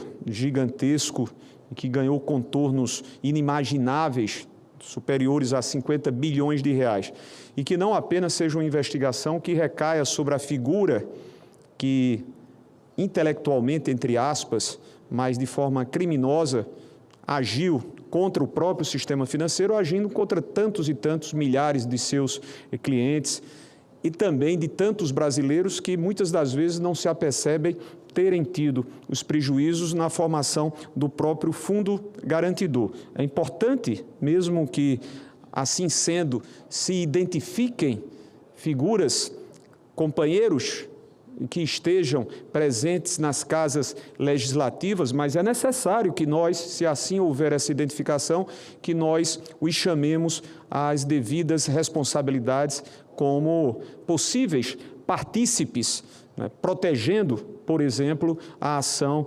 nefasta que houve em relação ao Banco Master. Presidente Confúcio, eu ocupo principalmente para fazer aqui um registro pelos 60 anos do nosso MDB, senador Esperidião Amin, senador Girão, senador Jorge Cajuru. Eu não me lembro, creio que não, lá no nosso amado, na nossa amada Santa Catarina, Vossa Excelência sempre fez a boa disputa com o MDB, com o seu conterrâneo, querido governador e ex-senador. Me concede uma parte? Pois não, momento. Com muita alegria, com muita honra acima de tudo. Eu quero dizer que o MDB, o famoso manda-brasa, o MDB velho de guerra, isso faz parte da história do Brasil. Assim como o meu partido, o velho PDS, o povo não esquece, e quando se lembra, vê coisas boas. Eles ajudaram a construir a nossa história, e em Santa Catarina, predominantemente. De forma que o senhor, ao mencionar o nome do senador Luiz Henrique da Silveira, que hoje tem na pessoa da sua esposa e companheira de vida, Ivete da Silveira, o fato dela não estar aqui até me deixa mais à vontade para dizer do respeito que tanto um quanto o outro casal significam para a história de Santa Catarina, e foi essa competição democrática que ajudou o nosso Estado a conquistar os graus, as medalhas, as condecorações que nos orgulham. De forma que eu também saúdo o MDB como um partido político que soube se firmar, que está enfrentando, como o meu também, tormentas, momentos de crise, de transição, mas que continuamos a lutar pelo bem do Brasil, e eu espero que esses 60 anos prossigam aí com lutas, insucessos, sucesso, mas sempre procurando o melhor. Muito obrigado, senador Espiridão, porque a sua palavra, ela ilustra exatamente um pouco do que foi o MDB e da sua presença em todas as nossas unidades. E eu dizia, presidente Confúcio Moura, que nós poderíamos, para retratar, para registrar em cumprimentos essa data que é marcante, não são tantas as nossas legendas constituídas ao longo da nossa história política que podem ou que poderão celebrar 6 décadas de existência. Nós poderíamos ter uma forma de fazê-lo, por que não identificando aqui todos aqueles e todas aquelas que participaram, ocupando ou não mandatos eletivos. Seria uma justa homenagem mencionar senhores e senhoras vereadores, aos milhares que durante esse período tiveram vagas e que puderam propiciar aos seus munícipes, às suas cidades, iniciativas, ações, proposituras, nas limitadas competências constitucionais, bem eu sei porque fui vereador de Campina Grande. Nós poderíamos dizer nos exemplos de tantos senhores e senhoras que também ocuparam e ocupam assembleias legislativas, porque também se fizeram nas lutas dos seus respectivos estados, sugestões, debates, defesas, boas disputas. Poderíamos, subindo um pouco a representação ou a representatividade político-partidária, fazer aqui e identificar testemunhos eloquentes de homens e mulheres que tiveram no MDB a oportunidade na Câmara Federal, na nossa vizinha casa, de também ter essa mesma participação. E por que não aqui saudar o MDB com as inúmeras participações que nós, companheiros e companheiras que integram o MDB nessa legislatura, puderam fazer e estão a fazer. Eu poderia mencionar na sua figura, meu estimado presidente, governador, senador Confúcio Moura, o retrato do que é o MDB, a referência do que é o MDB no seu perfil de maiores elogios, ou seja, do equilíbrio de um partido que participa, que discute, que debate, que propõe, que leva a sério o parlamento. Mas eu penso que para que pudéssemos fazer uma homenagem plena e completa, eu quero aqui lembrar do MDB, saudar o MDB, na pessoa do nosso presidente, deputado Baleia Rossi, cumprimentar como eu o cumprimentei, e Vossa Excelência assim o fez, também ao lado do nosso líder de bancada, senador Eduardo Braga, do nosso líder Isnaldo, que nos lidera na Câmara Federal, mas a marca maior do MDB, que é indissociável na sua história, é a de um partido que naquela década de 60, dificílima década de 60, na qual se instalara um processo duríssimo de exceção de um regime autoritário, ditatorial, limitador. O MDB nascia e nascia com muita força, a força das suas convicções, a força de homens e mulheres que se predispunham, senador Jorge Cajuru, a colocar as suas próprias existências, literalmente falando, porque naquele período, quem ousasse a discutir o regime que se instalara, poderia muito bem ser levado aos calabouços, para as torturas e, quando não, às suas próprias mortes. É o MDB daquela década que começava com as dificuldades próprias de quem levantava as suas vozes, de quem tinha dificuldade de ir ao parlamento, porque às vezes esse parlamento Não lhe era permitido porque estava fechado. É o MDB de homens e mulheres que ganhavam as ruas, que se associavam, que tinham que fazer essas associações, essas reuniões, às escondidas, com o medo, com a censura sendo imposta. É esse o MDB que eu quero referenciar nesta data, muito envaidecido, porque nos 31 anos de vida pública ocupei espaços legislativos como vereador, como deputado federal, tive a grande honra maior de poder exercer o mandato como prefeito da minha amada Rainha da Borborema, Campina Grande, e o MDB, nesses 31 anos, permitiu e abriu as suas portas para que nele eu estivesse durante 16 anos. E isso para mim é honroso. Não perco de vista também um agradecimento ao PDT, que foi o meu primeiro partido brisolista que fui em 1989, tendo a primeira experiência como ele de externar ao engenheiro Leonel de Moura Brizola a minha confiança ainda na adolescência e depois também vindo a esta casa pelo PSB. Foram os 3 partidos e o MDB de uma forma mais longa. Me envaideço por ser integrante, me envaideço por ter homens e mulheres como Vossa Excelência ao nosso lado, perfilando-nos como uma legenda que ostenta essa história, a história de um partido que nunca abriu mão. E quando foi chamado, mais recentemente, esteve mais uma vez. E lá estava guardando, claro, as diferenças dos que pensam diferentemente a nós, e quem é democrata tem que entender desta maneira. Senador Eduardo Girão, senador Espiridião, senador Jorge, faço menções às vossas excelências, senador Wilder, porque vossas excelências se encontram no nosso ambiente nesse instante, e a todos aqueles companheiros e companheiras que estiverem a nos acompanhar remotamente.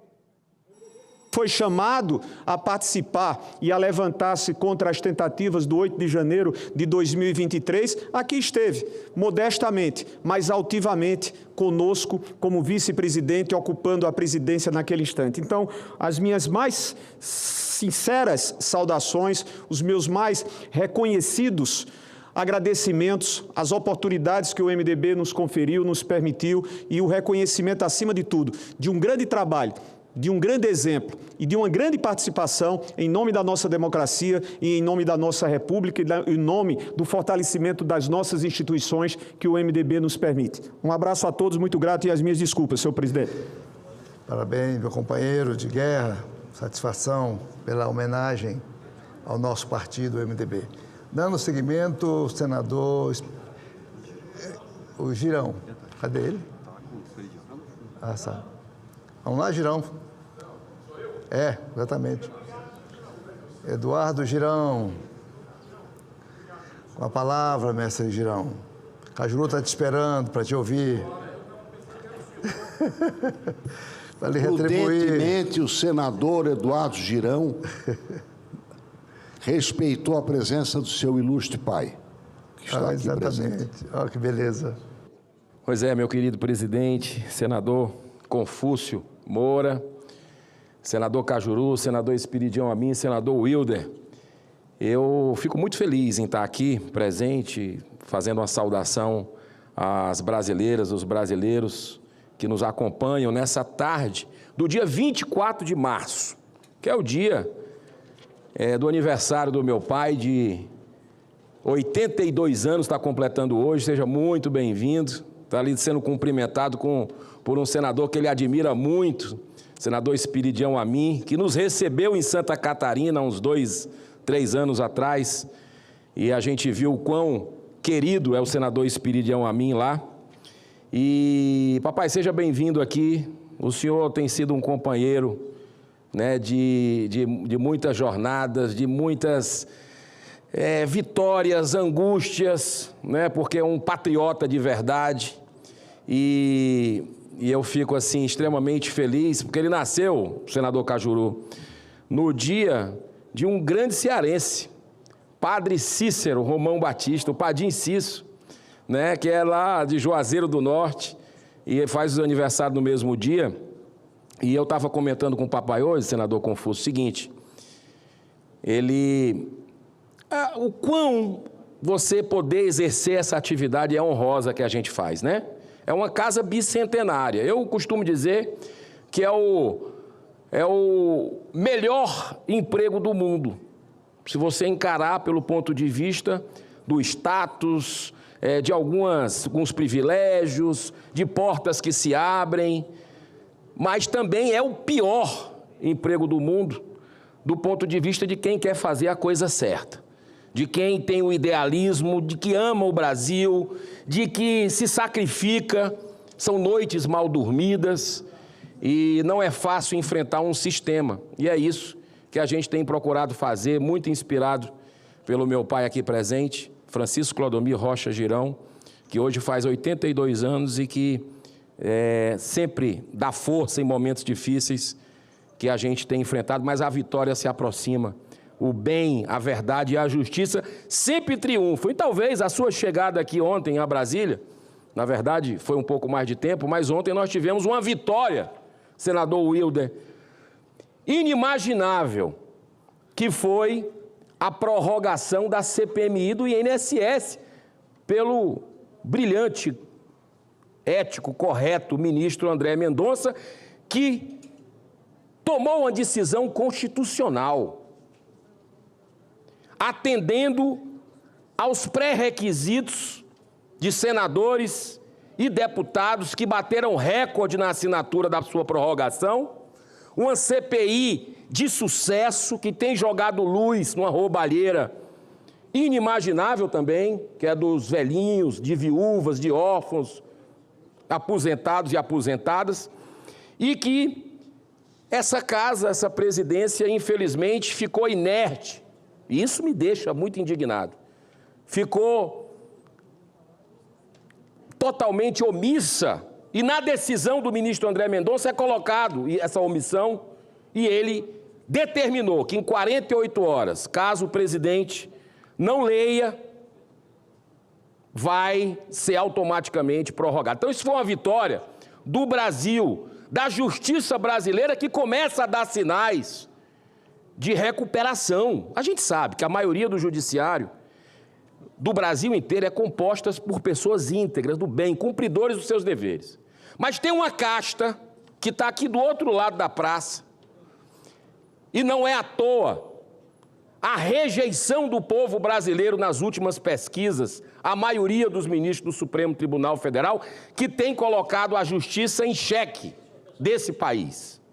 Mas as coisas estão mudando. Está aí a decisão do ministro André Mendonça em respeito ao parlamento brasileiro, que tem feito um grande trabalho independente através da presidência do senador Carlos Viana naquela CPMI e do relator, deputado Alfredo Gaspar. Será que vai ser preciso, senador Espiridião Amin, o Supremo, de novo, ter que ser acionado, porque isso é uma vergonha para a gente?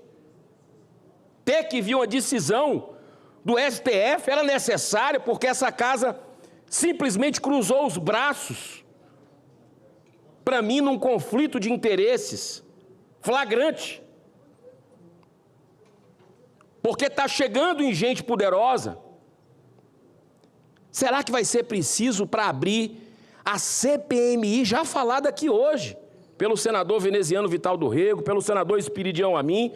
Será que vai ser preciso acionar o STF para que seja aberta finalmente a CPMI ou CPI, presidente Davi Alcolumbre, tem dois caminhos, da maior fraude do sistema financeiro da história do Brasil? Senador Cajuru e senador Alessandro Vieira, lá atrás, em 2021, acionaram o STF e o STF mandou abrir a CPI da Covid, da pandemia. Faz parte do jogo. Mas e agora? Vai ter que acontecer isso de novo? Senadores e deputados já se reuniram e já acionaram o STF.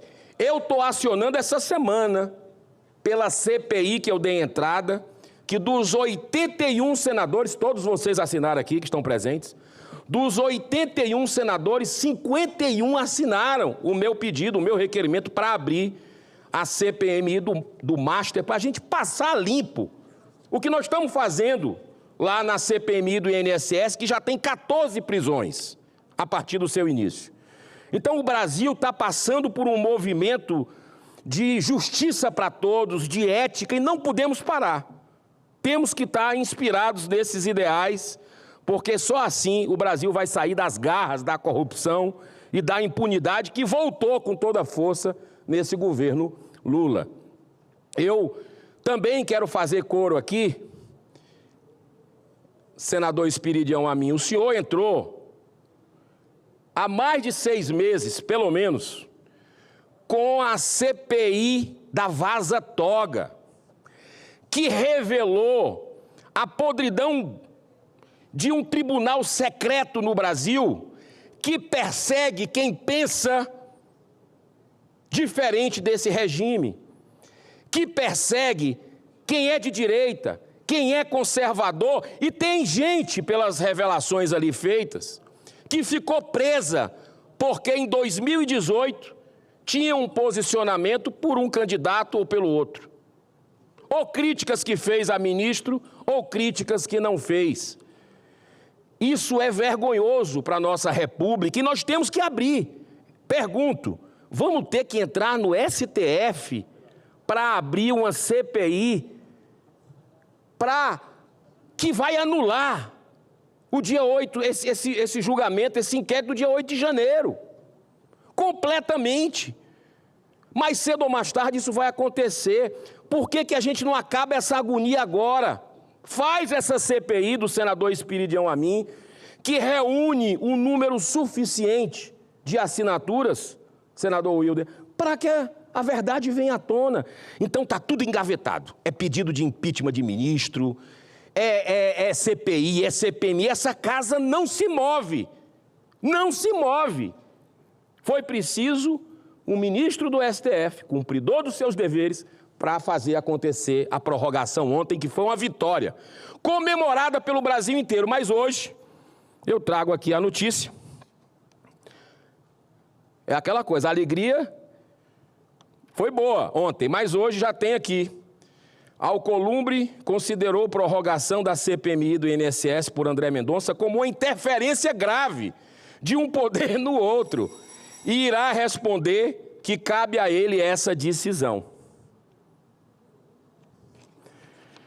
Olha, senhor presidente, interferência é o que a gente vê, o Supremo legislando sobre droga, legislando sobre aborto, querendo legislar sobre tudo o que é feito aqui. Mas o que não é feito, o Supremo cumprindo a Constituição, como foi no caso da iniciativa do senador Cajuru e senador Alessandro Vieira, 2021, e como vai ser nessas outras. Eu espero que o Supremo não volte atrás, presidente. Se você me der mais 1 minuto, eu me comprometo em terminar. Eu espero que o Supremo Tribunal Federal, que vai julgar no pleno na próxima quinta-feira, depois de amanhã, não dê esse presente de grego para os brasileiros a partir de uma vitória constitucional, que foi a prorrogação dessa CPMI, que está chegando em gente poderosa, está chegando em político, está chegando em filho de presidente, está chegando em banqueiro pela primeira vez. Não vão conseguir. O bem vai prevalecer e nós estaremos sempre nesse espírito de que a justiça volte a ser para todos nesse Brasil. Água mole em pedra dura, tanto bate até que fura. Vamos continuar aqui, fazendo o nosso trabalho, mesmo quando possa parecer intransponível em alguns momentos, mas sabendo que a população brasileira está cada vez mais desperta para a política. Fico feliz em ver jovens aqui, que o presidente vai anunciar a visita de vocês, e essa casa é de vocês, essa casa é de todos os brasileiros. E papai, feliz aniversário, que Deus te dê muita saúde, paz, harmonia, felicidades e realizações. Muito obrigado, presidente. Pela ordem, presidente. Pois não, senador Cajuru. Senhor Cajuru, eu vou só fazer uma referência aqui, evidente, rapidinho. Presidente Confúcio. Já lhe passo a palavra. Claro. Eu registro a presença nas galerias do Senado dos alunos do ensino médio do Instituto Federal de Mato Grosso, Ali, lá embaixo, tem os professores do Instituto Federal de Rondônia. Estão lá, aqueles 3 lá, ó, são diretores do Instituto Federal lá de Rondônia, professores. Do campus de Cuiabá, maravilha, participantes do programa Instituições da República, uma imersão cidadã em Brasília, a convite do ilustre senador Jaime Campos. Parabéns a todos vocês, parabéns ao Mato Grosso, o estado onde tudo é muito lá, é muito boi, é muito algodão, é muita soja, é muito milho, é muita beleza, é muita riqueza, é muita água, é muito índio, é muito pantaneiro. Salve, salve o Mato Grosso e bem-vindos. Dando continuidade à parte ao senador Cajuru. Obrigado, presidente Confúcio. Primeiro, foi uma alegria cumprimentar pessoalmente o pai do meu irmão Eduardo Girão, que na altura da sua juventude disse que eu estou muito jovem. Eu ganhei o dia, Girão, com o seu pai, querido seu pai. E eu conheço o seio da família do senador Girão desde 2019. E eu penso que ele vai sair do Senado, porque, como eu, ele não concorda com a reeleição, tanto que eu tenho a PEC aí pronta para ser votada e prometida ainda neste mandato do presidente Davi Alcolumbre, porque ela foi aprovada na CCJ. Isso. A PEC do Cajuru. Do Cajuru, inclusive, que eu não pedi, o presidente Davi que intitulou. Mas me parece que ela não será aprovada. Isso vai me deixar triste, Girão, né? Porque seria um exemplo para a história desses 200 anos do Senado, no Executivo, um mandato de 5 anos. Eu sei que o seu pai concorda com a gente, sei que o Wilder, meu amigo goiano, concorda com a gente. Agora, há uma dor que nós dois e o capitão Stevenson vamos carregar e que sempre eu pego o vídeo para ver. Nós 3 no corredor do Senado, indo para o gabinete do presidente, na época, Rodrigo Pacheco, entregaram uma CPI que eu entrei, com apoio seu, do Stevenson, assinatura dos 2 primeiros, e uma CPI, Brasil, que você de repente esquece, que teve a assinatura de 3 milhões de pessoas. Isso nunca aconteceu em 200 anos do Senado. Ou seja, brasileiras e brasileiros assinaram um abaixo-assinado de 3 milhões com a ajuda do impeachment, do pedido de impeachment, que foi o primeiro pedido de impeachment com embasamento popular. Não foi só uma coisa política. Caio Coppola nos ajudou demais, né? Jornalista, meu amigo. Enfim, é isso que você começou no seu discurso, né? Tem tantas coisas boas que nos faz crer da importância de um mandato de Senado da República, mas, ao mesmo tempo, no dia a dia, também há muita frustração, há muita tristeza, né? Um companheiro, rapidamente eu digo aqui, que nós tanto respeitamos, eu amo, eu o chamo de presente, General Hamilton Mourão. Ele falou que, de vez em quando, Girão, você não é como eu e o Mourão, que gostamos de um esquinho. O Wilder gosta também, terrível Wilder. Mas o Mourão disse que tem dia que ele chega em casa e o pai do Girão está aqui, não sei se você gosta. Tem que tomar uma, porque passou um dia tão triste aqui, né? Então, essa é a parte ruim, mas ela não nos faz, de forma alguma, desistir. Não, jamais. Jamais. Recuar nem para tomar impulso. Obrigado, presidente. Dando prosseguimento, eu passo a palavra para o senador Wilder Moraes, do PL, Estado de Goiás. Vamos lá, mestre Wilder. É o Wilder. Vamos lá, Wilder.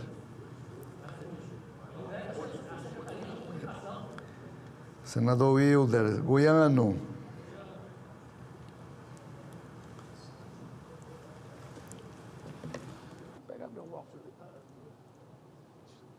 Estou velho.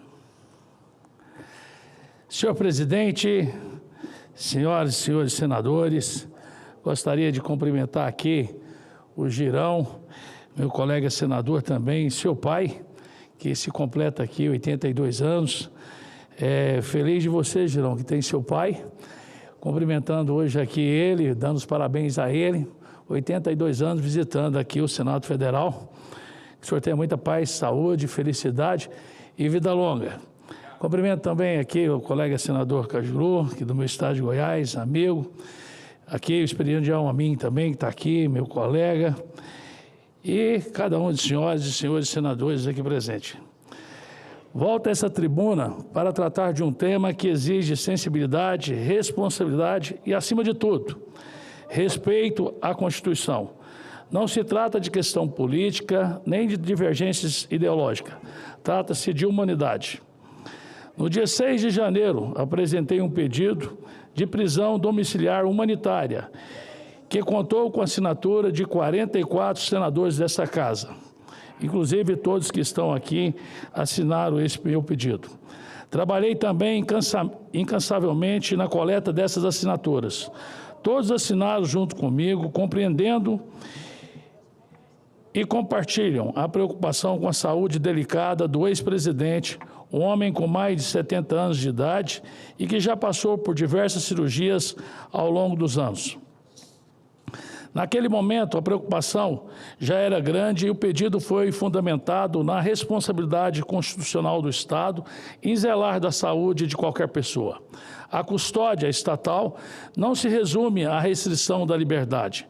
Implica também o dever de garantir a integridade física, condições mínimas de saúde e o acesso ao tratamento adequado. Hoje, essa preocupação se torna ainda mais evidente. O ex-presidente está internado há mais de 10 dias, passou pela UTI e segue sob os cuidados médicos intensivos. Trata-se de um quadro delicado que exige acompanhamento constante e uma estrutura adequada para a sua recuperação.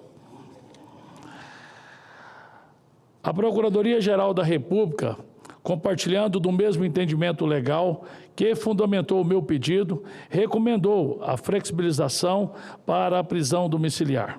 A PGR destacou o agravamento do quadro clínico e a necessidade de vigilância médica constante, o que tornou inadequada a permanência do presidente em ambiente prisional comum.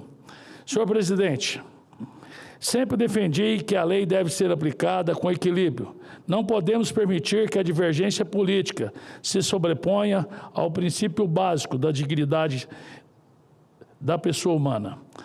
A prisão domiciliar humanitária não é um privilégio, é um instrumento legal previsto justamente para situações em que a saúde exige cuidados especiais, principalmente com tantos precedentes.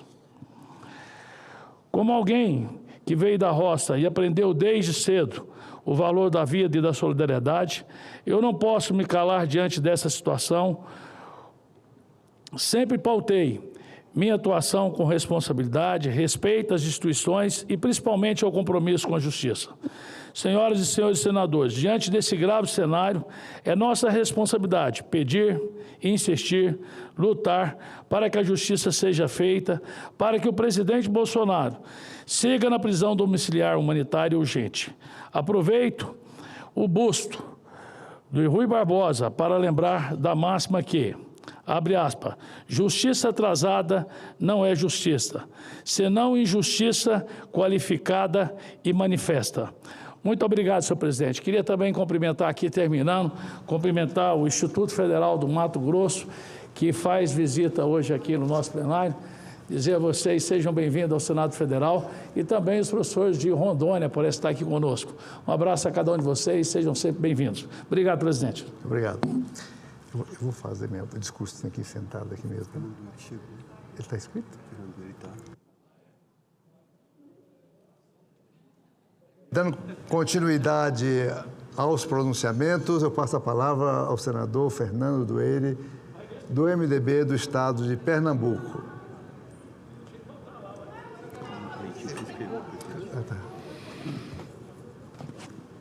Tchau para vocês.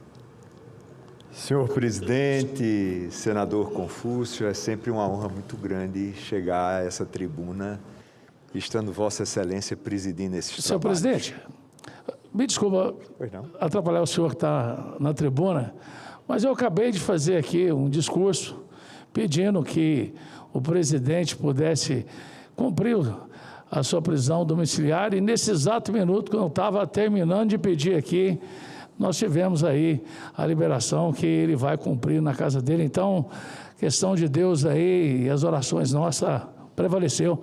Obrigado. E que você mantenha aí na tribuna. Obrigado, presidente. Como dizia, presidente, é sempre uma honra muito grande ocupar essa tribuna, tendo Vossa Excelência na presidência desses trabalhos, pela sua história e sua envergadura moral. Senhores senadores,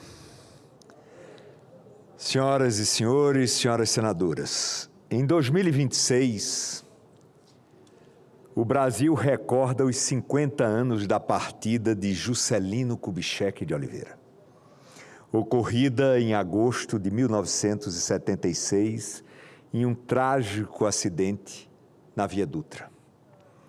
Sua morte, ainda envolta em debates históricos, não apagou a luz de sua trajetória, ao contrário.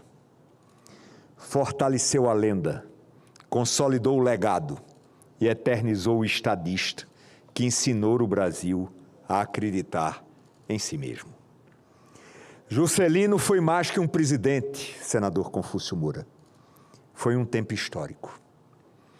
Como governador de Minas Gerais entre 1955 e entre 1951 e 1955, senador Cleitinho, Vossa Excelência, que representa o Estado de Minas Gerais, mostrou que o desenvolvimento não é discurso, é decisão política.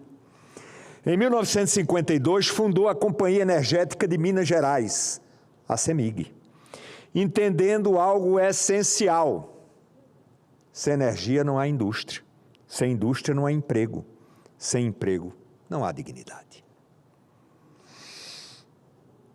Investiu em infraestrutura, fortaleceu a siderurgia e lançou as bases para transformar Minas Gerais em um polo industrial moderno e estratégico. Ali já estava o construtor.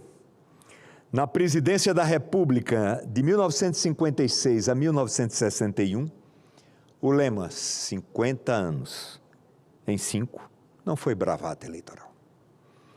Foi projeto nacional estruturado no plano de metas, que atacava 5 grandes áreas: energia, transporte, alimentação, indústria de base e educação.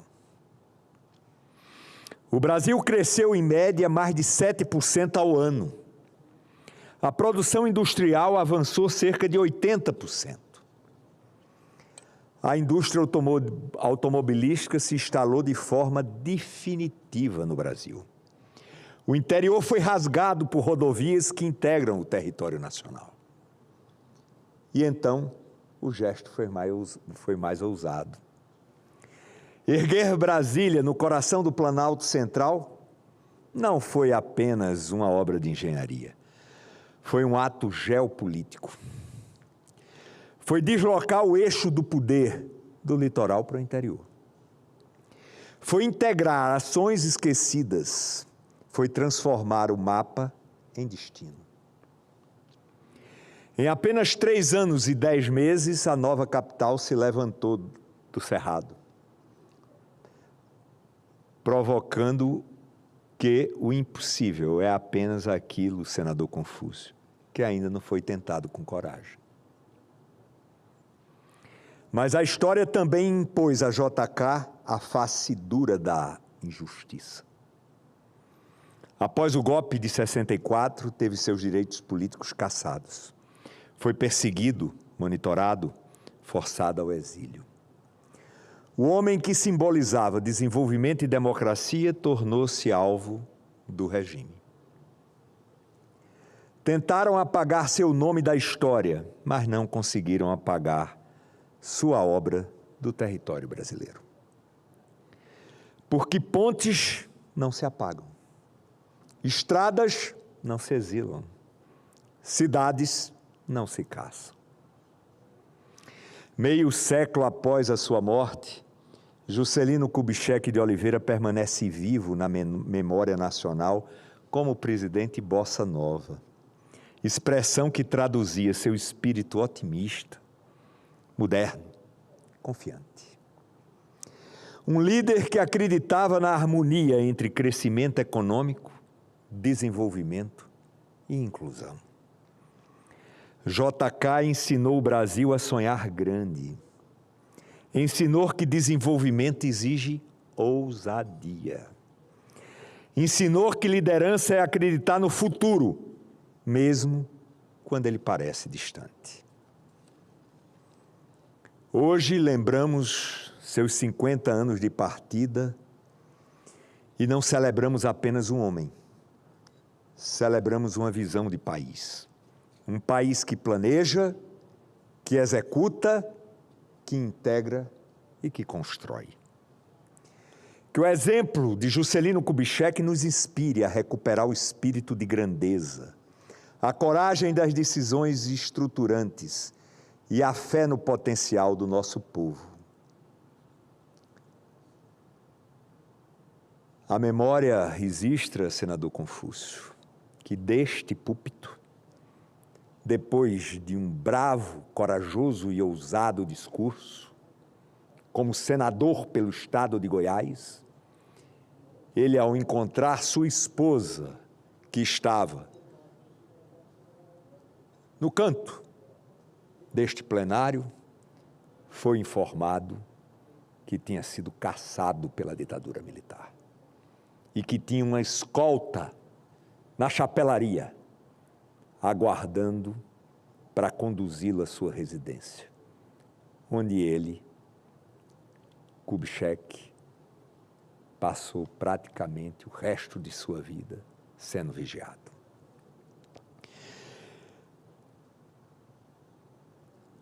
Kubitschek nos lembra que, na história das nações, há líderes que administram o presente, aqueles também, e há aqueles também que constroem o futuro. Juscelino Kubitschek pertencerá para sempre àqueles que constroem o futuro. A Juscelino Kubitschek de Oliveira. As homenagens desta casa, ele que foi governador de Minas, presidente da República, senador por Goiás, caçado pela ditadura, mas sempre lembrado e celebrado por todos nós brasileiros. Muito obrigado, senador. Senador Dueire, esse discurso de Vossa Excelência é maravilhoso. Além de ser extremamente bem feito, bem pontuado, organizado. Eu sou um fã de Juscelino. Meu pai foi candango aqui em Brasília na construção, né? Participamos de toda essa epopeia do desenvolvimento. O seu discurso hoje é tão belo quanto a crônica de Clarice Lispector na década de 50, 57, por aí. Ela esteve aqui na época para ver Brasília. E ela escreveu, o homem de Brasília ainda não nasceu. Brasília era realmente extraordinária. Depois, Vossa Excelência lê a crônica de Clarice, que é perfeita sobre Brasília. O seu discurso é maravilhoso, justo, uma homenagem que todo brasileiro devia fazer nessa data que comemoramos 50 anos da morte desse maior estadista de todos os tempos do Brasil. Parabéns a Vossa Excelência. Muito obrigado, maravilhoso presidente. Discurso. Muito obrigado. Maravilhoso discurso. Bem, antes do senador Cleitinho fechar a tarde, aqui nos discursos, eu vou fazer uma breve saudação daqui mesmo da mesa, da presidência. Hoje é dia 24 de março de 2026. Em 24 de março de 1966, portanto, há 60 anos, foi fundado o MDB, o Movimento Democrático Brasileiro.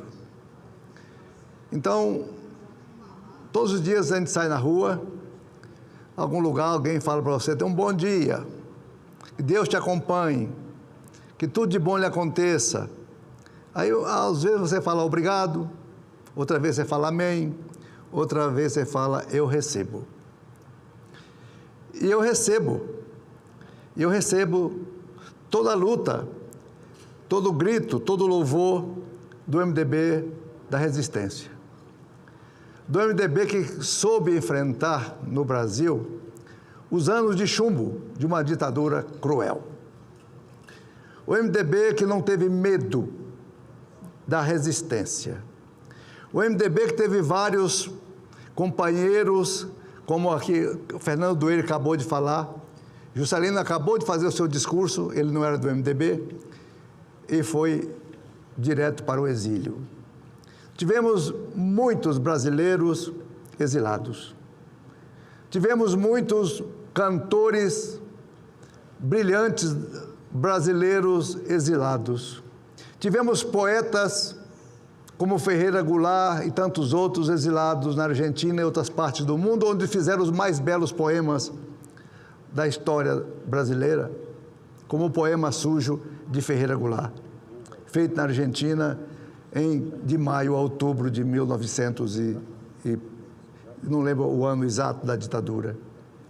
Então, a todos eles, arquitetos brilhantes, como o próprio Niemeyer, também foi exilado, como políticos brilhantes da resistência, que não puderam ficar no Brasil pelas suas opiniões contra a ditadura, e pela resistência de Ulisses Guimarães, Destemido, e de tantos outros que eu tenho ali o direito de louvar nesse momento, que não tiveram medo de enfrentar cães raivosos em Salvador, e eles terem que saltar muretas para não ser estraçalhado por dentes caninos de cachorros da polícia. Então, a todos esses homens e mulheres heróicos, fantásticos, de todos os partidos, que souberam enfrentar durante 21 anos de resistência a falta de liberdade, a falta do direito de voto, a falta do direito da livre expressão, tudo isso, a esses heróicos, a gente rende as suas homenagens. Aos gritos dos torturados, eu não os recebo, eu apenas ressinto.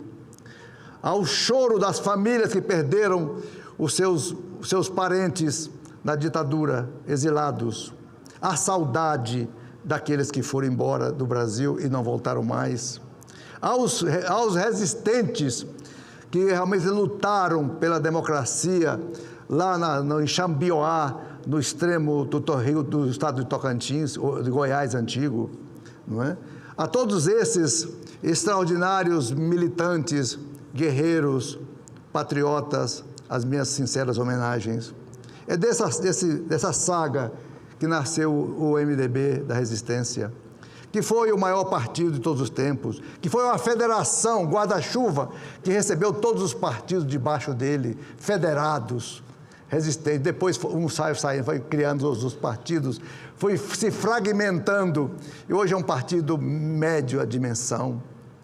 Mas ele tem uma história, e essa fragmentação partidária brasileira é ruim hoje, porque realmente as pessoas não têm ideologia, não têm princípio, não têm espírito de luta, não têm educação política, não têm sentimento nenhum, não têm motivação, né? Essa fragmentação que dificulta governar o país com tanto partido, com tanto líder, com tanta coisa, e se perde no dia a dia de emendas parlamentares, discursos vazios e outras coisas mais, deixando de lado as verdadeiras causas do enfrentamento das razões que realmente puxam para baixo o desenvolvimento brasileiro. Esse partido, o MDB, que completa hoje 60 anos de dignidade, as minhas homenagens, a minha homenagem, o meu abraço a um militante, a um único deputado federal que nós tínhamos de Rondônia aqui no parlamento na época da ditadura, que foi Jerônimo Santana, que foi o criador do estado de Rondônia. A ele, já morto, as minhas sinceras homenagens. Ao Waldir Raupp, senador Waldir Raupp, que foi governador do estado também, foi MDBista.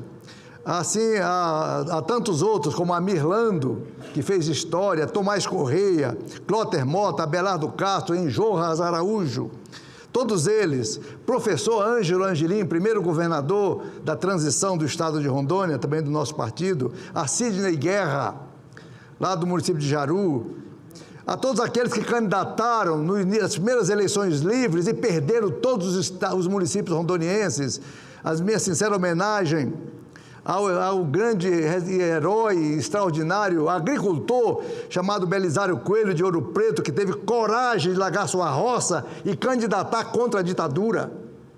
Belisário Coelho.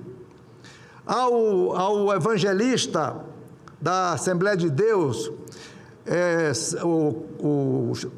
o Joel Euler de Barros, deixou o seu trombone para enfrentar as ruas, para resistir e candidatar na primeira eleição do município de Ariquemes.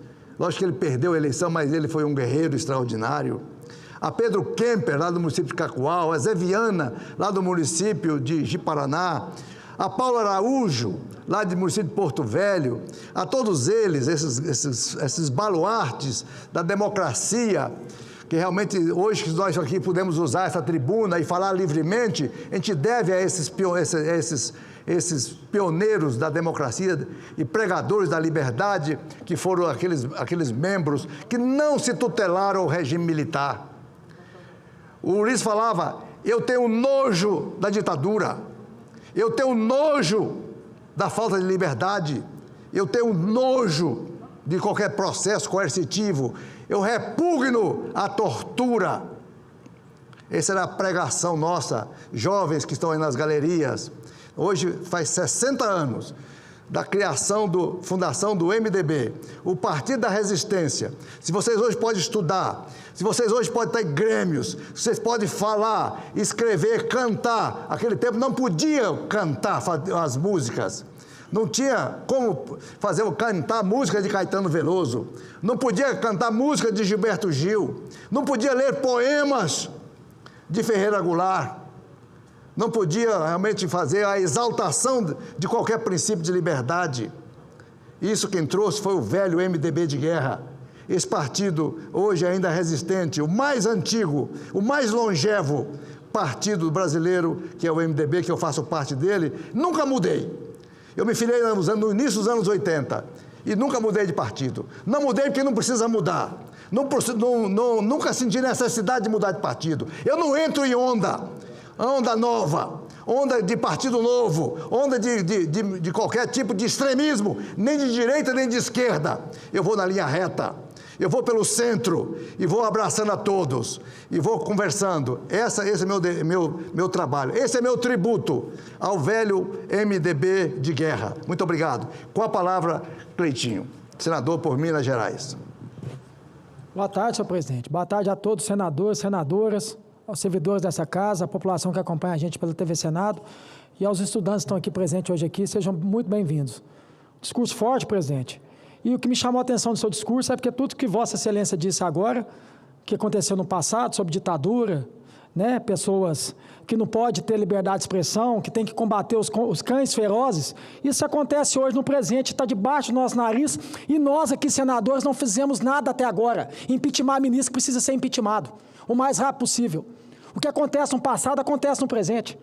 Está acontecendo, inclusive, torturando um ex-presidente, Bolsonaro, que não tem nada de corrupção no governo dele, por a suposta que eles colocam tentativa de golpe, deixou ele preso, um preso político, como Vossa Excelência estava dizendo no passado. É um preso político, que agora está voltando para casa. Que agora o Moraes, porque sabe que pode ser impeachmentado a qualquer momento, está com medo e deu agora a prisão domiciliar para o presidente Bolsonaro. Mas nós não queremos prisão domiciliar, nós queremos a liberdade dele e prisão do Moraes. Porque o que acontece no passado está acontecendo debaixo do nosso nariz aqui. Estamos sendo omissos. Eu não, porque todos os dias eu subo aqui e me posiciono. E quantas vezes precisar de assinar pedido de impeachment de ministro, eu estou aqui para assinar. Não tenho medo de ministro. Não tenho medo de cão feroz. Não tenho medo nenhum. Se for para combater a ditadura aqui, pode vir que eu estou aqui. Porque hoje nós temos uma ditadura que chama STF. Então, é liberdade para Bolsonaro e prisão para Moraes e outros ministros. E eu quero aqui falar, como Vossa Excelência estava dizendo de partido, eu queria até fazer um desabafo aqui, porque eu tenho essa pretensão, venho liderando pesquisa com 45% lá em Minas Gerais, não fujo da raia, não tenho medo, não abaixo a cabeça. Mas o que eu vejo durante esse processo, presidente, a todo momento, partidos me procurando, em nenhum momento esses partidos estão preocupados com a população. Em nenhum momento que chega para sentar numa mesa comigo, quer discutir redução de IPVA, redução de ICMS, melhorar as estradas, melhorar a saúde, pessoas que ficam até 2 meses, 3 meses esperando a cirurgia eletiva. Isso deveria ser um serviço de excelência. Infelizmente, não é só em Minas Gerais, em todo o Brasil, pessoas ficam até 3, 4 meses, até morrer, esperando uma cirurgia. Isso ninguém senta comigo e vai debater. Mas saber o que eu posso fazer para levar mais candidatos, deputados federais para o outro partido, para poder fazer mais deputados, para poder ter o fundão eleitoral, para poder nadar de dinheiro público nas eleições, isso é todo momento. Eu quero deixar bem claro aqui, bem claro, até agora, nenhum político que me procurou veio para falar, para combater as injustiças que tem em Minas Gerais. Veio para poder tratar assuntos que realmente ajudam a população mineira. Nenhum momento, é só questão de partido. Eu falo do fundo do meu coração, com todo respeito, quem ama partido. Eu quero que todos os partidos do Brasil se explodam. Inclusive, eu concordo com Vossa Excelência. Vossa Excelência fala uma coisa importante. É muito partido, é muito político. Está na hora da gente fazer uma reforma política aqui, acabar com um K de partido, botar dentro do liquidificador e jogar, você sabe aonde tem que jogar? Na pia. Porque partido não resolve nada. O que resolve aqui é defender a população. E como Vossa Excelência disse, eu estou aqui para defender todos. Quem é de esquerda, quem é de direita, quem é de centro, quem não é nada. A minha função aqui não é defender partido, não é honrar partido. A minha função aqui é honrar o povo que me colocou aqui. Partido nenhum paga meu salário. Pelo contrário, partido é prejuízo. Esse ano vai ter mais de 5 bilhões de reais de fundo eleitoral e fundo partidário. E é isso que é a discussão. Até agora, a discussão aqui não é melhorar a vida da população mineira, a discussão aqui não é melhorar a vida do povo brasileiro, a discussão aqui é melhorar, sabe o quê? A política, melhorar como é que o político vai fazer campanha, como é que vai ter estrutura. Eu estou aqui preocupado com o povo, eu estou aqui preocupado em melhorar as estradas de Minas Gerais, que estão um lixo, eu estou preocupado em melhorar a segurança pública de Minas Gerais, valorizar o servidor público, tanto o policial militar, tanto os professores, isso que eu estou preocupado, porque o patrimônio da administração pública se chama servidores, o servidor é o patrimônio. Mas aqui não, aqui até agora, nesses 3 meses que eu venho discutindo aqui, liderando pesquisa, ninguém sentou comigo, olhou no meu olho e falou assim, vamos tratar de Minas Gerais? Eu quero cuidar do povo. Não, aqui não. Cleitinho, quantos deputados você consegue levar para o meu partido? Cleitinho, quantos deputados você consegue levar? Eu quero falar uma coisa aqui do fundo do meu coração. Eu ainda não decidi se eu vou ser candidato, não, porque quem decide isso aí é Deus. E quem decide é o povo. E se eu continuar liderando pesquisa com 45%, quer dizer que quem está decidindo isso é o povo, não é eu. Eu sou o quê? Empregado do povo, então eu sirvo o povo. Se o povo querer, eu estarei preparado. Mas que fique claro aqui, não estou ali para fazer balcão de negócio, não estou ali para vender a alma para o diabo, porque eu não vou fazer de tudo para ganhar uma eleição, não. Não contem comigo para isso. Eu vou fazer de tudo para melhorar a vida do povo. Eu vou ganhar uma eleição para depois fazer de tudo para melhorar a vida do povo. Não vou fazer de tudo para ganhar uma eleição. Então, quem quiser vir, sejam bem-vindos. E vai ser do meu jeito e do meu trato. Eu entrei aqui reto e vou sair daqui reto. E se um dia for governador, eu vou entrar reto e vou sair reto. Então, vai ser do meu jeito. Se quiserem, venham. Se não quiser, continua nessa mesmice. Continua nessa patifaria que é a política do Brasil. Porque eu não me comparo a eles. Se quiser vir, vem do meu jeito. Vem, sejam bem-vindos. Agora, se não quiser, eu preciso do povo. Eu preciso é do povo mineiro. Eu preciso é que o povo me abrace. Eu vou para a rua com o povo, sem estrutura, sem nada. Inclusive, foi 3 eleições que eu já participei. Vereador, sem fundo eleitoral, sem fundo partidário, ganhei. Deputado estadual, um dos mais votados de Minas Gerais. Sem fundo eleitoral, sem fundo partidário, ganhei. Agora, como senador, 4,5 milhões de votos. Sem fundo partidário, sem fundo eleitoral. E sem quase nenhum político acreditando em mim. A não ser que foi o Bolsonaro que acreditou em mim. Que apostou em mim. Por isso que eu sou grato ao Bolsonaro. Então eu preciso é do povo. Eu preciso é da população mineira. Então parem com essa ladainha, com essa conversa de ficar diminuindo, falando que eu desisti, falando que eu não sou qualificado. Peraí, que eu não sou preparado? Realmente eu não sou preparado, presidente. E nem quero ser preparado para roubar, preparado para mentir, preparado para fazer contrato superfaturado para beneficiar algumas empresas de fora, para depois beneficiar o bolso de político. Para isso eu não estou preparado, meus amigos. Nunca estarei preparado para fazer o errado. Eu estou aqui preparado para fazer o certo. E o que você não sabe? Todo mundo que nasceu aprendendo? Já nasceu sabendo tudo? Eu só sei de uma coisa que meu pai me ensinou. Aprenda o certo e descarto o errado. Então, o errado eu não quero nem saber como é que funciona. Agora eu estou aqui para aprender o certo, para caminhar com o povo e fazer pelo povo. Então, que fique claro isso, que eu não aguento mais essa ladainha de toda hora alguém vir me perguntar: você desistiu? Você não vai vir mais, não? A eleição é em agosto. A eleição não é agora, não. A campanha começa em agosto. Quem está com 3%, 4% que lute, que vai atrás. Eu tenho que trabalhar aqui como senador. Eu estou como... Meu salário é pago como senador, não é como governador, não. Quando vier as eleições, as convenções maravilhosas, né, que tem que definir quem vai ser o vice, aí tudo bem. Isso é lá em junho, julho. Agora aqui eu tenho que cuidar do povo mineiro. Eu tenho que trabalhar para fiscalizar o governo federal. Essa é a minha função. E como eu disse para alguns, eu estou com um problema particular dentro da minha família. Nem isso vocês estão respeitando. Nem a dor minha vocês estão respeitando. Me respeite. Se vocês querem fazer de tudo para ganhar a eleição, faça. Eu não vou fazer. Eu não vou fazer de tudo para ganhar a eleição, não. Eu vou disputar uma eleição. Depois, se eu ganhar, fazer de tudo para mudar a vida do povo. Então, me respeite. Como eu respeito todo mundo. Como eu faço aqui todos os dias. Eu não saio de casa aqui para prejudicar ninguém. Eu não saio de casa aqui preocupado se o concorrente meu fez isso, fez aquilo, fez aquilo. Quem preocupa demais é o meu pai. Meu pai me ensinou isso, eu levo Deus pequeno. A gente tinha uma empresa lá no varejão da minha família, aí veio um concorrente e abriu na esquina de baixo.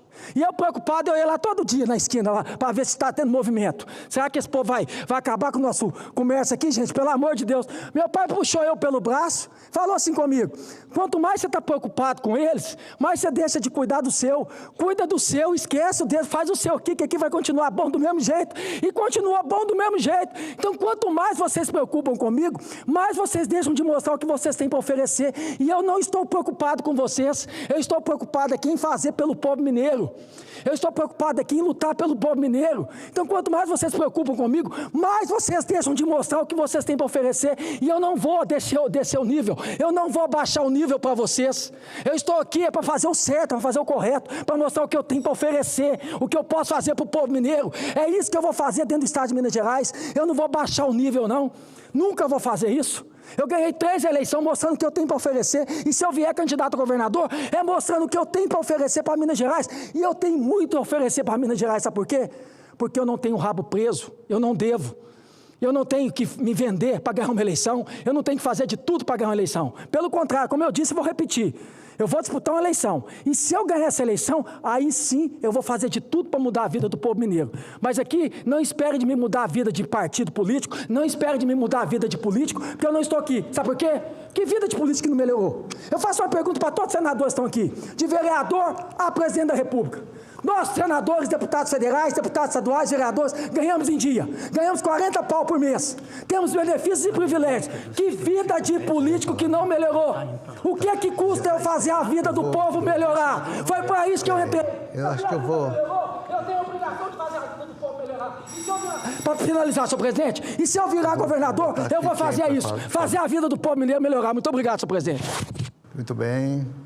Agora, para uma breve comunicação, agora é a senadora, como é que chama? A senadora Roberta Scioli. Agora mesmo o senador Jaime vai só fazer uma breve comunicação e repassa a palavra para a senhora, viu? O senador Jaime Campos vai realmente lá de Mato Grosso fazer uma saudação para esse povo bonito, esses meninos bonitos e moças bonitas lá de Cuiabá, né, Jaime? Verdade. Pois é, maravilha. Senhor presidente, querido e estimado amigo senador Confúcio, senhoras e senhores senadores, queria dizer de mais nada, senhor presidente, que eu faço uso da palavra nesta oportunidade para registrar uma saudação muito especial aos estudantes do Instituto Federal de Mato Grosso, campus Cuiabá, do Colégio Taíde Jorge da Silva, que hoje visita nossas dependências aqui do Congresso Nacional, no âmbito e uma louvável iniciativa da imersão do cidadão aqui em Brasília. Mas eu quero registrar, senhor presidente, que eu também fui aluno do Instituto Federal. Antigamente chamava Escola Artífice. Fiz o meu primeiro grau naquele instituto lá, naquela escola federal, e depois eu fiz o segundo grau na Escola Técnica de Comércio. Então não é nenhuma novidade, quando estou sempre defendendo aqui os interesses do Instituto Federal do Brasil, sobretudo lutando para levar mais escolas como essa para o Mato Grosso. Inclusive, no mês passado, tivemos a primazia de inaugurar na minha querida cidade de Várzea Grande também o Instituto Federal de Ensino. E agora, nesses próximos dias, estaremos inaugurando uma na cidade noroeste do estado, em Cuniza, e outra na região do Médio e Baixo Araguaia, lá em Água Boa. É uma das escolas modelo, não só de Mato Grosso, mas sobretudo do Brasil. Portanto, antes de mais nada, desejar a vocês, sejam bem-vindos aqui no Congresso Nacional e com certeza vocês estarão passando, meu gabinete será uma honra recebê-los, para que com certeza conhece bem as dependências aqui da nossa casa. Mas quero de maneira muito respeitosa cumprimentar também a nossa professora Cristiane Fonseca. Cristiane, por favor, seja bem-vinda, minha filha. Doutora em Sociologia e idealizadora e condutora desta importante ação pedagógica que demonstra compromisso com a formação crítica cidadã de aluno dos seus alunos.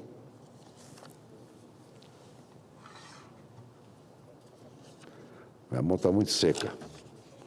Mas, senhoras e senhores senadores, a proposta que traz esses jovens ao coração da democracia brasileira tem um valor transcendente e aspecto muito simbólico. Trata-se de uma experiência formativa e concreta que permita aos estudantes compreenderem, na prática, o funcionamento das instituições, a dinâmica do processo legislativo e a independência entre os três poderes da República.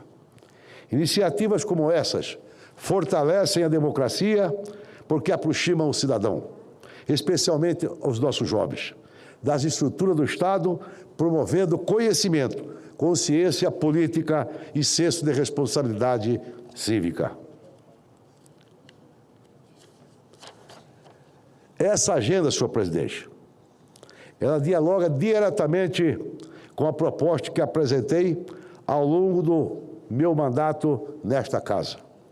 Destaco o projeto de lei 4.799 de 2024, que instituiu a Semana Nacional da Educação Cidadã. É o projeto de lei 6.469 de 2025, que propõe a destinação de 2% dos recursos do Fundo Eleitoral para programas de letramento democrático e a formação política sob a gestão do Tribunal Superior Eleitoral. Ambas iniciativas partem da mesma convicção: não há democracia sem cidadãos bem informados, conscientes dos seus direitos e deveres e preparados para participar da vida pública. Expandir o repertório político institucional de nossos jovens é investir no futuro do Brasil.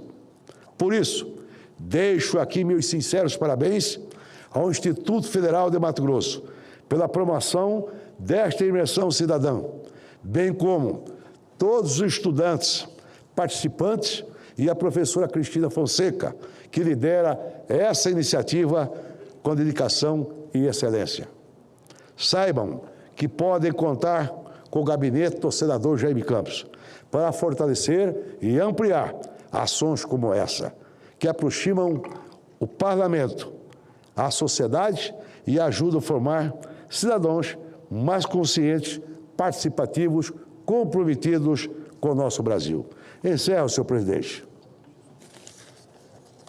dizendo da minha alegria e do meu contentamento uma vez mais, dizer de que investir na educação significa investir no capital da pátria. Ainda temos muitas deficiências, muitas dificuldades. Contudo, nós estamos avançando muito.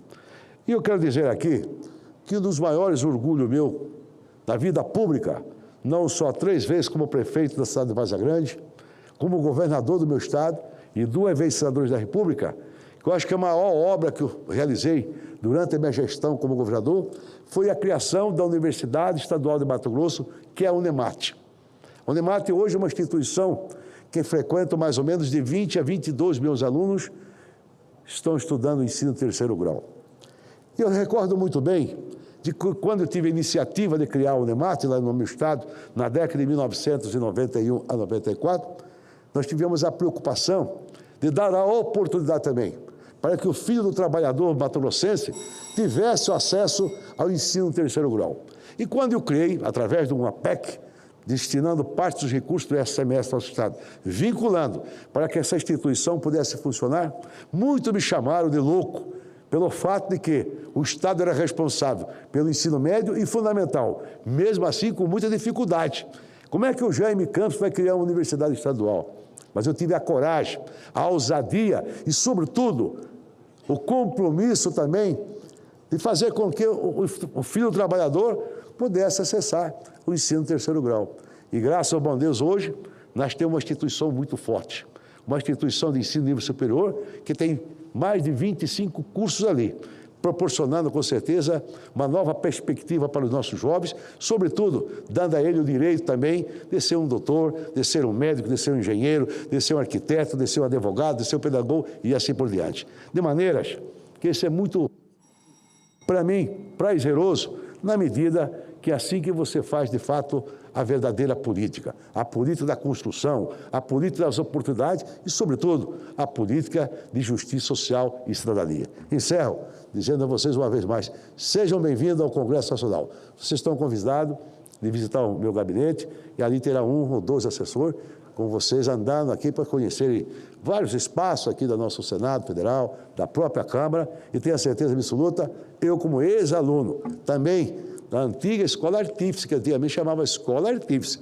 hoje que é Instituto Federal. Frequentei lá por 4 anos e hoje, graças a Deus, estou aqui como senador, graças também àquilo que aprendi muito lá no Instituto Federal. Muito obrigado, senhor presidente, e que Deus nos abençoe. Obrigado. Muito bem, senador Jaime Campos, vamos dar continuidade à última oradora da tarde, a senadora Roberta Cioli, Partido Republicano do Estado de Roraima. A senhora pode subir até a tribuna, ficar à vontade.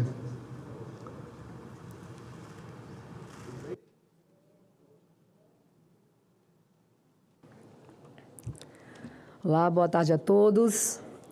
Senhor presidente, senhoras e senhores senadores, aos que me acompanham aqui pela TV Senado e pela Rádio Senado.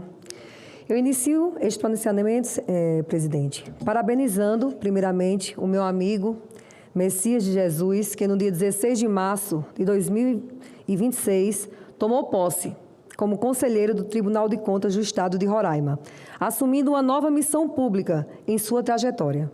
Registro também o reconhecimento pela contribuição prestada a esta casa e desejo pleno êxito nessa nova etapa de serviço ao nosso Estado. Senhor presidente, escolho fazer este discurso tratando de um tema que faz parte da minha formação profissional, da minha trajetória, da minha vida, a enfermagem. Antes de chegar ao Senado Federal, construí minha trajetória profissional na linha de frente da saúde pública, atuando diretamente na assistência à população e também na formação de profissionais da área, vivenciando tanto a realidade do cuidado diário, quanto a responsabilidade de preparar novas pessoas para uma profissão que exige conhecimento técnico, sensibilidade humana, equilíbrio emocional e compromisso permanente com a vida. Estive no plantão, na unidade de saúde, no atendimento cotidiano à população. Convivi de perto com a responsabilidade e com o compromisso que marcam o trabalho dos profissionais de enfermagem de todo o país. Foi com esse olhar que eu estava, na última semana, marchando na mobilização nacional, realizada aqui em Brasília, pela valorização da enfermagem. O que se apresenta neste momento não é apenas uma pauta de categoria. Trata-se de um debate que envolve condições de trabalho, qualidade da assistência prestada e sustentabilidade do sistema de saúde brasileiro.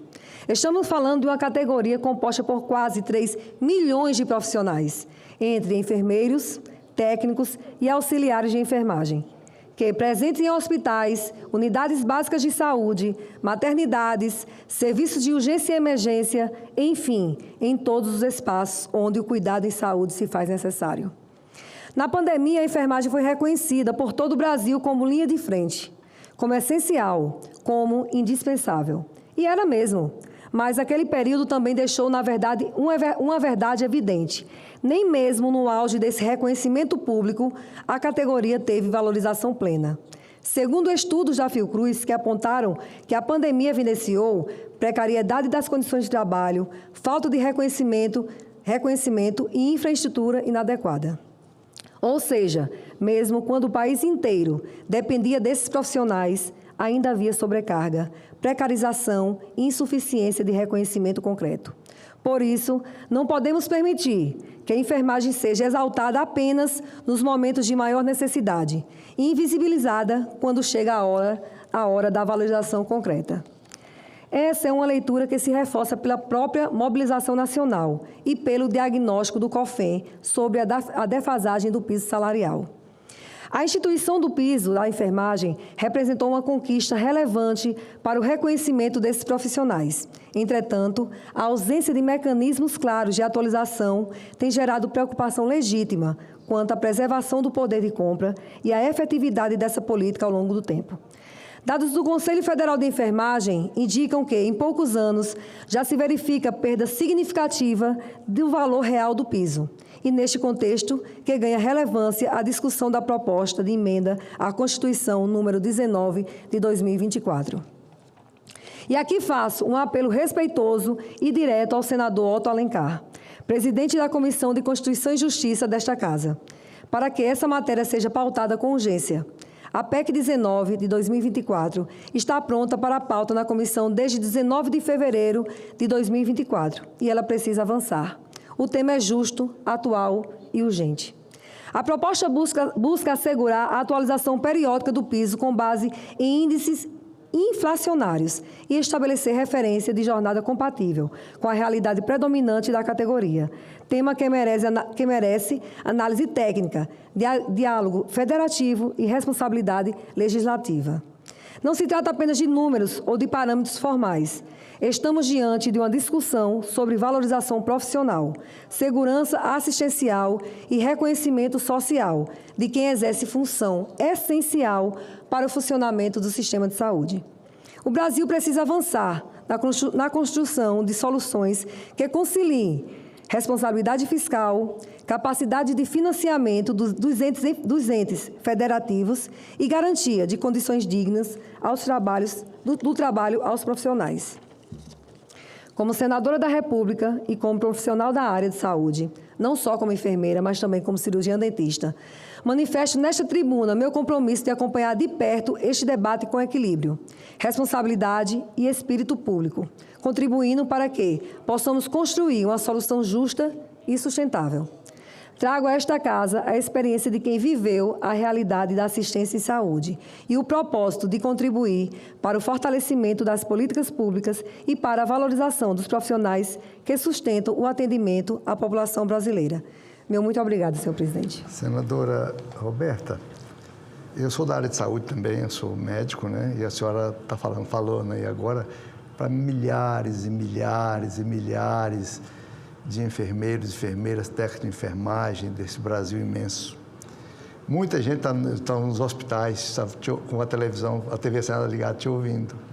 Então, a senhora falou aí para muita gente, eles se sentiram agora representados pela senhora aqui. E a senhora vai chover mensagem no seu gabinete, pode se preparar. Eles estão todos entusiasmados, né?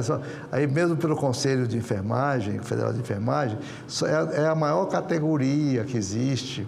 Até o presidente lá é um rondoniense, que é presidente do conselho de vocês, e ele, por certo, virá ali fazer uma visita também, né? Porque realmente é um discurso oportuno, que é ansiado por todos. A enfermagem é indispensável.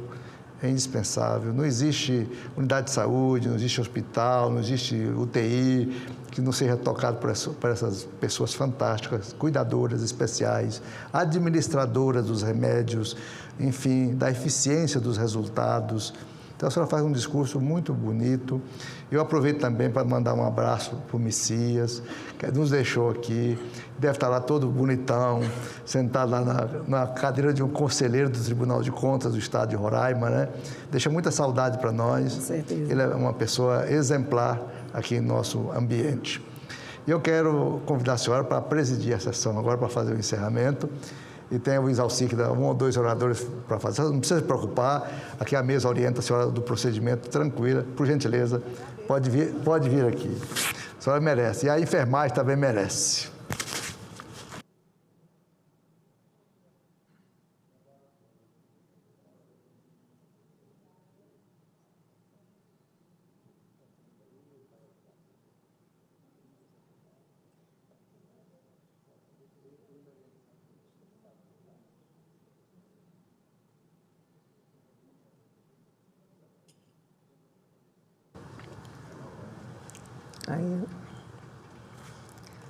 Boa tarde a todos.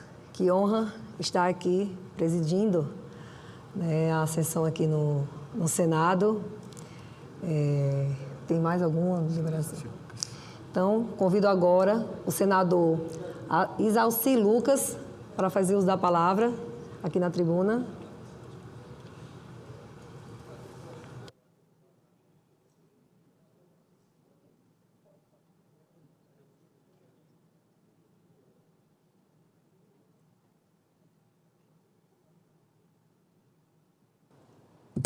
Senhora Presidente, senhores, senhoras senadores, senadoras.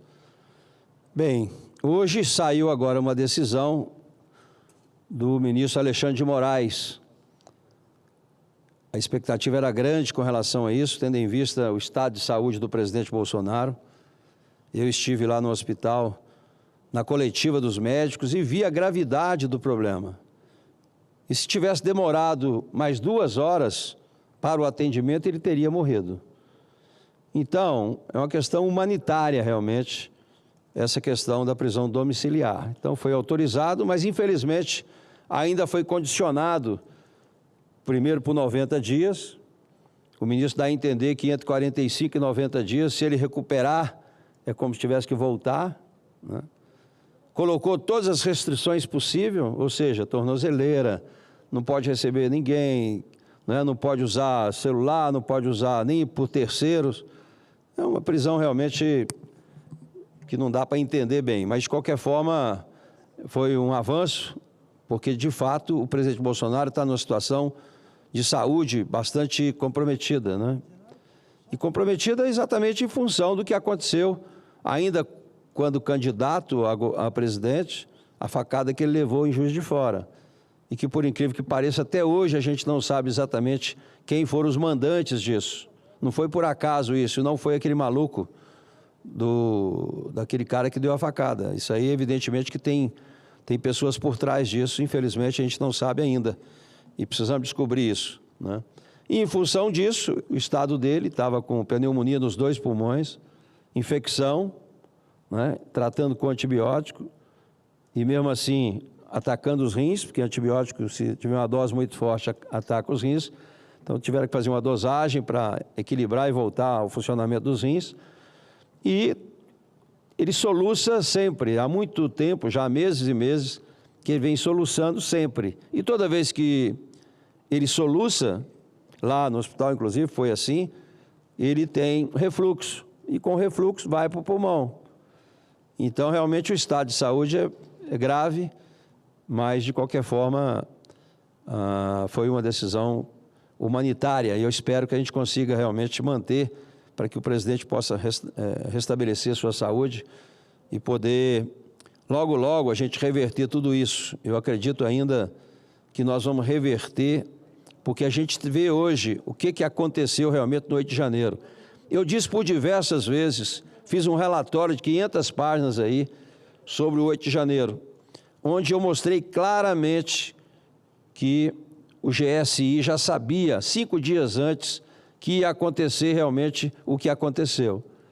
O próprio ministro do GSI, que sumiu, nunca mais, o G. Dias, nunca mais vi falar nele, né, deveria estar preso hoje, e ele simplesmente recebeu um telefonema 8 da manhã da ABIN, dizendo, olha, vai acontecer isso, e ele não tomou nenhuma providência, muito pelo contrário, ficou lá no palácio servindo cafezinho e água para as pessoas que lá estavam. Eu, por ser de Brasília, conheço essa realidade aqui, então não dá para enganar a gente que conhece, né?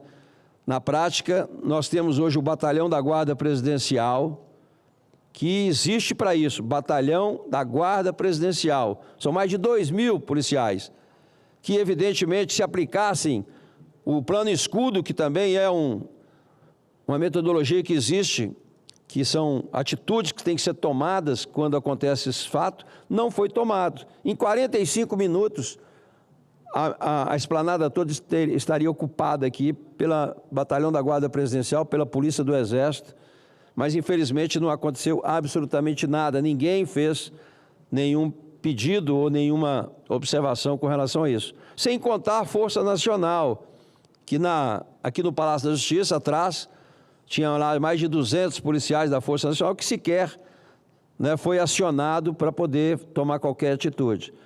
Então, a coisa foi muito combinada, né?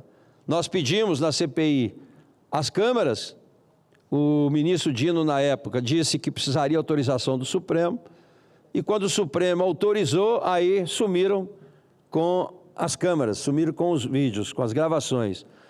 Portanto, ficou essa narrativa, né? A CPMI do 8 de janeiro, todo mundo já sabia, no primeiro dia da CPMI, que a narrativa já estava construída, estava pronta, e que ia dar exatamente no que aconteceu aí, né? Então, a gente tem acompanhado, e eu tenho certeza que, com o tempo, né, a gente vai mostrar para o país o que aconteceu de fato, o que gerou essa questão do 8 de janeiro. E, lamentavelmente, nós temos hoje ainda centenas de pessoas ainda presas com tornozeleira e que precisa apenas da gente derrubar o veto da dosimetria. Nós aprovamos a dosimetria, que não era o ideal, a gente sempre defendeu aqui uma anistia ampla, geral e restrita, mas aprovamos a dosimetria. Mas, infelizmente, em função da falta de reunião do Congresso Nacional, né, exatamente em função disso, a gente não consegue ter a reunião para a derrubada dos vetos. Porque se derrubarmos o veto, muitos sairão, já irão para casa, principalmente aqueles que já cumpriram 3, 4 anos aí de prisão. Então, a gente precisa urgentemente ter essa reunião do Congresso, tem que fazer um apelo aí para o presidente Davi, para que ele marque realmente essa reunião do Congresso, né? Eu estava agora há pouco com a Flávia, esposa do nosso querido ex-secretário, né, que está preso, foi condenado a 24 anos, Anderson Torres, 24 anos, e que já está preso desde o início, desde o dia 8 de janeiro, e que, aprovando a dosimetria, ele e outros já iam para casa já com tornozeleira, evidente. Mas deixou a esposa, que não trabalha, com 2, 3 filhos, e nessa situação, dependendo agora da votação realmente da dosimetria, para derrubar o veto, que já tem acordo, não tem nenhuma dúvida que nós vamos ter mais voto na derrubada do veto do que da própria quantidade de votos na aprovação do projeto. Então, é urgente isso. Eu sei que o que está impedindo, de fato, essa marcação da reunião é a questão da CPMI do Banco Master, mas a gente não pode sacrificar centenas de pessoas em função disso. Um dia que passa já é um tempo, né? Um tempo realmente que ninguém gostaria de estar passando por isso. Então, fico feliz com relação a essa decisão hoje, para que o presidente possa ir saindo do hospital, tendo alta do hospital, então ele vai para casa e vai receber em casa o tratamento da família, 24 horas, né, com o aconchego da família, com a presença da esposa, da filha, dos filhos, né? E eu tenho certeza que ele vai recuperar em casa muito mais rápido, né, com relação a isso. A outra coisa, presidente, é a questão da decisão do ministro André Mendonça, no sentido de prorrogar a CPMI do INSS.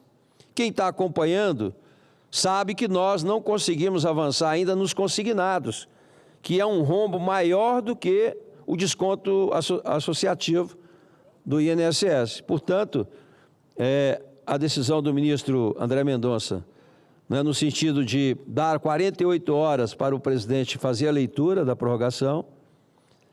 Eu sei que a informação que tem também é que o Senado, né, recorreu da decisão, mas tenho certeza que essa resposta virá de hoje para amanhã, e eu tenho certeza que essa CPMI será prorrogada para o bem do país, principalmente dos aposentados. É triste quando você vê milhões de pessoas que foram afetadas por esse roubo absurdo das pessoas mais vulneráveis, que é a questão do INSS, né? Nós já vimos lá que o rombo foi quase 6 bilhões, mas pelo andar da carruagem, com relação ao consignado, o rombo é muito maior, né?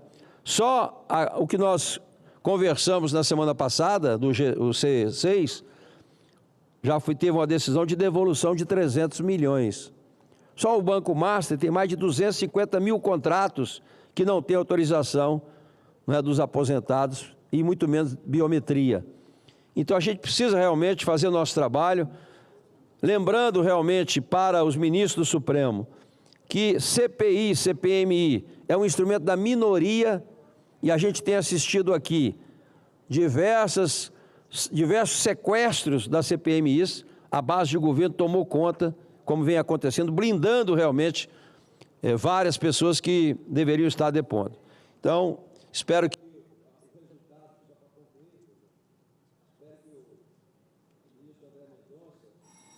ou o próprio, se for levado para plenário, que a gente consiga realmente prorrogar essa CPMI que tem dado um resultado maravilhoso, né?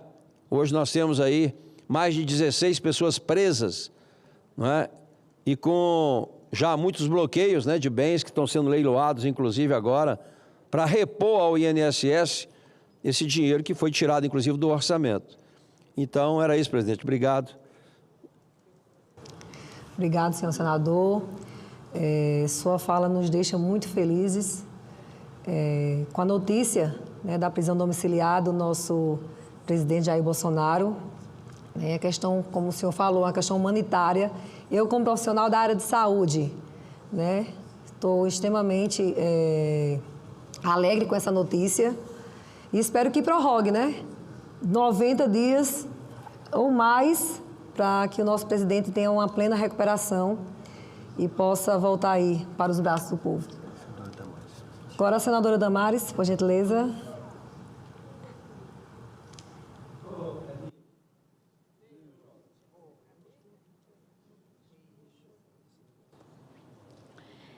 Presidente, senadora Roberta Cioli, pensa na minha alegria de vir para a tribuna com a senhora presidindo essa sessão. Duas mulheres republicanas, duas senadoras republicanas. Nosso líder estava aqui. É tão bom falar republicanas no plural.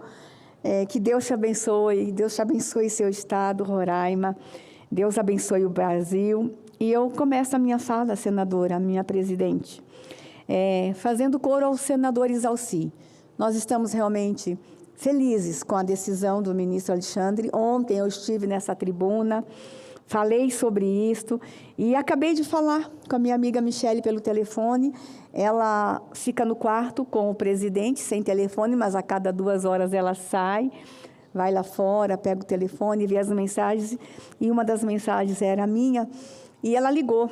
Ela está muito feliz.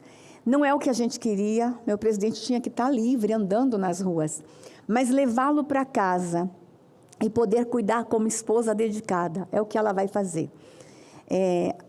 Presidente Roberta, a senhora é da área da saúde, a senhora sabe que não é fácil o que ele está passando, e é gravíssimo o quadro de saúde dele. E ela vai ter a oportunidade de, em casa, cuidar dele. Mas, minha presidente, além de celebrar essa decisão do ministro Alexandre, e cumprimentá-lo, porque quando a gente vem na tribuna fazer críticas, a gente faz críticas, mas quando a gente precisa elogiar, a gente tem que ser humilde o suficiente para elogiar. E eu quero elogiar o ministro Alexandre. Eu sei que ele fez uma decisão extremamente técnica. Dessa vez ele teve que realmente observar a legislação. O presidente atende todos os requisitos e ele acertou na decisão. E eu sei que depois de 3 meses, a gente, se Deus quiser, a gente consegue prorrogar por mais 3 meses, mais 3 meses. Mas o que me traz à tribuna agora também, presidente, é que hoje nós temos grandes decisões sendo tomadas aqui no Senado Federal. E, na verdade, durante a semana, amanhã, a gente vai falar sobre primeira infância. A política da primeira infância será instituída por meio de lei, projeto de lei. Mas hoje nós estamos discutindo 2 importantes matérias. A primeira, que hoje de manhã começou uma discussão, é o Plano Nacional de Educação. Atenção, Brasil, em 2014, na votação do PNE em 2014, o Brasil parou. Havia uma briga, todo mundo gritando de um lado e de outro. Hoje, eu não estou vendo os movimentos que depois vão nos criticar, porque eu tenho quase que certeza que esse plano vai ser aprovado, já teve a leitura do relatório hoje, desde 2023 o plano está sendo discutido dentro do Senado. E a gente está falando com todos os movimentos conservadores. Gente, atenção, ó, o plano vai ser aprovado na Câmara, vem para o Senado, inúmeras audiências. Inclusive, presidente, em 2024, eu fui nomeada relatora da avaliação da meta 7 do plano. Trabalhei um ano inteiro com audiências públicas, avaliando a meta 7 do plano que está em vigor hoje, e a minha avaliação trouxe elementos para o relatório que a relatora apresentou hoje. E amanhã vai ser votado na Comissão de Educação e vai vir para plenário. A nossa decisão amanhã na Comissão de Educação e no plenário, já passou pela Câmara, é uma decisão para toda a sociedade, para todas as famílias brasileiras. Então, eu quero chamar a atenção do Brasil para acompanhar a votação amanhã de manhã. Eu pedi vistas, acabamos apresentando hoje mais 17 emendas ao relatório. Na verdade, eu não pedi vista, a senhora pediu comigo. Eu, como está semipresencial, a gente entrou, a gente estava na reunião, a gente teve que sair, e lá no outro lugar que a gente estava, a gente entrou via aplicativo, e obrigada pelo apoio hoje de manhã, senadora. Mas amanhã o plano vai ser votado, e a nossa decisão amanhã vai impactar vidas por 10 anos. Na verdade, a gente vai impactar, no mínimo, 3 gerações com esse plano. Então, eu chamo a atenção do Brasil, dos colegas, para uma atenção especial ao plano. Mas hoje, daqui a pouco também, presidente, vai ser votada uma outra matéria importante, polêmica, que é o projeto de lei que tipifica o crime de misoginia. E esse tema, sim, dividiu o Brasil. Eu sei que, assim como o meu gabinete está sendo acionado, o seu também, e, inclusive, eu estou sendo injustiçada, presidente, com relação a essa matéria. Há um grupo enorme no Brasil dizendo que eu sou autora da lei e que eu estou criando uma lei. Essa semana, um jornalista, que é muito influente entre os conservadores, ele até de forma irônica disse que eu criei uma lei que vai ser proibido dar bom dia para mulheres. Faltou leitura a esse jornalista. Não leu o projeto de lei. Ele não leu, e aqui eu quero mandar um recado para a minha base conservadora. Nós estamos discutindo o Plano Nacional de Educação, que vai afetar milhões de pessoas, mas está todo mundo brigando por causa do projeto de lei de misoginia. Atenção, gente, são matérias que têm a mesma importância. Na verdade, eu creio que o Plano Nacional de Educação, hoje, numa hierarquia, nós teríamos que estar dando mais atenção ao PL que vai instituir o Plano Nacional de Educação. Mas o PL da misoginia, para quem não sabe e que está disposto tão somente à desconstrução de imagens, de quem tem coragem, está se expondo, não sou uma conservadora que fica na internet, eu estou na rua, eu estou me expondo, pagando um preço com a minha saúde, com o meu mandato, eu estou aqui. Não sou uma militante de internet, eu estou aqui, eu estou me expondo, eu vim para o pleito, eu enfrentei a urna, ganhei na urna, estou aqui, meus valores firmados. E aí, estou sendo atacada porque eu quero fazer guerra entre homem e mulher. Só quero informar ao Brasil que o PL que vai ser votado hoje, ele entrou no Senado no dia 6 de março de 2023. Ele foi distribuído para a Comissão de Direitos Humanos e para a CCJ do Senado. Apenas em 24 ele é votado, alguns relatores desistiram da relatoria, apenas em 24 ele é votado na CDH. Eu estava lá, esperando todo mundo ir lá para a gente discutir a matéria. Passou na CDH, foi para a CCJ, que tem um monte de cabeça pensantes. Na CCJ, ele passa com o relatório da senadora Soraya Tronic. Passou no final de 25 na CCJ e veio para o plenário. Aqui no plenário, ele recebeu emendas, um recurso e voltou, presidente, para a CDH. Aí sim, eu era presidente da CDH. Chegou em outubro de 25 na CDH. Outubro, novembro, dezembro, janeiro, fevereiro, só agora em março, final de fevereiro, que ele volta para a pauta na CDH, mas não era para discutir o projeto. era tão somente para discutir as emendas apresentadas aqui em plenário, porque o mérito já tinha sido votado na CDH e na CCJ. Aí, voltou, da CDH, as emendas, 2 foram rejeitadas, 1 foi aceita, e agora o projeto está aqui em plenário. E semana passada houve toda uma conversa de se retirar da pauta. O presidente Alcolumbre foi extremamente sensível, retirou da pauta, tivemos uma semana, conservadores e não conservadores, para encontrar um texto. Está todo mundo se falando ainda agora, para tentar encontrar um texto para daqui a pouco ir à votação. Deixa eu dizer uma coisa, não quero fazer guerra entre homens e mulheres, não. Eu tenho dúvidas sobre a matéria. Inclusive, presidente Alcolumbre, por que eu tenho dúvida? Porque eu respondo processo por misoginia. Eu sou considerada misógina.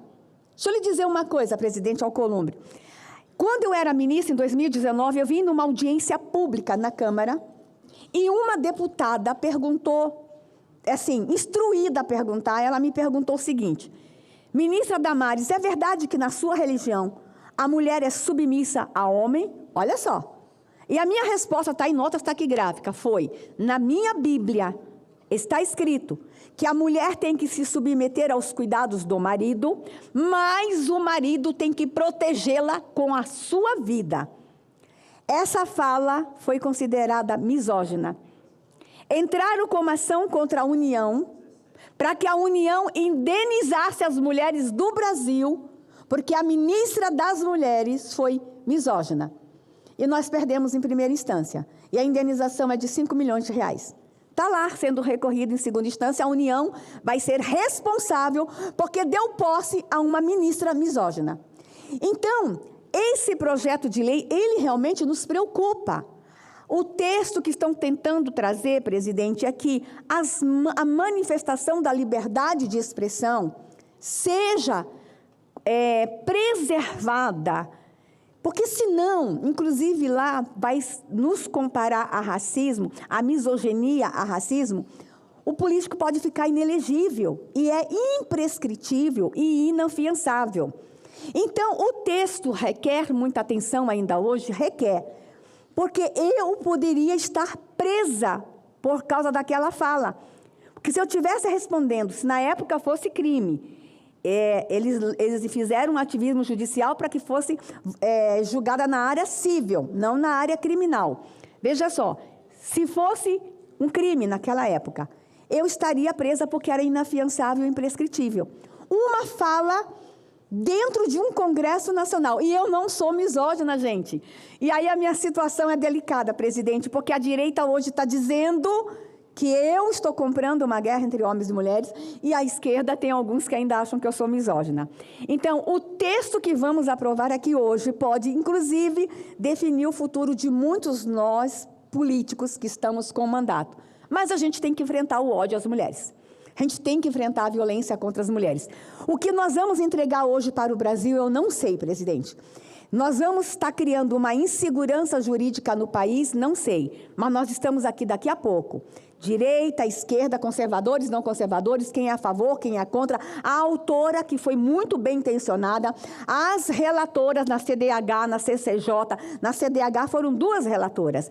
Todas chegaram à conclusão que a gente tem que entregar a tipificação para o Brasil, mas tem que ser um texto que também as liberdades sejam garantidas. Então, para o Brasil, primeiro para a esquerda, eu não sou misógina, e para a direita, eu não criei guerra nenhuma entre homens e mulheres. Presidente, essa é a minha manifestação, que Deus o abençoe e que Deus nos dê sabedoria a todos nós, que daqui a pouco vamos votar esse projeto de lei.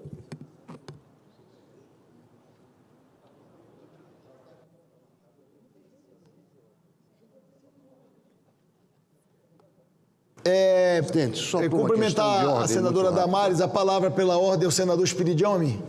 Já foi solicitado, Vossa Excelência já deferiu, a realização de uma sessão solene para comemorar 118 anos da migração japonesa, no dia 17 de junho. O que eu peço é que, em vez de 11 horas da manhã, seja às 9h30. Muito obrigado. Seja bem-vindo, presidente. Obrigado, senador Espiridião Amin. O doutor Danilo, nosso secretário-geral da mesa, vai tomar as providências necessárias para que Vossa Excelência possa informar, inclusive a todos os convidados, da alteração do horário da sessão solene proposta por Vossa Excelência e aprovada no plenário do Senado Federal. Querido senador. Obrigado, amigo.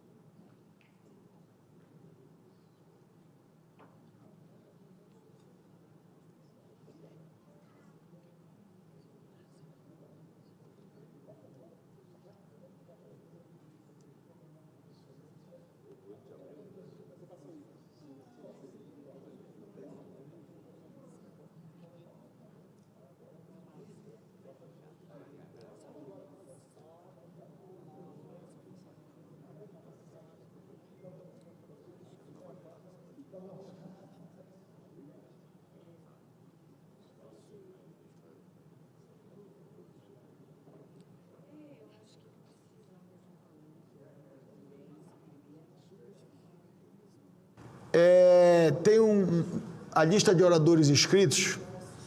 A gente quer começar a ordem do dia, mas eu queria conceder a palavra, antes de abrir a ordem do dia, ao senador Giordano, que vem à mesa com uma solicitação e eu quero socializar com as lideranças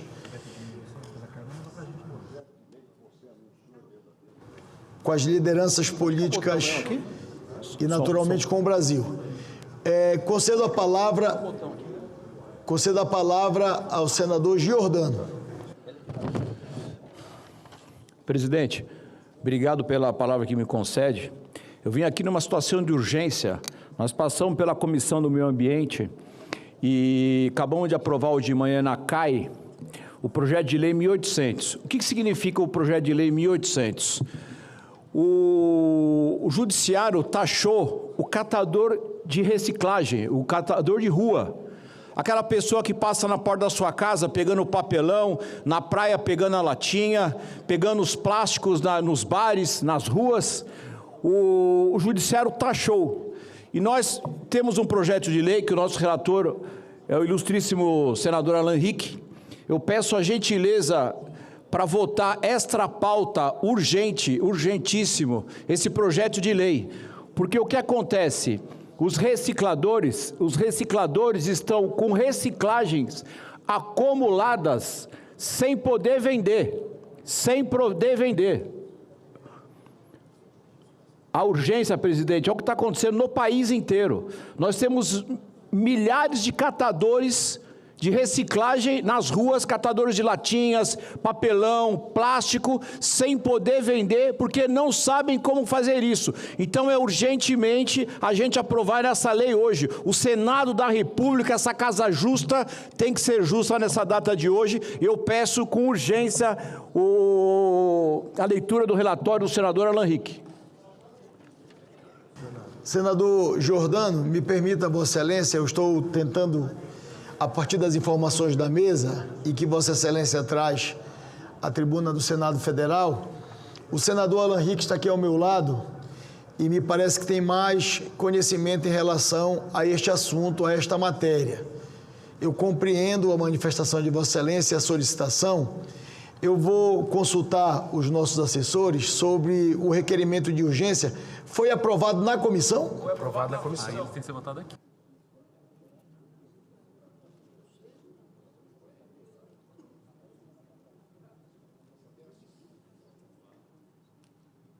Eu vou conceder a palavra rapidamente ao senador Alan Rick, que foi o relator, para fazer algumas ponderações ao plenário, mas eu estou consultando o senador Giordano e senador Alan. Me parece que ainda estamos aguardando o encaminhamento do processado pela comissão, mas vamos tratar aqui até o final. Com a palavra o senador Alan Rick, o relator da matéria, mas eu estou consultando aqui, senador Giordano, saiba Vossa Excelência que eu vou tentar da melhor maneira possível, com o apoio do plenário, naturalmente, como nós temos feito em outras oportunidades, eu sempre divido com os senadores e com as senadoras todas essas matérias que são a mim solicitadas para a deliberação imediatamente em plenário de matérias votadas nas comissões. Eu peço que Vossa Excelência aguarde um pouco aqui, me faça companhia aqui na mesa diretora. Eu vou ouvir o senador Alan Henrique, que foi o relator, se não me falha, se eu não me engano, na CAI, e ele vai fazer uma manifestação apenas para esclarecer o plenário. Cumprimentar o senador Jorge Cajuru, nosso querido líder. Com a palavra o senador Alan Henrique. Senhor presidente, cumprimentando Vossa Excelência, o ilustre senador Jordano, os demais senadores aqui presentes, senadores e senadoras, todos aqueles que nos acompanham.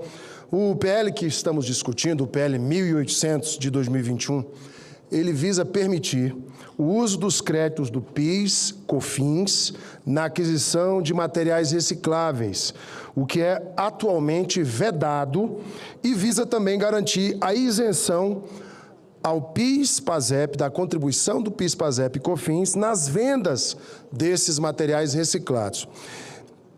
Senhores senadores, senhoras senadoras, esse é um projeto de lei que beneficia o meio ambiente, a economia circular, o mercado de reciclagem como um todo, o que inclui as empresas de coleta, de aparagem, de reciclagem, mas especialmente, senhor presidente, inclui os catadores e catadoras de material reciclado em nosso país. É um projeto de ganha-ganha. Aqui é preciso destacar alguns números sobre a reciclagem no Brasil.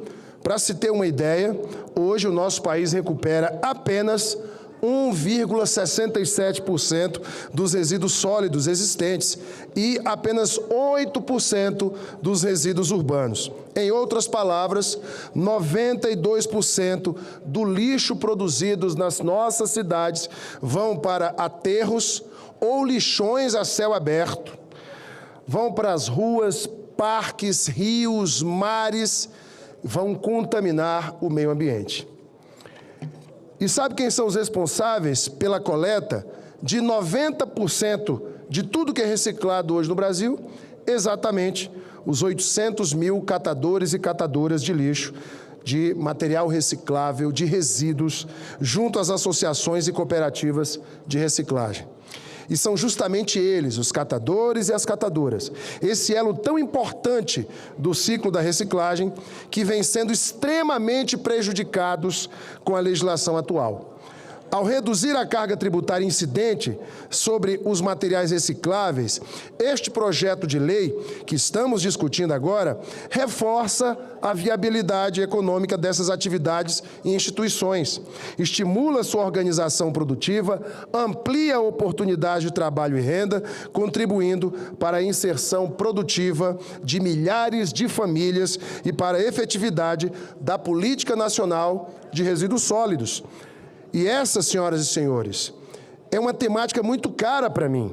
Desde o início do meu mandato parlamentar, tenho dedicado boa parte do tempo à causa da reciclagem dos resíduos sólidos e do saneamento básico. Atuei pela aprovação do Marco Legal do Saneamento e sigo defendendo parcerias público-privadas, projetos de concessões para expandir e modernizar o setor, especialmente em lugares como a Amazônia, onde nós temos uma enorme defasagem no acesso à água tratada, a esgoto tratado, à drenagem urbana e à correta destinação dos resíduos sólidos. Nessa mesma linha, apoiei a criação do consórcio intermunicipal, lá no meu estado do Acre, dos resíduos sólidos, com vistas à aprovação de um projeto moderno de saneamento básico, começando pela construção de aterros sanitários modernos, corretos e em conformidade com a legislação brasileira. Essas são apenas algumas das atuações nossas em prol do saneamento básico e reciclagem, senhoras e senhores.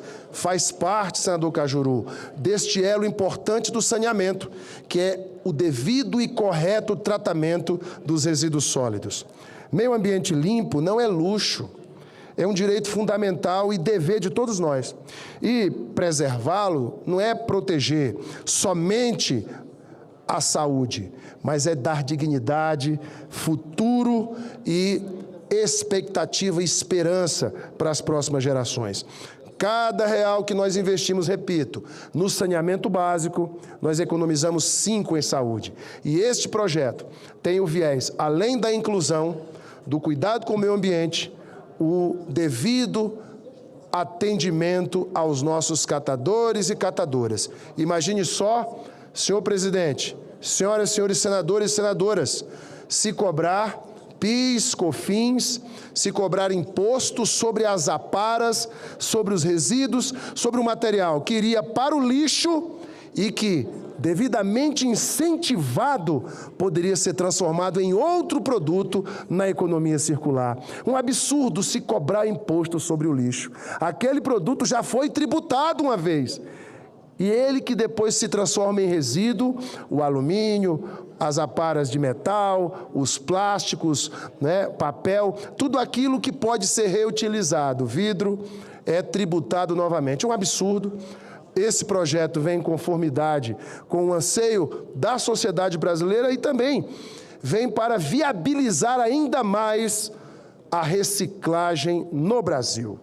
Como consequência, o projeto aprovado hoje na Comissão de Assuntos Econômicos traz essa esperança de viabilizar ainda mais a nossa economia circular, a reciclagem e fazer justiça, caríssimo senador Giordano, aos nossos catadores e catadoras de todo o Brasil. Por isso, senhor presidente, nós solicitamos hoje na CAI a urgência urgentíssima da matéria, aprovada, inclusive, na comissão por unanimidade, e pedimos a Vossa Excelência que, ao receber o requerimento da Comissão de Assuntos Econômicos, coloque em pauta para que nós possamos votar e aprovar uma matéria tão importante para o Brasil. Muito obrigado, senhor presidente.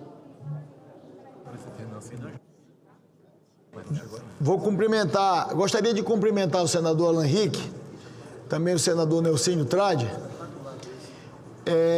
Nós estamos aguardando ao senador Giordano, que está aqui, que solicitou a inclusão como item extra-pauta da deliberação da tarde de hoje deste projeto. O senador Alan Rick fez uma fala na tribuna informando ao plenário sobre o que trata o projeto. Eu vou continuar a deliberação, vou iniciar a deliberação e eu faço um compromisso com Vossas Excelências que logo mais a gente possa incluir como item extra-pauta a pedido da comissão. E, naturalmente, o projeto parece que chegou já na Secretaria-Geral da Mesa. Daqui a pouco eu vou consultar os líderes partidários para a inclusão como item extra-pauta, senador Alan Rick, senador Giordano. Deixa eu fazer uma consulta à senadora Soraya Tronic. Me permita, senadora Soraya, e a senadora Ana Paula, senador Alessandro, senador Cajuru, presidente Mourão, senador Espiridião Amin, senador Giordano, senador Nelsinho Trade, senador Alan Rick. Está como primeiro item, conforme combinado com Vossas Excelências, senador Cajuru. Na semana passada, nós tivemos uma discussão em relação à deliberação desta matéria. Eu fiz um compromisso público com Vossas Excelências, com a autora e com a relatora, e que nós teríamos uma semana para que as partes envolvidas, os que gostariam de votar favoravelmente ao projeto apresentado pela senadora Ana Paula e aqueles que gostariam, a partir de algumas ponderações, tentar aperfeiçoar, melhorar o texto para que pudessem se convencer em apoiar. Nós estamos com poucos senadores no Senado. Todos estão informados da deliberação de hoje. Se Vossas Excelências concordarem, eu posso iniciar como primeiro item da pauta, que é de estar. E aí a gente vai chamar os senadores no decorrer da discussão. Então, pronto. Encerrado o período do expediente, declaro aberta a ordem do dia. Item 1 da pauta. A presidência convida as senhoras senadoras e os senhores senadores que possam se dirigir ao plenário do Senado Federal. Nós estamos iniciando a ordem do dia de hoje, que ficou previamente estabelecida na semana passada, num acordo de procedimento, líder Jacques Wagner, estabelecido pela presidência do Senado Federal, com as lideranças políticas, com as senadoras e com os senadores, e diante de um acordo, na sexta-feira, nós pautamos, conforme eu me comprometi, como primeiro item da pauta de terça-feira, portanto, do dia de hoje. Então, eu queria pedir a Vossas Excelências que pudessem também, a partir da Secretaria-Geral da Mesa, comunicar os atores envolvidos na discussão desta matéria, para que a gente possa fazer efetivamente o que necessariamente cabe ao Parlamento, que é discutir, deliberar e votar, que foi o que me comprometi na semana passada. Então, eu queria pedir às assessorias, todos que estão acompanhando no Senado Federal, nos gabinetes, aqueles que queiram participar do debate, nós estamos iniciando a deliberação do item 1 com a relatora na tribuna. Projeto de lei número 896 de 2023, de autoria da senadora Ana Paula Lobato, que altera a lei número 7.716 de 1989 para incluir os crimes praticados em razão de misoginia. Este projeto tramita em conjunto com o projeto de lei 985 de 2023. Os pareceres apresentados. Parecer número 38 de 2024 da Comissão de Direitos Humanos e Legislação Participativa. A relatora nesta comissão foi a senadora Jussara Lima. Foi favorável ao projeto de lei número 896 de 2023, na forma da emenda número 1 substitutivo que apresenta, e pela prejudicialidade do projeto de lei 985 de 2023. Parecer número 53 de 2025, da Comissão de Constituição, Justiça e Cidadania. Nesta comissão, a relatora foi a senadora Soraya Tronic, que foi favorável ao projeto de lei 896 de 2023, com a emenda número 2 que apresenta, contrário à emenda número 1 e pela prejudicialidade do projeto de lei 985 de 2023. Parecer número 19 de 2026, da Comissão de Direitos Humanos e Legislação Participativa. A relatora nesta comissão foi a senadora Augusta Brito. O parecer foi favorável à emenda número 4, com a emenda número 7 que apresenta, e contrário às emendas de número 3, 5 e 6. Informo que as matérias tramitam em regime de urgência, nos termos dos requerimentos número 867 de 2025, de iniciativa dos líderes partidários, e 46 de 2026, da Comissão de Direitos Humanos e Legislação Participativa, aprovados na sessão deliberativa do Senado Federal do dia 18 de março. As matérias dependem de parecer da Comissão de Constituição, Justiça e Cidadania. Faço a designação da senadora Soraya Tronic para proferir seu parecer em plenário.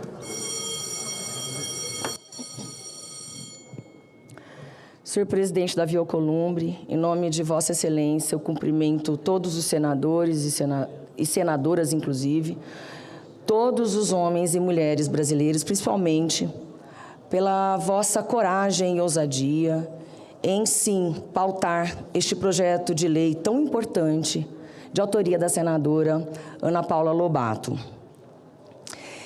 Entendo, colegas, ser importante, antes da leitura do relatório, trazer 4 conceitos que a sociedade brasileira ainda faz confusão. E dizer também da importância de termos limitado o conceito do termo misoginia, justamente por conta do limbo jurídico, do limbo legislativo em que nos encontramos. Tudo pode ser misoginia.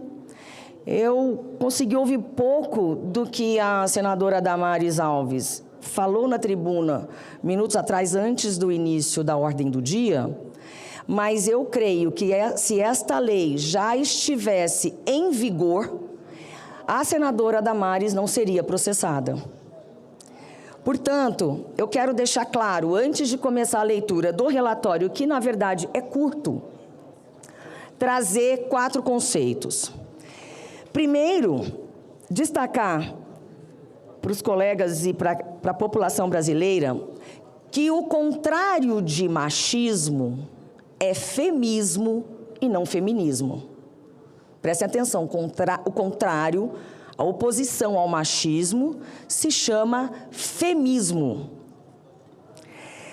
O machismo é uma crença na superioridade masculina. A misoginia é o ódio ou desprezo por mulheres. O feminismo, por sua vez, busca igualdade de direitos e, por fim, o feminismo, que se contrapõe ao machismo, prega a supremacia feminina. Não é o que nós queremos. O machismo sustenta desigualdades. A misoginia motiva violência.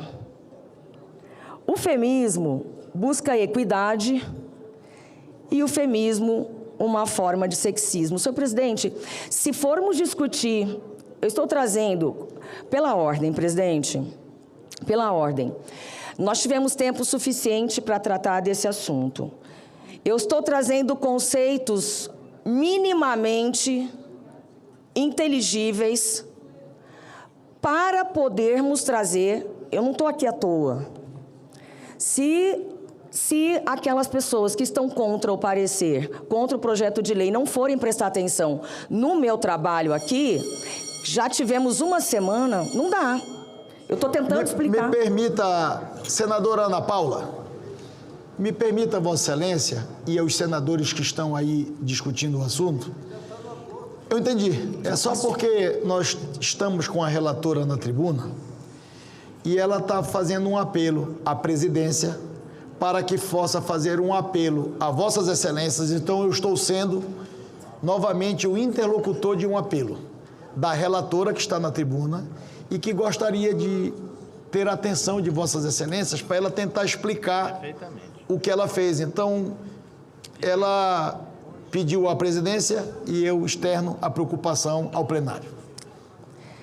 Senhor presidente, se o senhor puder devolver meu tempo, porque eu fiz uma fala... Vossa Excelência terá o tempo necessário para fazer todos os esclarecimentos. Aos colegas e colegas, eu fiz eu preparei um discurso extremamente didático. Eu estou começando, antes da leitura do relatório, a trazer conceitos que estão sendo mal interpretados e que creio que Vossas Excelências têm bastante consciência e isso bem delimitado na cabeça de vocês. Vocês estudaram, mas a população brasileira não. Muita gente não entende 4 conceitos necessários para a análise desse projeto de lei.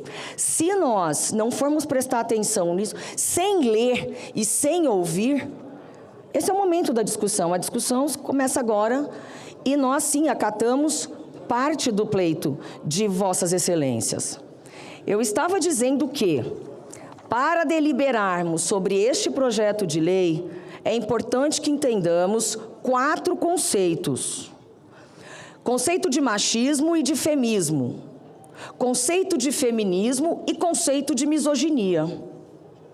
O que é o feminismo? É igual ao feminismo? O que é o machismo?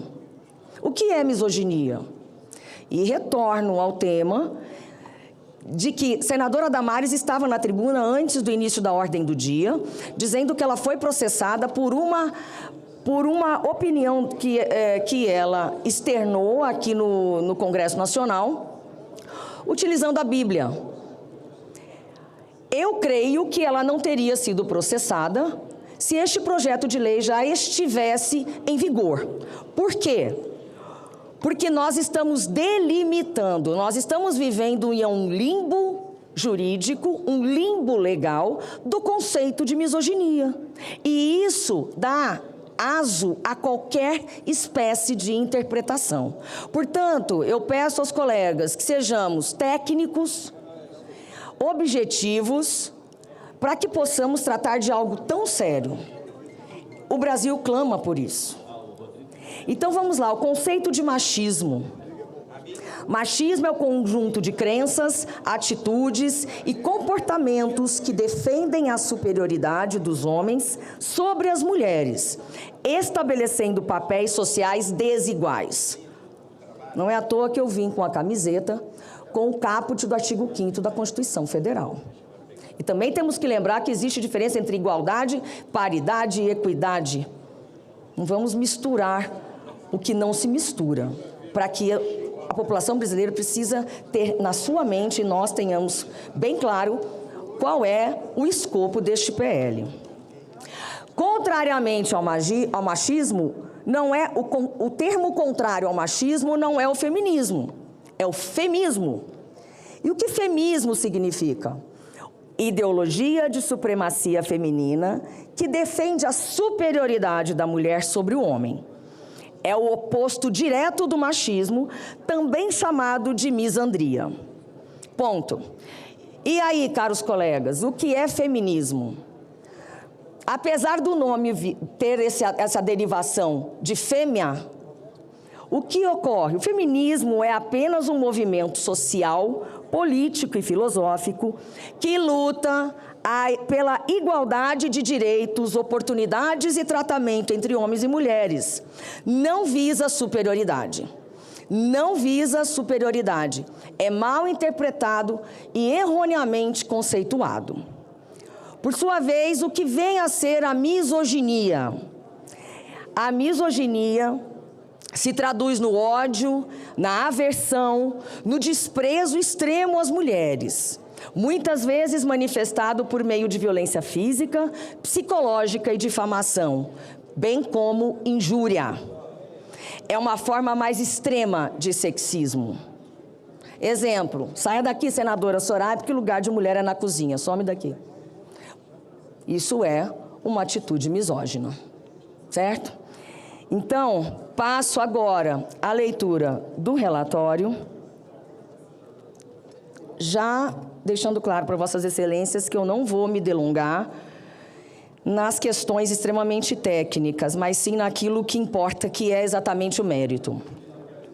No projeto de lei da senadora Ana Paula, nós no artigo 2º-A,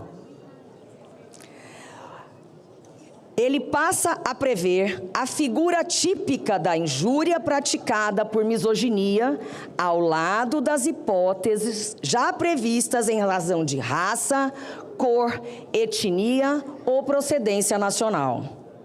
De modo similar, o artigo 20, no artigo 20, o texto proposto passa a abranger a conduta de misoginia, além das já previstas de praticar, induzir ou incitar discriminação ou preconceito de raça, cor, etnia, religião ou procedência nacional.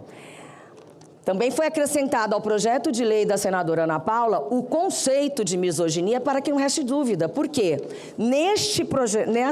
Na lei do racismo, a 7.716, ela não conceitua as condutas, como é, e não conceitua os crimes. Mas na misoginia foi necessário fazê-lo. Na justificativa, a senadora Ana Paula Lobato afirma que a misoginia, entendida como sentido de ódio, repulsa ou aversão às mulheres, constitui forma extrema de sexismo, com potencial de fomentar diversas manifestações de violência, inclusive a violência física. Senadora Ana Paula argumenta também que, embora o ordenamento já disponha de instrumentos específicos de proteção às mulheres, como é o caso da Lei 11.340, de 2006, que é uma Lei Maria da Penha, e a qualificadora do feminicídio, no artigo 121, parágrafo 2º, inciso 6 do Código Penal, ainda não existe resposta penal específica e mais severa para a injúria praticada em razão de misoginia, tampouco para a disseminação de discursos misóginos que, segundo sustenta, contribuem para o aumento dos casos de violência contra as mulheres. A tramitação da matéria nas comissões de mérito evidenciou convergência quanto à necessidade de definição e de tipificação mais severa de condutas misóginas, restando controvérsias pontuais quanto à redação final do texto, que se resolvem por meio das emendas que passo a examinar. Cabe, neste momento, portanto, a análise das emendas. Saliento, em primeiro lugar, que a emenda 4 de plenário, acolhida pela Comissão de Direitos Humanos e Legislação Participativa, aperfeiçoa a ementa da Lei 7.716 de 1989, que é a Lei do Racismo e etc., ao propor a inclusão em seu texto de referência aos crimes resultantes de discriminação. Se eu não me engano, é uma emenda do senador Eduardo Girão. Isso ocorre porque os crimes resultantes de discriminação são tipificados no bojo da Lei 7.716 de 89, mas carecem de uma referência expressa na sua ementa. Assim, a emenda está em conformidade com as boas práticas da técnica legislativa, que recomendam que as ementas descrevam de forma adequada o objeto da lei. A aprovação da emenda número 4 de plenário, portanto, contribui para maior clareza e precisão do enunciado sem alteração do conteúdo material.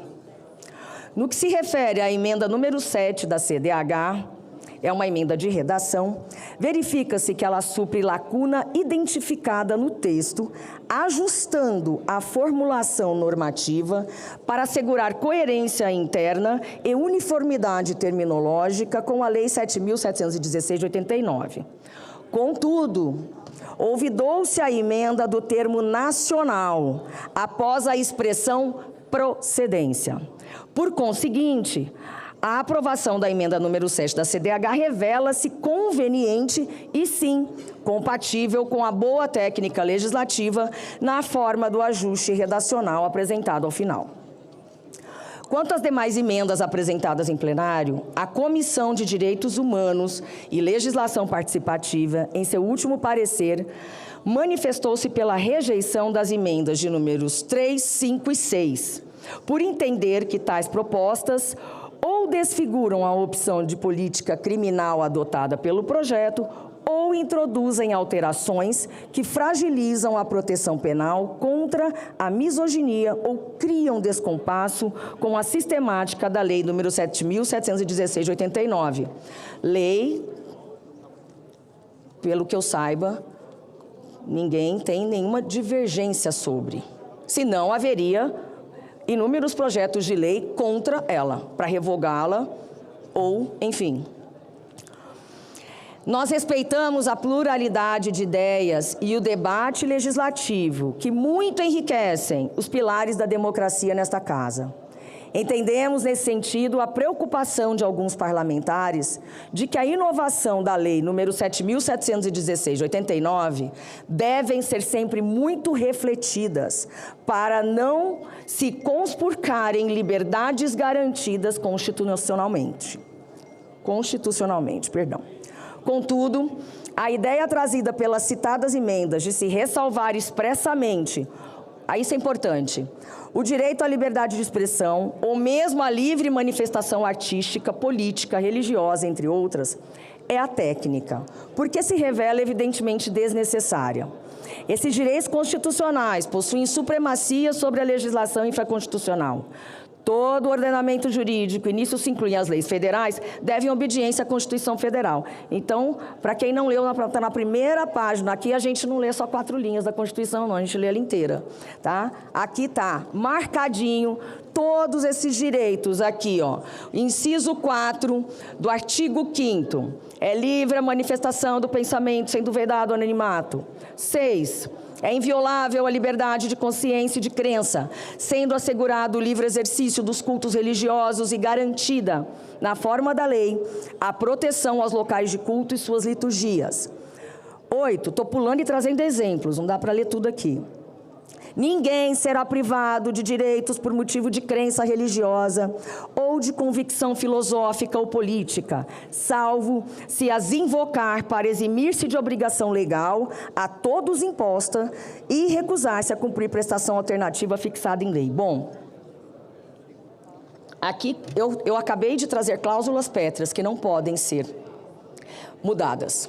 Bom, partindo disso, entendemos ser desnecessária porque uma lei infraconstitucional não pode ser maior do que a nossa Constituição. E onde é que termina a liberdade de expressão? Qual é o limite? Porque aqui nenhum direito é totalitário. Nenhum direito está totalmente livre de qualquer questionamento. A liberdade de expressão termina onde começa o Código Penal, ponto. É simples assim. A única concessão que se pode fazer com relação às críticas que ouvimos sobre o projeto situa-se no conceito de misoginia. Nós concordamos, sim, que deve ficar mais claro que para existir a misoginia, o conceito, deve existir uma exteriorização da conduta típica, seja por ação ou omissão, termo que se apresenta mais claro do que aquele que se usou no projeto, que era manifestação, ao invés de exteriorização, que nós trocamos, nós concordamos. Ora, não se punem o pensamento misógino ou a crença nesse sentido, conquanto saibamos o quão nefastos são a vida em sociedade. A conduta punível na técnica do direito penal é aquela exteriorizada que gera resultado material ou jurídico no mundo dos fatos. Entenda-se, a pessoa, por ser misógina, não será punida pela alteração na Lei 7.716 de 89. Ela, assim, continuará sendo misógina, sem punições, salvo se incidir na exteriorização de uma das condutas típicas previstas nos artigos 2º a 20 da legislação. Creio que, não sei se eu estou conseguindo ser didático o suficiente, mas é simples de se entender. Desse modo, por crermos que a mudança, embora pontual, deixe essa noção mais clara, no texto consolidado abaixo, retificamos citado conceito, mudando a palavra manifeste por exteriorize. Por fim, surgiu nessa oportunidade de reflexão que se faz necessária a respeito do eventual bis in idem, ou seja, dupla condenação, do tipo ora criado, que é a injúria misógina, com o crime criado pela Lei 14.994, de 24, que inseriu no Código Penal o artigo 141, parágrafo 3º. De acordo com aquele dispositivo, se o crime de injúria é cometido contra a mulher por razões da condição do sexo feminino, isto é, se envolve violência doméstica e familiar, menosprezo ou discriminação à condição de mulher, aplica-se a pena em dobro, que passa a ser de 2 meses a 1 ano. Já o artigo 2º do que nós estamos tratando agora, o 2º-A da Lei 7.716 de 89, ora modificado, é substancialmente mais grave, com pena de reclusão de 2 a 5 anos e multa. Assim, Para evitar a dupla tipificação da conduta, sugerimos a emenda para alterar o artigo 141, parágrafo 3º do Código Penal, para que passe a reger tão somente a injúria no contexto de violência doméstica e familiar e não a injúria misógina, que é substancialmente mais grave que a primeira. E aqui, quando falamos em injúria misógina, estamos falando, e quando tratamos dessa lei do racismo, etc., estamos falando de algo coletivo e muito mais grave. No mais, na mesma oportunidade, serão corrigidos pequenos equívocos da redação do projeto, como o uso excessivo da conjunção ou e a necessidade de se apor o termo em razão de, antes da palavra misoginia, no artigo 20 da Lei 7.716, de 89. Como as correções se operam em todos os dispositivos do projeto, ainda que não se trate de conteúdos de mérito, optamos pelo oferecimento de um substitutivo, o que é franqueado pelo parágrafo 6º do artigo 133 do Regimento Interno do Senado Federal, inclusive como forma de facilitar o entendimento do novo texto normativo pela sociedade civil. Senhoras e senhores, hoje nós reafirmamos, aqui no Senado Federal, um compromisso essencial da Casa: proteger a vida, a dignidade e a liberdade de todos, inclusive as mulheres. Todos incluem as mulheres, que são a maior parte da população. Proteger a família, a dignidade, a liberdade das mulheres. E, nesse sentido, o projeto de lei 896 de 2023, ao incluir misoginia na Lei 7.716 de 89, responde a uma realidade urgente. O ódio às mulheres não é episódico, não é abstrato, ele é estruturado, crescente e ceifa vidas todos os dias. O país viveu nos últimos anos uma escalada alarmante de feminicídios e agressões motivadas por desprezo às mulheres. Apenas em 2025, houve 6.904 vítimas de tentativas e casos consumados de feminicídio, segundo o levantamento do Laboratório de Estudos de Feminicídios da UEL.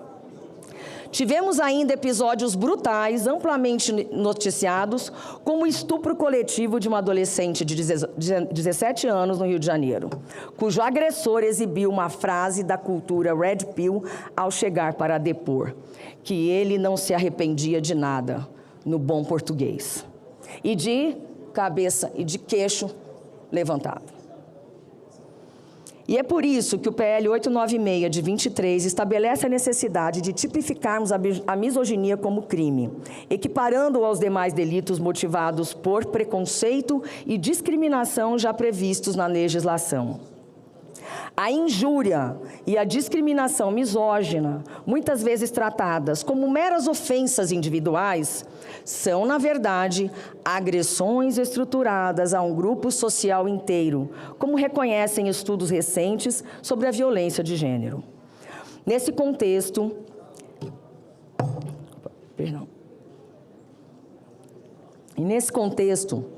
é impossível ignorar o papel nocivo dos chamados grupos Red Pills e outros nomes.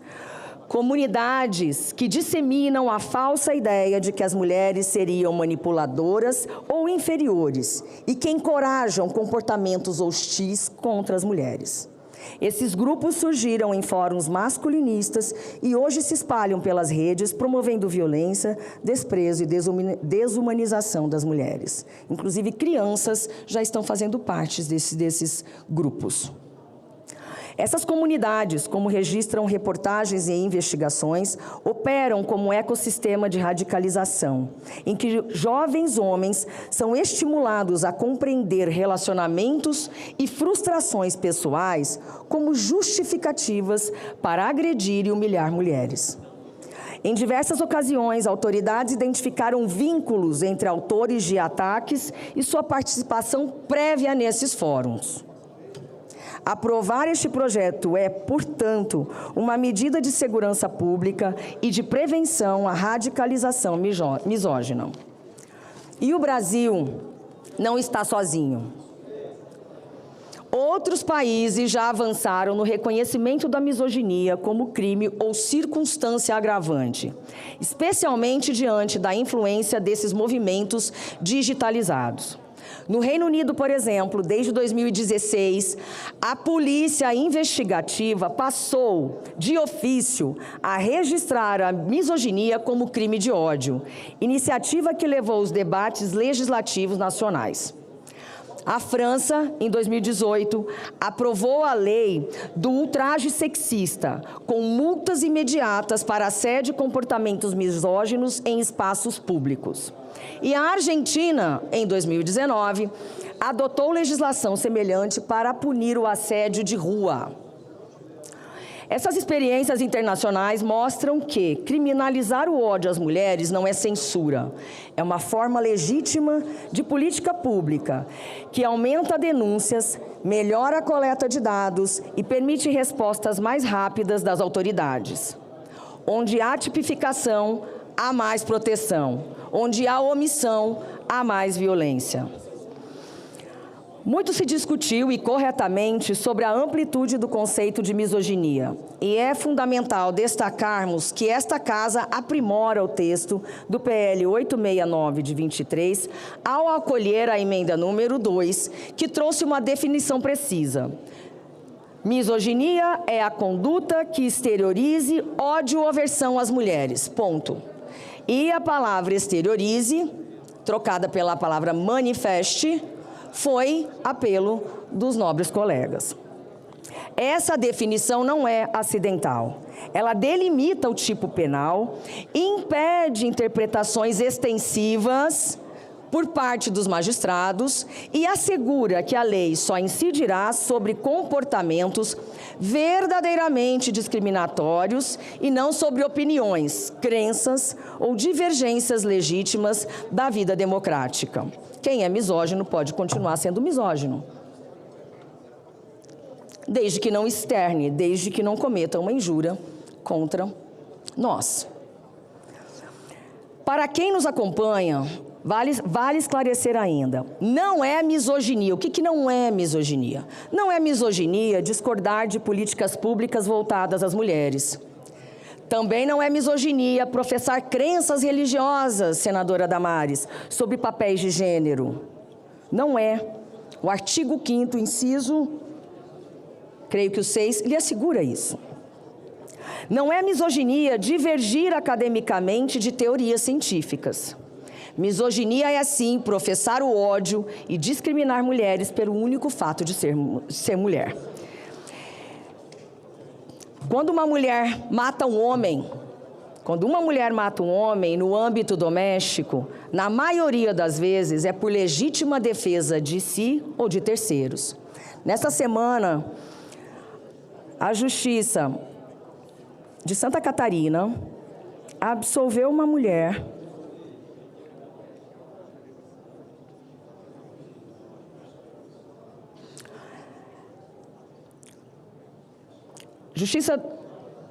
Perdão, eu perdi aqui, não está nem carregando. Absolveu uma mulher que matou o marido.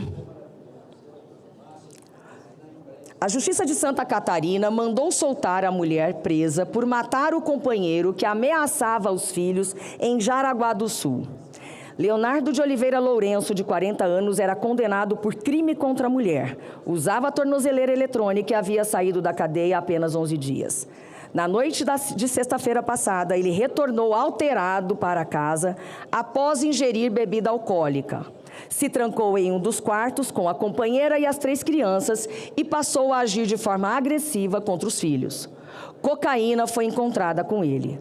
A mulher aplicou um golpe de imobilização para conter a vítima e proteger as crianças. O juiz reconheceu que o crime decorreu do comportamento agitado e paranoico do homem e que ele colocava em risco a integridade física dos filhos e da própria companheira. Ela é ré primária, não tem antecedentes e permaneceu no local aguardando a PM, ou seja, legítima defesa própria e de terceiros seus filhos.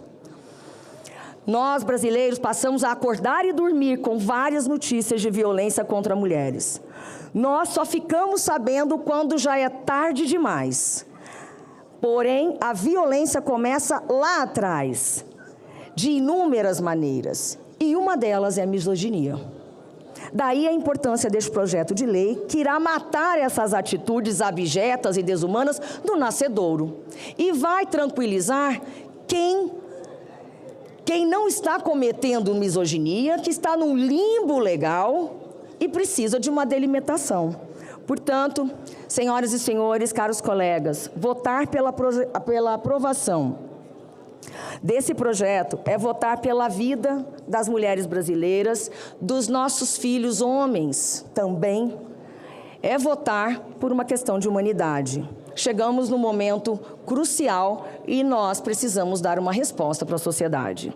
Apesar de que eu ainda duvido, senadora Ana Paula, que consigamos, porque por mais que tenhamos avançado na legislação, não conseguimos conter. Nada amedronta uma pessoa que queira cometer um crime contra uma mulher. E basta vocês olharem o índice de homicídios que envolvem um homicídio doméstico da mulher que matou o marido ou companheiro e o número de homens que mataram. Para isso basta. Basta. Então, reconhecer a misoginia, quando não enfrentada com rigor, alimenta as agressões, feminicídios e tendências extremistas que se organizam em comunidades misóginas digitais.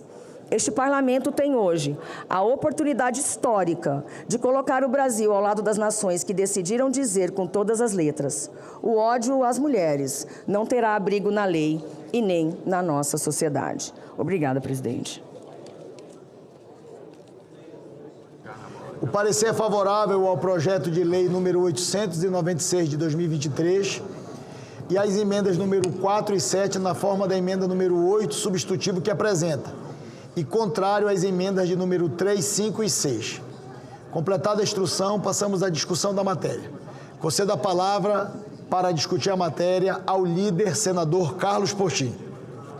Presidente Davi Alcolumbre, grande senadora Soraya Tronic, todo o meu respeito, assim como a todas as senadoras mulheres aqui presentes, que buscam, através desse projeto, qualificar a conduta, né, uma conduta que agride, que ofende as mulheres, para que a gente possa arriscar do cotidiano da sociedade brasileira esse tipo de manifestação.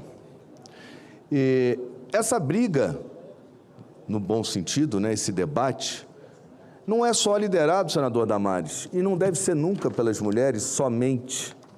Se a gente não envolver os homens nessa discussão, e hoje há vários grupos inclusive o próprio judiciário no meu estado estimula os homens agressores a se reunirem, né, que eles estão respondendo a processo, né, com psicólogos, em reuniões de grupo, porque se nós não conseguirmos transmitir aos homens que eles têm que mudar, esses machistas, as suas condutas, podemos fazer 200 leis aqui que não vamos chegar ao resultado.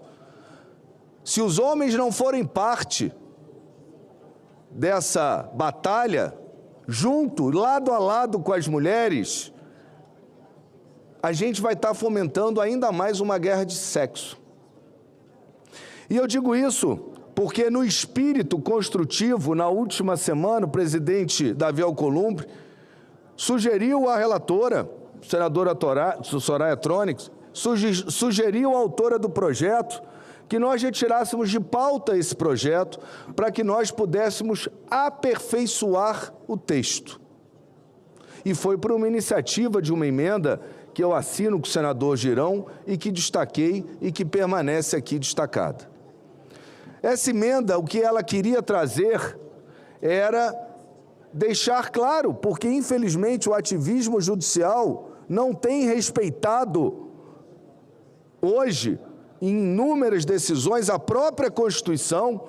Nós queríamos deixar claro que manifestações artísticas, jornalísticas, e temos uma jornalista que foi ter que ficar extraditada, asilada na Alemanha, até que saísse a sua decisão do STJ, por uma matéria em que ela fez, discutindo o tema das mulheres trans, para ser específico. Acadêmica também, e isso a academia tem se dedicado. No esporte, eu venho do esporte, a uma discussão que tem lugar sobre a participação de mulheres trans em equipes femininas. E isso não tem nada a ver com questão misógina. Isso tem a ver com o esporte, com a igualdade de competição do esporte, que é um dos seus princípios básicos, e que nós deveríamos ter cuidado para que, com o projeto de lei, nós não calássemos uma discussão tão atual e que tem que fugir dos estereótipos e das pejorizações para que a gente possa avançar como amadurecimento da nossa sociedade diante dos desafios do mundo moderno e atual. Também a questão religiosa, e eu disse aqui, embora muitos grupos evangélicos tenham se manifestado, eu preferi deixar de fora e dar o exemplo do Islã, que tem um tratamento diferenciado entre homens e mulheres por suas crenças, seus hábitos, e que da maneira que estava redigido aqui, por ser um crime de ação penal pública, até porque está dentro da lei do racismo, poderiam fechar a mesquita e perseguir pessoas de outras religiões. E era apenas um cuidado e um interesse para a gente chegar aqui e chegar a um texto que pudesse ser um texto de consenso, para que a gente pudesse aprovar aqui, com apoio integral dos senadores, uma lei que, no mérito, é tão importante para a defesa das mulheres, senadora Soraya. Esse texto, ele foi discutido pelas assessorias e eu recebi, além do parágrafo 1º, que Vossa Excelência admitiu, eu agradeço, senadora Soraya, o parágrafo 2º, que dizia, melhorava até, eu até disse, está melhor do que a emenda, porque ele dizia, na aplicação desta lei devem ser observados os princípios da livre manifestação do pensamento e da livre expressão da atividade intelectual, artística, científica, política, religiosa, de comunicação e demais liberdades previstas na Constituição. O que não é redundante, porque hoje interpretações do Poder Judiciário têm ido além do que quis o legislador. E por isso é necessário, em diversos projetos aqui, para deixar claro, nós temos admitido a redundância. Esse texto foi aprovado. Recebi, senadora Ana Paula, a minha equipe com a sua, com a equipe do senador Girão, da senadora Damares, que estava envolvida nesse projeto, né? A equipe da senadora Soraya, eu recebi o texto, fruto dessa reunião, do debate, da construção entre senadores homens e senadoras mulheres. Recebi esse texto e disse, está melhor do que a emenda, senador Girão. Atende. Cheguei aqui hoje, confiante, inclusive mandei uma mensagem para a senadora Soraya, dizendo, acho que a gente não precisa nem fazer a reunião, o texto atende. E fui surpreendido, presidente Davi Alcolumbre. Fui surpreendido com o rompimento do acordo e senador Jacques Wagner disseram que foi o PT, deixando claro que chegou a mim. Eu até procurei o senador Randolfo para saber, não consegui contato, né? E quero aqui, senadora Ana Paula, dizer que eu vou até relevar o que eu li nas suas redes sociais. Porque quando a gente se preocupa, senadora Soraya, com o combate à misoginia, a gente também tem que tomar cuidado para nela não incorrer quando critica um adversário naquele momento, que pode ser seu adversário, mas está querendo construir com você, senadora Ana Paula. Vossa Excelência repostou, no meio de uma interlocução de um debate, repostou um post de Dino Debochado, em que ele diz o seguinte, Vossa Excelência repostou, e se Vossa Excelência repostou é porque Vossa Excelência está concordando e exteriorizando isso aqui. O PL que criminaliza a misoginia de autoria da senadora Ana Paula Lobato foi retirado de pauta após mais uma manobra política de senadores bolsonaristas, quando, na verdade, Vossa Excelência sabia que Vossa Excelência concordou com a retirada de pauta, todos concordaram para o acordo. Vossa Excelência reposta isso. E pior, a conclusão do texto que Vossa Excelência repostou. E aqui é o mais grave, o que mostra como essa discussão é necessária, a redundância. Para defender golpistas são leões, para proteger mulheres são tchutchucas. É esse o post repostado. Eu quero dizer aqui, tchutchuca, senadora Soraya, é um dos termos mais pejorativos para subestimar uma mulher. E me admira que a autora de um projeto tenha repostado um texto que é misógino se fosse escrito por um homem. Aliás, né, até foi, imagino, mas não direcionado à mulher, direcionado aos adversários. E no caso deve ser a nós, homens que estamos aqui querendo construir um termo de consenso, e aí seria misandria, e Vossa Excelência fez muito bem em fazer a distinção, porque eu também fui estudar o tema, seria misandria. Mas senadoras de oposição, como as senadoras Damares, que também estavam envolvidas na construção do texto, senadora bolsonarista, foi chamada de tchutchuca por um texto repostado pela autora do projeto que quer condenar a misoginia. Presidente, não, eu vou terminar. Vai ser Senadora, citado e pode se defender, mas eu vou terminar. dar a palavra a Vossa Excelência. eu fui citada. Pelo artigo 14 eu posso falar. Mas depois eu concluir. Deixa de terminar, aí está falando para discutir a matéria. Vossa Excelência vai ter a palavra. Então, para a gente ver como essa discussão no seio da nossa sociedade é uma discussão que a gente tem que ter, senadora Soraya, muito cuidado. Se precisar ser redundante, que sejamos. Para que aqui dentro a gente não incorra na discussão do texto em atitudes misóginas ou misândricas. Porque é isso que se reflete na sociedade. Quando uma pessoa exterioriza um termo chulo, pejorativo à mulher, como tchutchuca, seja ele extensível a um senador bolsonarista ou uma senadora bolsonarista, é misândrico e é misógino, no meio de uma discussão importante de um projeto.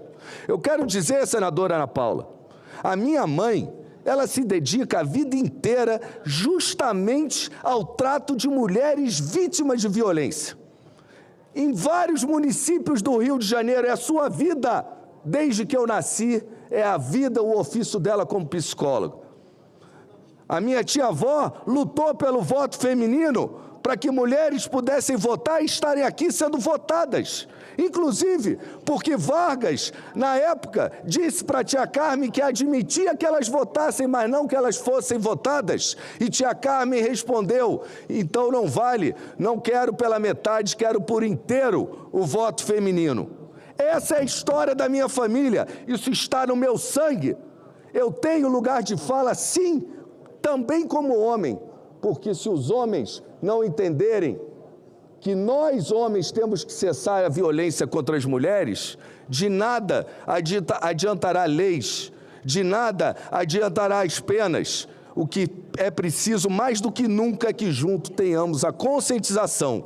E isso está dentro do inconsciente popular e dentro do inconsciente da discussão do próprio projeto aqui no Senado Federal. Eu faço um apelo para que a gente possa aprovar esse projeto sem mais guerra dos sexos, sem tchutchucas, sem misoginias, sem misoginias, que nós possamos ser redundantes. E eu quero, se não a proposta que havia sido aceita, senadora Soraya, quero dar uma proposta ainda mais palatável, para encerrar a minha fala. Apenas inserir, senadora Soraya, observadas as garantias e liberdades individuais previstas na Constituição Federal. Nada além disso. Nada além disso. Eu não queria estar discutindo esse tema, misoginia, dentro da lei do racismo. Preferia dentro do Código Penal. Mas na comissão começou dentro da lei de racismo, noutra comissão passou para o Código Penal e voltou para a lei do racismo. né? Eu não participei, não pude opinar, me cabe agora, mantendo o destaque e tentando a composição, que eu sempre sou do respeito com os senadores aqui. Se tem algum parlamentar que tenha o respeito, isso aqui é casa alta. Eu nunca ofenderia uma senadora ou um senador, por maior adversário que ele fosse, senador Cajuru. Porque aqui a gente debate ideias. E o que eu estou dando aqui é uma proposta de uma construção coletiva que seja redundante, mas que nos atende também, que é observadas as garantias e liberdades individuais previstas na Constituição. Apenas isso, para que a gente possa aprovar por unanimidade esse projeto, cujo mérito é do interesse de todos, meu também como senador, como homem e como filho de grandes mulheres e parentes, grandes mulheres que lutaram por anos para que tivesse a participação na política e que para que tivesse e tenha hoje a defesa contra homens bárbaros que as machucam. Muito obrigado. Eu tenho uma lista de oradores inscritos, mas a senadora Ana Paula solicitou pela ordem, com base no artigo 14, eu queria pedir a compreensão do senador Alessandro Vieira, que está escrito, do senador Randolfo Rodrigues e de outros senadores, senadora Leila, senador Girão. Estou recolhendo a lista de inscrição. É uma oportunidade para que todos possam ter o direito de se manifestar, Damares. E a gente poder, ao final, todos optarem como votarão. Eu gostaria de conceder a palavra à senadora Ana Paula, que solicitou pelo artigo 14, que foi citada do ponto de vista regimental, e logo em seguida eu volto para a lista de oradores inscritos para discutir a matéria. Presidente, eu só queria dizer ao senador Carlos Portinho, que ele me citou, e que essa matéria ela foi encerrada na CCJ em outubro.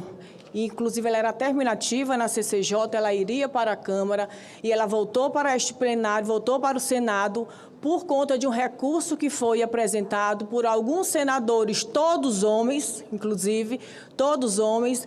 E o que é que a gente percebe? Que está sendo esse tema está sendo distorcido, ele está sendo empurrado com a barriga todas as semanas. Todos os dias a gente tenta fazer, a gente se reuniu, a gente tentou fazer com que tentou inclusive acatar essa emenda, só que não foi possível. Acatamos o que foi possível, senador Girão, mas o que não foi possível, o que já estava esclarecido e agraciado dentro da Constituição Federal, que é liberdade religiosa, liberdade de expressão, que tudo já está garantido, foi o que a gente não achou necessário para acrescentar na lei da misoginia. Achamos também que enfraquecer a lei da misoginia perante todas as outras leis e ainda abrir um precedente para que o racismo fosse também fosse diminuído a punibilidade do racismo, da lei do racismo. Então, nós não queríamos criar esse tipo de situação, nem abrir esse precedente, nem enfraquecer a lei da misoginia. Mas nos reunimos, conversamos, acatamos o que pudemos acatar, sem que o projeto fosse enfraquecido. Mas só o que a gente não pode aceitar é que cada semana que a gente passa para resolver projeto, para mudar alguma coisa, a violência cresce, os feminicídios acontecem todos os dias. Mais mulheres morreram de quarta-feira, última quarta-feira para cá.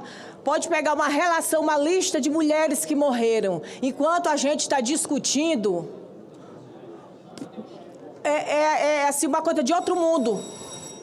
Surreal, porque se já está dentro da Constituição, o que a gente está pedindo aqui não é crime de sexo, não é mulher odiando o homem. Nós não odiamos homem, não somos contra casamento, não somos contra a família. Nós somos a favor das mulheres brasileiras que estão morrendo, gritando, pedindo socorro. Todos os dias, as mães, as irmãs, as filhas, todas estão pedindo socorro. O que nós queremos é que as mulheres tenham liberdade de escolha de suas vidas, que elas sejam respeitadas e que elas parem de serem mortas, que elas vivam e decidam o que querem de suas vidas.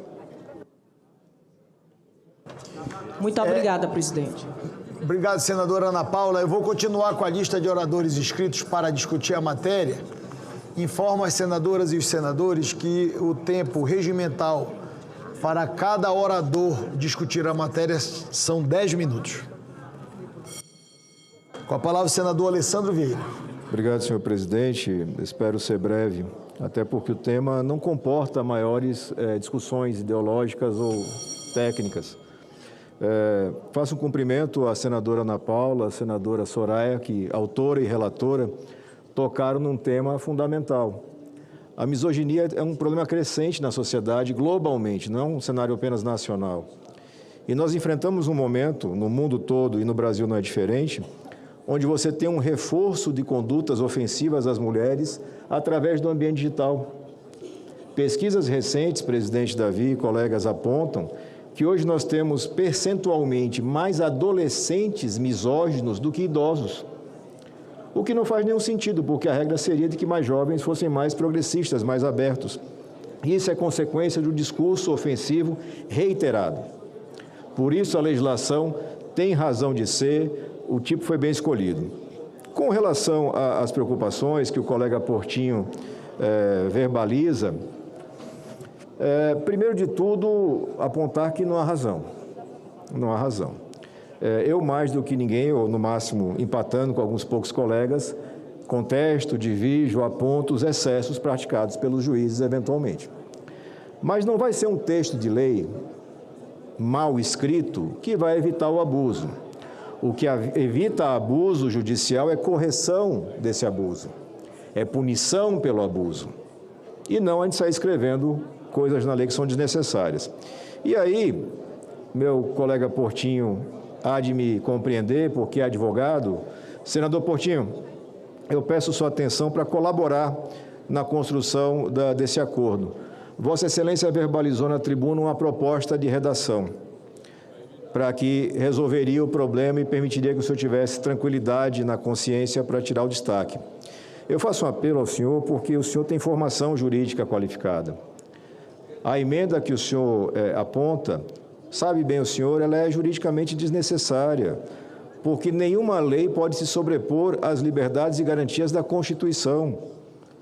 Então, se a questão se reduziu a isso, a lei não pode descumprir o que diz a Constituição, vamos concordar que ela é desnecessária, essa redação. E se eventualmente um magistrado se exceder, há de ser punido, e eu defendo essa punição independente do grau de jurisdição.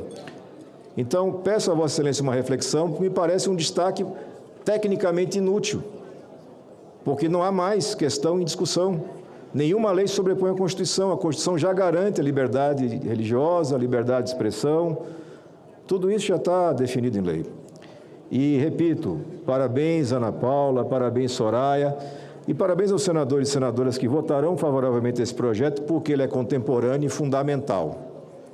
O Brasil precisa enfrentar a violência contra as mulheres, que é crescente. Aumentamos pena, endurecemos processos, mas só vamos resolver isso quando a gente conseguir enfrentar essa má formação da sociedade que fortalece o discurso discriminatório. Então, é um apelo que faço ao colega Portinho, aos colegas demais que têm essa preocupação, entendo, compreendo, mas a Constituição já garante isso, senhor presidente e colegas senadores. Gostaria de cumprimentar o senador Alessandro Vieira e dizer a Vossas Excelências que é muito bom que a gente possa estar debatendo na tarde de hoje e deliberando sobre esta matéria, e cada um dentro do seu conhecimento, com as suas iniciativas, possamos todos fazer as ponderações adequadas e necessárias. E apenas, e tão somente, só reiterar que senadores e senadoras, no exercício do mandato da tribuna do Senado Federal, utilizando as suas prerrogativas, têm toda a autoridade de fazer as manifestações naturalmente com respeito às posições contrárias, mas isso está protegido pelo mandato eletivo.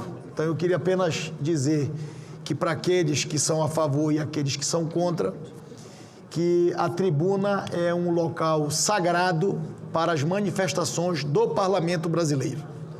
Concedo a palavra ao senador Randolfo Rodrigues. Obrigado. Presidente, o projeto de lei, ora relatado pela senadora Ana Paula, ele cuida e trata da criminalização da misoginia. Então, vamos deixar bem claro qual é o tema. Criminalização da misoginia. Eu vi suscitar esse debate desde semana passada para cá, presidente. Eu me senti no Senado, mas no Senado do Império, nas vésperas de 13 de maio de 1888, quando devia estar sendo debatido naquele momento a Lei Áurea, e alguns deviam lá estar dizendo, isso vai quebrar a economia nacional. O Brasil vai criar discriminação entre os brasileiros. Recuperemos, presidente, no arquivo do Senado. Talvez o debate não tenha sido muito diferente desse. Nós estamos em 2026, com uma epidemia de assassinatos de mulheres no Brasil. Eu vou citar só no meu estado.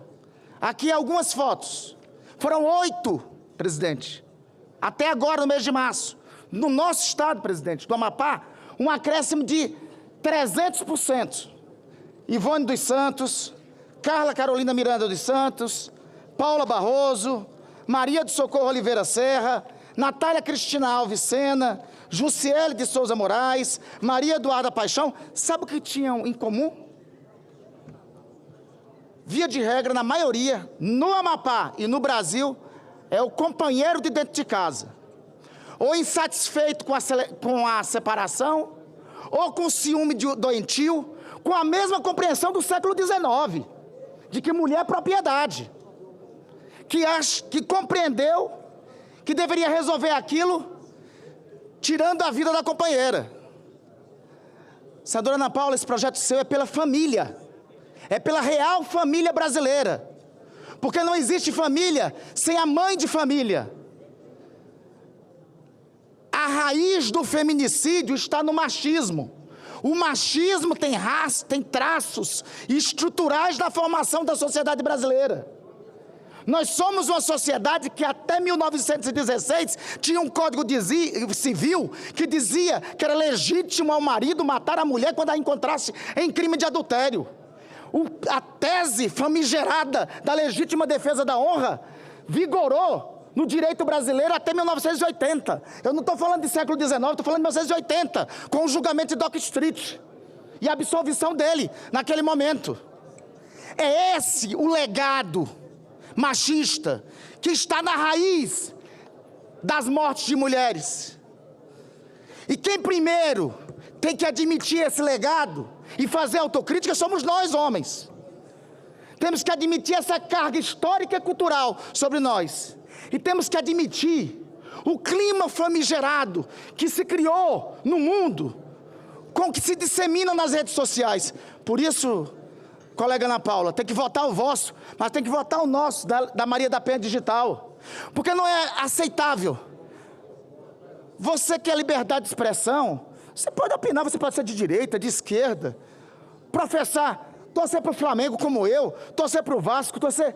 Agora, você não pode ir para a rede social e subir uma trend com uma faca na mão, perguntando, dizendo, caso ela diga não, o que você vai fazer. Isso não é liberdade de expressão. Isso é disseminação do crime. Isso aí é o fortalecimento da compreensão da mulher como propriedade. Companheiros, companheiras, colegas, senadores, não se trata aqui de feminismo, não. Se trata de cumprir a Constituição. Eu sei que alguns vão dizer, mas tudo é machismo. É que sempre foi, senadora Leila. Nós somos um país formado com a carga cultural do machismo e do racismo. Se nós como sociedade, nós como senadores e senadoras da República, não reconhecermos isso, nós não aprendemos como temos que superar. Foi a Constituição, no artigo 5º, que nós temos mais de 30 anos de sua promulgação, que proclama a igualdade jurídica entre homens e mulheres, e diz que essa igualdade só se realiza quando se trata os desiguais desigualmente, na medida que se igualam.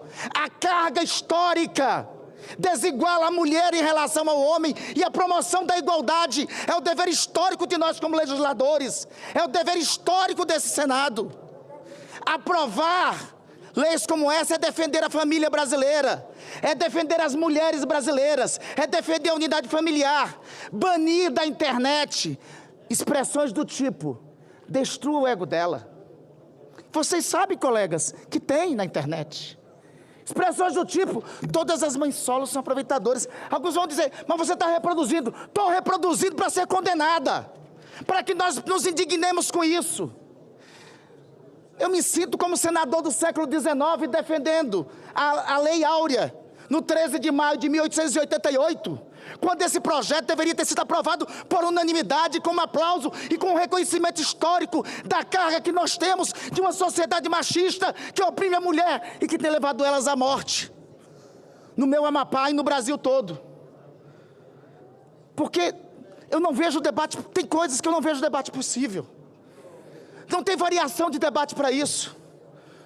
Só como diz uma grande mulher, pensadora liberal democrática do século XX, Hannah Arendt, só tempos muito sombrios em que estamos vivendo pode justificar que um tema como esse seja objeto de discussão e não de aclamação e aprovação por unanimidade por parte desse plenário. Só tempos muito sombrios. Presidente, eu espero o convencimento dos colegas do absurdo que é o contraponto e o contraposto a esse projeto. Nós estamos com esse projeto, senadora Ana Paula, cumprindo a Constituição no artigo 5º, protegendo as mulheres brasileiras. Nós estamos socorrendo 8,8 milhões de mulheres brasileiras, que corresponde a 10% das mulheres com 16 anos ou mais, que sofreram algum tipo de violência digital no último período. Esse projeto vosso tem duplo significado. Colocar misoginia e machismo no lugar que é crime. Em segundo lugar, combater a linguagem que tem em todos os lugares. É muito comum o argumento aqui. Não, nós defendemos a igualdade de mulheres, mas não tem mais. Para a igualdade não tem mais, não tem meio mais. Igualdade ou é inteira e não é pela metade. Não aprovar esse projeto representa, não aprovar, me perdoem, a divergência desse projeto representa, per si, uma contradição em si, com um parlamento que se avora ser do século XXI. Eu fico lamentando os tempos atuais, sobretudo por esse debate estar existindo, porque eu esperava desse projeto a aclamação por unanimidade.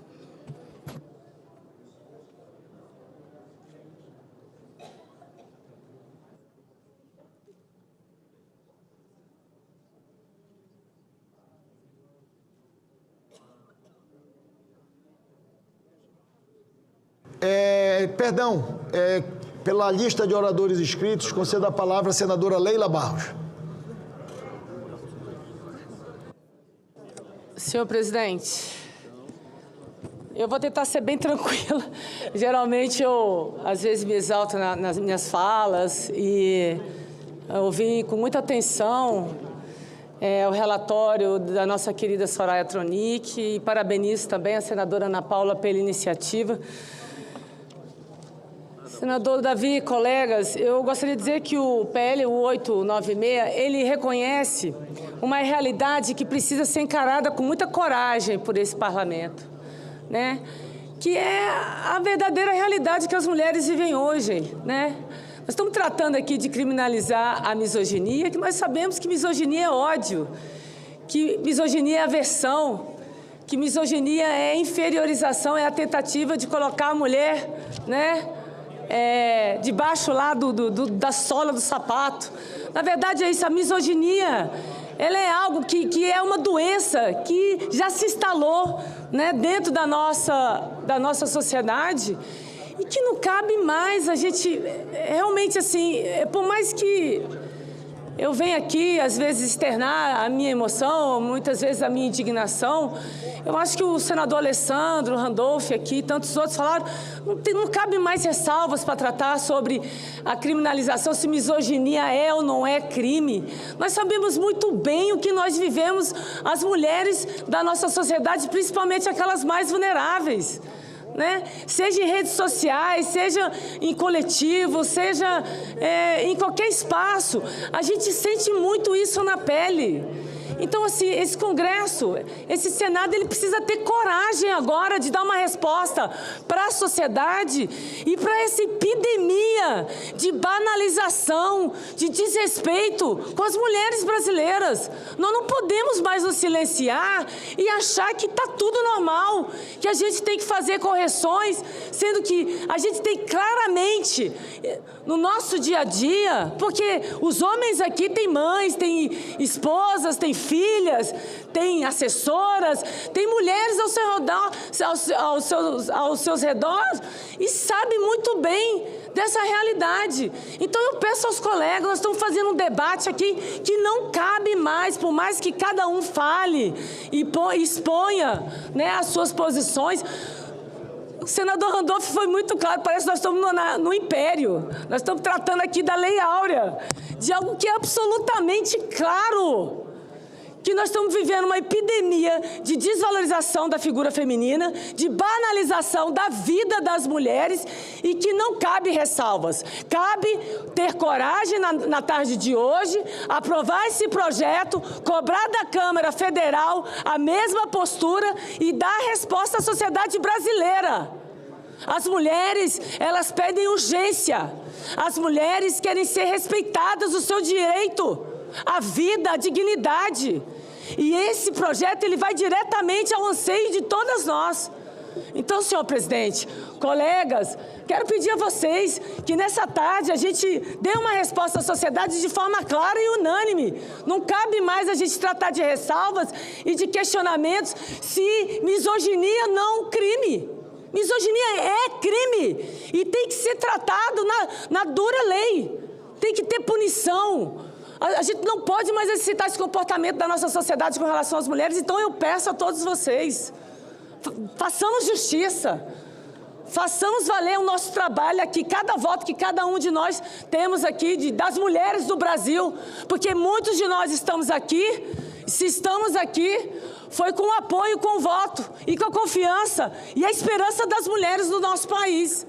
Então, façamos valer isso tudo na tarde de hoje. Vamos aprovar isso de forma simbólica, senhor presidente.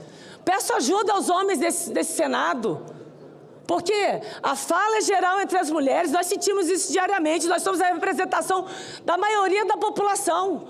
Não cabe mais essa conversa se misoginia é não crime. Misoginia é crime. E ponto. 12 bilhões sem saber. Para discutir a matéria, conceda a palavra ao senador líder Eduardo Girão. Muitíssimo obrigado, presidente. Eu acho muito importante esse tipo de debate. Eu acho que o plenário ganha, a sociedade brasileira ganha, senador Ivete, vendo os pontos de vista distintos. Isso é fundamental, é para isso que nós estamos aqui. Não podemos ter intolerância. Porque eu vi algumas falas aqui de pura intolerância. Você, e aí, com todo respeito, a nossa senadora, autora do projeto, que eu tenho o maior carinho por ela, e a gente estava buscando um acordo, e até ontem, meia-noite, estava feito esse acordo. Eu nem tinha visto essa postagem que o senador Portinho trouxe aqui. Eu acho que o plenário, o respeito à regra da boa convivência, merece um pedido de desculpa. Porque a gente está aqui para construir juntos. Esse é um tema que vai repercutir agora na vida das minhas filhas, na vida dos netos, de todos nós. Eu quero cumprimentar o filho da senadora que aqui está, o Otelino, seja muito bem-vindo. E, apesar de termos as divergências em alguns campos, faz parte do debate democrático. E quando eu vejo algum parlamentar aqui falando, a família, nós defendemos, o governo defende a família, isso é um projeto que defende a família mesmo, quando defende aborto. Porque esse governo Lula é o governo do aborto. Esse governo Lula é o governo das drogas. Está lá o Conanda. está lá o Conan da resolução. O governo Lula faz de conta que não é com ele. Aborto e droga. Queriam liberar maconha. Esse é o governo da família. Vamos deixar de hipocrisia, gente. Por favor. Ninguém é bobo, não. O governo das betes. O governo que liberou as famigeradas casas de aposta, que está destruindo o Brasil. Por que o governo Lula não faz um decreto, não faz uma medida provisória e acaba com essa palhaçada? Sempre se arvoraram em defender os mais pobres. Não existe isso, isso é tudo jogada. Agora, é óbvio que a defesa das mulheres é prioridade. O meu estado é campeão de feminicídio, isso é uma vergonha, administrado por quem? Pelo PT, há muito tempo. É só recorde de feminicídio no meu estado. Isso me incomoda demais. Eu sou rodeado por mulheres. Eu tenho 3 filhas. O nosso gabinete é mais mulher do que homem. Agora, a gente precisa saber que uma decisão nossa aqui tem consequências. Por exemplo, o caso que aconteceu da lei da homoafetividade, a definição que chegou aos tribunais superiores. Teve uma jornalista de esquerda que foi questionar, foi fazer um questionamento. E aí o que foi que aconteceu, vocês lembram? Ela foi enquadrada pela aplicação da lei, porque não está claro. Ela teve que ir embora para a Alemanha, foi exilada na Alemanha, com medo de ser presa. Aí depois do julgamento, demorou não sei quantos anos, ela volta.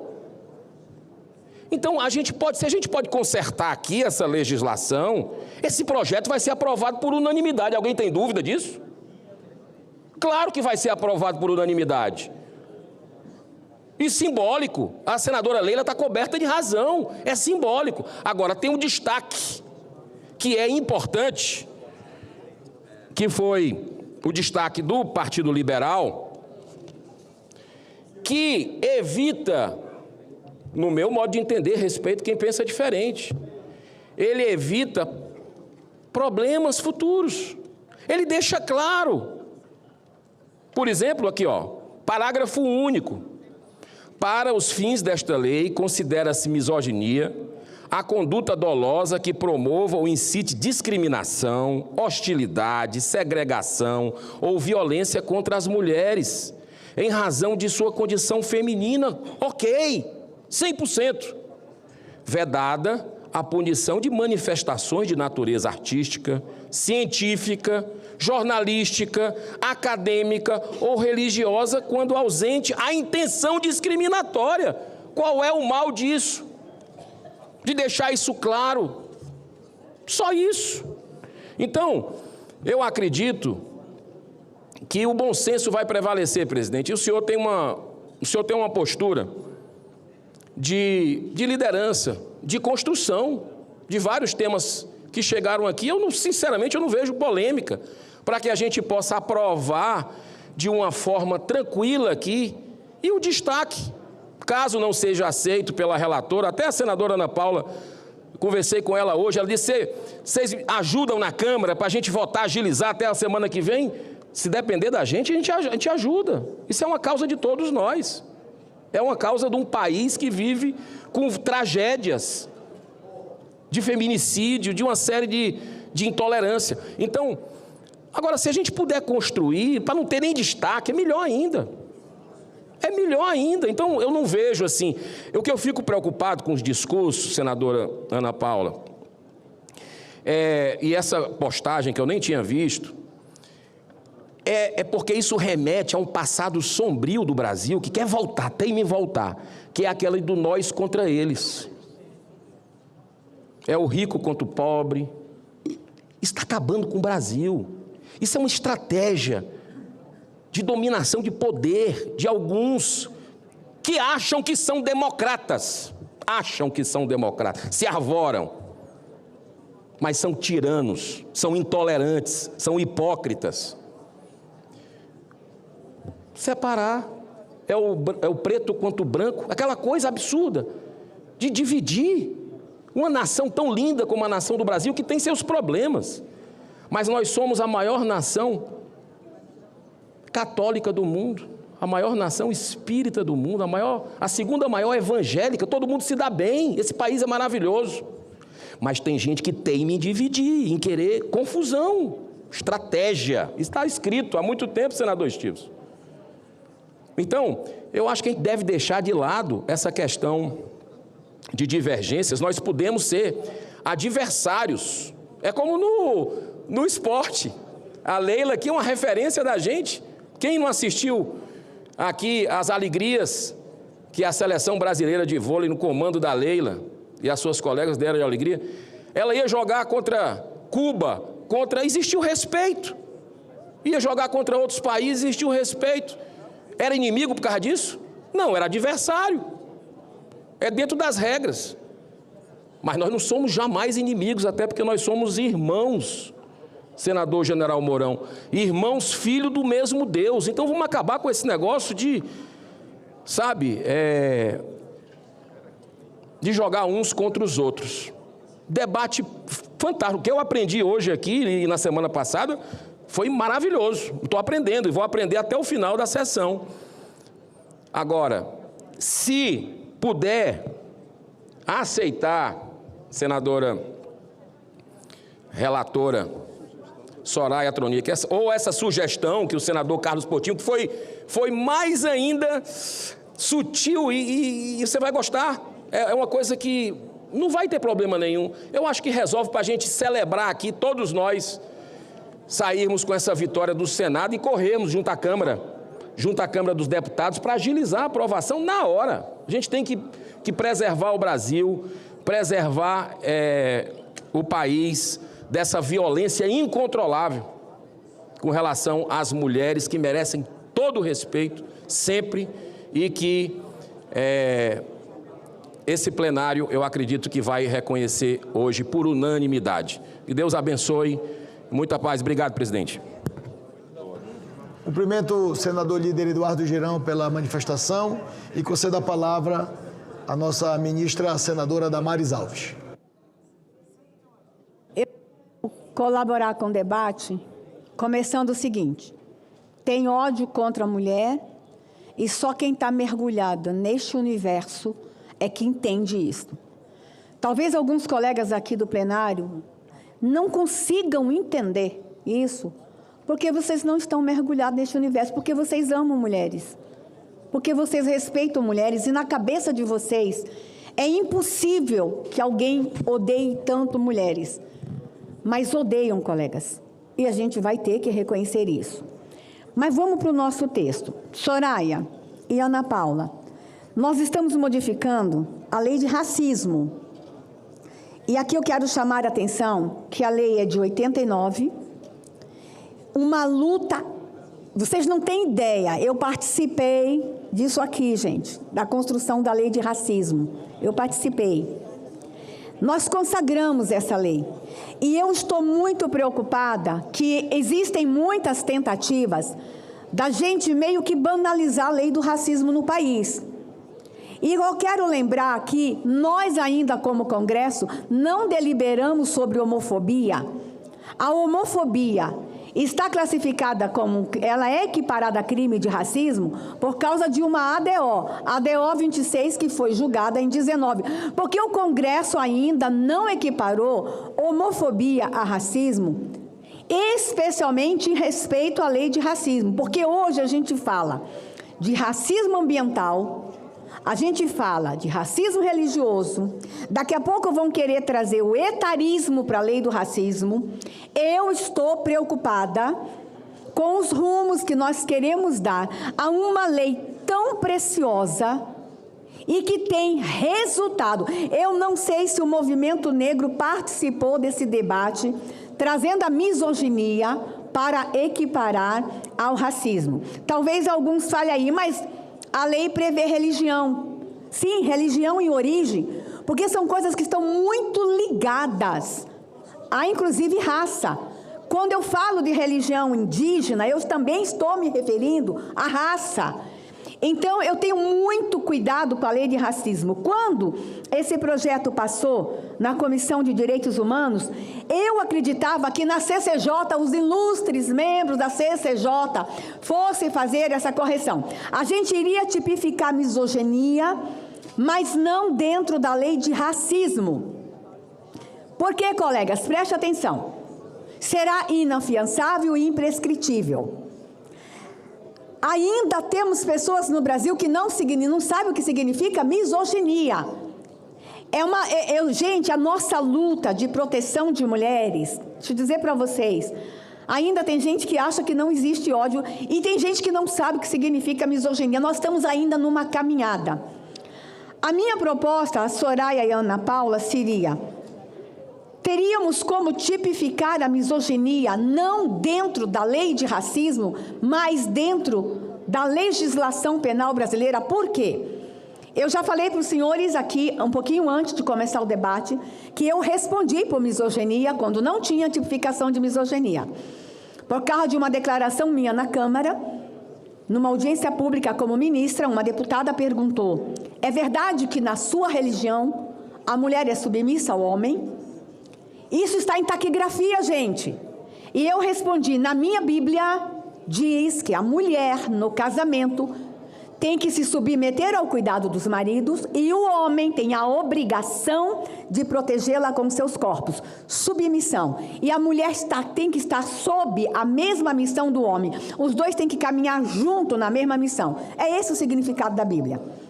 O grupo entendeu que eu fui misógina e processou a União, porque a União contratou uma ministra misógina. E a União foi condenada. Agora está em fase de recurso, porque a ministra que Bolsonaro contratou tinha falas misóginas. A Soraya veio aqui e disse que se a gente tipificar agora, preste atenção, não teria mais esse problema, porque eu falei de acordo com a minha fé. Só que eu responderia presa até ser absolvida, porque é inafiançável. Então, a grande confusão aqui, senador Alessandro, e quando o Portinho traz a emenda dele é bacana, mas a emenda dele destrói o crime de racismo, coloca em xeque a lei do racismo. Então, a lei dele contempla o que a gente quer para a garantia das liberdades quanto à misoginia, mas banaliza e destrói a lei principal, que é a lei do racismo. Nós estamos aqui, gente, diante de um conflito jurídico. Eu acho que a gente já entendeu que todo mundo concorda que tem que combater o crime, mas a CCJ, desculpa aos membros, os membros da CCJ, vocês não fizeram o dever de casa. Na direitos humanos eu tinha que discutir direitos. Tem crime? Tem. Tem violência? Tem. Quem teria que consertar o texto que passou nos direitos humanos era a CCJ, que não fez o dever de casa. Desculpa, colegas. Quando eu for para lá, eu ajudo vocês. Mas eu não estou lá. Então, agora a gente está diante de um grande conflito aqui. Eu fui conversar com um colega que foi juiz. E perguntei: colega, se tu fosse juiz hoje, esse texto chegasse na sua mão. Ele disse: eu tenho dúvidas. Mas a gente viu um colega delegado vir aqui dizer que não tem dúvidas. Mas eu tenho ouvido jurista falar que tem dúvidas. Qual é o meu medo, Soraya e Ana Paula? Nós estamos lutando por um grande sonho nosso, que é a tipificação do crime de misoginia. Nós escolhemos o instrumento certo? É essa a minha dúvida que eu quero trazer aqui. Existe ódio contra a mulher? Existe. Tem que ser criminalizado? Tem. Mas esse é o instrumento. Nós vamos passar aqui no Senado. Pelo que eu entendi, tem voto para a maioria.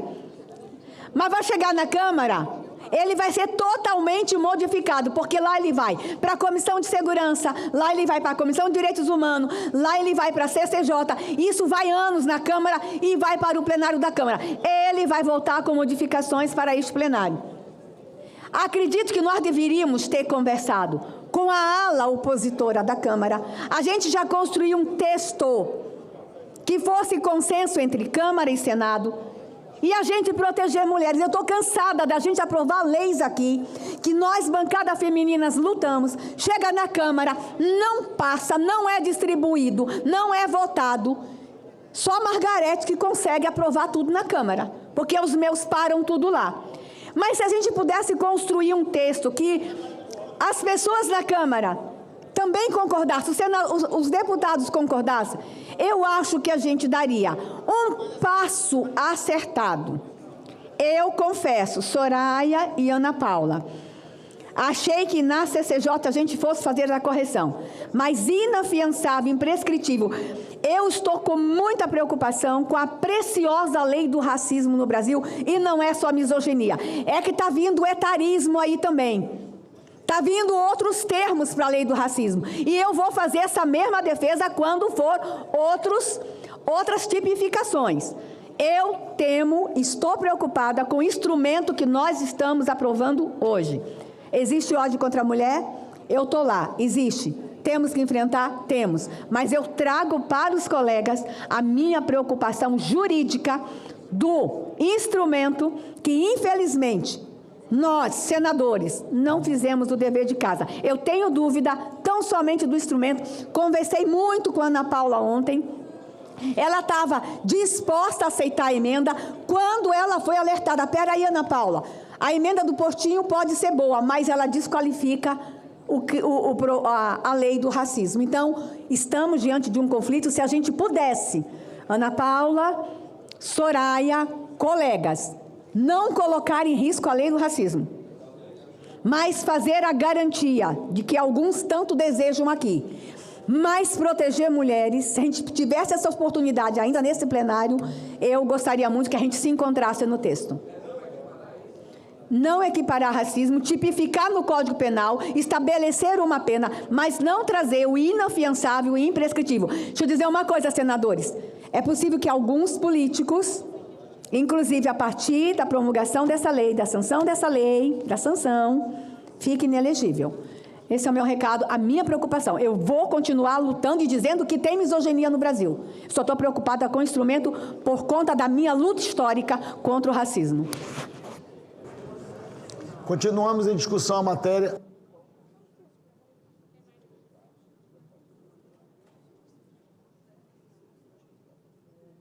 Peço atenção do plenário que nós estamos com a inscrição da doutora Zenaide Maia, nossa senadora, e ela está no modo remoto. Concedo a palavra à senadora Zenaide Maia. Senhor presidente, colegas senadores, ouvi aqui com muita atenção os argumentos.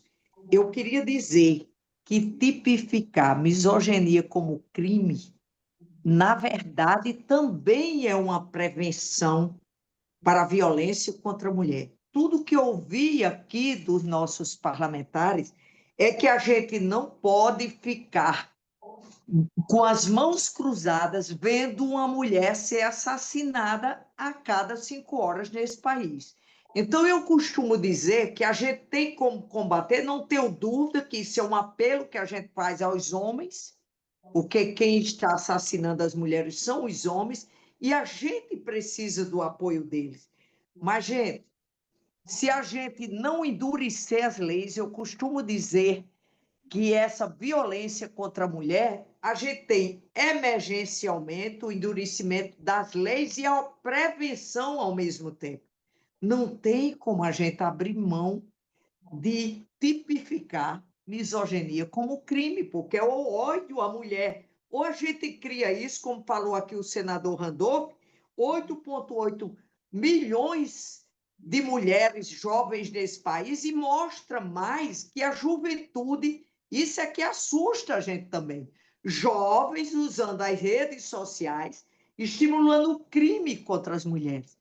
Então, a gente tem que ter esse olhar. Nós não podemos cruzar. Nós estamos olhando matar, assassinar mulheres nesse país, está se transformando numa epidemia. E a gente tem que dar uma resposta de onde está surgindo o machismo, que a misoginia incentiva. Então, acho que a gente tem que aprovar, sim, porque são vidas, gente. que são ceifadas todos os dias. As mulheres sendo assassinadas pelo simples motivo de ser mulher. E isso vem misoginia, o machismo. Então, por favor, isso é um apelo que eu faço aos colegas. A gente precisa fazer algo para frear. E eu acho que o endurecimento dessa lei aqui, das leis, a misoginia, é uma prevenção, porque a gente vai dar visibilidade aos jovens desse país, que ele não pode odiar as mulheres, que, como foi mostrado aí, uma grande parte são jovens. E a gente precisa urgente salvar a vida de nossas mulheres. Além disso aqui, essa luta de nós, da bancada feminina, que a gente vem lutando diuturnamente para reduzir isso com prevenção, que é emergencial, endurecimento das leis, prevenção, e que a gente termina no financiamento. Nós temos também que colocar a violência contra a mulher, o combate à violência contra a mulher no orçamento desse país. Então, parabenizar aqui nossa colega Ana Paula, nossa relatora Soraya Tronic, e, por favor, a gente sabe que não vai resolver o problema da violência se a gente não fizer um apelo aos homens, eles por elas, porque não dá para a gente ver mães de famílias, jovens, adultas, ser assassinadas pelo simples fato de serem mulheres. E lembrando que a gente, além dessa violência intradomiciliar, a gente tem a mesma violência que os homens se expõem nas ruas desse país. Então, um apelo aqui, por favor, nós precisamos, esse parlamento, fazer muito mais para ver como vamos salvar a mulher. Nós temos um ponto em comum, todo mundo sabe que precisamos fazer algo. E fazer algo emergencial dessas leis que a gente está aprovando, um endurecimento maior, e que é das leis, essa de misoginia, tipificar como crime, ela é também prevenção na violência contra as mulheres. Por isso que é um apelo aos colegas, por favor, vamos salvar nossas mulheres, nós mulheres que todos têm mães, filhas e pais. Eu acho que isso a gente concorda, do jeito que está, é que não pode ficar.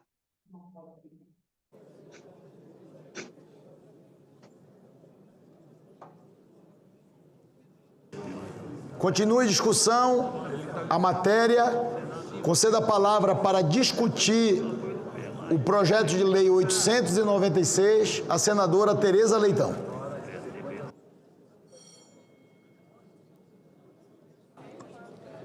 Muito obrigada, senhor presidente, caros colegas.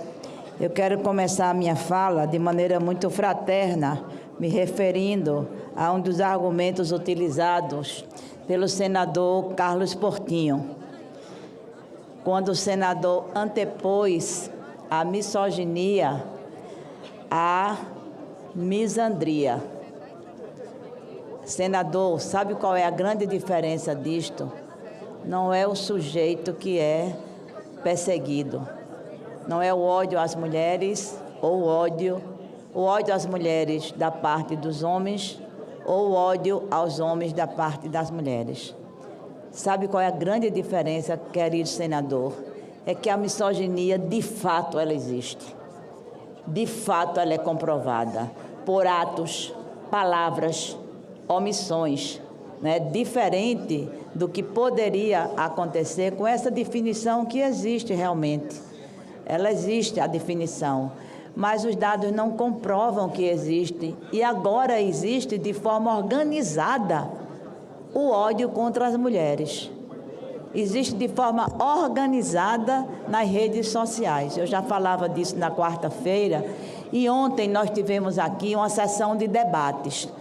A presença da ministra da Mulher, a presença de várias mulheres pertencentes a organizações da sociedade civil, uma fala maravilhosa da diretora-geral deste Senado, doutora Ilana, análises feitas por estudiosas do processo. Eu fiz estou com um textinho aqui que muito espelha, senadores, o que a gente ouviu ontem da sessão de debates, a qual também a senadora Augusta Brito compareceu. E essa lei, ela replica muito disto, esse projeto de lei replica muito disto, porque nós estamos trabalhando, estamos tratando da possibilidade da atualização legal para enfrentar uma lacuna que é evidente, a ausência de tipificação clara da misoginia como forma de discriminação, porque é um fator recente, não é recente na literatura, não é recente nos processos de análise, nos processos de pesquisa, como definição não é recente, mas ela está se tornando, infelizmente, parte do vocabulário popular. E eu dizia isso, nós temos que ter, por um lado, medidas efetivas de combate à violência contra a mulher, que num crescendo desembocam ou tem o cruel desfecho da misoginia, e do outro lado, a consciência social, política do que é misoginia. Nós precisamos sim, e esta lei favorece a isto, porque ela é especificamente voltada para a misoginia. O ódio contra as mulheres é uma realidade concreta, é como disse a senadora Damares. Nós conhecemos, nem sempre porque passamos, mas porque a sororidade nos impõe a conhecermos nas dores, na pele, nas marcas que outras mulheres sofrem. E se uma mulher sofre, nós temos muito mais consciência, desculpem vocês, do que os homens. Consciência, sentimento de rede, de acolhimento, e existe sim, existe, e os dados alarmantes nos provam que isso existe a chegarmos nessa quase epidemia, como disse a senadora Zenaide, né, de feminicídio. Ao tipificar a injúria e a incitação ao ódio contra mulheres, o texto desse projeto, ele fortalece a coerência do ordenamento jurídico e reafirma que nenhuma forma de discriminação pode ser tolerada. 1.568 mulheres mortas por questão de gênero. 1.568. 62% das vítimas são mortas, assassinadas, são negras. Por isso que tem essa relação com a lei já existente da discriminação racial. 62% dos crimes ocorrem na residência da vítima. Em 76,6% dos registros de violência doméstica, o agressor é do sexo masculino, das domésticas, porque do amplo, fora das quatro paredes do lar, também são homens, a sua esmagadora maioria. Então é necessário, sim, o endurecimento de penas, especialmente por condutas praticadas em redes sociais, o tal Red Pill, onde os homens se juntam para diminuir a mulher, para incitar a violência, para fomentar o ódio. Não se trata de privilégio, não é uma lei que privilegia as mulheres, não se trata de privilégio, se trata de justiça. Justiça social, justiça que pode tornar a relação na sociedade mais humanizada. Justiça por um processo civilizatório que está perdendo espaço para a barbárie, está perdendo espaço para o pouco caso com a vida das mulheres. Senador Girão, quando uma mulher é morta por feminicídio, com ela também se acaba uma família. Com ela também os filhos órfãos são marcados. Então, quando a gente defende a família, não por tabela, mas por relação intrínseca com isto daqui, é disto que a gente está falando. Uma vida de uma mãe interrompida pelo feminicídio é uma família destruída pelo feminicídio, sendo que alguns estão também, antes de matar a mulher, matando os filhos. Antes de matar a mulher, matam os filhos. Então, há sim a defesa da família subjacente a esse projeto. E a polêmica presente na emenda, eu acho que ela é resolvida, porque a Constituição já ampara.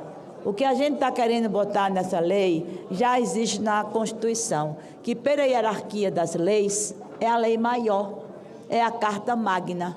Algumas coisas podem ou devem ser regulamentadas e puxadas em seus aspectos específicos, mas essa não há necessidade. Portanto, eu concluo também fazendo esse apelo para que a aprovação desta proposta, que já passou por 2 comissões, possa nos levar de forma unânime, a esse o apelo que eu faço, a que o projeto chegue na Câmara dos Deputados com esse resultado. Isso nos dará realmente muita força na defesa do direito das mulheres, na defesa da dignidade, na defesa da igualdade, na defesa das famílias, sim, na defesa da proteção das mulheres, consolidando avanços civilizatórios e respondendo por uma demanda que é urgente da sociedade. Basta de feminicídio. Nós nos queremos todas vivas, com condições de andar, de sair, de passear, de escolher a profissão que nós queremos exercer, de estarmos na política, de estarmos nas festas, de usar a roupa que quisermos, de cantar, de sorrir e de ser felizes. Foi para isto que nós viemos ao mundo. Gente é para brilhar, não é para morrer de medo que algum assassino interrompa uma vida, como a que foi interrompida ontem, de uma mulher de 23 anos que deixou uma filha de 3. É disto que se trata, companheiros senadores, companheiras senadoras. Aprovar esse projeto nos levará a dar uma grande contribuição para a sociedade. Muito obrigada. Pela ordem, senhor presidente. Continue sobre o projeto? Eu já escrevi, Vossa Excelência. Com a palavra, Vossa Excelência, para discutir a matéria. Senhor presidente, eu queria aqui, com o coração apertado que eu venho aqui hoje falar, eu pediria atenção até das mulheres aqui presentes, mas sobretudo dos homens. No Espírito Santo, senador Davi, a primeira comandante mulher da Guarda Municipal da capital, Vitória, Deise Barbosa, 37 anos, ela foi assassinada com 5 tiros na cabeça por um policial rodoviário federal, por uma conduta de feminicídio, ele já tendo histórico de importunação sexual anterior com outra vítima. Deise deixou uma filha de 8 anos. Eu fico assim, só querendo saber de nós, parlamentares. Eu aprovei aqui, senadora Damares, a reiteração de condutas de violência doméstica, por exemplo, a primeira, a segunda, teve 2, já caracteriza o crime de tortura. Passa a ser inafiançável, imprescritível, insuscetível de anistia, graça e indulto, vai cumprir a pena no regime fechado. Mas nós temos que entender que essa cultura que envolve a misoginia, o sexismo, ela é estrutural e que nos pequenos atos a gente reforça isso. Nós vemos aqui no parlamento quantas senadoras, quantos homens se exaltam e nunca nenhum foi chamado de descontrolado. Agora, quando uma mulher fala, ela está descontrolada. Isso tem que ser dito. Essa cultura de que violência... Então, esse projeto, para combater esse comportamento em razão da misoginia, incluir isso como crime praticado, isso tem que ser uma bandeira de todos nós. Isso não tem... E eu fico assim, reflexivo, com todo respeito, que é um direito do parlamentar se opor ao projeto. Mas, olha, nós temos uma realidade que o ano passado... A cada dia, nós tivemos 4 feminicídios consumados e 14 tentativas, sem falar naquelas tentativas de feminicídio que não chega ao conhecimento da polícia porque a mulher não denuncia aquele agressor que tentou atentar contra a vida dela. Então, eu pediria, senador Davi Alcolumbre, que eu estou protocolando um voto de pesar para esse fato, porque teve uma comoção no meu estado do Espírito Santo. E eu pediria o apoiamento dos colegas senadores, e eu vou ler rapidamente aqui.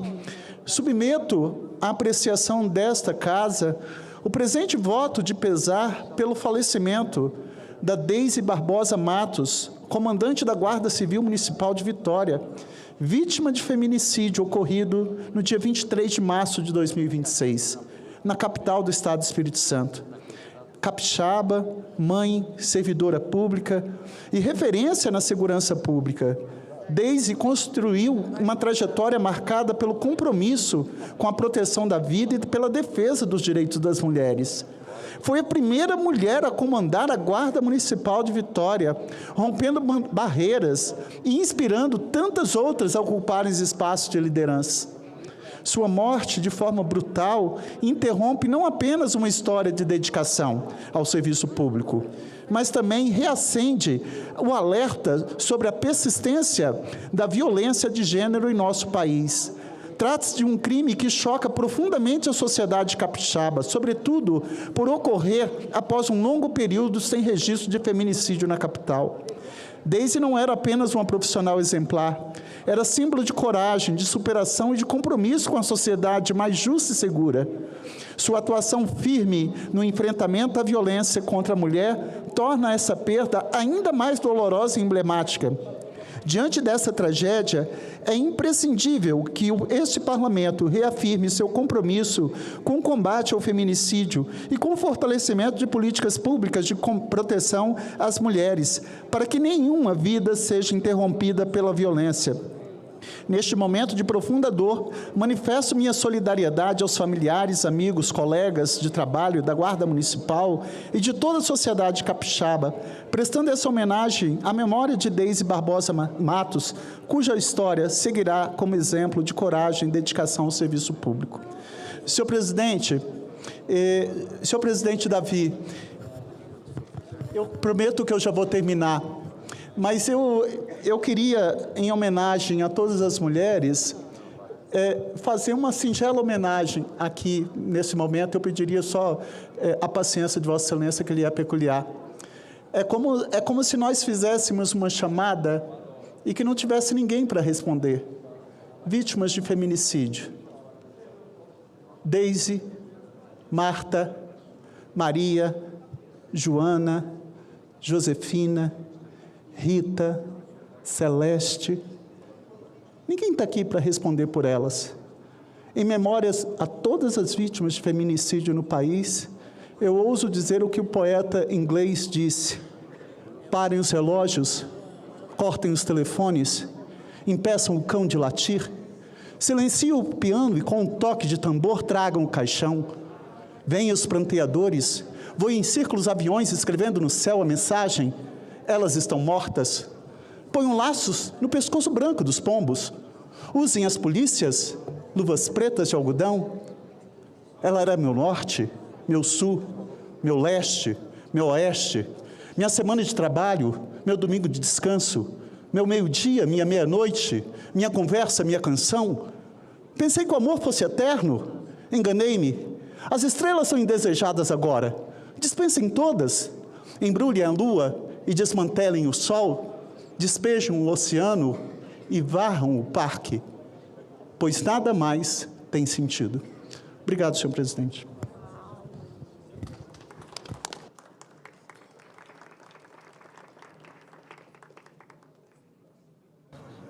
Senador Fabiano, a mesa recolhe a solicitação de Vossa Excelência e encaminhará dos termos regimentais para publicação.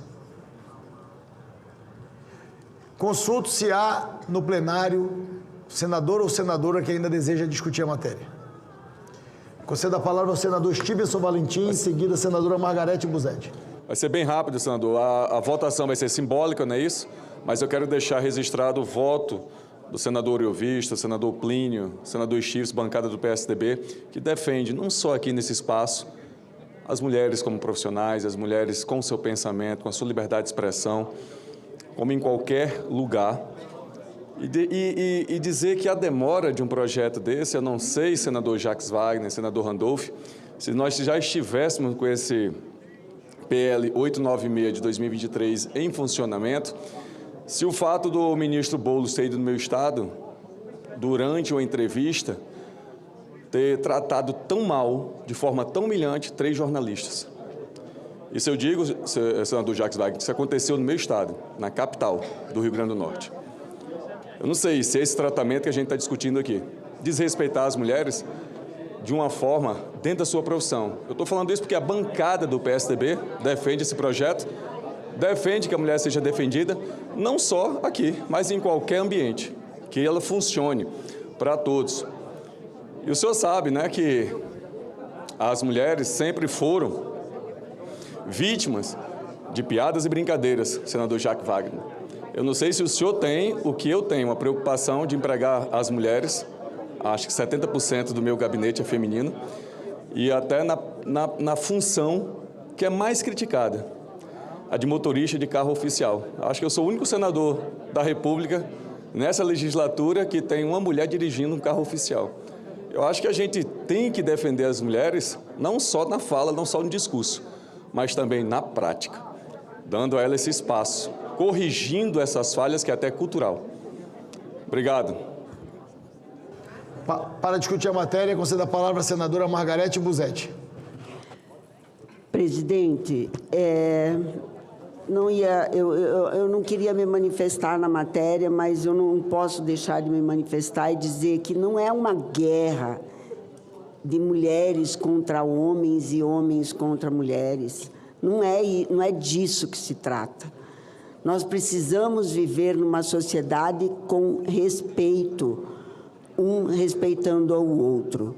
Para mim, às vezes, não me importa muito o que diz a lei, porque eu respeito as pessoas, eu respeito o meu companheiro, ele me respeita, mas o que a gente está vendo hoje realmente é uma guerra entre homens e mulheres. Isso não pode acontecer, não pode acontecer, porque eu sou autora de 3 leis que falam muito sobre mulheres e crianças e família, e nós, como família, nós temos que entender sobre tudo. E para mim, Ana Paula, é o que eu digo, a lei pode ter isso, eu vou respeitar a lei. Então, eu não me preocupo muito com muitas coisas que são levantadas, porque a minha educação foi de respeitar o outro, respeitar o próximo. Se eu faço alguma coisa de errado é porque realmente eu não sabia.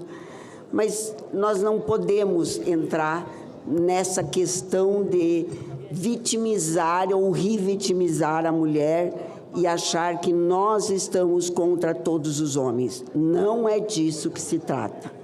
Tem homens que respeitam, tem homens que amam, tem homens que cuidam.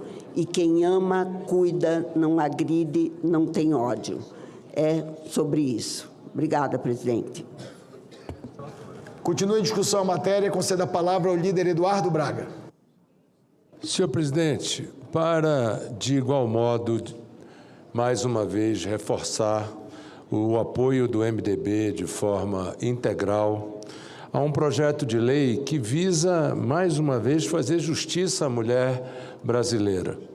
Eu, que sou esposo, pai de 3 filhas, avô de 2 netas, mais do que ninguém, defendo o respeito, a compreensão e, mais do que isso, a proteção à mulher brasileira, e sou contra todo e qualquer tipo de violência. Portanto, quero aqui me manifestar favoravelmente, porque creio que está mais do que na hora de termos uma legislação mais forte, mais decidida com relação ao direito da mulher brasileira. Portanto, o MDB vota sim e apoiando integralmente o projeto que faz justiça à mulher brasileira.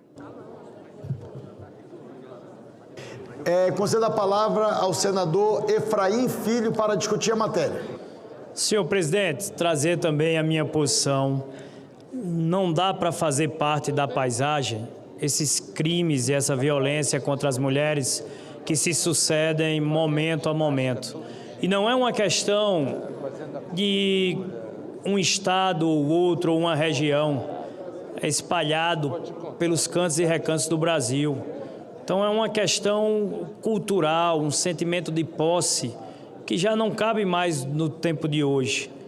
O homem se achar dono da mulher, achar que é a sua posse, que é seu domínio, isso é arcaico, é obsoleto, é ultrapassado. E as legislações que nós trazemos aqui são a letra fria num papel. É preciso ter uma mudança muito maior do que a mera legislação. É preciso ter realmente um sentimento de nação, de que é preciso enfrentar essa mazela, esse câncer, filhos que ficam órfãos ao ver sua mãe sendo assassinada, violentada pelo pai. Que trauma maior pode acontecer na vida de uma criança do que isso? Fora tantos exemplos que nós vimos aí a cada dia se multiplicar nos WhatsApp, redes sociais da vida. Então, que essa votação de hoje, com os devidos ajustes e aperfeiçoamentos, ela possa valer. Não dá para ter glamour, tá certo, nessa discussão. Não dá para querer falar em ressocialização de uma atitude dessa que destrói família, destrói nação, destrói sociedade, presidente, sabe? Não dá para fazer parte da paisagem, não dá para perder a capacidade de se indignar diante disso. Eu protocolei há pouco tempo uma lei, um projeto de lei, Rafaela, brilhante, já que não se cabe prisão perpétua no Brasil, então vamos tornar o feminicídio, tá certo, com a maior pena que pode existir, 50 anos. E com progressão com 5/6 da pena e não com 1/6. Ou seja, para que na prática seja uma prisão pela vida toda de alguém que por um sentimento de posse, tá certo, tire a vida de uma mulher. O feminicídio, volto a dizer, não pode fazer parte da paisagem e nós começarmos a nos acostumar com essas notícias como se fosse parte do cotidiano. É essa a mensagem que trago em nome da nossa bancada e o voto favorável e com indignação diante de tudo que nós temos visto.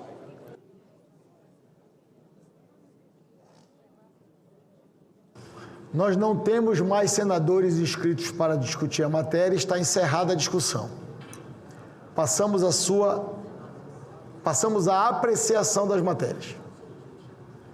Foi apresentado o requerimento número 202, de autoria do senador Carlos Portinho, líder do PL, de destaque para a votação em separado da emenda número 3. Este requerimento tem amparo regimental e a presidência defere o requerimento. Concedo a palavra ao autor do requerimento de destaque para se manifestar se mantém ou retira. Apenas Senhor presidente, eu vou manter o destaque porque, pelo que eu compreendi, não houve acordo, ainda que redundante, mas é um posicionamento. Existe também um posicionamento político e eu quero deixar claro, e aqueles que discordam das liberdades e garantias se manifestem depois, no momento próprio. Informo às senadoras e aos senadores que a matéria destacada será votada após a votação do texto base.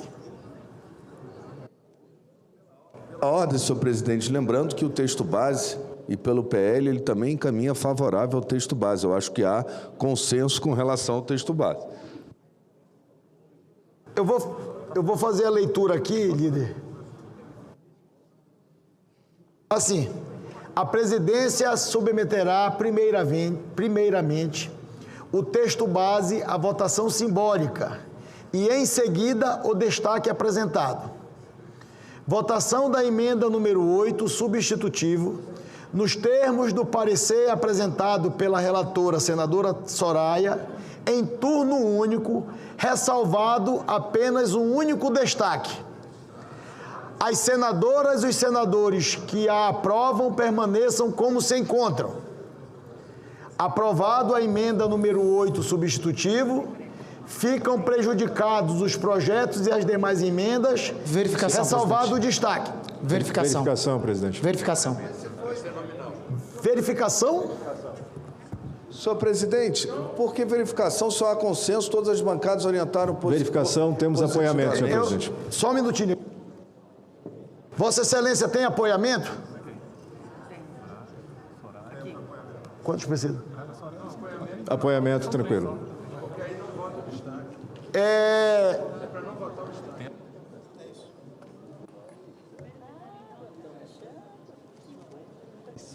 Presidente, sem divergência nenhuma, é a famosa tratorada. Não, só um minuto, senador Eduardo Girão, líder, só um minutinho aqui. Nós estávamos submetendo a votação e foi o texto base ressalvado o único destaque. Foi feito um pedido de verificação e eu consultei a secretaria da mesa se tinha regimentalmente apoiamento. Os senadores que pediram verificação, por gentileza, pode levantar a mão? Quantos precisa? Um PL e 3 apoiam. 1 mais 3, então tem. Tem apoiamento para a verificação de votação nominal. Em votação, a emenda número 8, substitutivo, nos termos do parecer em turno único.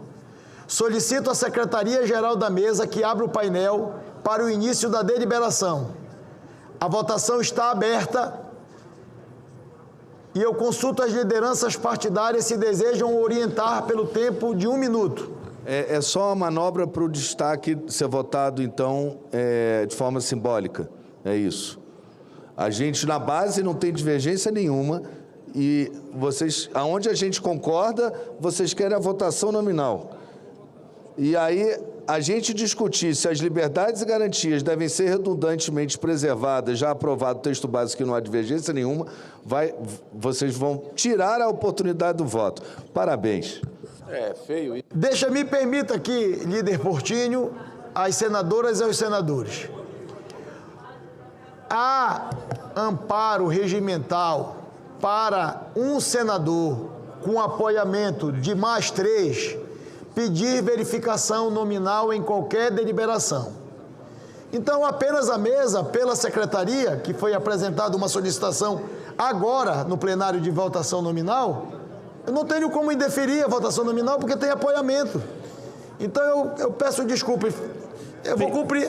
Perfeito, presidente, mas também é regimental que Vossa Excelência pode, de ofício, diante da divergência estabelecida, dar a votação nominal no destaque. Então, se pudesse Vossa Excelência fazer o acolhimento para que o destaque tenha votação nominal, de ofício é muito bem-vindo. Deixa eu falar. Vamos aguardar as orientações das bancadas aqui, mas eu vou seguir a regra. Nós precisamos votar nominalmente. Presidente, esse pedido é justo. Nós vamos votar nominalmente. Nós vamos... Depois de um debate desse nível, de um excelente nível, e de detalhamento, permita que as duas votações sejam nominais. É só isso. Eu vou consultar a Secretaria-Geral da Mesa como se trata aí. Vou consultar aqui, mas eu vou consultar primeiro as orientações dos líderes para votar este relatório. Como vota o PL? Favoravelmente com as mulheres, obviamente. O PL orienta o voto sim. Como vota o PSD? Como vota o PSD? Como vota o MDB? Presidente, o MDB vota sim. Como vota o PT? O PT vota sim, senhor presidente. Como vota o Progressistas? Senador Amin. O progressista vota sim.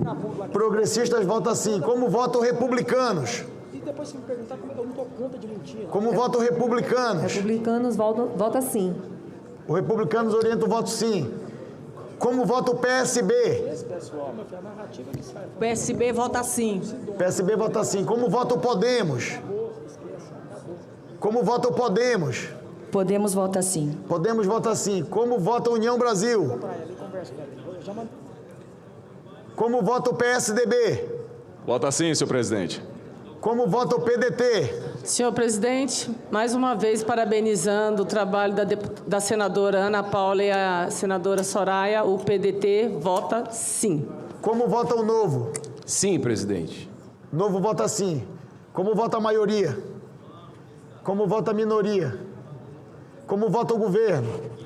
Presidente, o governo evidentemente vota sim, parabenizando as duas senadoras, senadora Soraya e senadora Ana Paula, destacando que a iniciativa do governo federal, na pessoa do presidente Luiz Inácio Lula da Silva, que reuniu os três poderes, eu diria, numa cruzada contra o feminicídio.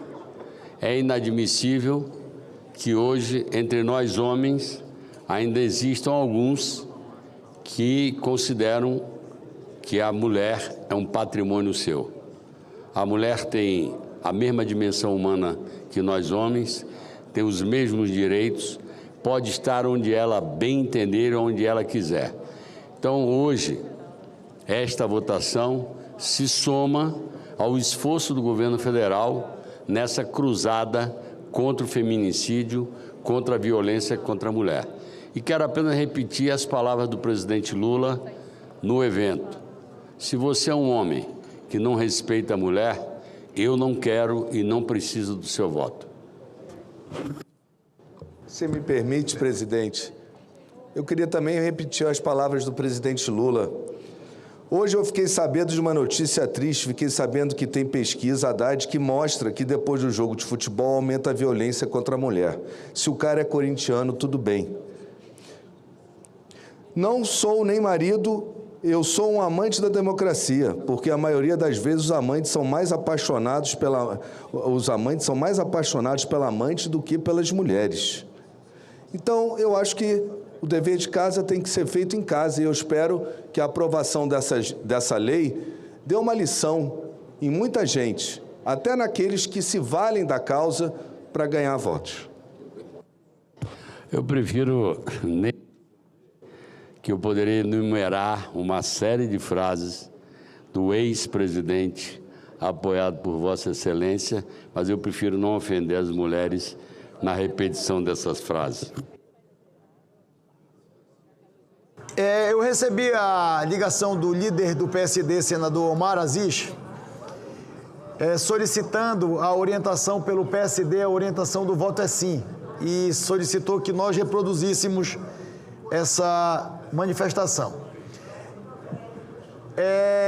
Como vota a oposição? Como vota a bancada feminina?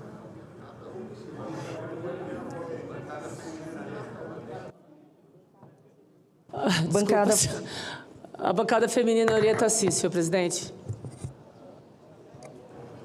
As senadoras e os senadores já podem votar. Nós estamos em processo de votação nominal do relatório apresentado pela senadora Soraya Tronic.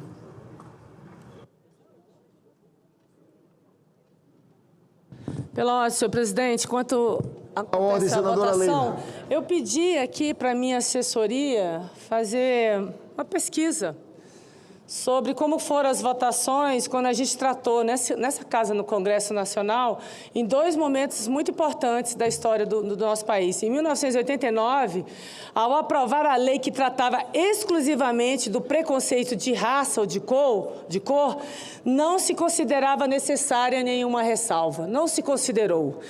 Em 1997, ao ampliar a proteção para etnia, religião ou procedência nacional, o Congresso também não considerou necessária fazer absolutamente nenhuma ressalva. Fica a pergunta aqui, nós realmente vamos tratar de ressalvas na noite de hoje para falar de misoginia? Fica aqui esse pequeno questionamento à casa, aos colegas, por que com as mulheres, por que com a misoginia, nós vamos tratar de ressalvas, sendo que nesta casa, sendo Senado e Câmara, nunca houve ressalvas para tratar de nenhum tipo de preconceito. É isso.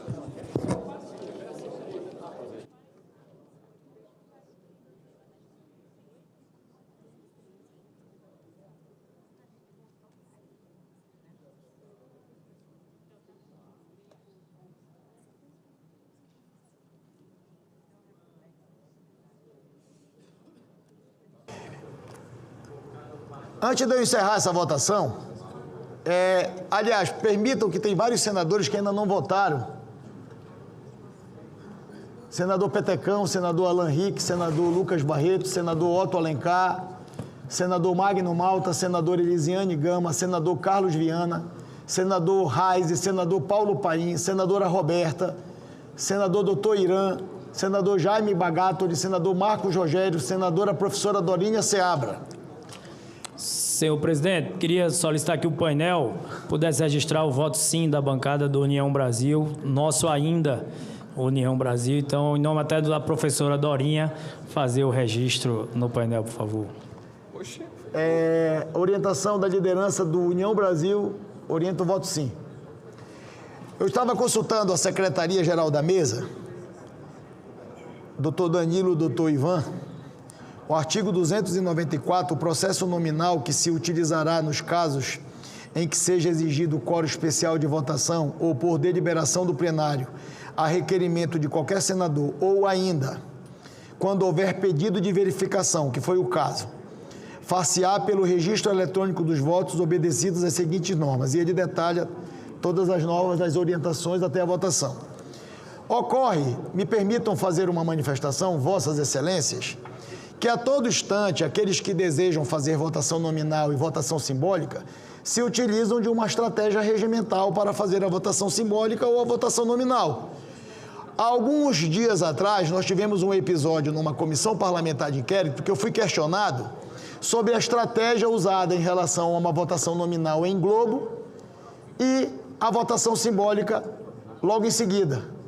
Portanto, as estratégias que são estabelecidas pelas lideranças partidárias, dependendo do assunto, depende da manifestação dos senadores.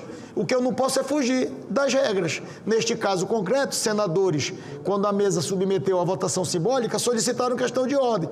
O que eu posso fazer é votar nessa questão de ordem, todo mundo que votou, e a votação do destaque, que é simbólica, eu registrar os votos contrários, como foi feito na CPMI.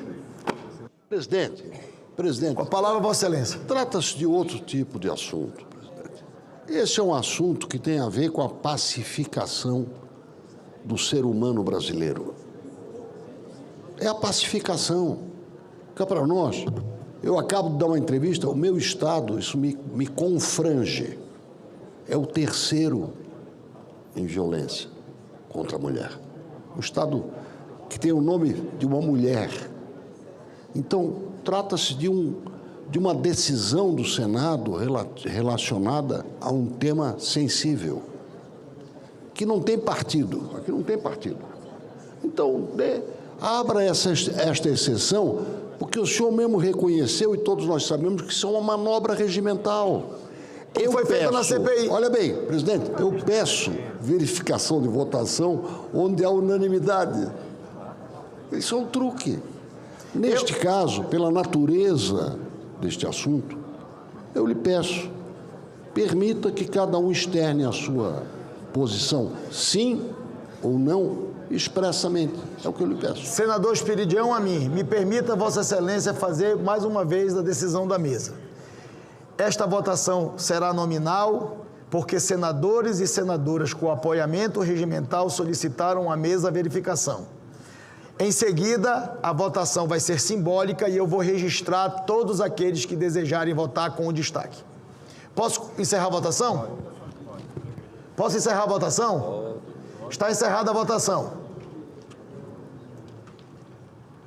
Encerrada a votação em turno único. Determina a Secretaria-Geral da Mesa que mostre no painel o resultado.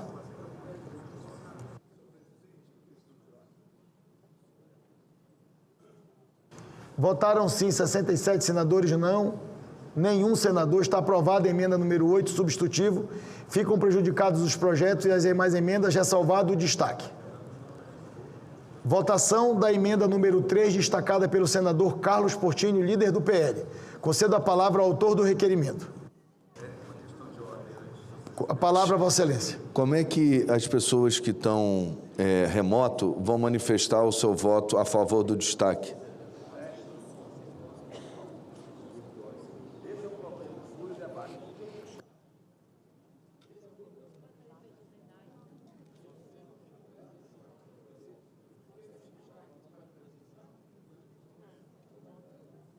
No momento que nós formos deliberar este destaque, eu vou aguardar manifestações ou pelo vídeo ou pelo chat dos senadores que estão remotamente. Essa é a orientação da mesa.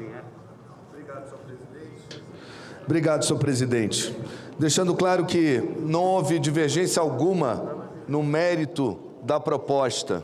O texto base foi aprovado por unanimidade e com a orientação de todas as bancadas favorável, ainda está aqui no telão para que todos possam confirmar e quem nos assiste. O que a gente passa a discutir é um destaque, e esse destaque apenas quer aperfeiçoar o texto.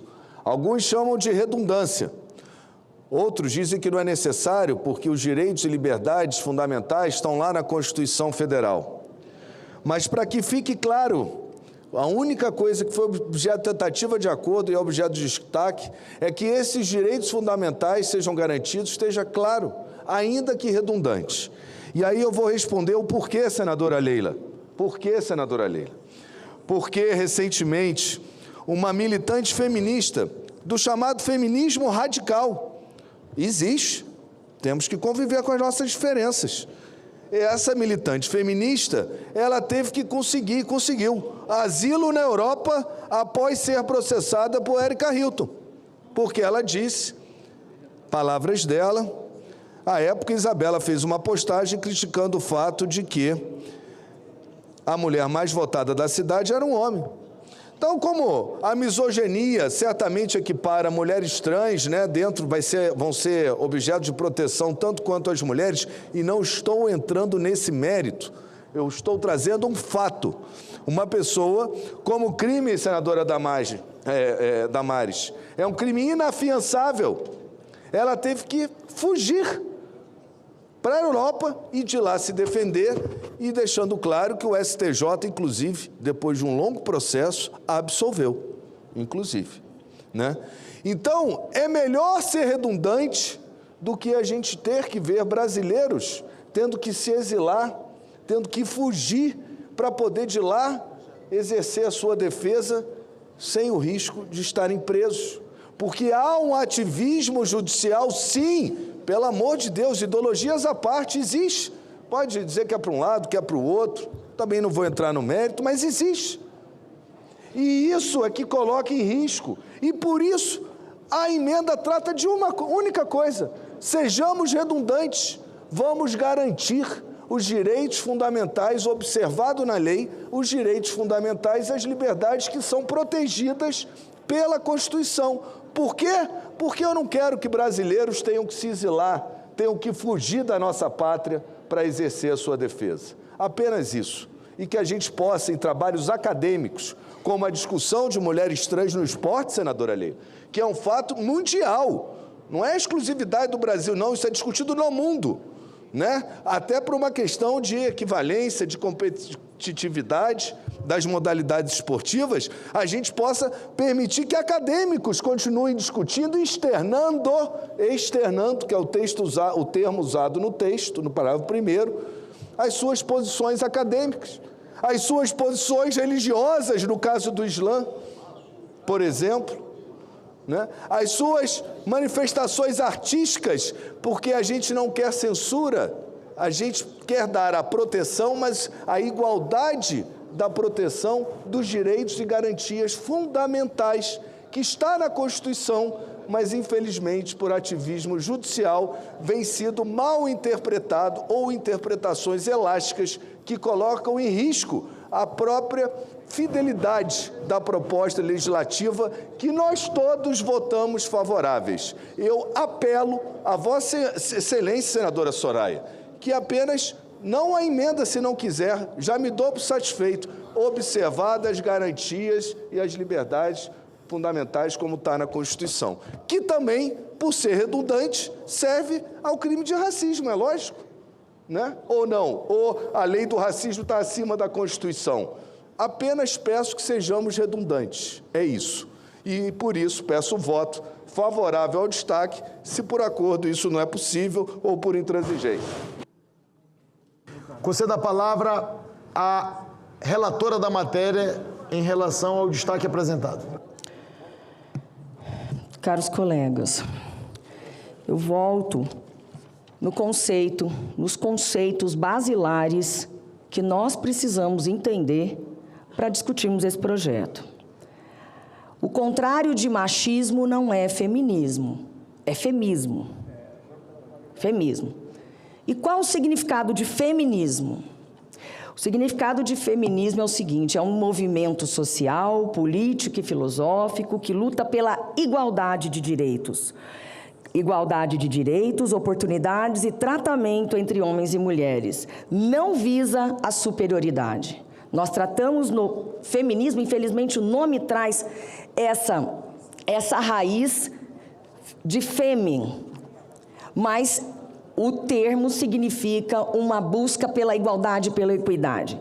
Machismo é o conjunto de crenças, atitudes e comportamentos que defendem a superioridade dos homens sobre as mulheres, estabelecendo papéis sociais desiguais. O contraponto do machismo é o femismo, que é a ideologia de supremacia feminina, a qual nós não apoiamos. Essa supremacia feminina que defende a superioridade da mulher sobre o homem. E o oposto é o oposto direto do machismo, também chamado de misandria. E aí, o que significa misoginia? É o ódio, a aversão, o desprezo extremo às mulheres, muitas vezes manifestado por meio de violência física, psicológica e difamação, injúria. É uma forma mais extrema de sexismo. Então, eu peço, Vênia, que quero ser muito respeitosa, senador Portinho, muito, muito respeitosa mesmo. Mas nós vivemos num momento em que o nosso país odeia mais a palavra feminismo do que feminicídio. O feminicídio não gera tanta briga, tanto envolvimento, tanto trabalho quanto nós estamos vendo aqui hoje. Que engajamento é esse?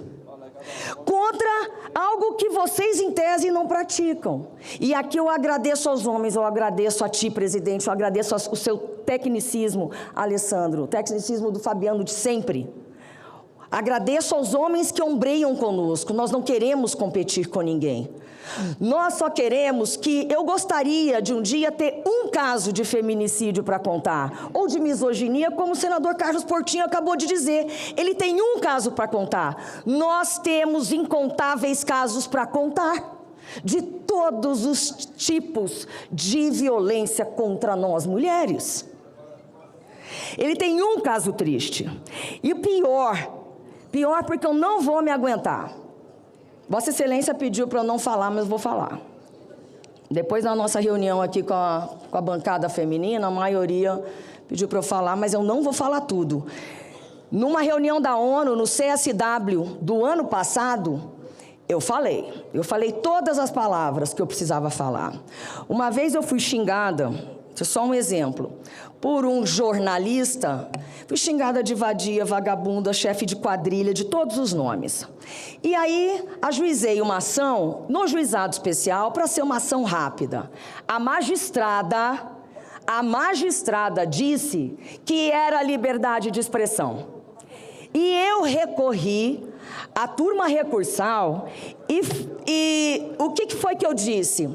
Eu gostaria hoje de ir para a tribuna, de ir para a televisão, de ir para a rede social, para xingar esta magistrada de todos os nomes que eu fui xingada. Vagabunda, vadia, chefe de quadrilha e etc. Eu contei isso no CSW da ONU ano passado com inúmeros tradutores. O pessoal começou a ficar louco, porque falou, não vou ter que traduzir isso para o chinês, para o holandês, para tudo, todas as línguas. Falei. E aí no Brasil eu não falo. Nós, mulheres, eu peço para vocês levantarem as mãos aqui. Quem nunca foi xingada todos os dias? Eu sou vítima de 2 operações, eu e outras colegas, 2 operações da Polícia Federal, Operação Assédio e Operação Rosa Branca. Usam as nossas imagens com inteligência artificial. Fazem filmes pornográficos e colocam na Deep Web com as nossas imagens todos os dias. E ganham dinheiro com isso. todos os santos dias, 24 horas por dia, 7 por 0, sem parar, sem dó e nem piedade. Então, eu estou abismada com o motivo que eu não consigo entender, porque aqui nós não estamos tratando de lei de racismo. Então, vamos estudar. A Lei 7.716 trata não só de racismo, mas trata também de raça, além da raça, cor, etnia em geral, religião, procedência nacional e agora injúria misógina.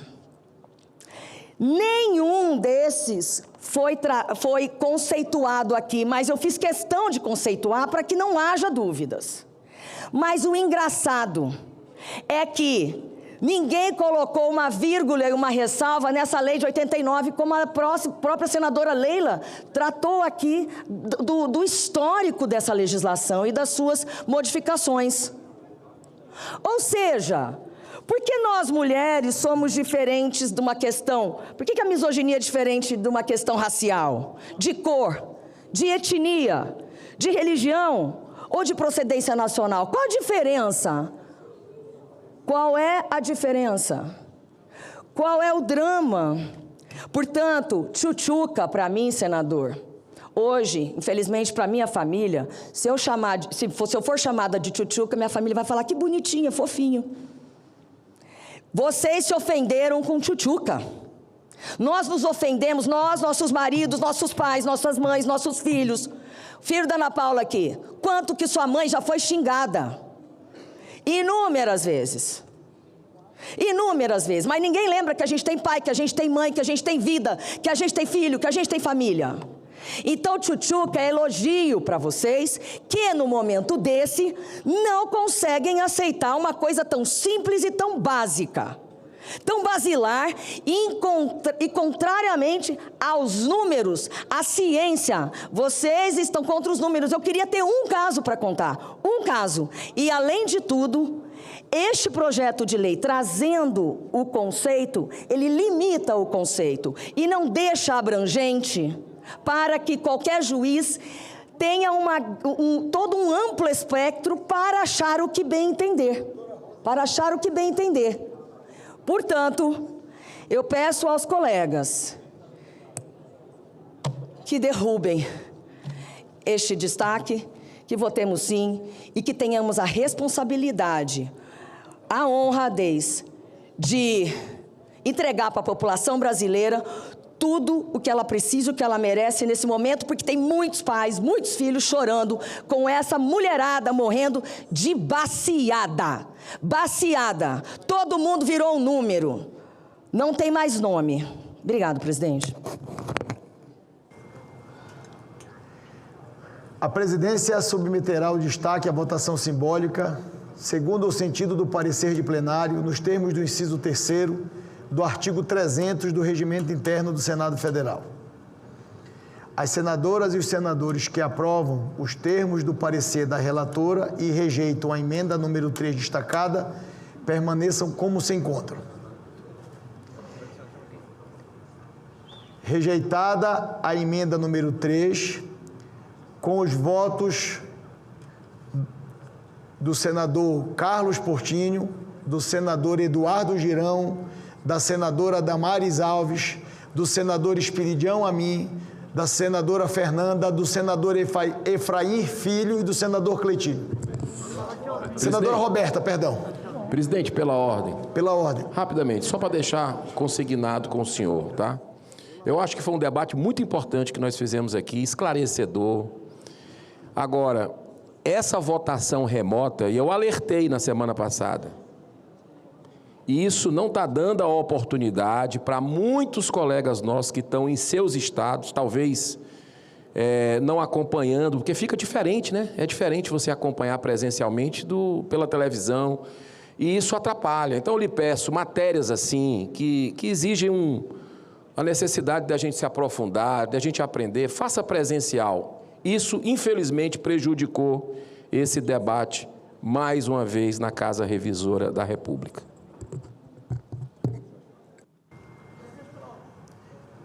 Só para mim terminar a votação, O parecer da comissão diretora, oferecendo a redação final para o turno suplementar, será publicado na forma regimental. Discussão do substitutivo em turno suplementar. Encerrada a discussão sem emendas, o substitutivo é dado como definitivamente adotado sem votação. O projeto de lei número 896 de 2023, aprovado na forma de substitutivo, vai à Câmara dos Deputados. O projeto de lei 985 de 2023 fica prejudicado e vai ao arquivo. Presidente, pela ordem. Pela ordem, senador Randolfo Rodrigues.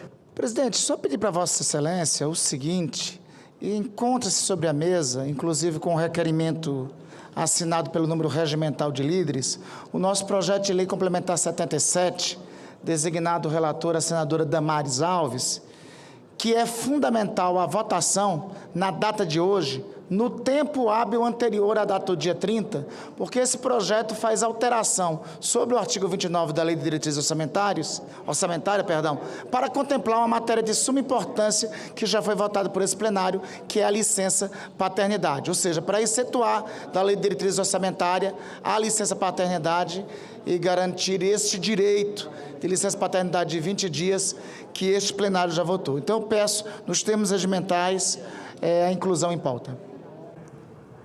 Há um requerimento sobre a mesa, subscrito pelos líderes, para a inclusão do item extra-pauta. A senadora Damares... está aqui, perdão. Presidente, você dá a palavra ao senador Espiridião. Eu tenho um pedido bem mais singelo. Dê entrada no projeto de lei, que já tem o número 1375, que inscreve o nome de Dionísio Cerqueira, nascido no município de Castro Alves, na Bahia. Portanto, faço essa indicação sem consultar o senador Jacques Wagner, que é nome de um município de Santa Catarina, foi ministro das Relações Exteriores e fez um grande bem ao Brasil. O projeto de lei vai ser apreciado, se Vossa Excelência der curso.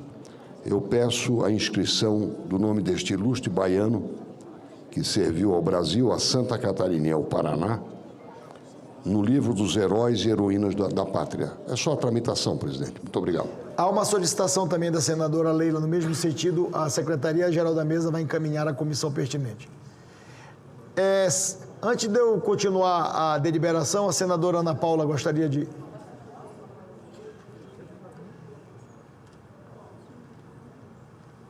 Eu queria aproveitar essa oportunidade, enquanto a senadora Ana Paula se dirige à tribuna, para fazer uma manifestação. Eu, naturalmente, na condição de presidente do Senado Federal, eu sempre busco o melhor encaminhamento possível para a deliberação da melhor maneira dos meus colegas senadores e senadoras. E, nesse sentido, no exercício da presidência do Senado Federal, eu acompanhei esse debate ao longo dos últimos meses, sempre me relatando para e passo o que estava acontecendo a senadora Ana Paula e a senadora Soraya. E no dia de hoje nós nos desobrigamos efetivamente em deliberarmos essa matéria com as posições dos favoráveis e daqueles também que se colocaram contrários à deliberação. E eu queria fazer um registro, me permita nessa oportunidade, na condição de presidente do Senado Federal, eu estou impedido de exercer o direito do voto, só em caso de empate. Mas se eu estivesse com a possibilidade, senador Randolfo Rodrigues, de votar, eu votaria também favoravelmente, eu votaria sim, neste relatório apresentado pela senadora Soraya, e cumprimento todos aqueles que trabalharam para que nós pudéssemos fazer a votação no dia de hoje, respeitando a posição de todos os senadores e de todas as senadoras, mas faço essa fala como uma forma de registrar a possibilidade de, a partir de uma legislação, nós enfrentarmos o que verdadeiramente está acontecendo na vida das mulheres brasileiras. Elas estão morrendo todos os dias e nós precisamos, na condição de senadores da República ou de parlamento brasileiro, termos a coragem de enfrentar e tratarmos a punição desses agressores com seriedade que o assunto requer.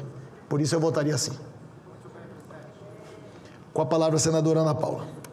Presidente, primeiro eu queria lhe agradecer por pautar esse projeto tão importante, agradecer à senadora Soraya pela dedicação, pelo brilhante relatório, por todo o apoio nessa caminhada, nessa trajetória, nessa construção. E agradecer a todos os colegas que foram favoráveis a esse projeto. Hoje eu ocupo essa tribuna nesse momento tão simbólico, com profunda emoção e com senso de responsabilidade que este tema exige. A matéria que este plenário acaba de aprovar tem peso jurídico, peso político e, acima de tudo, peso moral. É importante dizer com todas as letras: o Brasil cansou de enterrar mulheres, de contar vítimas, de assistir a humilhações públicas e de ouvir que tudo isso é exagero, mimimi ou mera opinião. Não é. É violência, é discriminação, é covardia. E agora encontra nessa casa uma resposta clara do Estado brasileiro.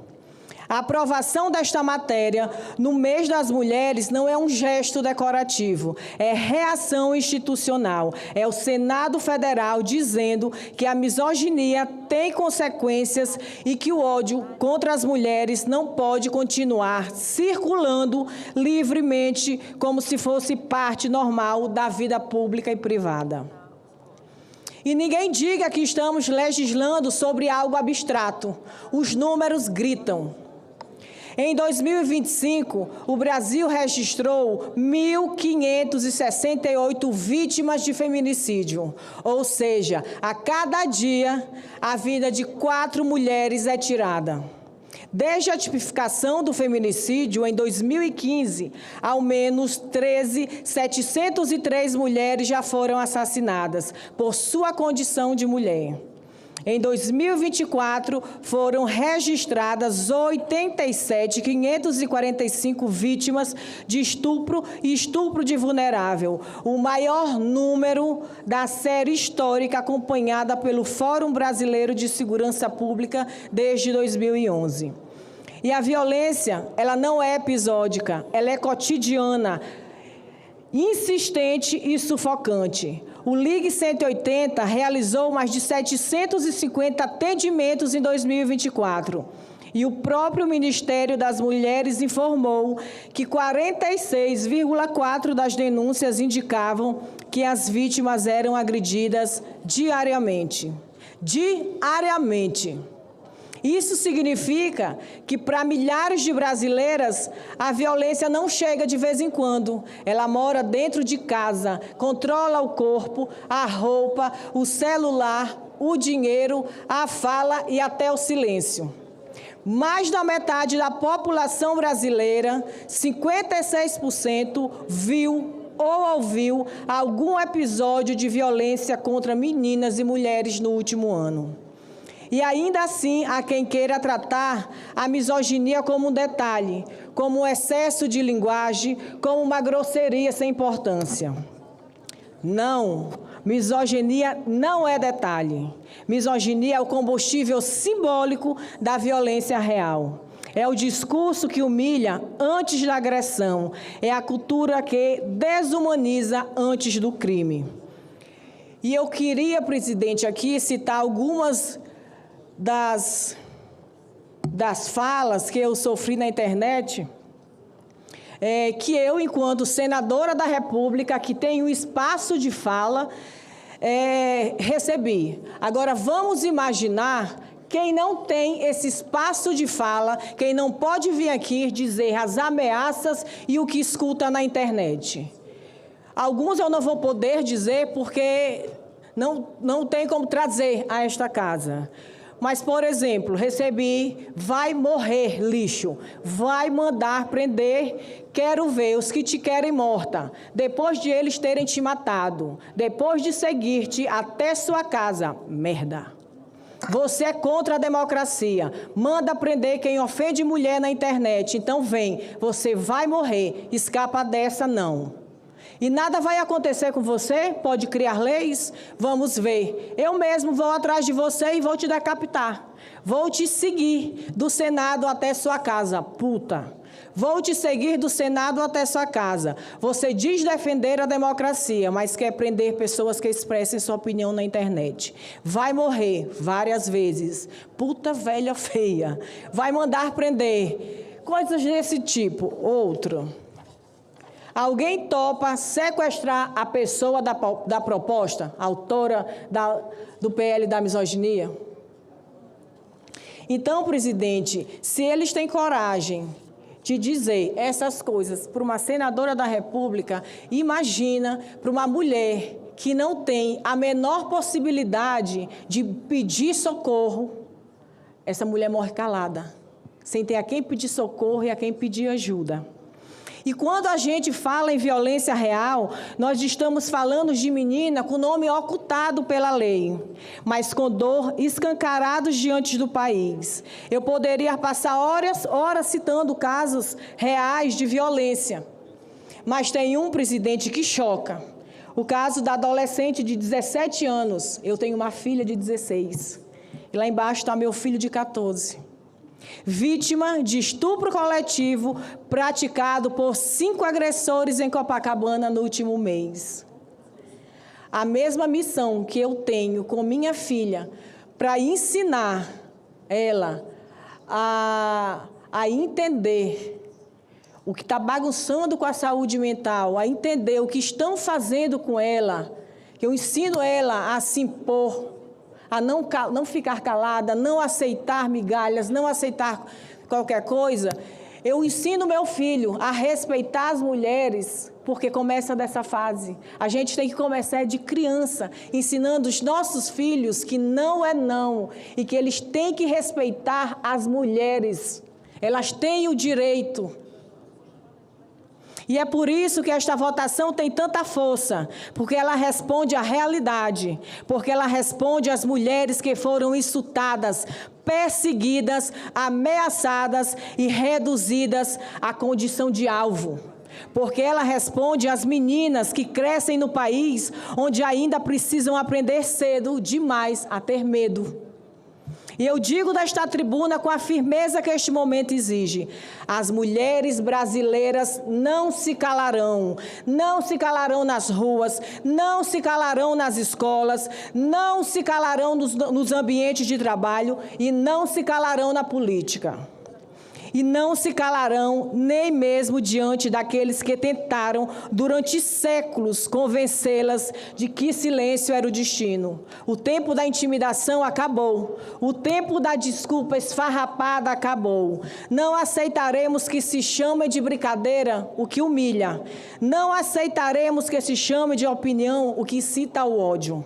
Não aceitaremos que se chame de exagero a denúncia de quem vive todos os dias a ameaça, a ofensa e a violência. Essa matéria não apaga por si só a dor das vítimas, não devolve a vida das mulheres assassinadas, não cura o trauma das meninas violentadas, mas ela afirma um limite civilizatório. Ela diz que a democracia brasileira não será cúmplice da misoginia. As mulheres deste país, eu digo, essa vitória é de vocês, das que tombaram, das que sobreviveram, das que denunciaram, das que ainda reúnem coragem para denunciar, das que transformaram a dor em luta e das que aprenderam juntas que o medo deles jamais será maior do que a nossa voz. Nós não recuaremos, nós não aceitaremos o ódio como rotina, nós não permitiremos que a misoginia seja normalizada e nós não nos calaremos. Muito obrigada. Queria aproveitar essa oportunidade, antes de nós iniciarmos a deliberação do próximo item da pauta, de fazer um registro de forma muito carinhosa e muito afetuosa, senadora Tereza, da presença da nossa senadora Rose de Freitas aqui ao meu lado, nossa eterna senadora, uma grande brasileira, uma grande mulher que passou no Senado Federal, que todos nós respeitamos a sua trajetória política, a sua história, e dizer para você, Rose, que eu desejo muito sucesso para você nessa nova empreitada da sua vida pública, na sua decisão de novamente disputar a eleição para o Senado Federal, lá pelo Estado do Espírito Santo, pelo seu Estado, e dizer da minha felicidade de te ter aqui ao meu lado, ao nosso lado da mesa, pelo teu carinho, pela tua forma de ser, por essa mulher maravilhosa, educada, sincera, verdadeira, mas sobretudo humilde. Seja bem-vinda sempre à sua casa e nós estamos aguardando você aqui ansiosamente. Item 2, projeto de lei 3.777 de 2023, de autoria do deputado federal Josenildo, que altera o Código de Processo Penal para estabelecer regras referentes à fixação de valor mínimo de indenização em favor do ofendido, a fim de reparar os danos causados pela infração. Perante a mesa foi apresentada a emenda número 1, já disponibilizada na tramitação da matéria e que será encaminhada para sua publicação. Foi apresentado o requerimento 190 de 2026, de iniciativa dos líderes partidários solicitando a urgência para a deliberação da matéria. Submeto à votação o requerimento de urgência. As senadoras e os senadores que aprovam permaneçam como se encontram. Está aprovado o requerimento de urgência. A matéria depende de parecer. Faço a designação da senadora Zenaide Maia para proferir o parecer em plenário. Senhor presidente, colegas senadores e senadoras, vem a análise deste plenário a substituição à Comissão de Constituição, Justiça e Cidadania, o projeto de lei PL 3777 de 2023, de autoria do deputado Josenildo, que altera o artigo 387 do Decreto-Lei de número 3689, de 3 de outubro de 1941, Código de Processo Penal, para estabelecer regras referentes à fixação de valor mínimo de indenização em favor do ofendido, a fim de reparar os danos causados pela infração. O objetivo da proposição é regulamentar o procedimento de fixação de valores mínimos para reparação de danos decorrentes de infrações penais no âmbito da sentença condenatória, conforme prevê o inciso 4º do artigo 387 do Código de Processo Penal. Para isso, o PL acrescenta o parágrafo 3º ao artigo 387 do Código de Processo Penal, contendo 2 incisos. O primeiro inciso garante ao ofendido o direito de formular pedido de indenização. Dessa forma, além do Ministério Público, as vítimas também terão respaldo legal para pleitear a reparação dos danos causados pelos agressores. Já o inciso 2º do referido parágrafo 3º estabelece a possibilidade de fixação indenizatória a título de danos morais, nos casos em que a imputação penal envolver a afetação de direitos da personalidade, como ocorre nos crimes contra a vida, a integridade física, a liberdade e a honra, sendo as provas que embasaram a condenação suficiente para caracterizar o dano moral nessas situações. O senador Carlos Portinho apresentou a emenda de número 1 de plenário, na qual propõe acrescentar o parágrafo 4º ao artigo 387 do Código Penal para determinar que os valores fixados a título de reparação dos danos na ação penal sejam compensados no montante indenizatório fixado em eventual ação civil fundada nos mesmos fatos e relativa aos mesmos prejuízos, respondendo o condenado pela diferença, caso a indenização determinada na esfera civil seja superior. A matéria estava pendente de análise pela CCJ, também sob minha relatoria, mas em razão da aprovação do requerimento de urgência, veio diretamente a este plenário. Análise.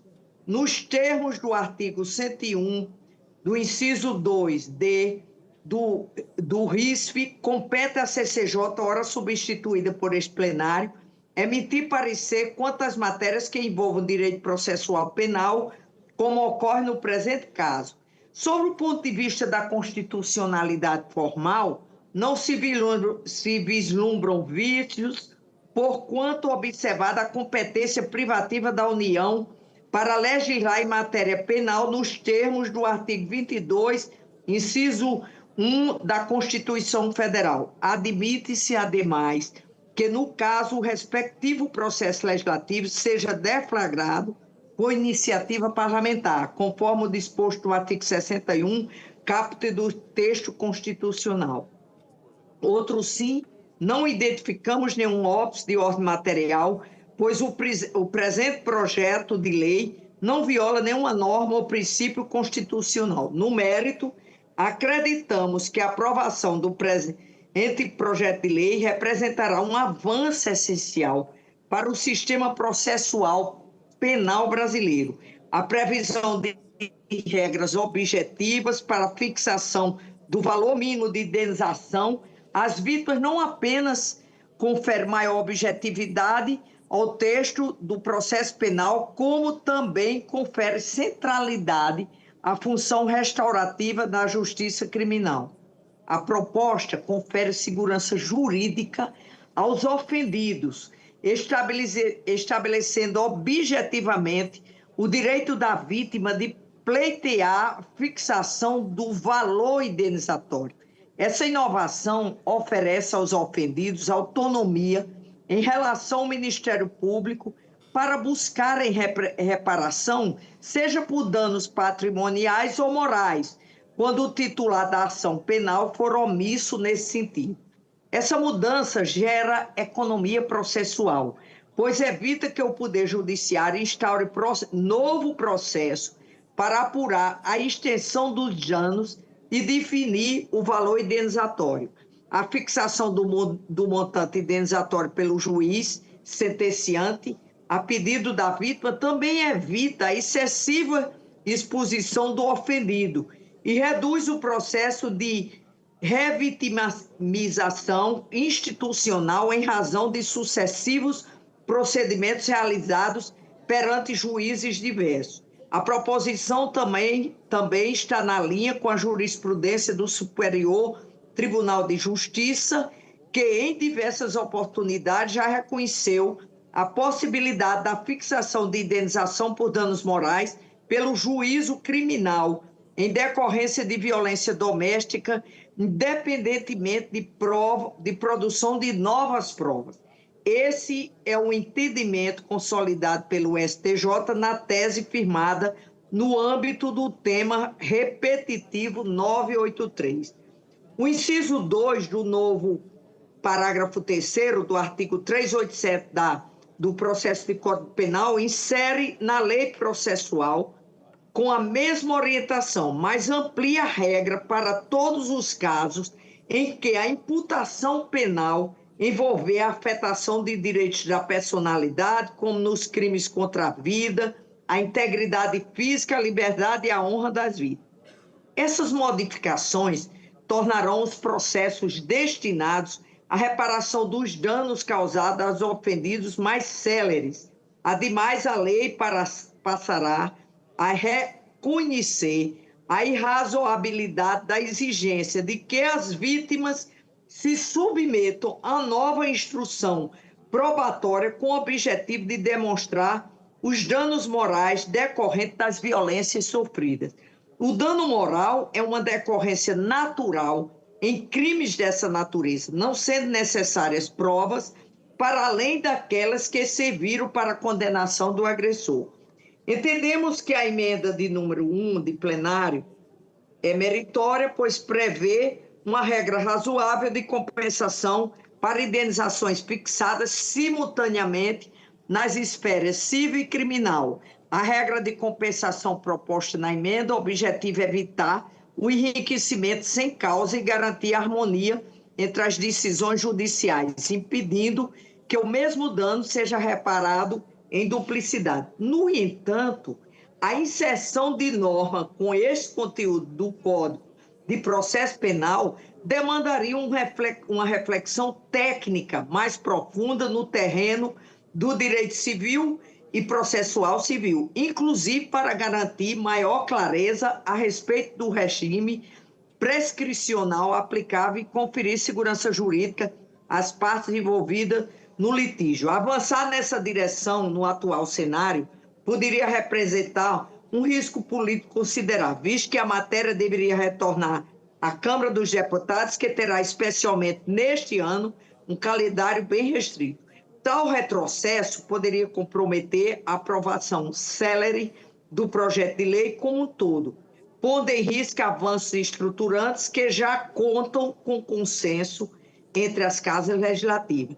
Cabe ressaltar ainda que o projeto, na forma que se encontra, oferecerá uma ferramenta imediata e essencial para a proteção às mulheres no contexto da violência doméstica, na medida em que poderão demandar indenizações de seus agressores mais agilmente. Portanto, entendemos ser preferível rejeitar a emenda de número 1 do plenário e garantir a aprovação do texto referendado pela Câmara dos Deputados. Não obstante, assumimos desde já o compromisso de apresentar oportunamente uma proposição legislativa mais completa sobre o tema, assegurando que o debate legislativo contemple todos os pormenores. Do voto, senhor.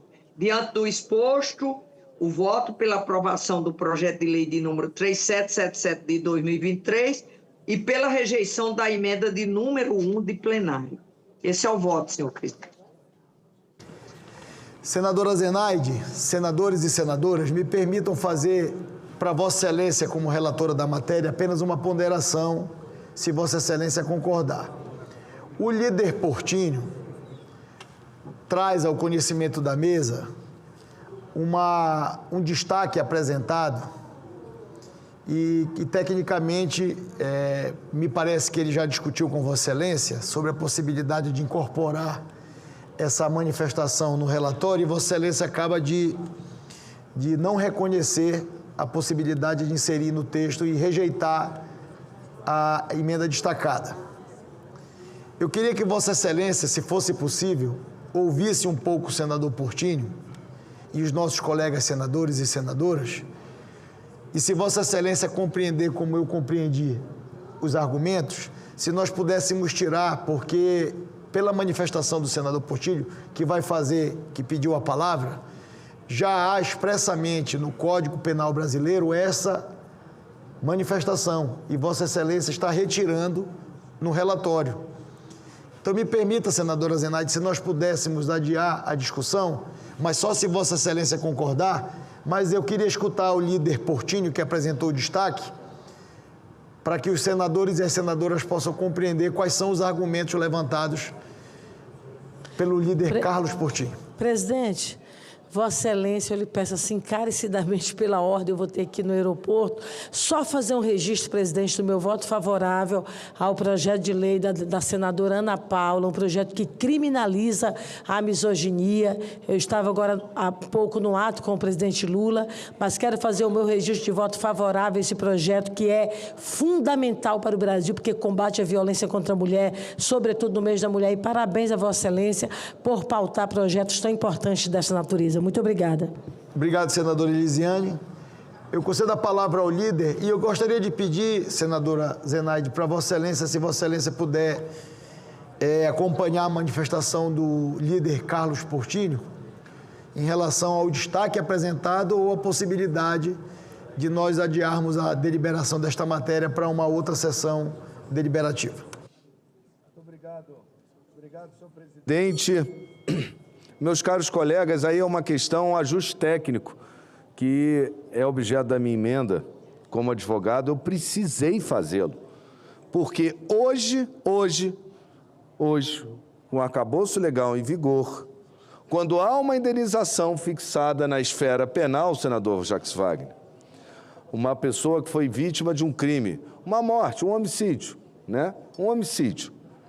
O juiz vai condenar o autor do homicídio à reclusão, aplicar o Código Penal, mas hoje a lei permite que seja fixada uma indenização Mas está no texto da lei que essa indenização fixada na esfera penal poderá ser compensada da indenização fixada na esfera civil.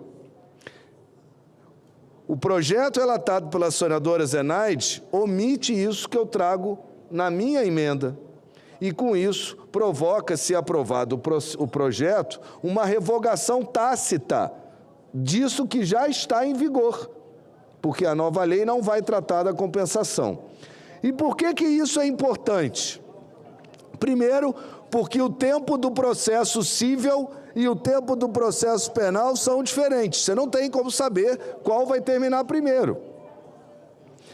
Segunda razão, porque na esfera civil, hoje, inclusive está sendo debatido no Código, na Comissão Especial do Código Civil, exatamente esse assunto, né, que está rolando já audiências públicas desde novembro, feito por um grupo de juristas, que o senador Rodrigo Pacheco, inclusive, preside. Eu sou subrelator da parte de responsabilidade civil.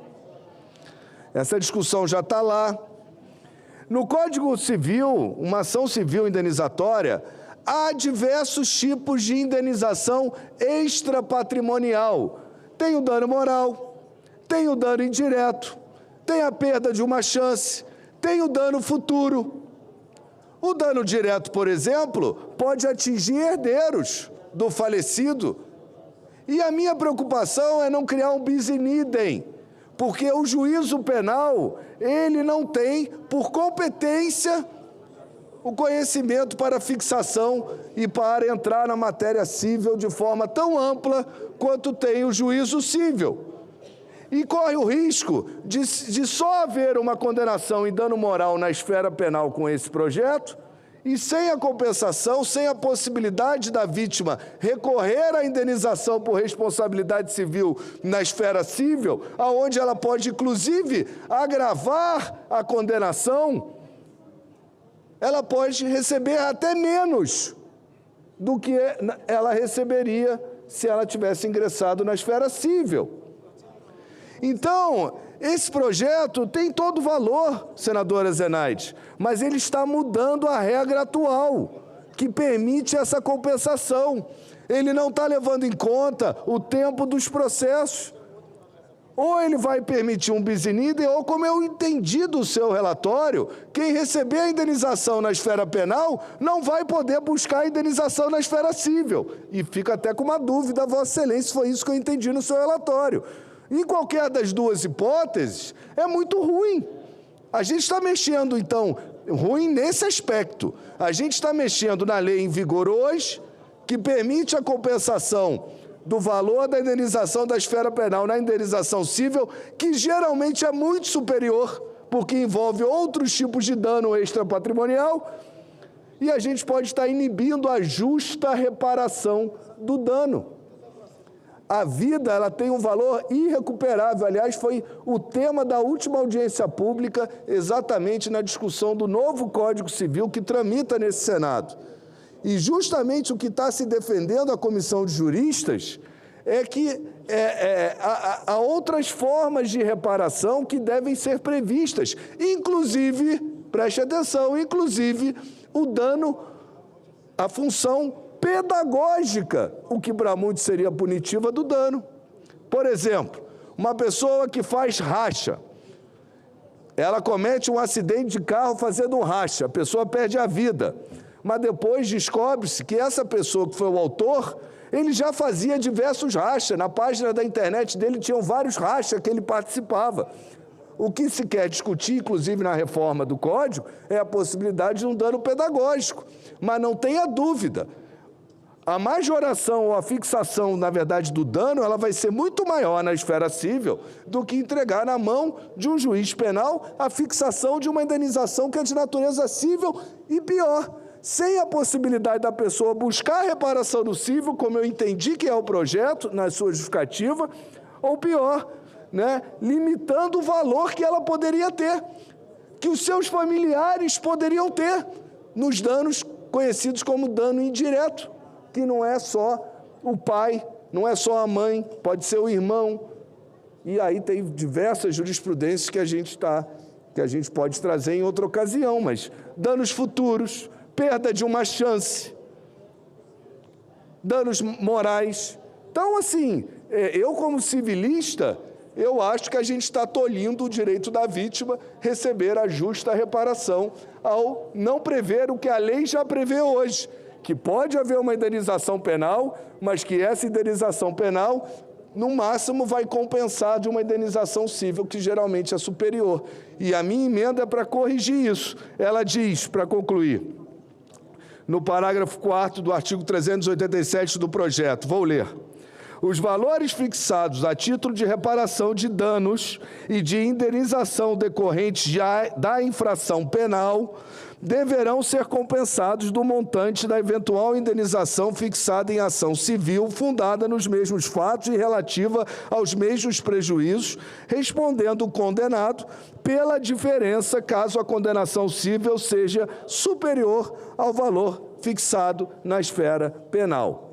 Então, peço a dedicação a esse assunto, senadora Zenaide, se for o caso, até retirar de pauta, para ouvir a assessoria técnica e até a minha equipe, a gente poder construir um texto que garanta a justa reparação e que não encerre danos de natureza civil em esfera penal, até porque a gente está confundindo competência. Senadora Zenaide, com a palavra, Vossa Excelência.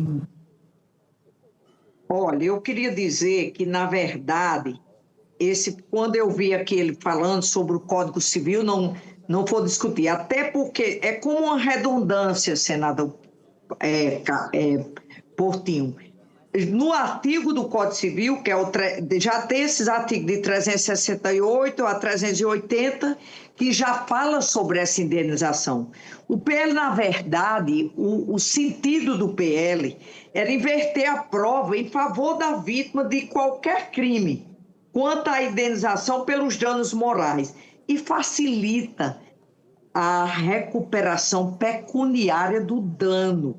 Vejo assim, tem muitas vítimas que nem sabem que tem esse direito e que tem um prazo de 3 anos para cobrar na justiça civil, mas não tenho nada contra, viu, presidente, tirar. Mas o PL, na verdade, faz justiça, ele inverte a lógica. Em vez da vítima ter que provar o dano moral em um crime, o agressor é que terá que provar que ele não ocorreu. É fundamental, mas tudo bem, a gente pode sentar e conversar, porque a essência era facilitar para as vítimas, que a gente sabe que a maioria leva anos para chegar ao Código Civil, já tem essa indenização, mas como tem, isso for tirar de pauta, eu não tenho nada contra a gente voltar a discutir, presidente. Senadora Zenaide, Vossa Excelência concorda que a gente retire? Eu me comprometo a colocar as assessorias em contato para... Sim. Então eu vou fazer um compromisso com Vossa Excelência, eu vou pedir para a assessoria do líder Portinho, para a gente não ter que votar o destaque e criar também mais uma polêmica ainda na deliberação de hoje. Eu retiro da pauta, a assessoria de Vossa Excelência trata com a assessoria do líder Portinho e Vossas Excelências constroem a possibilidade de um texto de entendimento em relação à manifestação do líder. E a gente, na semana que nós formos tratar as matérias presencialmente, após o prazo da janela partidária, a gente pode retomar para a pauta a partir de um entendimento de Vossas Excelências. Tá bom, líder? Ok. Obrigado, senador. Presidente, com a palavra o líder Eduardo Girão. Muito obrigado, presidente. É só para fazer um pedido a Vossa Excelência. Tem 2 sessões, 2 requerimentos que estão aí na mesa, já com o nosso querido Danilo. Um são os 300 anos da cidade de Fortaleza. Olha que coincidência, caindo agora, né? E a gente conseguiu o número de assinaturas suficientes para a gente fazer uma sessão. Eu sei que segunda-feira só pode fazer sessão pela manhã, né? Mas à tarde, se o senhor puder abrir... depois da sessão deliberativa, da sessão não deliberativa, se puder abrir essa possibilidade, porque dia 13 13 de abril, né? Se a gente pudesse fazer, eu lhe agradeço os 300 anos de Fortaleza. Depois da sessão, depois da sessão, porque aí fica certinho, né, no dia. A mesa vai combinar com a assessoria de Vossa Excelência para fazer após a sessão. Perfeito, perfeito. E a outra é o Chico Anísio, o meu conterrâneo, ele é vamos dizer, um gênio do humor, né, e 95 anos do nascimento dele, os filhos fizeram um filme belíssimo, a esposa dele, que viveu os últimos 14 anos, a Malga de Paula, se colocou à disposição para vir, e se a gente pudesse fazer também na data que convier, E o outro, presidente, naquele seu pacote de pacificação que o senhor fez, da comenda Santa Dulce dos Pobres, lembra? E da comenda do Chico Xavier, que a gente já aprovou aqui, já está aprovado. É só porque todo ano tem a premiação, né? Todo ano tem a premiação, é só para o senhor marcar. Não, o doutor Danilo, líder Girão, está organizando esse calendário para fazer os calendários de honrarias e de comendas do Senado esse ano. Perfeito. Muito obrigado, presidente. Obrigado, líder.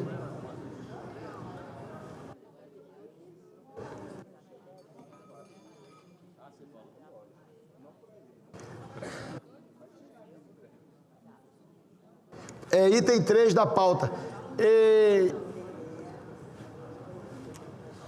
Senadora Damares. Eu vou continuar na deliberação. Eu peço a Vossas Excelências que eu vou continuar na pauta do dia de deliberação e a gente vai colocando para o final. Tenho muitos requerimentos para votar. É isso, presidente. Eu tenho requerimento nós estamos com os ajustes finais aqui no texto, para termos um texto redondo de resolução do PLP. A gente vai colocar para o final, porque tem requerimento do senador Isalci, do senador Girão, de vários senadores. Eu vou votando, tá? Projeto de lei número 1476 de 2022, do deputado Milton Coelho, que altera a Lei Geral do Esporte para estabelecer a inscrição de programas de treinamento no Conselho Municipal dos Direitos da Criança e do Adolescente como requisito para a caracterização de organização esportiva formadora de atletas. Parecer favorável número 1 de 2026 da Comissão de Esporte. O relator foi o senador Jorge Cajuru. Não foram apresentadas emendas perante a mesa. Passamos à discussão da matéria, não temos senadores inscritos para discutir, está encerrada a discussão. Passamos à apreciação. A presidência submeterá a matéria à votação simbólica. A votação do projeto em turno único nos termos do parecer. As senadoras e os senadores que aprovam permaneçam como se encontram. Aprovado o projeto, a matéria vai à sanção presidencial e será feita a devida comunicação à Câmara dos Deputados.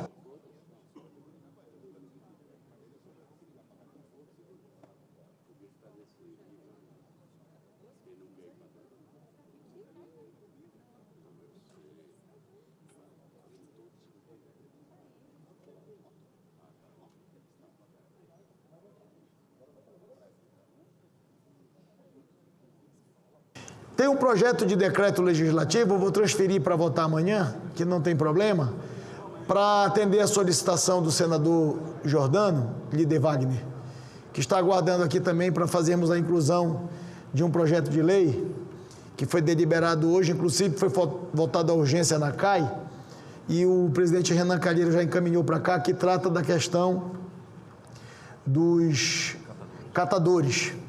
Então, eu vou submeter a votação como item extra-pauta,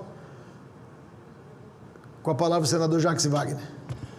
Repare, presidente, eu já conversei com o senador Jordano, até Vossa Excelência foi testemunha, que eu disse é preciso incluir no projeto que a senadora Damares irá relatar, porque senão ele infringiria o artigo 29 da LDO, na medida em que foi votado a não concessão de novos benefícios por esse um ano eleitoral.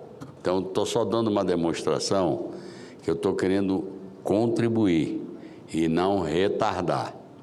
Porém, além disso, há um problema da Lei de Responsabilidade Fiscal.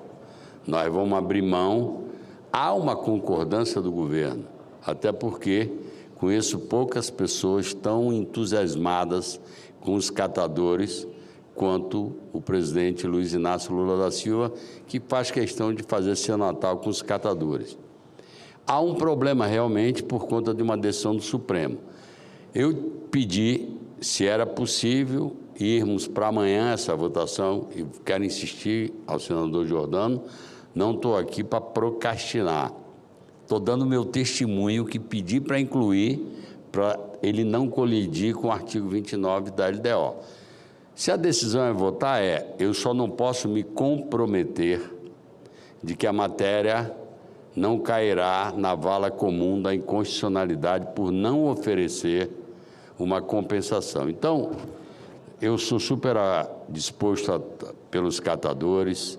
O meu estado da Bahia, minha capital, em época de carnaval, é um volume enorme. Então, repare, eu, se tiver que votar, vou votar a favor. Agora, eu estou dizendo que nós vamos esbarrar na lei de responsabilidade fiscal. E a Fazenda está procurando uma redação que evite essa colisão. Eu estou pedindo prazo até amanhã. Eu acho que eu, nessa casa, consegui construir uma responsabilidade e eu estou dizendo para votarmos amanhã, não estou dizendo para empurrar, mas eu não quero ser o algoz desse assunto. Líder Jacques Wagner, me permita aqui apenas tentar novamente fazer uma mediação. Vossa Excelência faz um relato em relação ao apoiamento desta matéria, e Vossa Excelência o fez ainda há pouco aqui na mesa, para o senador Jordano e para o relator, senador Alan Rick. O doutor Danilo está dando uma sugestão que a gente possa deliberar o projeto, votar e a mesa segura o encaminhamento para a sanção presidencial até nós concluirmos a votação do PLP, para encaminharmos juntos, para não correr risco de irmos contra a decisão do Judiciário e, ao mesmo tempo, contra a lei de responsabilidade fiscal. Então, seria uma forma de segurar na mesa com a adequação que Vossa Excelência está propondo, se não me engano, no PLP. Seria isso? Resolve a parte da colisão com a LDO, artigo 29. Mas a parte da compensação não resolve, porque hoje é cobrado. Então, nós vamos fazer uma renúncia. A Fazenda e o doutor Moretti, não sei nem se ele chegou aqui, está até aqui, ele veio para oferecer. Eu não sei quem, do ponto de vista técnico, porque foi o senador Alan Rick, não foi o relator? Na CAI. Eu não sei se... Bom, Vossa Excelência vai colocar o PLP primeiro? Porque se você vai colocar o PLP, enquanto isso poderia o doutor Moretti conversar com o senador Alan Rick ou com o pessoal que está aqui. Caso contrário, o que eu pedi era só até amanhã para chegar a uma redação. Presidente, nós estamos ali, com a assessoria da oposição, de partidos, o doutor Moretti acabou de chegar, o consultor-geral, nós estamos construindo um texto que eu acho que atende às exigências do senador Wagner e a do senador Alan. Então, assim, eu acho que dá para votar ainda hoje. Então, nos dá aí, presidente, 5 minutos para a gente... O doutor Ivan e senadora Damares... esse PLP, quando nós deliberarmos, ele ainda vai para a Câmara. Então, independente se eu votar hoje ou amanhã, o projeto de lei apresentado pela CAI, pelo senador Jordano e pelo senador Alan, eu me comprometo a não encaminhar ele para que a gente possa cumprir todos os entendimentos legislativos para aguardar a Câmara votar o PLP. Isso. Inclusive, na verdade, o PLP precisa ser votado hoje, para amanhã ir à Câmara, votar na Câmara, porque o limite da sanção é dia 30, segunda-feira. Então, o PLP, sem hierarquizar, mas o PLP é muito mais emergencial do que o dos catadores, porque se não votar hoje, não votar amanhã o PLP, a licença paternidade vai para o espaço. Aí não vai resolver nem a licença maternidade, nem os catadores. Nem a nossa área de livre comércio.